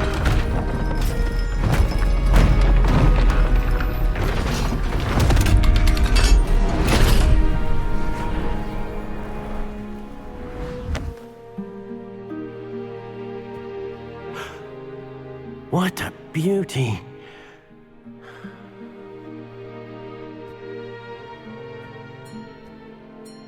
You keep it close.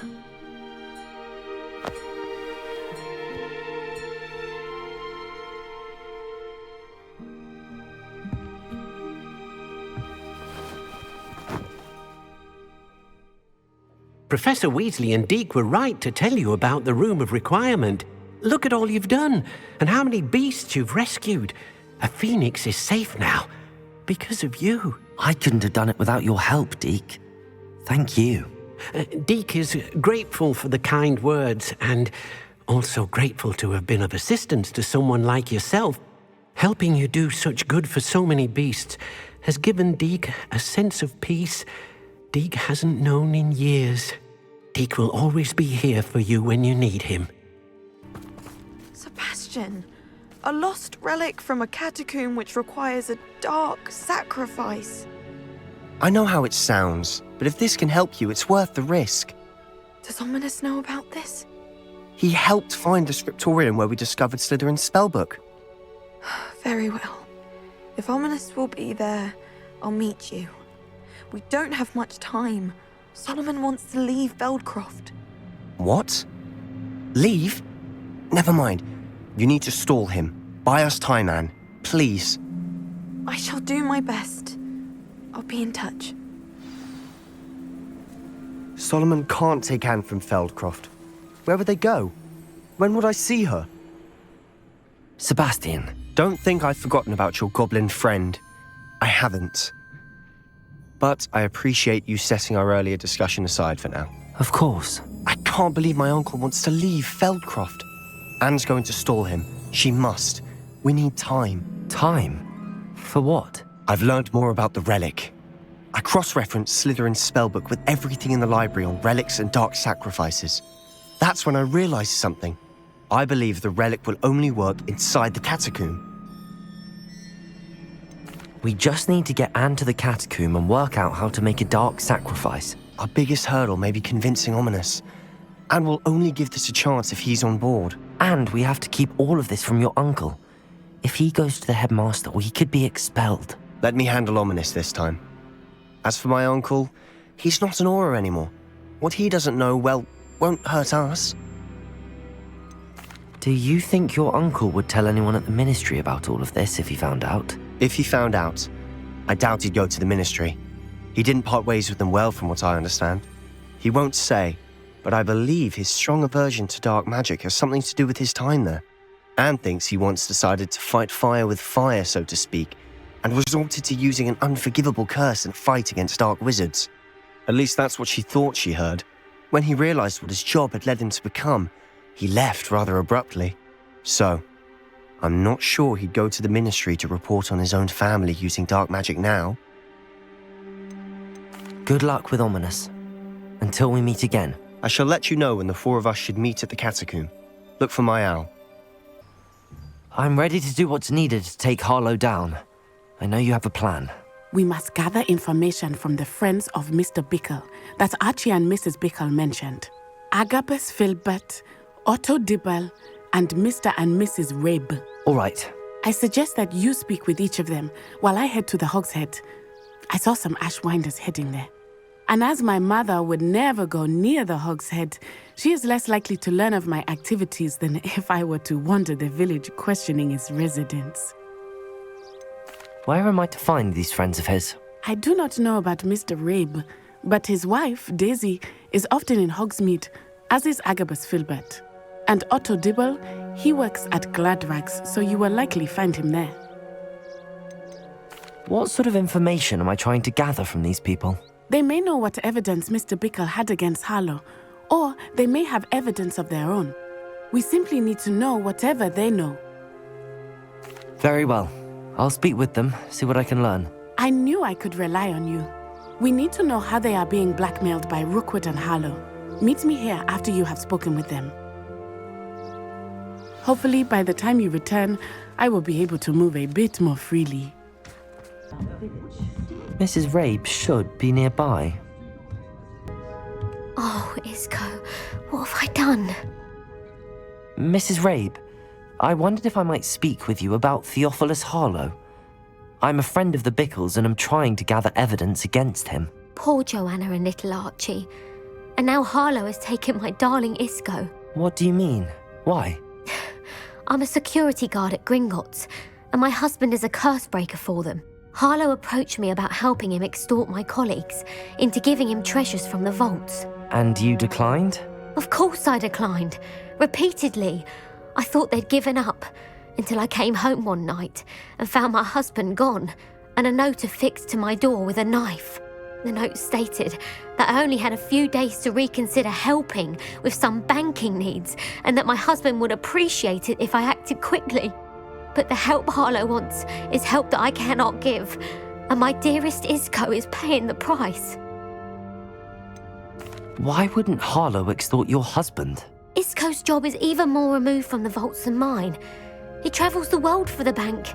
He could do nothing for Harlow. I'm the one in the bank on a daily basis, which evidently makes me an enticing target for blackmail. Have you helped Harlow since your husband was taken? No, I'm worried sick about Isco, but he'd never want me to compromise my integrity. I also know that he's extremely clever.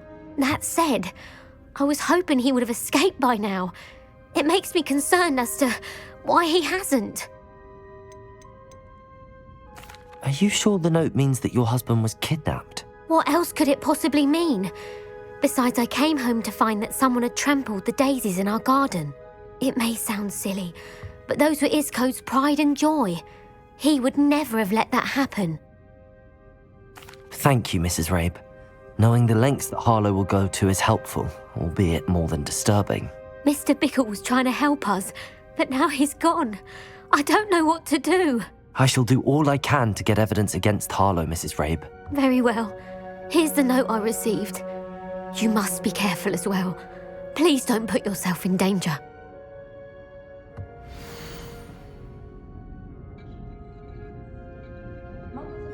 Some evidence worth hanging on to. Thank you. I hope it's not too late. Now, to find Mr. Bickle's other two friends. Otto Dibble works at Gladrags. I should check there. Please tell me you didn't take it, but perhaps it's been here all along. Mr. Dibble, may I speak with you? It's about Theophilus Harlow. I've nothing to say about him. May I interest you in a stunning cravat today? Please, sir, I'd like to help. I spoke to Mrs. Bickle. You know the Bickles? All right, but we must be discreet. Can't have Mr. Hill hearing this. I know Mr. Hill. He was kind to me the day of the troll attack. Oh, he's a good man, but even he wouldn't understand about Harlow. It started a few weeks ago. I was distracted, reading a note, when you-know-who came into the shop. I hid the note behind the counter and offered to help him. He stared at me for a moment, then asked me to check on an order he'd placed. I went into the storeroom to check on what turned out to be a non-existent order. When I returned, he was holding the note. What was in the note? It was a note from Rosie Hill, Mr. Hill's daughter. You see, we've been, secretly engaged these past 6 months. We haven't told Mr. Hill yet. I dare say he has higher hopes for her. Harlow advised me in no uncertain terms that my relationship with Rosie, not to mention my employment here, depended upon my cooperation. What does he ask you to do? It all happened so quickly. In an instant, he took a very expensive scarf from the counter, pocketed it, and smiled. He said, "Your secret is safe as long as I can supply my lady friend with delightful items like this every so often." I've been able to cover for his requests until now with some creative bookkeeping, but I can't keep it up for much longer. I'm terrified to say anything. I could never live without Rosie. Could you give me a bit more detail about the note?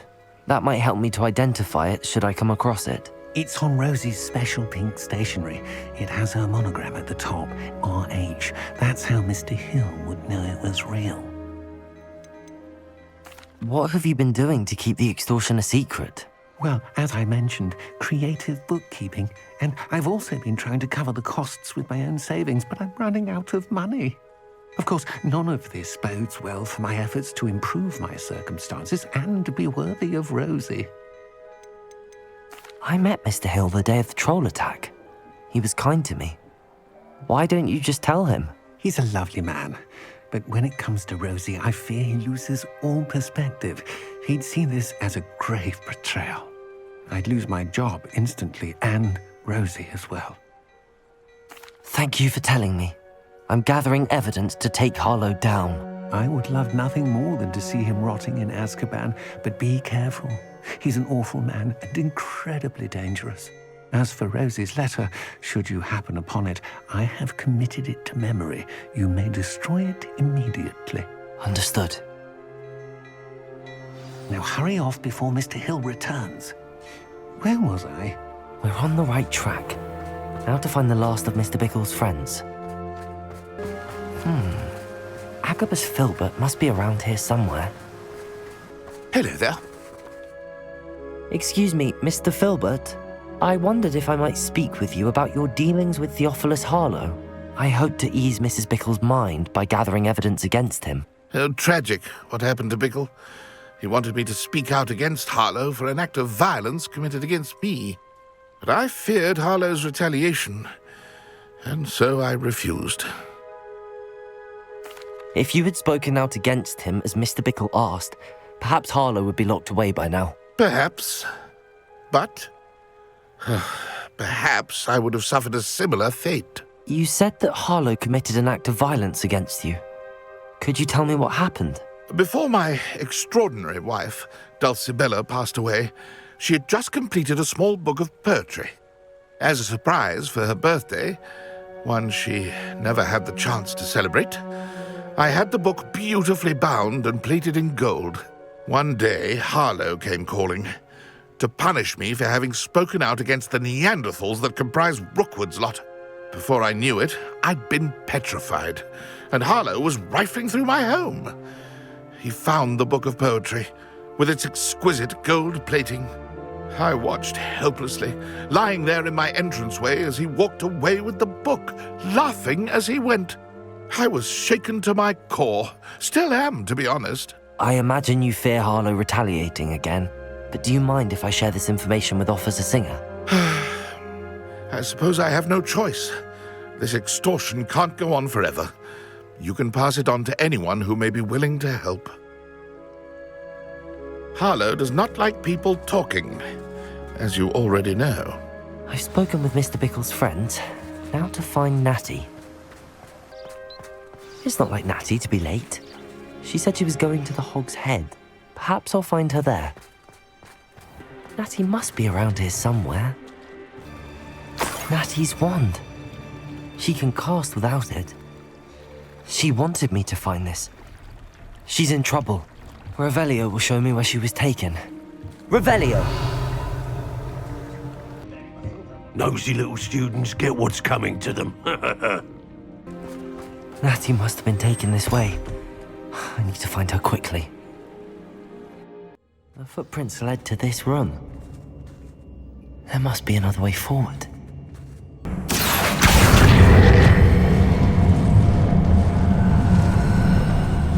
A hidden door. Natty must have been taken this way. I need to find her quickly. I'd better be sure I'm not seen. It's not gonna work. Using that girl as bait, no one's coming for her. We ought to just killer. Only a Hogwarts student would be arrogant enough to come in here alone.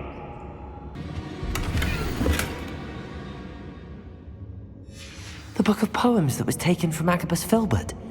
He'll be thrilled to have this back.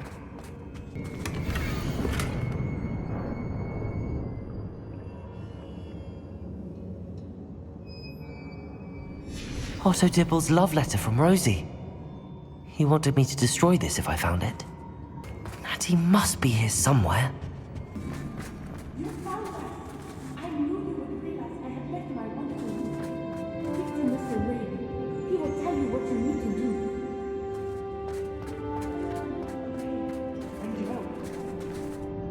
Mr. Rabe, Daisy told me you'd been abducted.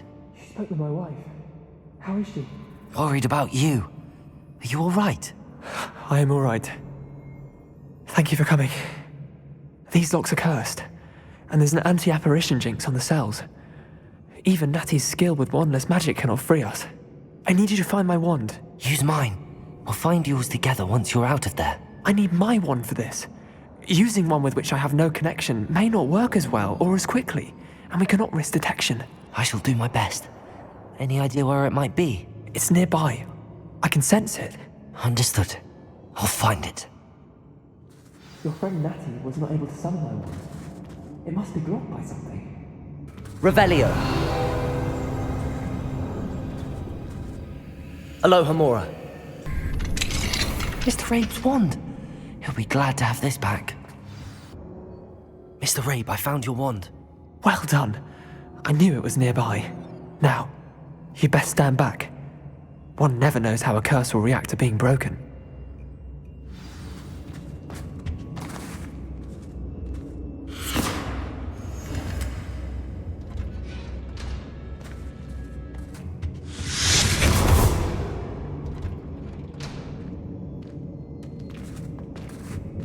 Thank you, Mr. Isco.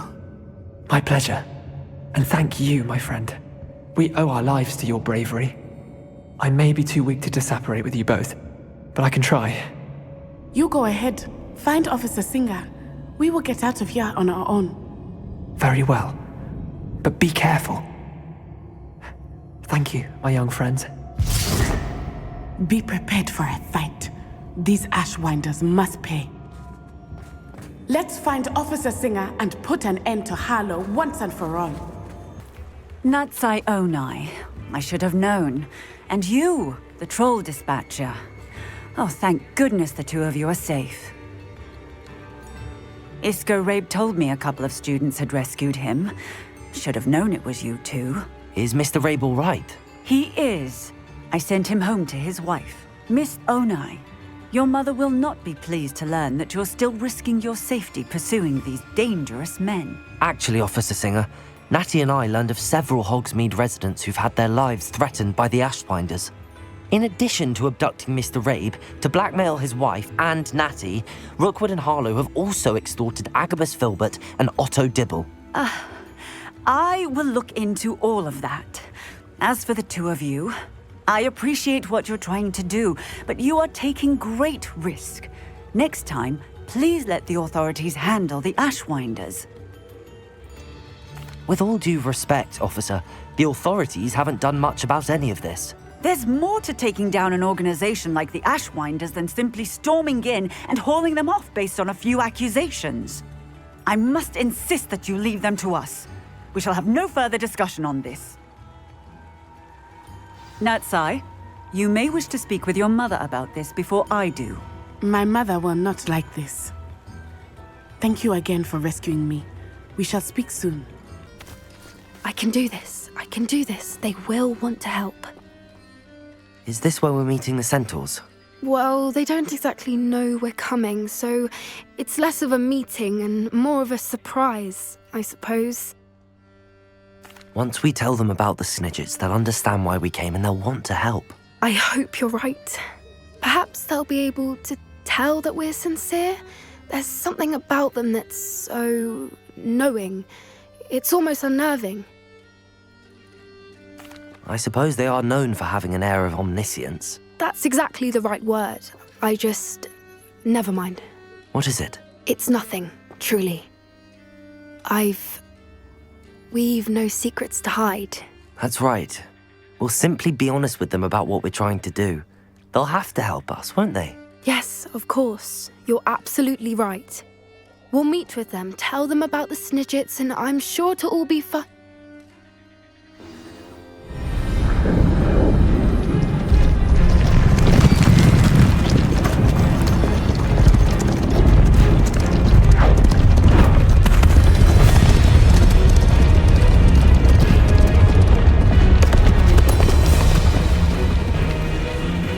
What do you think you're doing here, humans? Please! We were hoping to speak with you. Ah! I suppose you'd like a tale for your friends of the time you spoke to a centaur, and it spoke back. No, never! We're here because we need your help. Enough! You made a grave error in judgment in coming here, little witch.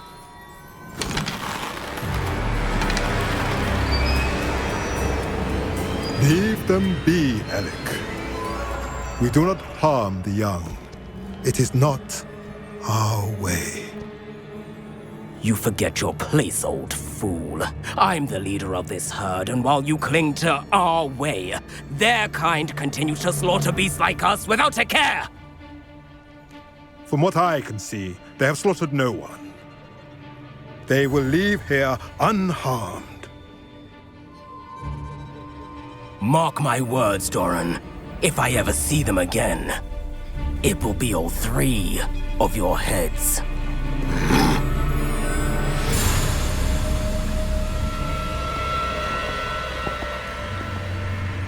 Foolish children.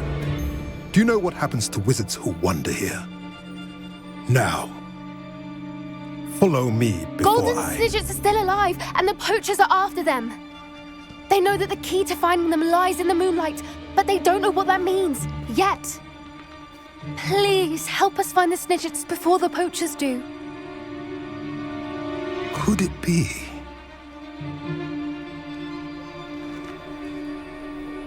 In the south, there is a cave within which lies what the poachers seek.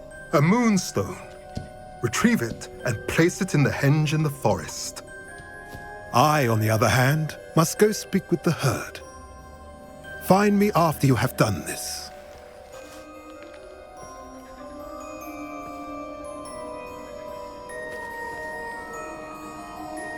I don't understand. So the moonlight mentioned in the journal doesn't refer to actual moonlight, but to a moonstone. What do moonstones have to do with Snidgets? And why was he so certain about where we could find one? I don't know, but I am inclined to believe him, what with his being a centaur and all. I am too. It is a shame how quickly he left. What was his name? Doran. That's what the leader of the herd called him. Well, if Doran knows something we don't, I'd rather act now and ask questions later. I can head to the library and start looking into the cave you mentioned. I'll let you know what I find. I still can't believe we escaped the Ashwinders. You may not realize it, but you are the talk of the school since you saved me that day. I wonder how everyone knows about it.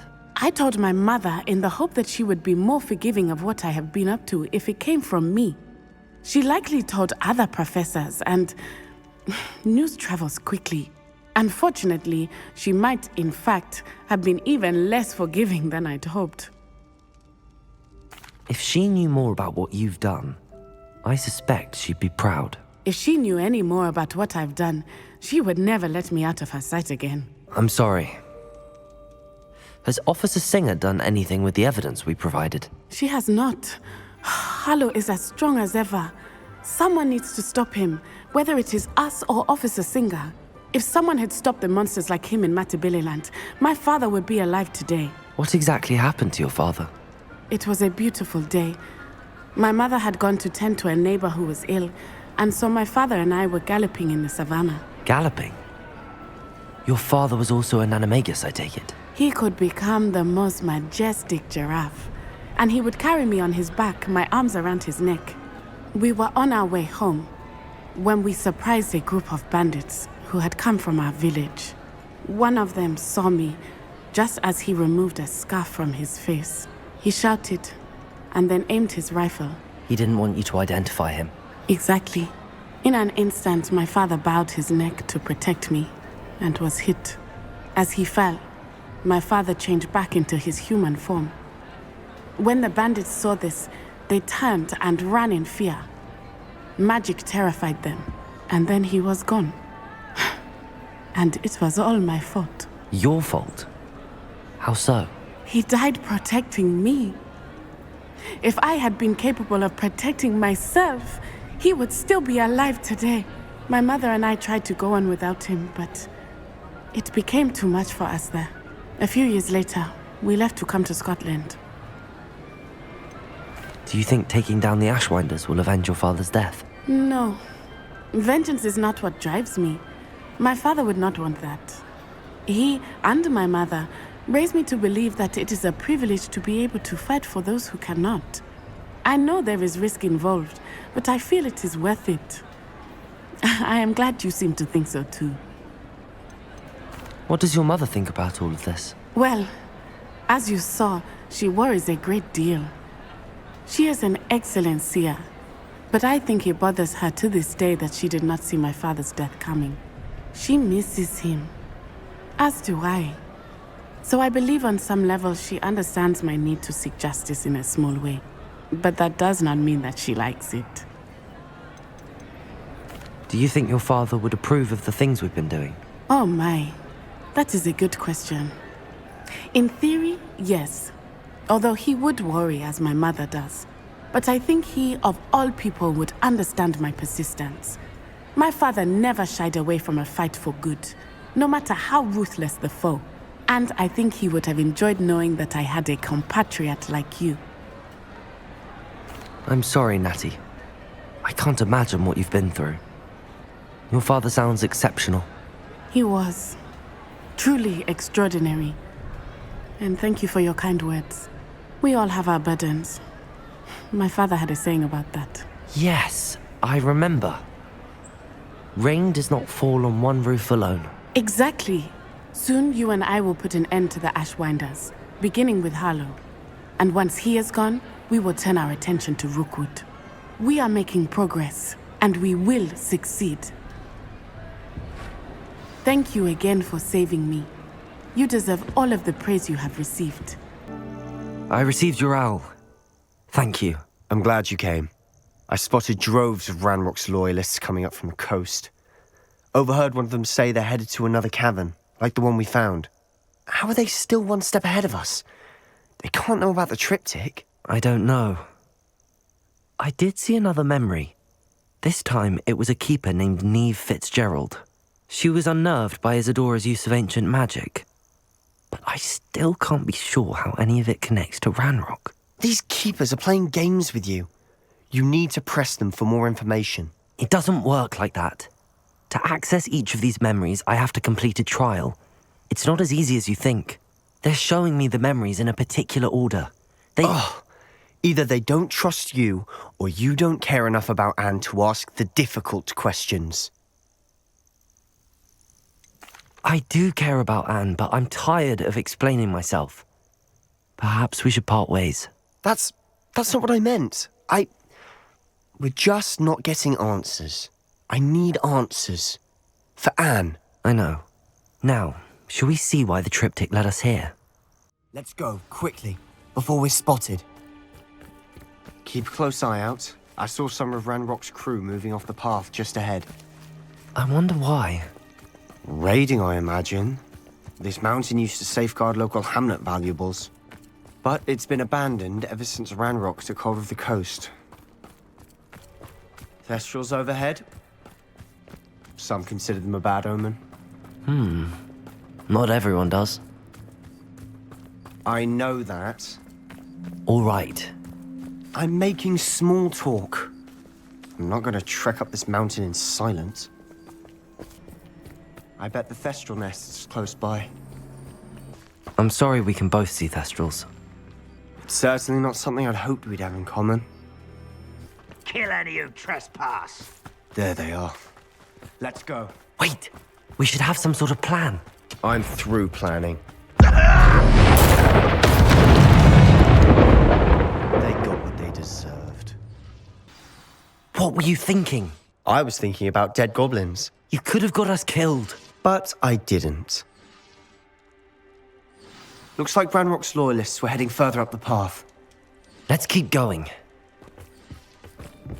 Ranrock's gonna make everyone pay. Anything made from goblin silver belongs to us. Whether it's a sword or a repository, whatever that is.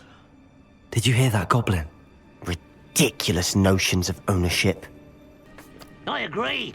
Only good wizard's a dead wizard. Ranrock's got that right, and I'll be most keen to help him achieve his goals in that regard.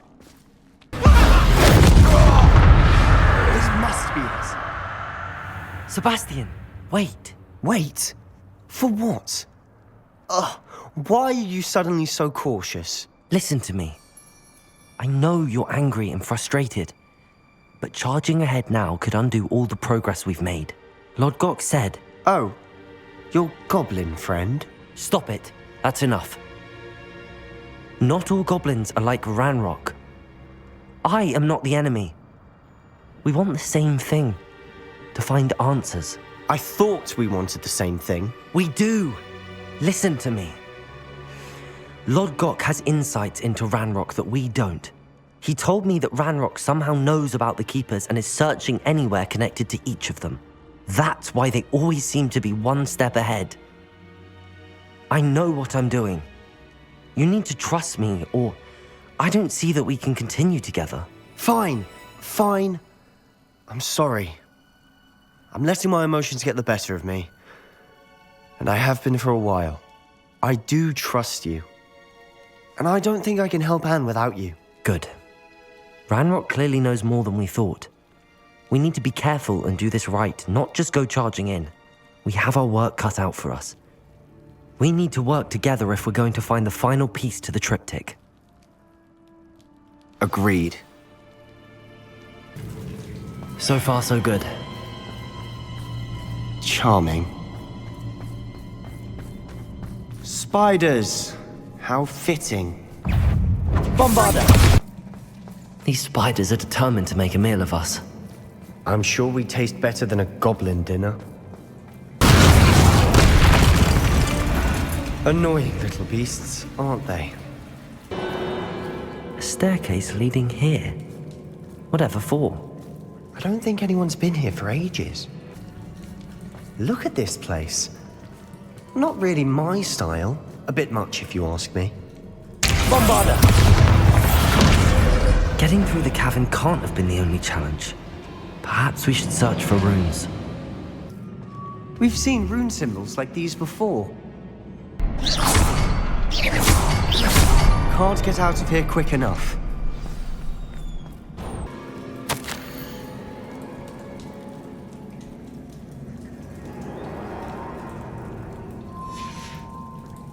Sebastian, a journal entry.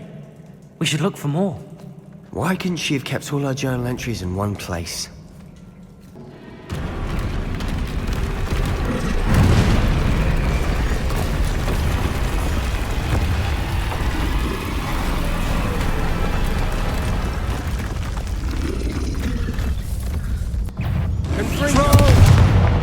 Bombarda! Nice teamwork. Nothing like an angry troll to bring friends together.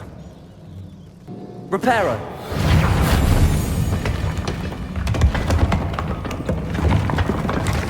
That was a piece of work. More than one.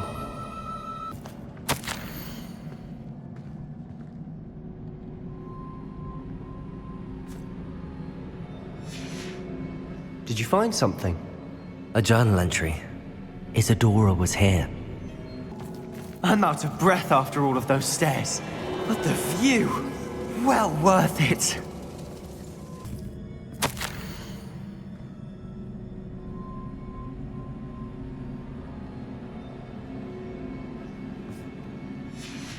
Good news? This journal entry sounds worrisome. Confringo! Almost as good as if I'd done it myself. This place can't have belonged to only Isadora. But the triptych pointed us here. Another rune symbol. Feel as if I should be fluent in runic language by now. this be another area Isadora created? Isadora must have honed her skill with ancient magic here.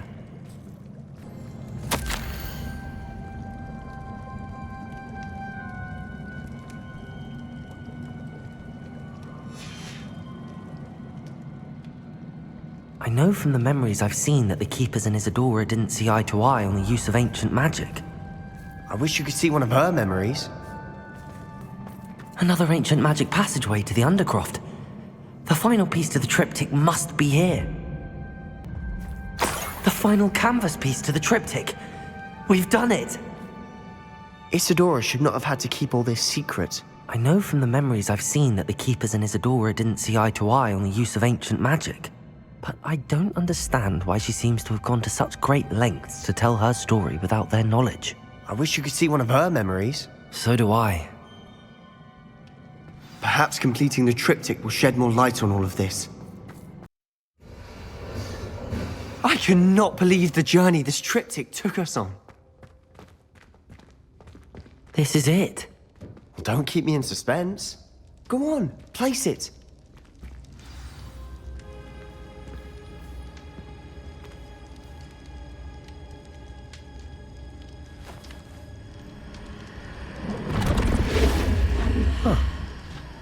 Another pensive. This is what we've been chasing.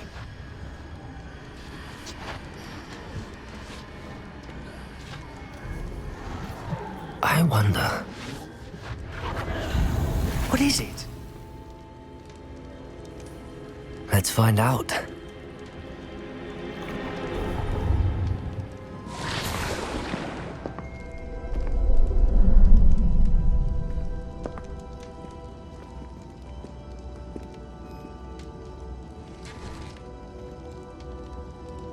I cannot bring my brother back, Father.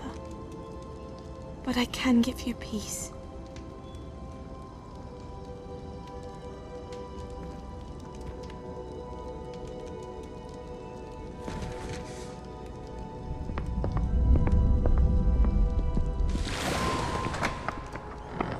Please, have a seat. Isadora, we are all most intrigued to hear. We're ready. I've something to show you. Father, these are my colleagues from Hogwarts. Father hasn't spoken since my brother died. On my travels, I confirmed that which I've always believed. That we have the power to take away pain.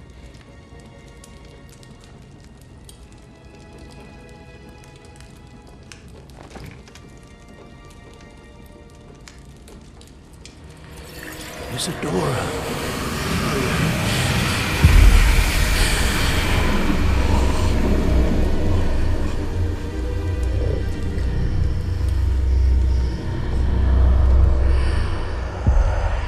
What have you done? I took his pain.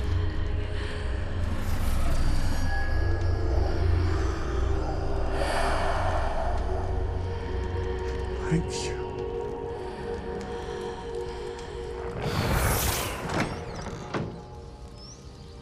That worked. It did indeed. Of course it did. It's goblin silver. I need something much bigger. All right. It would help if you could tell me more about what it is you're storing.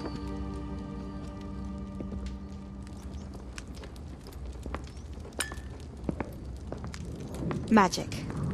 Left over from a spell I devised to remove pain, but if used correctly, its power can be used to do even more good.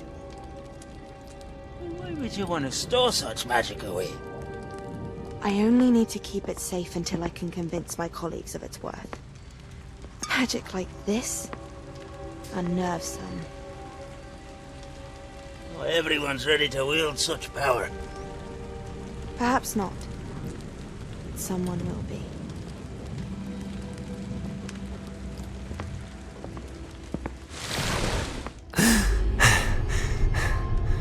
She took away the pain.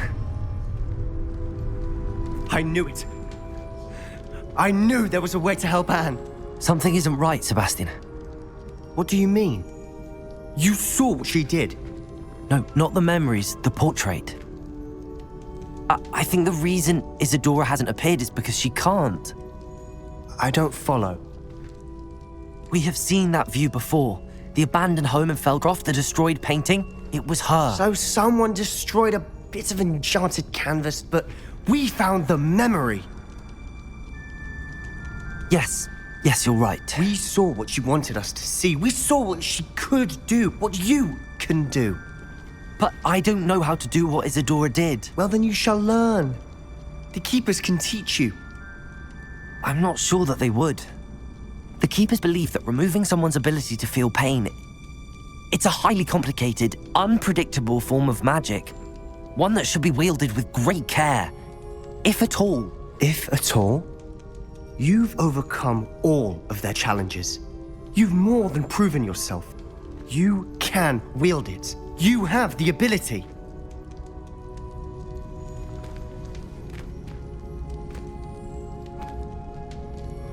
Please, talk to the Keepers. If not for me, then for Anne.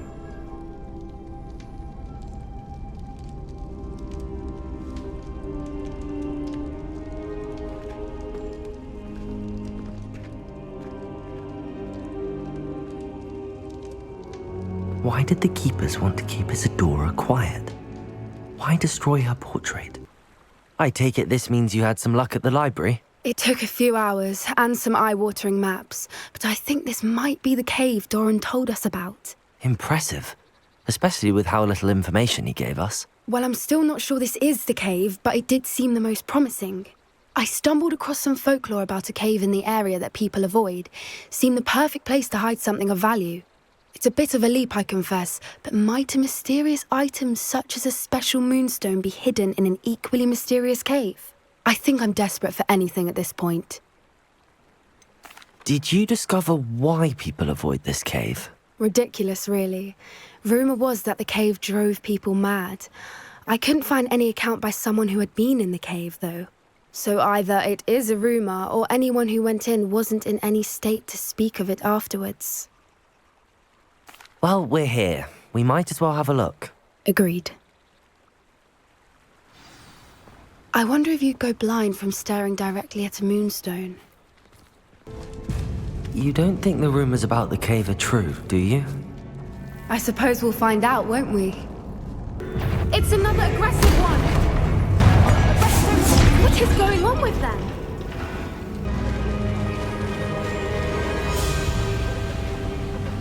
Voipers! I beg your pardon? This must be how the rumour about the cave started. The Voiper's song is said to drive anyone who hears it mad. If the moonstone is here and so are Voipers, I wonder if it's being protected. Why am I not surprised? First the Voipers and now this.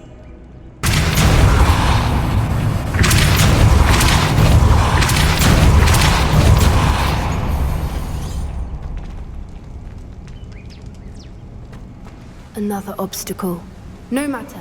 I'm sure we can work out a way across.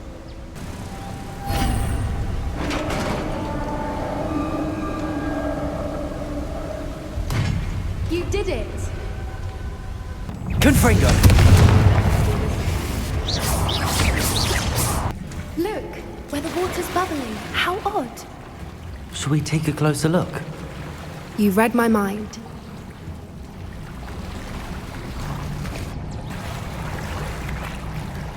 Merlin, it's even more beautiful close up. It's got to be here, I just know it. Given what Voipers are known to do, I never thought I'd be so happy to see this many of them. I don't know. I've been listening to them for a while now, and I'm starting to lose my mind. Very funny. I was just thinking how it's proof that poachers haven't been here, assuming this is where the moonstone is.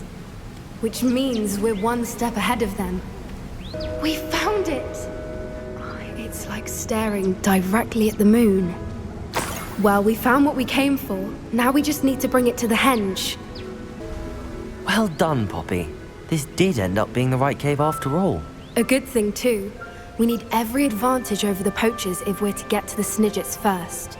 We should do as Doran suggested and bring the Moonstone to the henge. Shall we? We shall. If we leave now, we should make it there by nightfall. That's the henge, precisely where Doran said it would be. But now that we're here, I'm not entirely sure how to feel. We knew we were at the cave for the Moonstone, but Doran didn't tell us what to expect when we placed the stone in the henge. I don't think Doran would knowingly send us into danger. You're right. I suppose I'm worrying over nothing. Let's make our way down. We're nearly at the end of this. I think that's it over there. How's your gran doing, by the way? Nothing keeps Gran down. She set up a caterwauling charm and threatened to make a coat out of the next poacher that set foot on her doorstep. I still feel terrible that I'm the reason they went there. Surely she'll be pleased you've gone after the Snidgets. I hope so. Gran understands how important it is to protect those who need it. I think we can safely say we know where the Moonstone goes.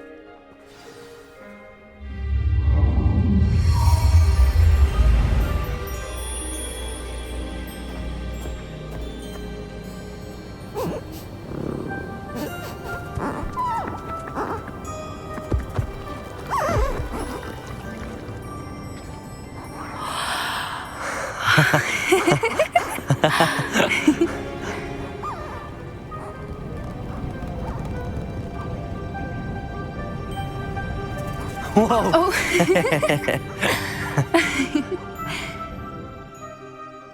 That was a mooncalf dance. Do you know how rare it is to see even one? They only ever happen under a full moon. Though I suppose the Moonstone allowed it to happen now. Is the pattern they left behind on the ground normal? All part of the dance. No one pattern is ever the same, though. We'll need to draw this one to get a better sense of it. Can't wait to tell Gran that I've managed to see not one, but 2 mooncalf dances. She'll be jealous. You've seen this before? It was pure luck the first time. I was on Highwing, or I'd never have spotted it. It was the night the night I met Highwing, actually, I'd love to hear about how you and Highwing met. I'd actually like you to know. About 5 years ago, Highwing had been captured by poachers. At first, they planned to sell her, but soon decided they wanted to kill her instead. More money, I suppose. I'd finally had enough. I freed Highwing and we ran. We'd flown for ages when I spotted mooncalves dancing below and we landed to watch them. It felt like an omen, a good one, a sign that the worst was over. What do you mean you'd had enough and the worst was over? You see, the night I freed Highwing was also the night I ran away from home. A poacher camp. I come from a family of poachers. Merlin? I don't know what to say, Poppy. I can't imagine what that must have been like for you. I never fitted in, but the older I got, the more apparent it became. Gran tried for years to convince my parents to let me live with her. Suffice it to say, when I left with Highwing, I flew straight for her house. How brave. I'm glad you escaped. So am I. There were so many creatures I was unable to help when I was younger. Now that's all I want to do. From everything I've seen, you're doing precisely that. I've had a bit of help. I've never told anyone any of this, but I'm glad that you know. It's nice to have someone to talk about it with. What was it like growing up in a family of poachers? The thing I remember most was how much we moved around, always chasing the next big kill. It was chaotic and dangerous and nowhere a child should ever grow up. Do your parents know about the things you do now? Saving that dragon from the fighting ring, for instance. We don't speak, or rather, they don't speak to me. Last I heard, they were in Borneo trying to make their fortunes there. Acromantulas. However, I wouldn't be surprised if word has got back to them. Some days a part of me hopes that it has. Now that I'm older, I wish I could talk to them, get them to see sense. But sadly, I suspect that wouldn't do any good. We were around so many poachers in the tent. Were you not worried about being recognized? Poachers are nomadic, and most of the ones in the area aren't any I'd grown up with. That said, I suspect someone must have recognized me. That's how they got to Gran. I'm glad you told me. We should get back to Doran. He'll need to see the symbol, and we've got poachers to beat. If you collect the moonstone, I can make a quick drawing of the symbol for Doran. Are you finished with the drawing? Just barely. I think the pattern's a bird. At least that's what it looks like. Didn't the journal say the key to finding the Snidget lies in the moonlight? Of course. That's it. We need to show this to Doran. Not that I'd know where to find him at this hour. Perhaps we should head back to the castle and we can track him down after a good night's sleep. Agreed. I'm ready to leave if you are. Some days are more difficult than others. Natty, is everything all right? There are times when my father's absence drifts to the back of my mind, and I feel peace for a day or two. But this is not one of those times. I miss him. I miss running with him. I miss Matibeleland. He should still be here. And it's my fault that he isn't. I'm sorry, Natty. I wish there was something I could do to help. You have done plenty. In fact, many of my good days are good because of you. The bad days, however. I believe I would feel less helpless if I could truly put an end to Harlow and the rest of Rookwood's miserable lot. Each day they remain free, they do more damage, leaving people like Archie Bickle to suffer the consequences. I agree, Natty. We'll get them. I've never seen someone so committed to a cause. Thank you. I believe we will get them, beginning with Harlow. Thank you for speaking with me. It was very helpful. No sign of Lodgok out here. He must be inside already. Look at the size of this mine. Lodgok! Where are you? This place is Ranrock's loyalists. I have to keep my wits about me. Confringo! This cart ought to get me deeper into the mine. Just like Gringotts, but I'm in the driver's seat this time. Something seems wrong. How deep will this take me? Ranrock's gonna be pleased with our progress. Who was on that car? Enjoy some with his car, will ya? That has to be the end up ahead. Confringo!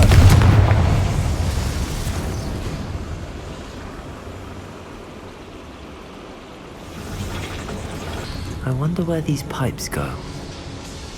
Ranrock is here. Lodgok doesn't. Incendio should be enough to light these flames. Incendio!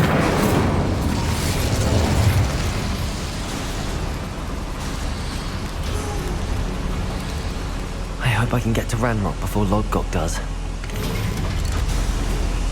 Another drill is complete. The wizarding world will crumble.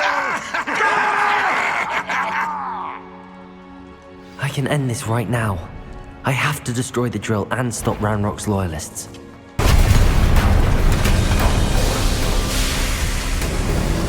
You.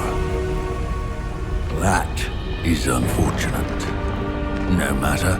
We will build another. I found this one lurking outside. Lodgok.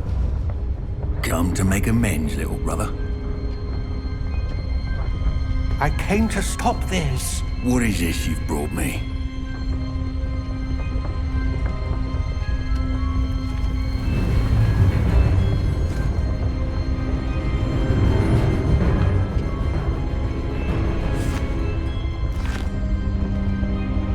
It cannot be. All this time, you knew.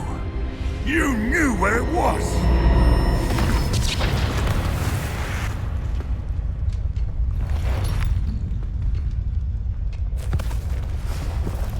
Don't! Are you alright? I'll never understand you, Lord Gok. So gullible. That witch did not consider you an equal. She, like all wizard kind, sought only to use you. You're wrong, Ranrock. The young ones are especially deceitful. They are taught to hide their disgust for us, as they exploit us. Astonishing that our ancestors ever trusted each other. All this time, looking everywhere for the final repository, searching in vain for Bragbor's last journal. Wasted my time, chasing a child. And my little brother knew where it was all along. But now, I don't need you. I don't need any of you. I was bringing it to you. You are a traitor to our kind! No! Avada Kedavra!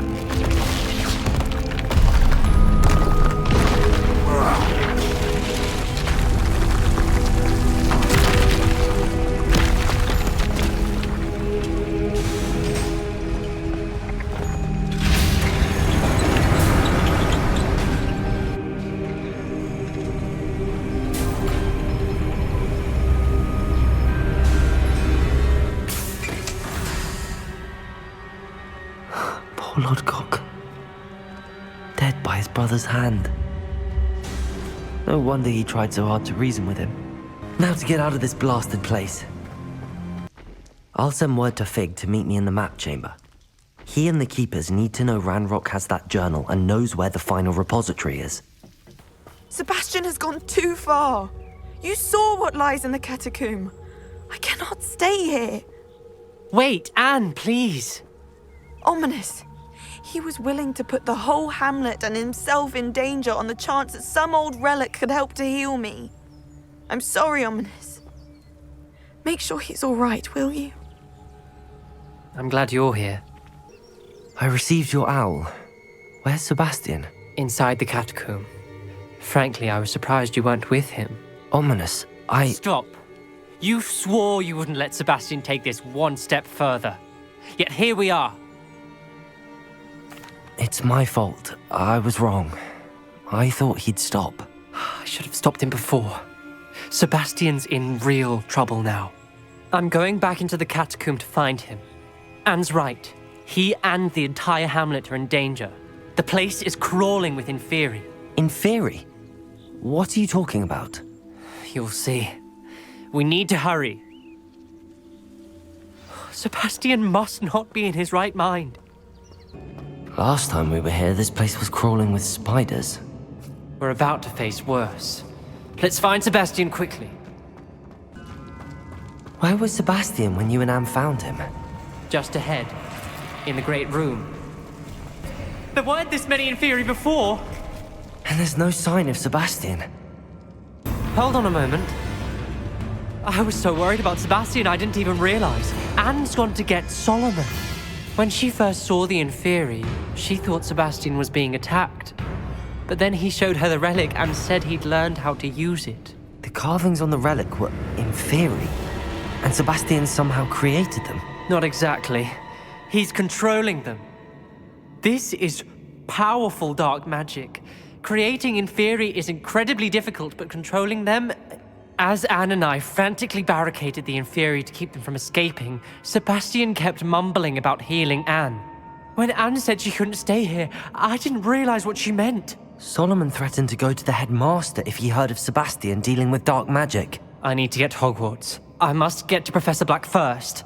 Twist the story a bit, make him think it's a family fight. I'll be back as soon as I can. See if you can talk some sense into Sebastian. Be careful. How many Inferi are there? There's Sebastian. Isn't this incredible? Sebastian, I told you! The relic is the answer! I've been trying to reverse the dark magic that injured Anne, but this will allow me to control it! Just as I can control the Inferi. Control? I had to fight the Inferi all the way.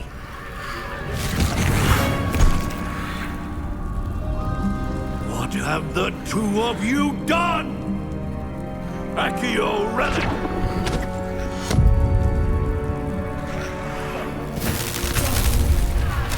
The relic!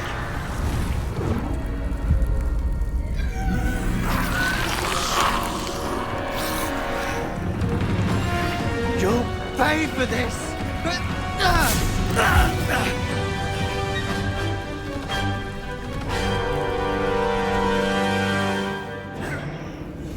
But two of you have gone too far! I'm ending this now! That's relic. Save Anne.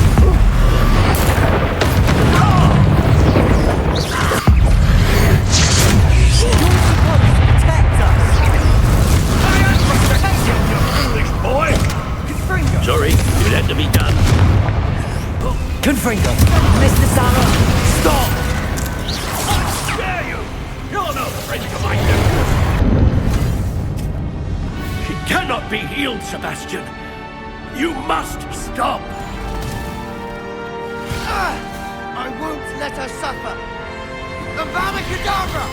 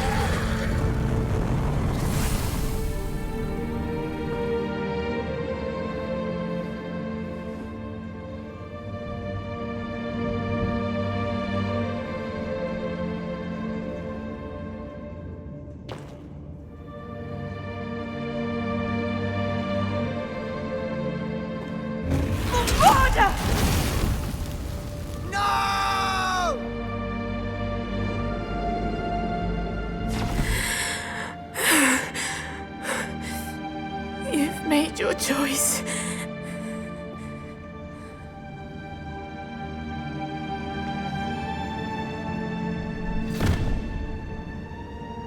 Oh, Anne. What have you done?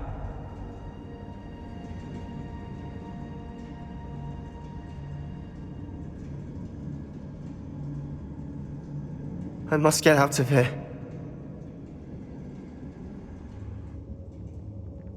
I can't let him leave. Sebastian, wait! Stop, Sebastian. Hold on. Why wouldn't you stop? I was calling after you. Anne won't survive this. She's withering away, inside and out. Solomon's never been there for us, not really. He gave up on Anne. I'll never give up on her. You saw him, didn't you? He was going to ruin her life. He attacked us. I had to use the killing curse. You know I did. If I hadn't known how to cast it. He did attack us. You had no choice. It was brave, Sebastian. You clearly care more about Anne than your uncle ever did. I knew you'd understand. I did do the right thing. You did. I would have done the same, if I knew how. I could teach you. No time like the present. The killing curse won't be easy to master. As with all unforgivables, you have to mean it. Hold your wand steady. Focus. The incantation is Avada Kedavra. Your intention must be clear.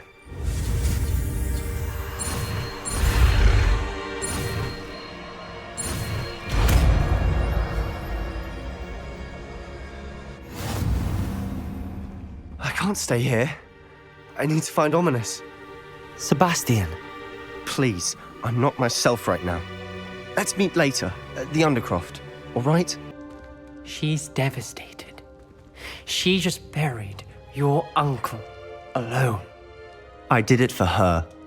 Sebastian, Anne can't bear the thought of turning you in, but... What? Turn me in? She saw what happened. I'll give you some time to think, Sebastian. Turn me in? Sebastian. Did you hear that? You saw what happened. I never wanted to hurt my uncle. I know. I can't believe he's gone. How did things go so wrong? I didn't mean it. I didn't mean to... Oh, Anne, I was only trying to help.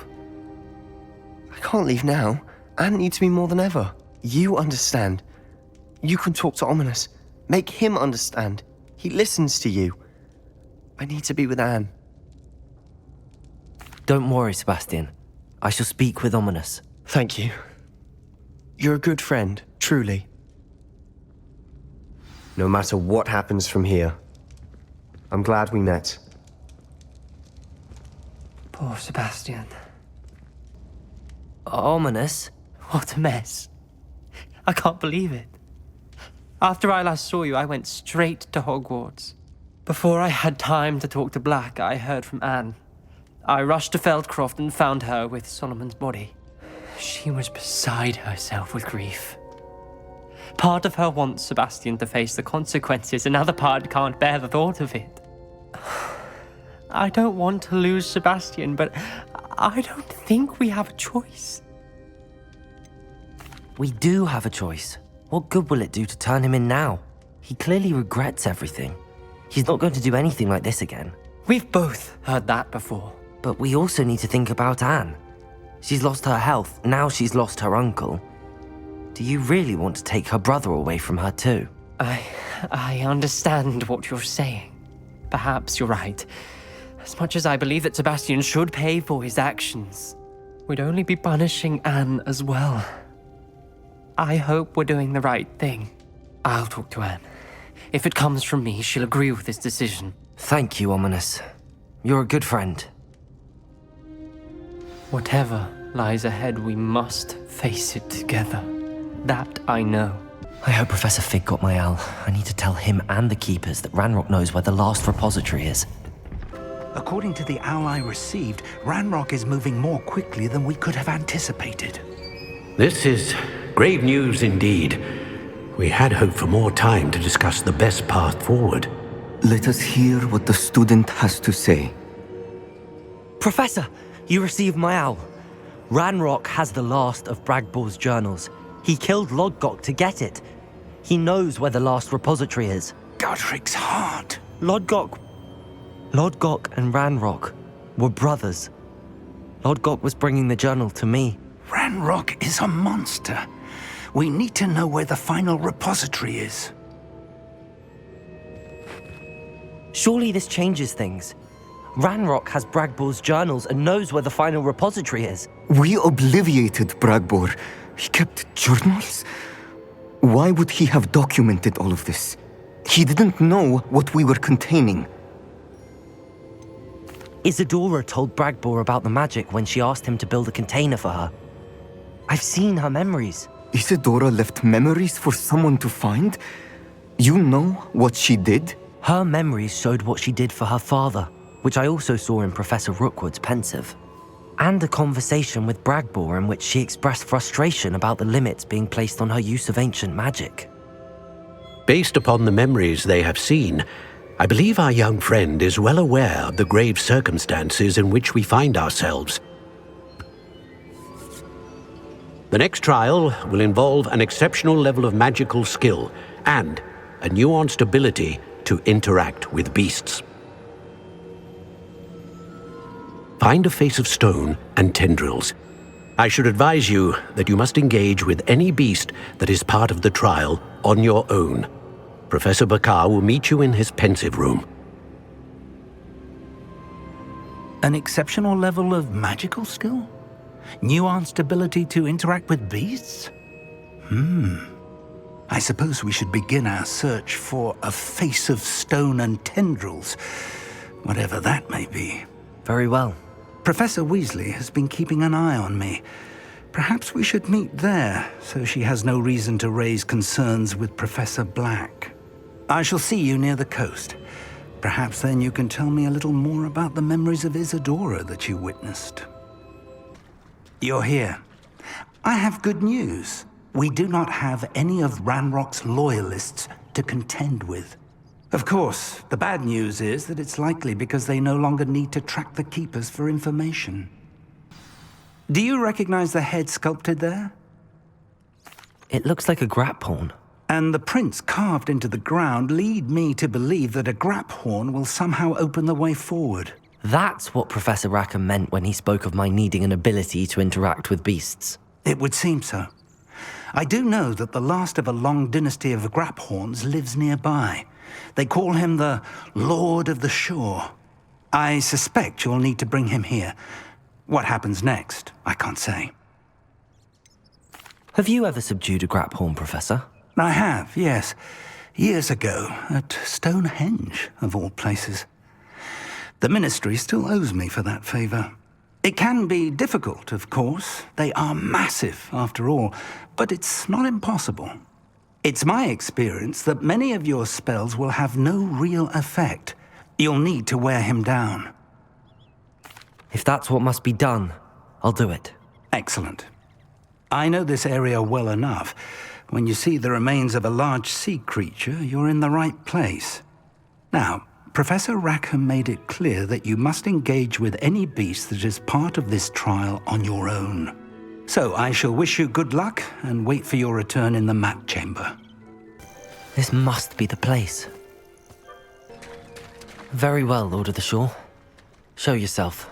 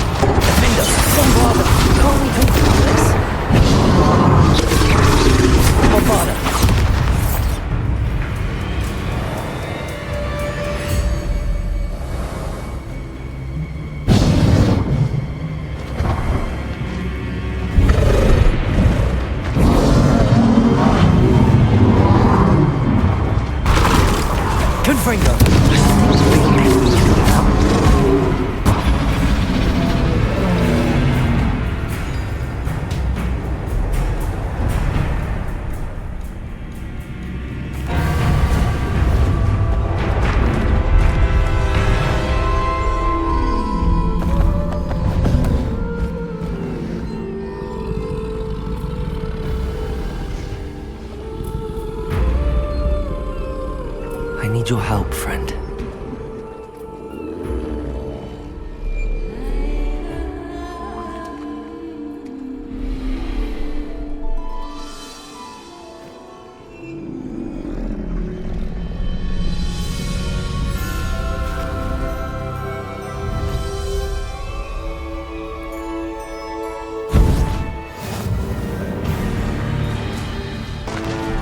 Poachers.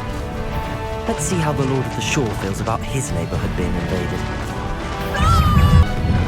It'll take more than this to stop the Lord of the Shore. What did I ever do to you? We're crossing that bridge whether you like it or not. Time for you all to clear out.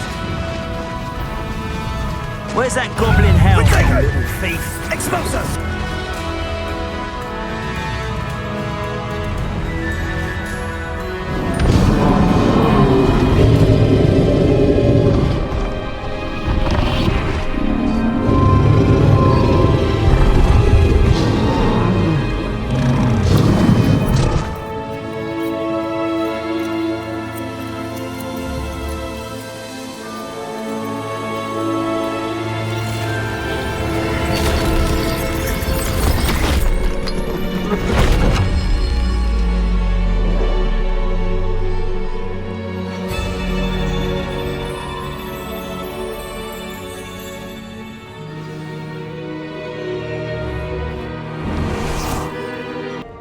Perhaps Professor Rackham was right to have had faith in you. I still have my reservations. Isadora, as you will see, was not who she seemed. I can only hope that you are. My memories should answer any questions you may have about the power you will need to protect. Thank you, Professor Bakar. I shall see you back in the map chamber.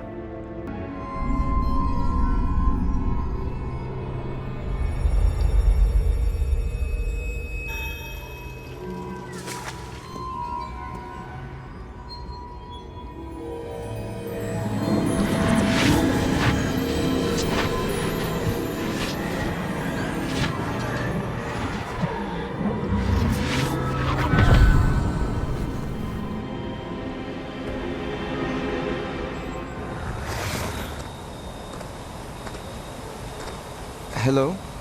Isadora? Isadora?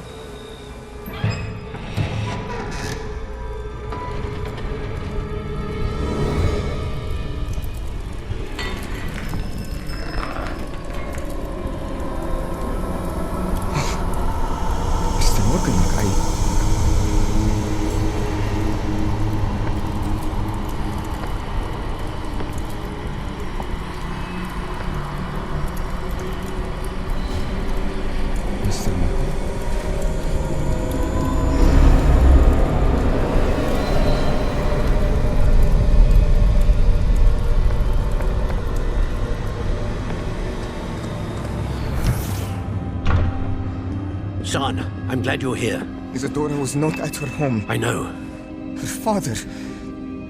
Percival. What is it? It is as though he was stripped not only of his pain, but of all emotion. Everything is much worse than I feared. Neve was right. Isadora hasn't stopped. I've just learned that she has been wielding that magic on students. We must gather the others.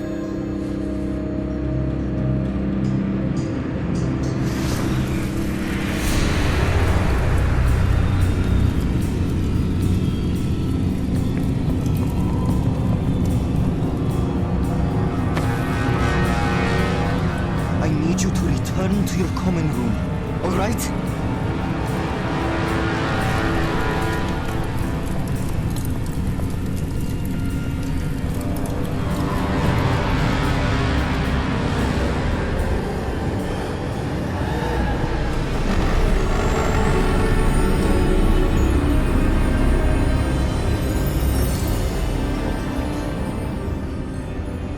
What have you done?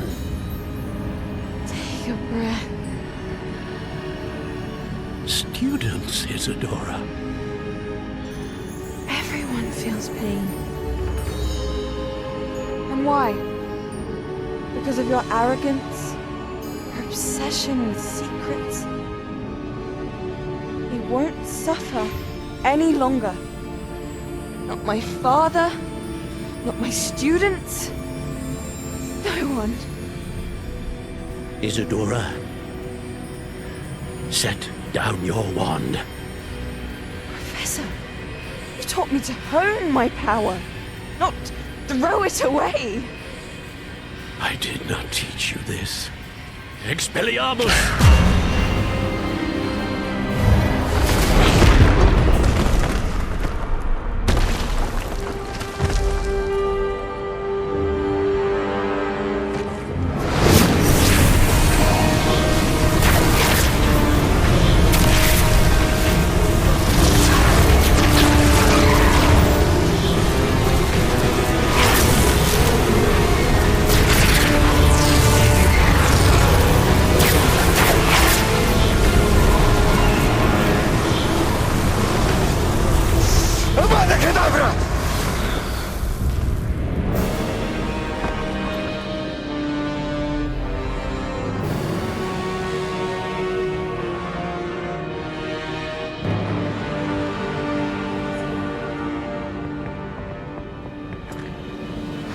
She's alive.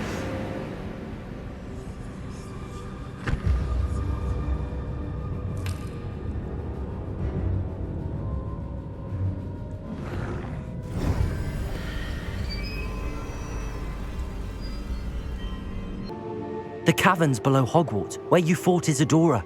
Is that the location of the final repository? It is. You see, we could not destroy the strands of emotion Isadora had stolen from so many. So we did all that we could to keep them safe. We also realized that until they could be destroyed, the magic used to create them was a danger to wizard kind. Hence, we became keepers. Keepers of an unfathomable secret. We knew that someday, one with the ability to see traces of ancient magic might be seduced by its power. We built the trials to lead that person to us, to allow them to prove themselves worthy of the knowledge we'd kept hidden and the responsibility that accompanies it. Have I not proven myself, Professor? I need to get to that repository before Ranrock does. You have, and you will. But the repository is protected by powerful ancient magic. To enter, you must craft a special wand from the 4 artifacts you found above our pensives. So the repository is safe from Ranrock for now? If he is, as you suspect, capable of using the power of the other repository, I fear he will be able to breach our defenses. Then I must go now and craft this wand. Perhaps Mr. Ollivander will help me. Another Ollivander? I'm not surprised. As I am sure he will tell you, this wand may be used for only one purpose. Return with the wand, and we will open the way forward. I shall send an owl ahead to Ollivander. Whilst you visit him, I'll reach out to Professor Weasley. Professor Weasley? Yes.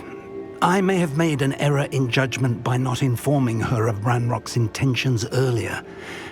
I only hope it's not too late.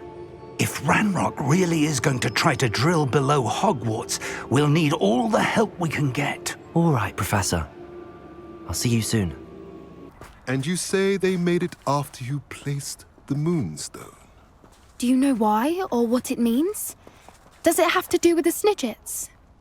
The breadth of one's knowledge can be as wide as the seas, and yet only run so deep. It's good to see you again, Doran. Did Poppy tell you about everything that's happened? She did, and I am glad to see that you are both safely returned. I did question the wisdom of sending you on a path at a time when that path was unknown at best, deadly at worst. But the acumen of the centaurs is neither personal nor partial. The skies tell us what is to come, and often we do not know what we have seen until it has come to pass. You knew the poachers would try and kill Poppy and me. I did not know, my young friend, but I shall say that I was not surprised. It was in much the same manner that I expected our first meeting. I don't suppose you'd like to start from the beginning. I think Poppy and I could use that. Of course. I find it is often the best place to start, is it not? Many, many moons ago, I divined a series of events. Their meaning long evaded me, until you brought news of the Snidgets and their poacher pursuers. I believe the symbol created by the Mooncalves dance marks the place the Snidgets are hidden. And serendipitously, I believe that I know the very place. Please, go on.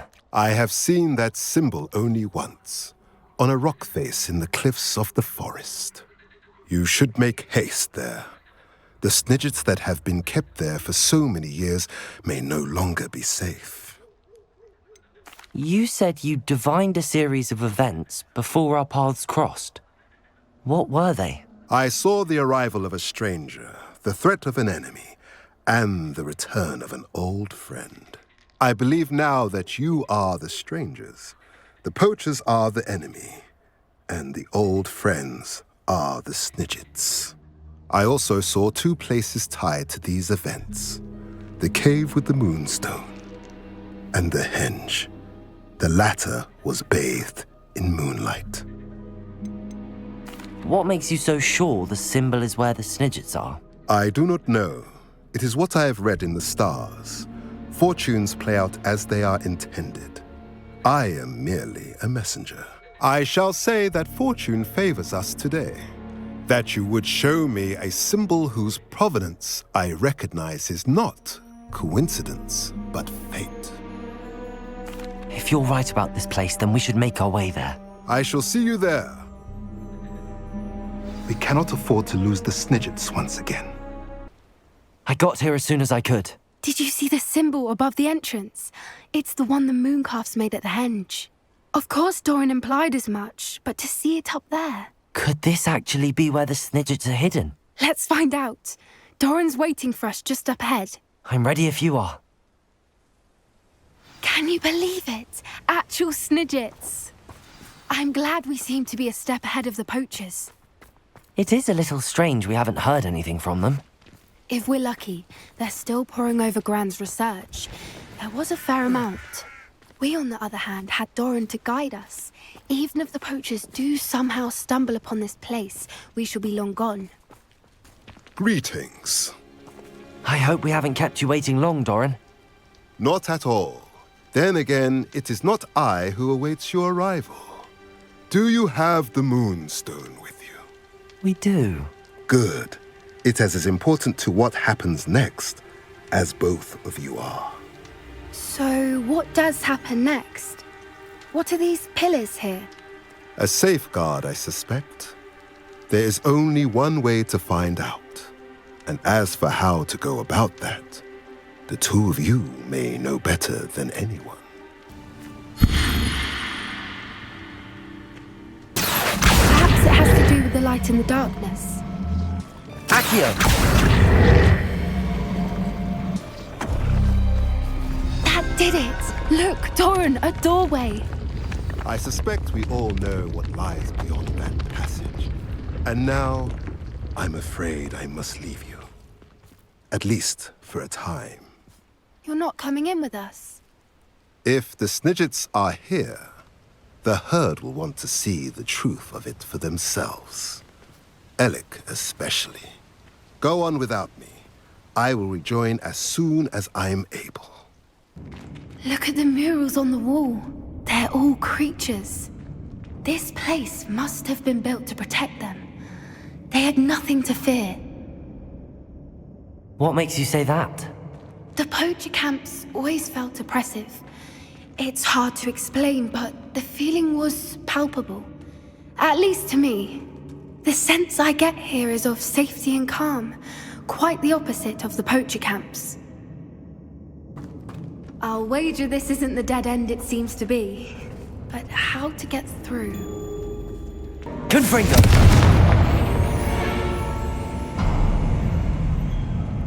Of course! How clever! Look at this place. Little puppy squeaking. Forgot how to cover your track. What was that? Not Doran, that's himself. No! Second! Cut!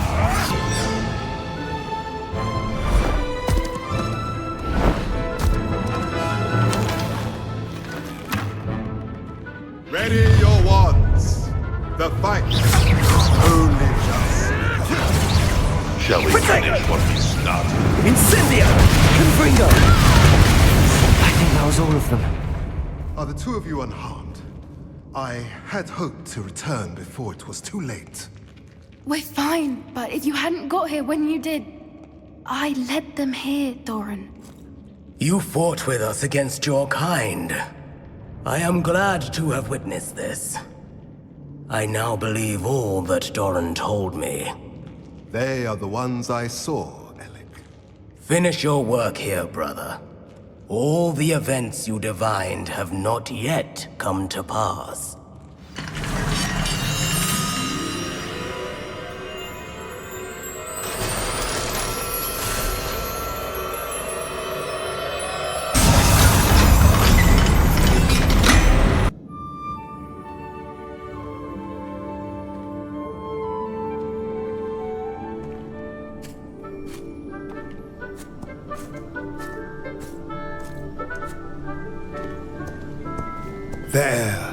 There they are.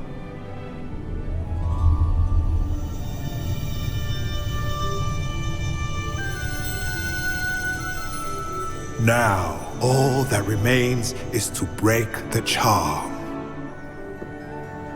You want us to...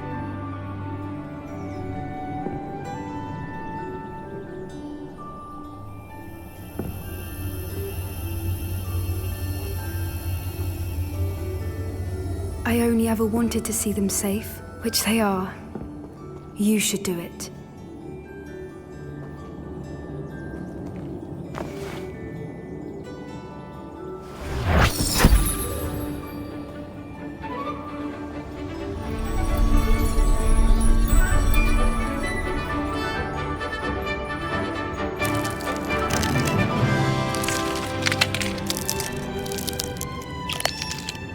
Merlin, they're lovely. But what happens now? They can't care for themselves, and surely once word gets out of their reappearance... No harm will come to them. The centaurs will see to that. You have my word.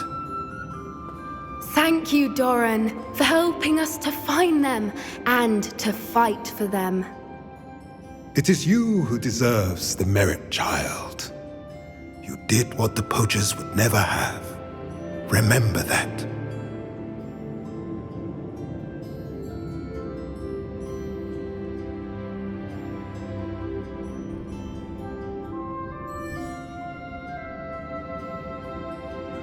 You both fought bravely today.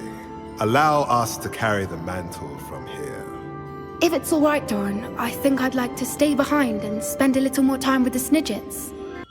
Hello, Mr. Ollivander. I wondered if you might be able to help me with something. Yes, Professor Fig sent an owl informing me that you'd be coming. He was a bit cryptic, said you need to have a special wand crafted, that you'd bring me the materials. Yes, sir. I have them here. Oh, my. How extraordinary. Remarkable design.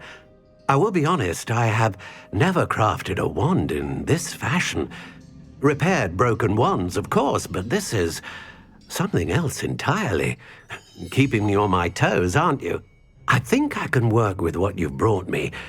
Let me see what I can do.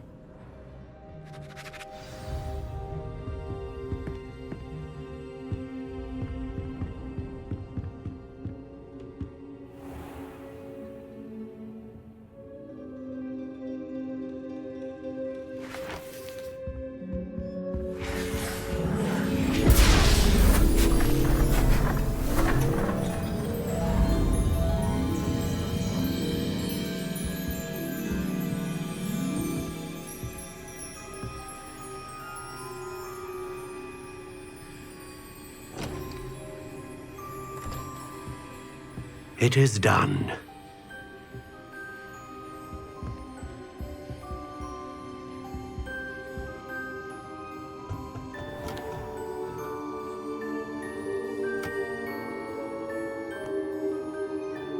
I should warn you, I've never seen a wand like this before.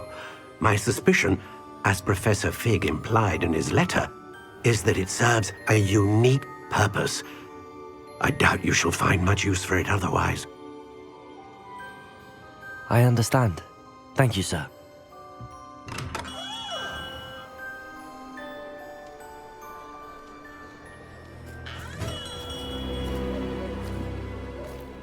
I'm afraid you're on your own. I've ensured that we have a moment to ourselves. Oh, come, come. No need for such theatrics. In light of what Ranrock now knows, you must agree that our interests are aligned. Our interests will never be aligned. You would let goblins take what is rightfully ours? The final repository belongs to wizard kind. We would be fools not to work together. What's that you've got there? Might this sudden visit to the Wand Maker have something to do with our mutual pursuit? I have no idea what you're talking about. That repository is my birthright! Charles Rookwood wouldn't have wanted you near it. The arrogance.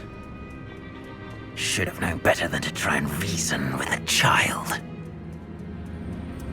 I've always said, children should be seen and not heard.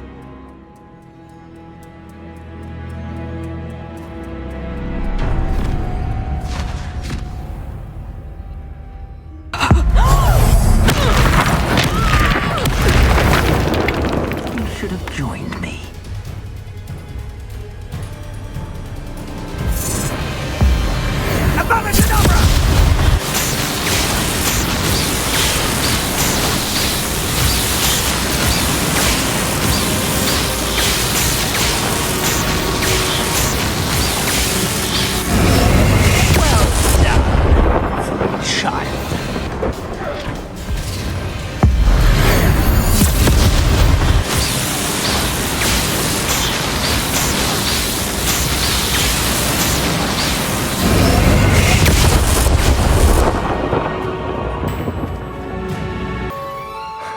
believe it. Rookwood's reign is finally over. I'll need to send an owl to Natty right away. For now, though, I need to get back to the map chamber and tell Fig what happened. Are you ready to finish Harlow? I'm ready to finish Harlow once and for all. What is your plan? I received an owl from Mrs. Bickle. She wondered if we were having any luck going after Harlow. Suggested we could gather evidence from a friend near Manor Cape. But she warned us to stay out of it. Was rather adamant about it. Precisely.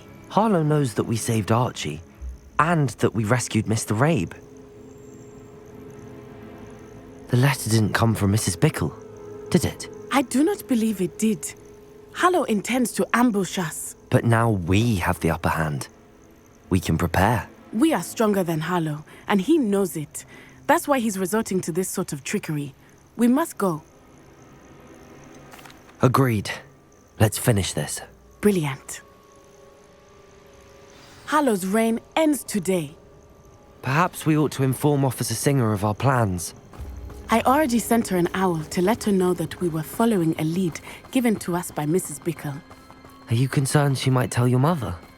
Indeed she will, but so be it. I am tired of hiding it from her. My mother needs to understand that I will not be safe from the Ashwinders until everyone is. I shall pursue them until they are finished, and I think she knows that. As do you. That I do. Keep an eye out. Harlow is likely around here somewhere. I sense he is close. Where is he? I do not know. We should look around.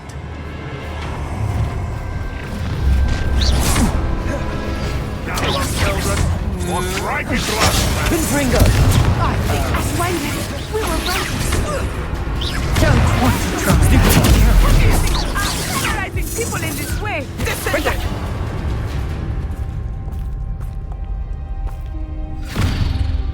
Little Nat Sione, innit? And her excruciatingly loyal companion. You two have done quite a bit of damage to my business interests. But I must grudgingly give you some credit. What was once a mere annoyance has become remarkably problematic. Fortunately, I pride myself on my problem-solving skills. A shame that such potential goes to waste. This will not end in your favour. Potato! Stupid!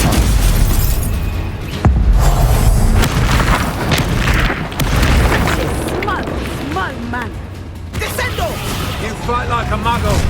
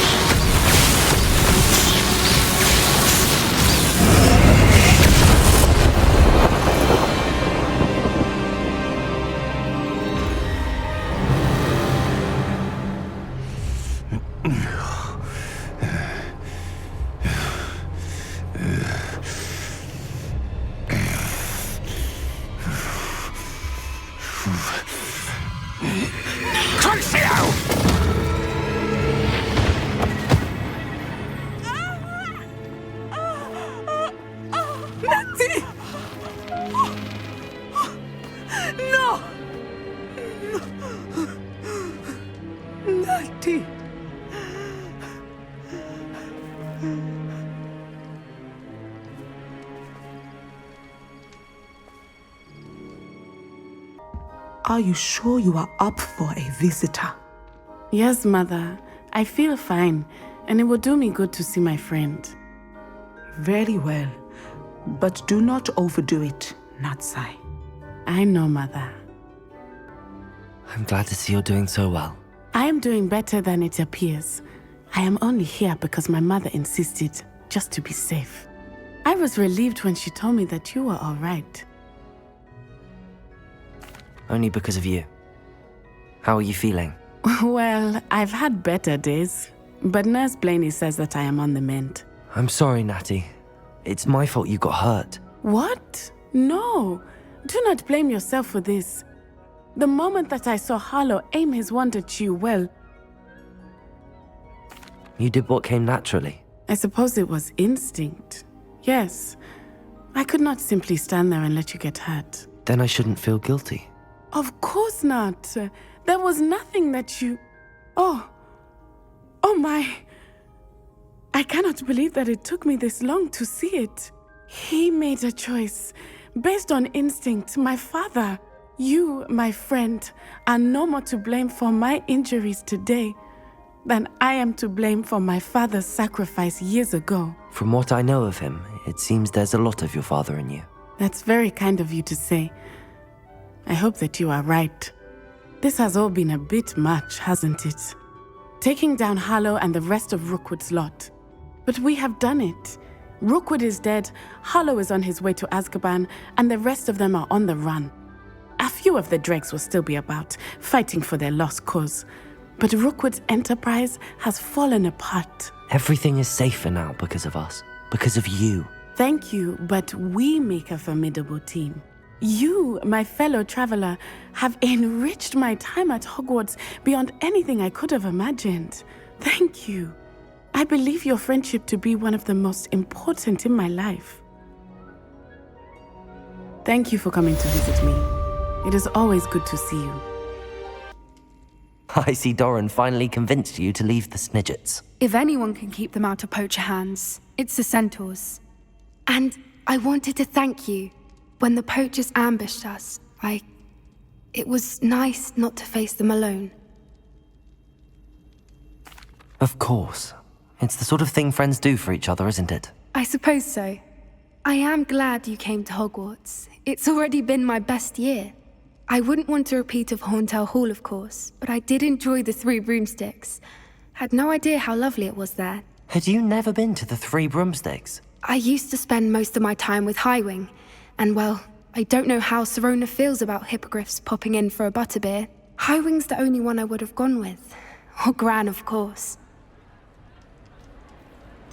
Highwing is nice company, but perhaps it's time to add a few more friends to your circle. I am starting to see the appeal of human friends. It was nice to talk about my parents and Gran with someone, and share Highwing. I don't suppose you've heard anything from your parents, have you? I haven't, but I'm perfectly fine with that. Does your Gran know that we found the Snidgets? I couldn't hold it in any longer. I told her everything. She was livid that I'd been anywhere near the poachers, but she confessed that she was rather envious about the Snidgets. It has all been a pleasure, Poppy. Do try and stay out of trouble. Don't know that I can. We've taken on poachers twice now, successfully. I rather think you've helped me develop a taste for it. And with centaurs as allies, I might actually go looking for trouble. You and I should meet for a butterbeer soon. Perhaps Highwing can join us? Victor Rookwood is dead. He confronted me as I left Ollivander's with the Keeper's wand. I had to defend myself. Godric's heart, are you all right? I know you're well able to defend yourself. I've seen it often enough. But Rookwood himself... He destroyed so many lives and he wouldn't have stopped. I'm glad I was able to put an end to him. You're right. He wouldn't have stopped. You did what you had to do. With Harlow in custody and Rookwood gone, the wizarding community owes you a great debt. Thank you for saying so, Professor. I'm ready for what's next. All right, then. The Keepers have been waiting.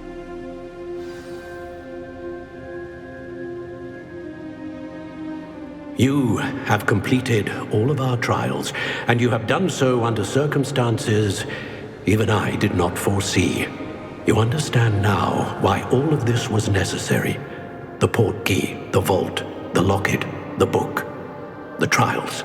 To ensure that one with the ability you and I share would make the same choice that San, Neve, Charles, and I did. Now that you have witnessed my memory, you understand all that is at stake. Not everyone is what they seem. As you know, light does not exist without shadow, nor shadow without light. Simply because you can eliminate darkness does not always mean that you should. Even the most well-meaning and competent amongst us cannot possibly know the consequences of manipulating what should be beyond our reach. What lies in the repository must never be released. Resist the temptation to destroy or control it. The magic that you have so carefully honed must now be used only to protect the secret we keep. You have the wand. You will know when to wield it. We leave our legacy in your hands.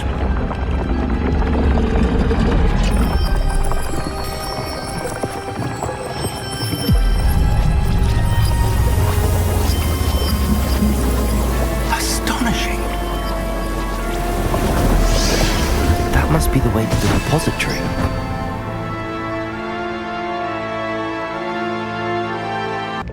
We can only hope that we're not too late, and that we find nothing but a repository undisturbed beyond this door. I should hope that the enchantments protecting the castle would protect against an incursion from below. I fear they may not. Although, if they don't now, I can assure you they will in the future. Were you able to reach Professor Weasley? I was. Hopefully she and the others will arrive soon.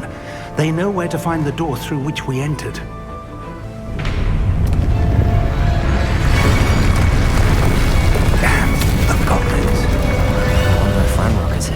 Let's go. If his loyalists are here, he cannot be far behind. You and I have faced worse, Professor. Search the area! Must be here somewhere. We must be getting closer. Renrock will be pleased with our progress.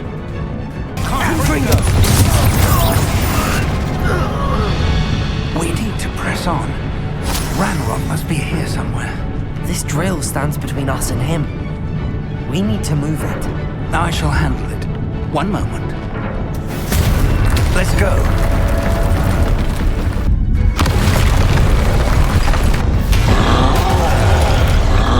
Another troll. Only the professors. I see it, and I don't know. You fought one of these in Hogsmeade? Won't distract me! You will not take what is not yours! The trolls ought to make quick work of them! You can't stop us!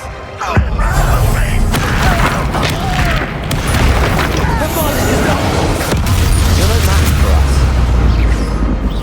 A dead end. Now what? Professor! That wall! That's the way forward! Very perceptive, my young friend. It worked. Let's go. Lumos!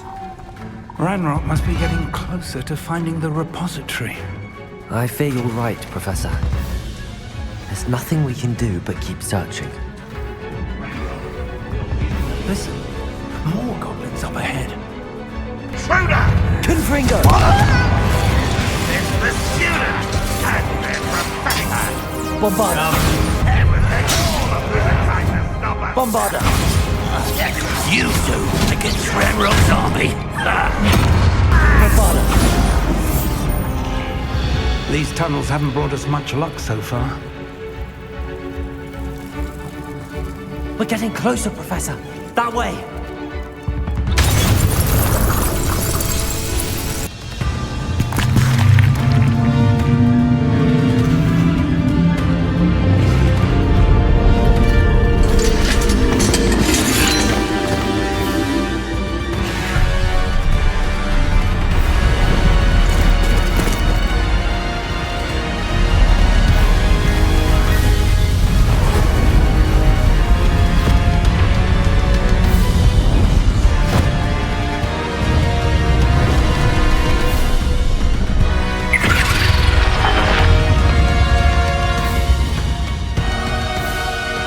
Have somehow evaded the castle's defensive charms.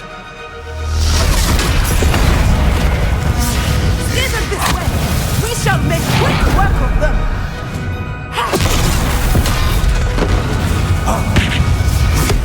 They got this.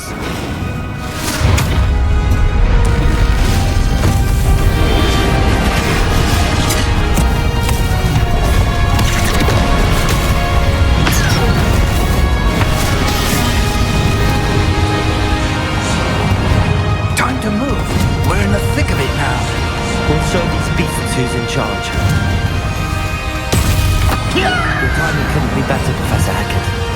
Thank you, Professor.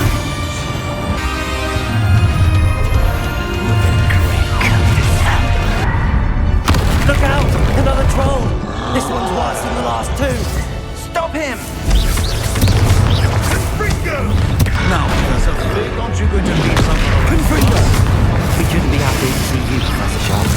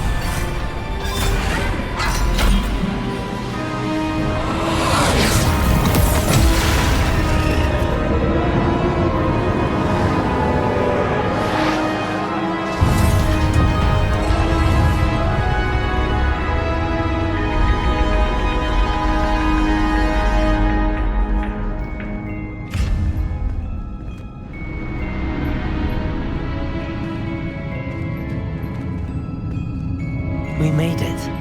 I'm relieved we got here before Ranrock. I can't believe this is it. The repository has been under the castle for hundreds of years. Think of all the pain that created it. This is what Miriam, George, your friend Lodgok, and countless others died for. Miriam believed this forgotten magic could be used for such good, but she did not know the risks. She did not see what the Keepers have shown you, what Isadora showed you. You are now the Keeper of whatever power it holds. What do you intend to do with it? I plan to leave the repository as it is. I'm pleased to hear that. I've been thinking. What is it, Professor? I spent all year trying to keep our journey a secret from everyone, including Professor Weasley. But now I wonder if I should have shared it with her, and the others, sooner. Trusted them more. The Keepers wanted this secret to be locked away forever. How long will you keep it? I plan to keep it secret for now. But in time, when I'm ready, I plan to tell those I trust everything and accept their help. I believe that is what Miriam would have wanted. We should trust in others. If anyone can rise to this challenge, my friend, it is you.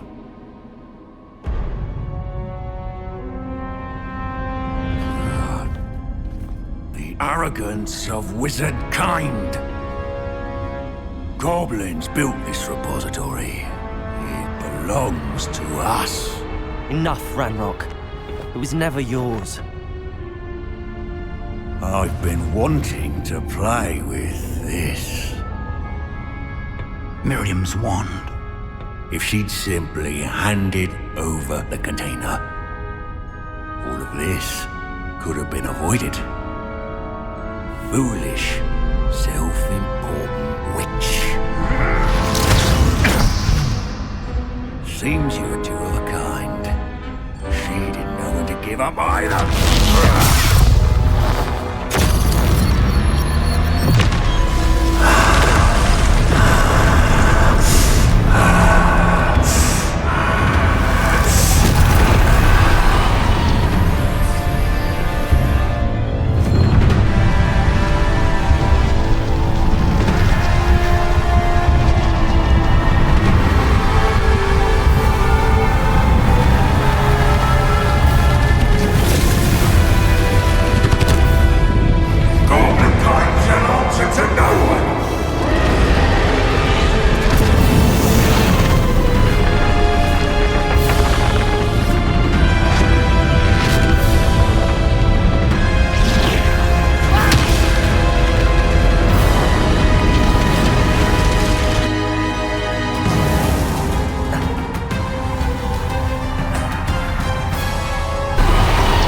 It's feeding off the power from the repository.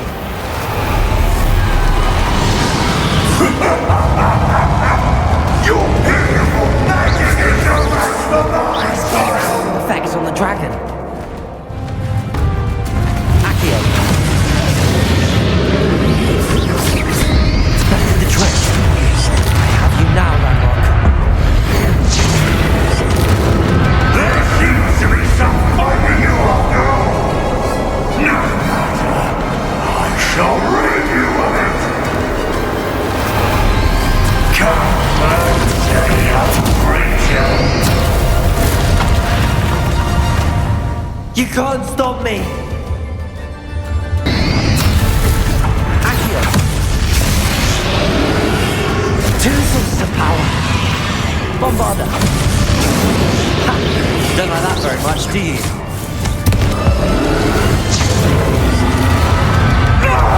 Stop! You have no idea what you're doing!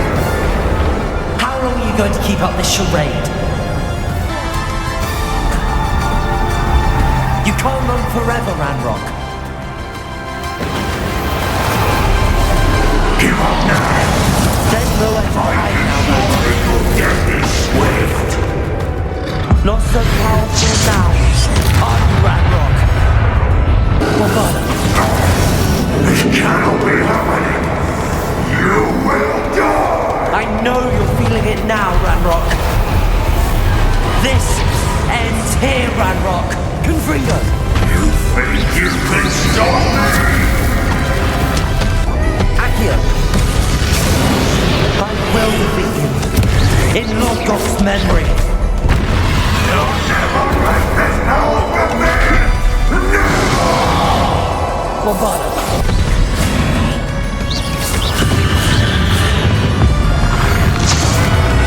This is for Professor Fig.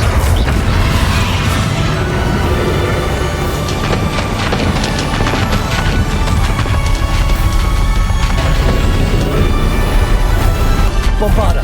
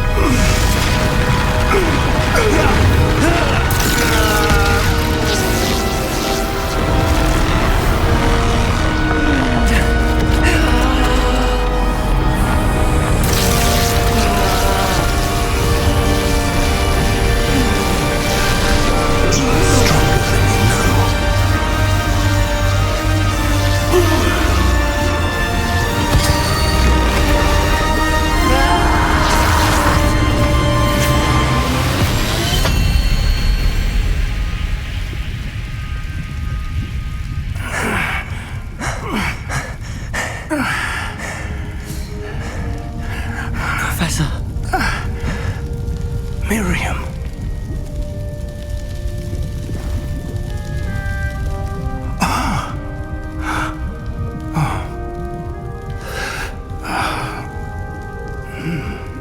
Miriam would have loved you, my young friend. The wizarding world could not be in more capable hands.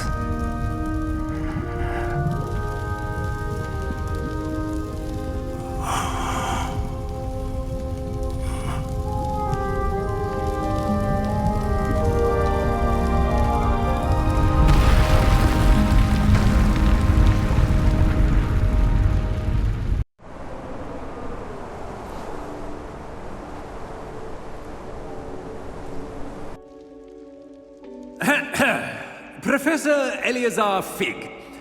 I dare say he was a beloved professor to many of you, certainly a long-standing colleague to his peers.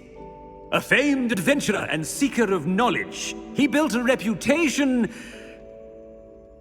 charging into the unknown, brazenly disregarding both discretion and safety, providing perhaps a rather unfortunate lesson for us all.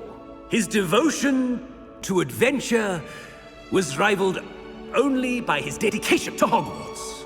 And of course, to his wife, Midi, whom we lost much too soon as well.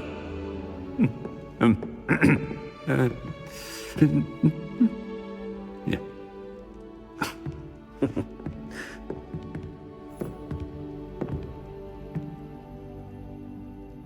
Professor Fig represented the best of all of us. He could be deviously clever, possessed a brilliantly inquisitive mind, and was the most loyal of friends. But perhaps it was his remarkable courage, for which we will all be forever indebted to him. If not for Professor Fig,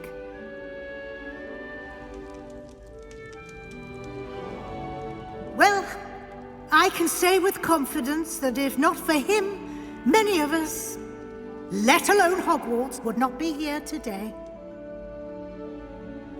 Those that knew him best will agree that we must now honor him as only Hogwarts can, by wisely, resourcefully, justly and bravely facing all that lies ahead.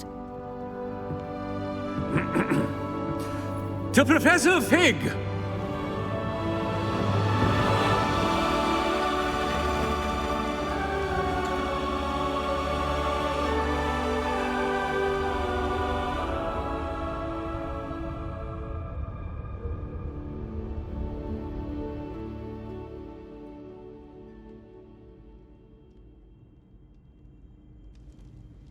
Can't believe we lost Fig. I didn't know him as well as you did, but I know he was a good man. Glad Weasley spoke for him. She honored him well. Fig will be well remembered. I wish the same could have been done for my uncle. I wonder if there's a chance Anne would meet me. Sebastian, I can't imagine what you and Anne are going through. Perhaps you'll hear from her soon. I hope so. I'll let you know. Sebastian, there's something you should know. It's to do with Victor Rookwood. I heard a rumor that he confronted you outside of Ollivander's. Sounds as if he faced quite a fight. The rumors are true, and I did, but it's not that. Just before Rookwood attacked, he uttered something familiar. The same words Anne heard before she was cursed. Children should be seen and not heard. Wait, what are you saying? It wasn't one of Ranrock's loyalists who cursed Anne. It was Rookwood. It was Rookwood all along. This can't be. It was the Loyalists. It's always been them. The night Anne was cursed, all she saw were goblins. Once Rookwood allied with Ranrock, Isadora's estate became of interest to them both. That's why Rookwood was there the night Anne was cursed. He was working with Ranrock. When he saw your sister, well, he didn't want anyone to know. So he cursed her. and she's never been the same. So cruel. Rookwood deserved what he got. Thank you for telling me. It wasn't a goblin. I suppose I owe you an apology. All this time I thought goblins were the enemy. But it was never that simple. Ominous said he's spoken with Anne. I wonder if she'll see me. I'll find out and send word when I know more.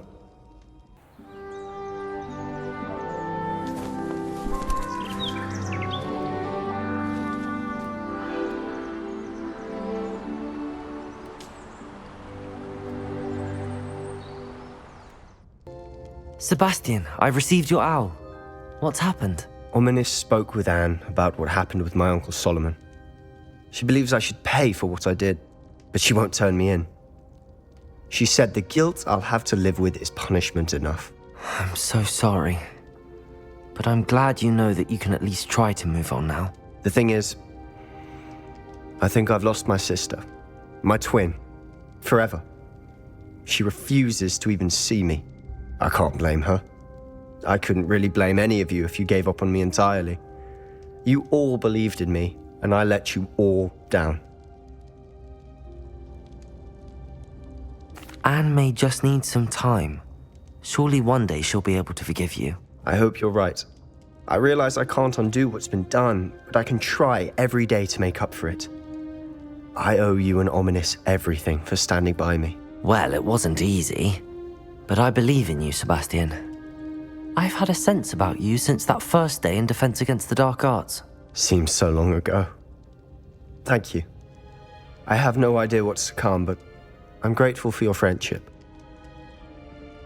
I'm glad you came to Hogwarts. Professor Weasley, you wanted to see me? I did. We haven't had a chance to speak since I know you were quite close with Professor Fig.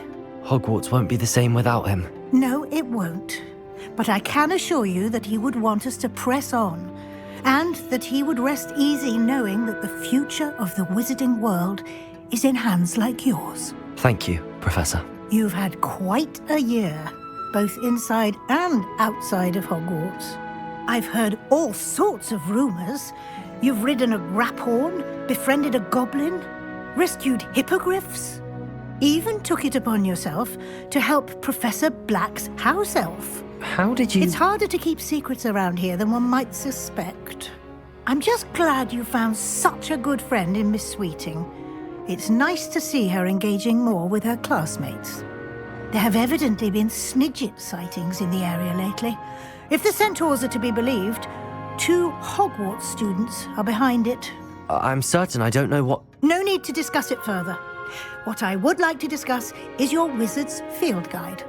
May I see it? Of course.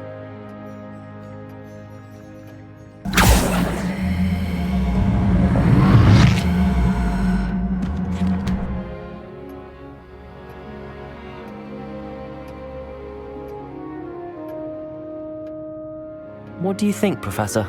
I think you've been busy this year. It seems you've nothing left to do to complete your field guide. Most impressive. With your OWLs soon upon us, I am thrilled to see you so prepared. I will confess, I had a sense about you from that first moment you came bursting in, late, to the sorting ceremony. I am pleased to see that my instincts were correct. To think you've only been with us a year and you'll already be taking your OWLs, well, it's nothing short of astonishing. Thank you, Professor, for everything. You are most welcome. I look forward to seeing what you do during the rest of your time with us.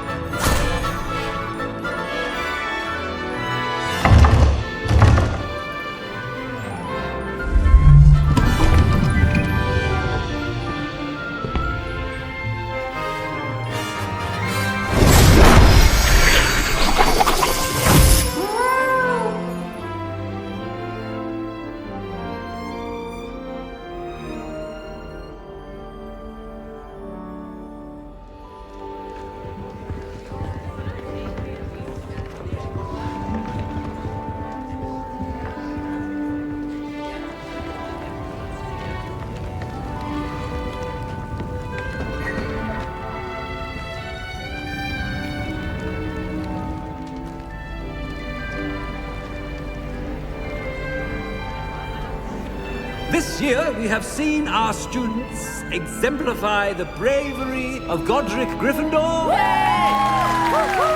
Allow me to finish. The loyalty of Helga Hufflepuff.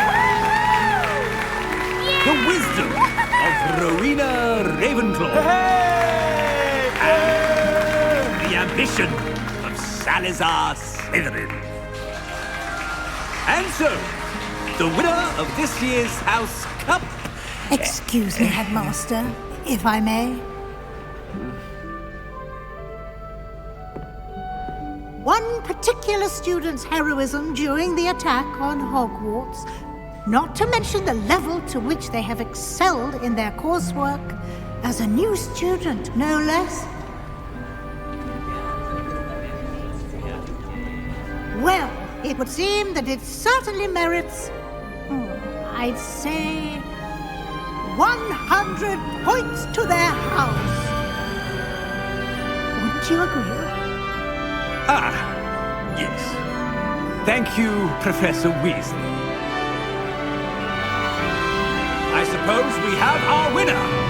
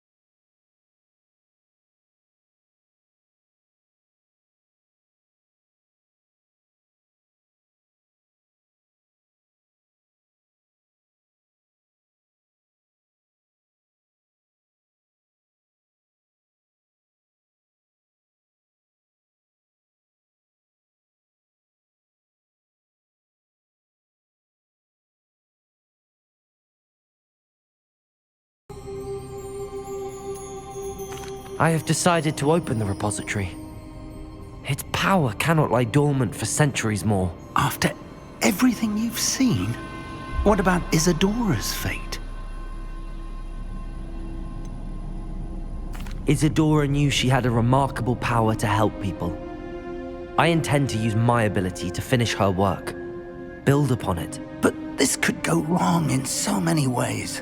You, of all wizard kind, are wholly aware of the potential cost. I also know the promise, Professor. With all I have learned, I can avoid making the same mistakes Isadora did. I can learn to wield this magic for good.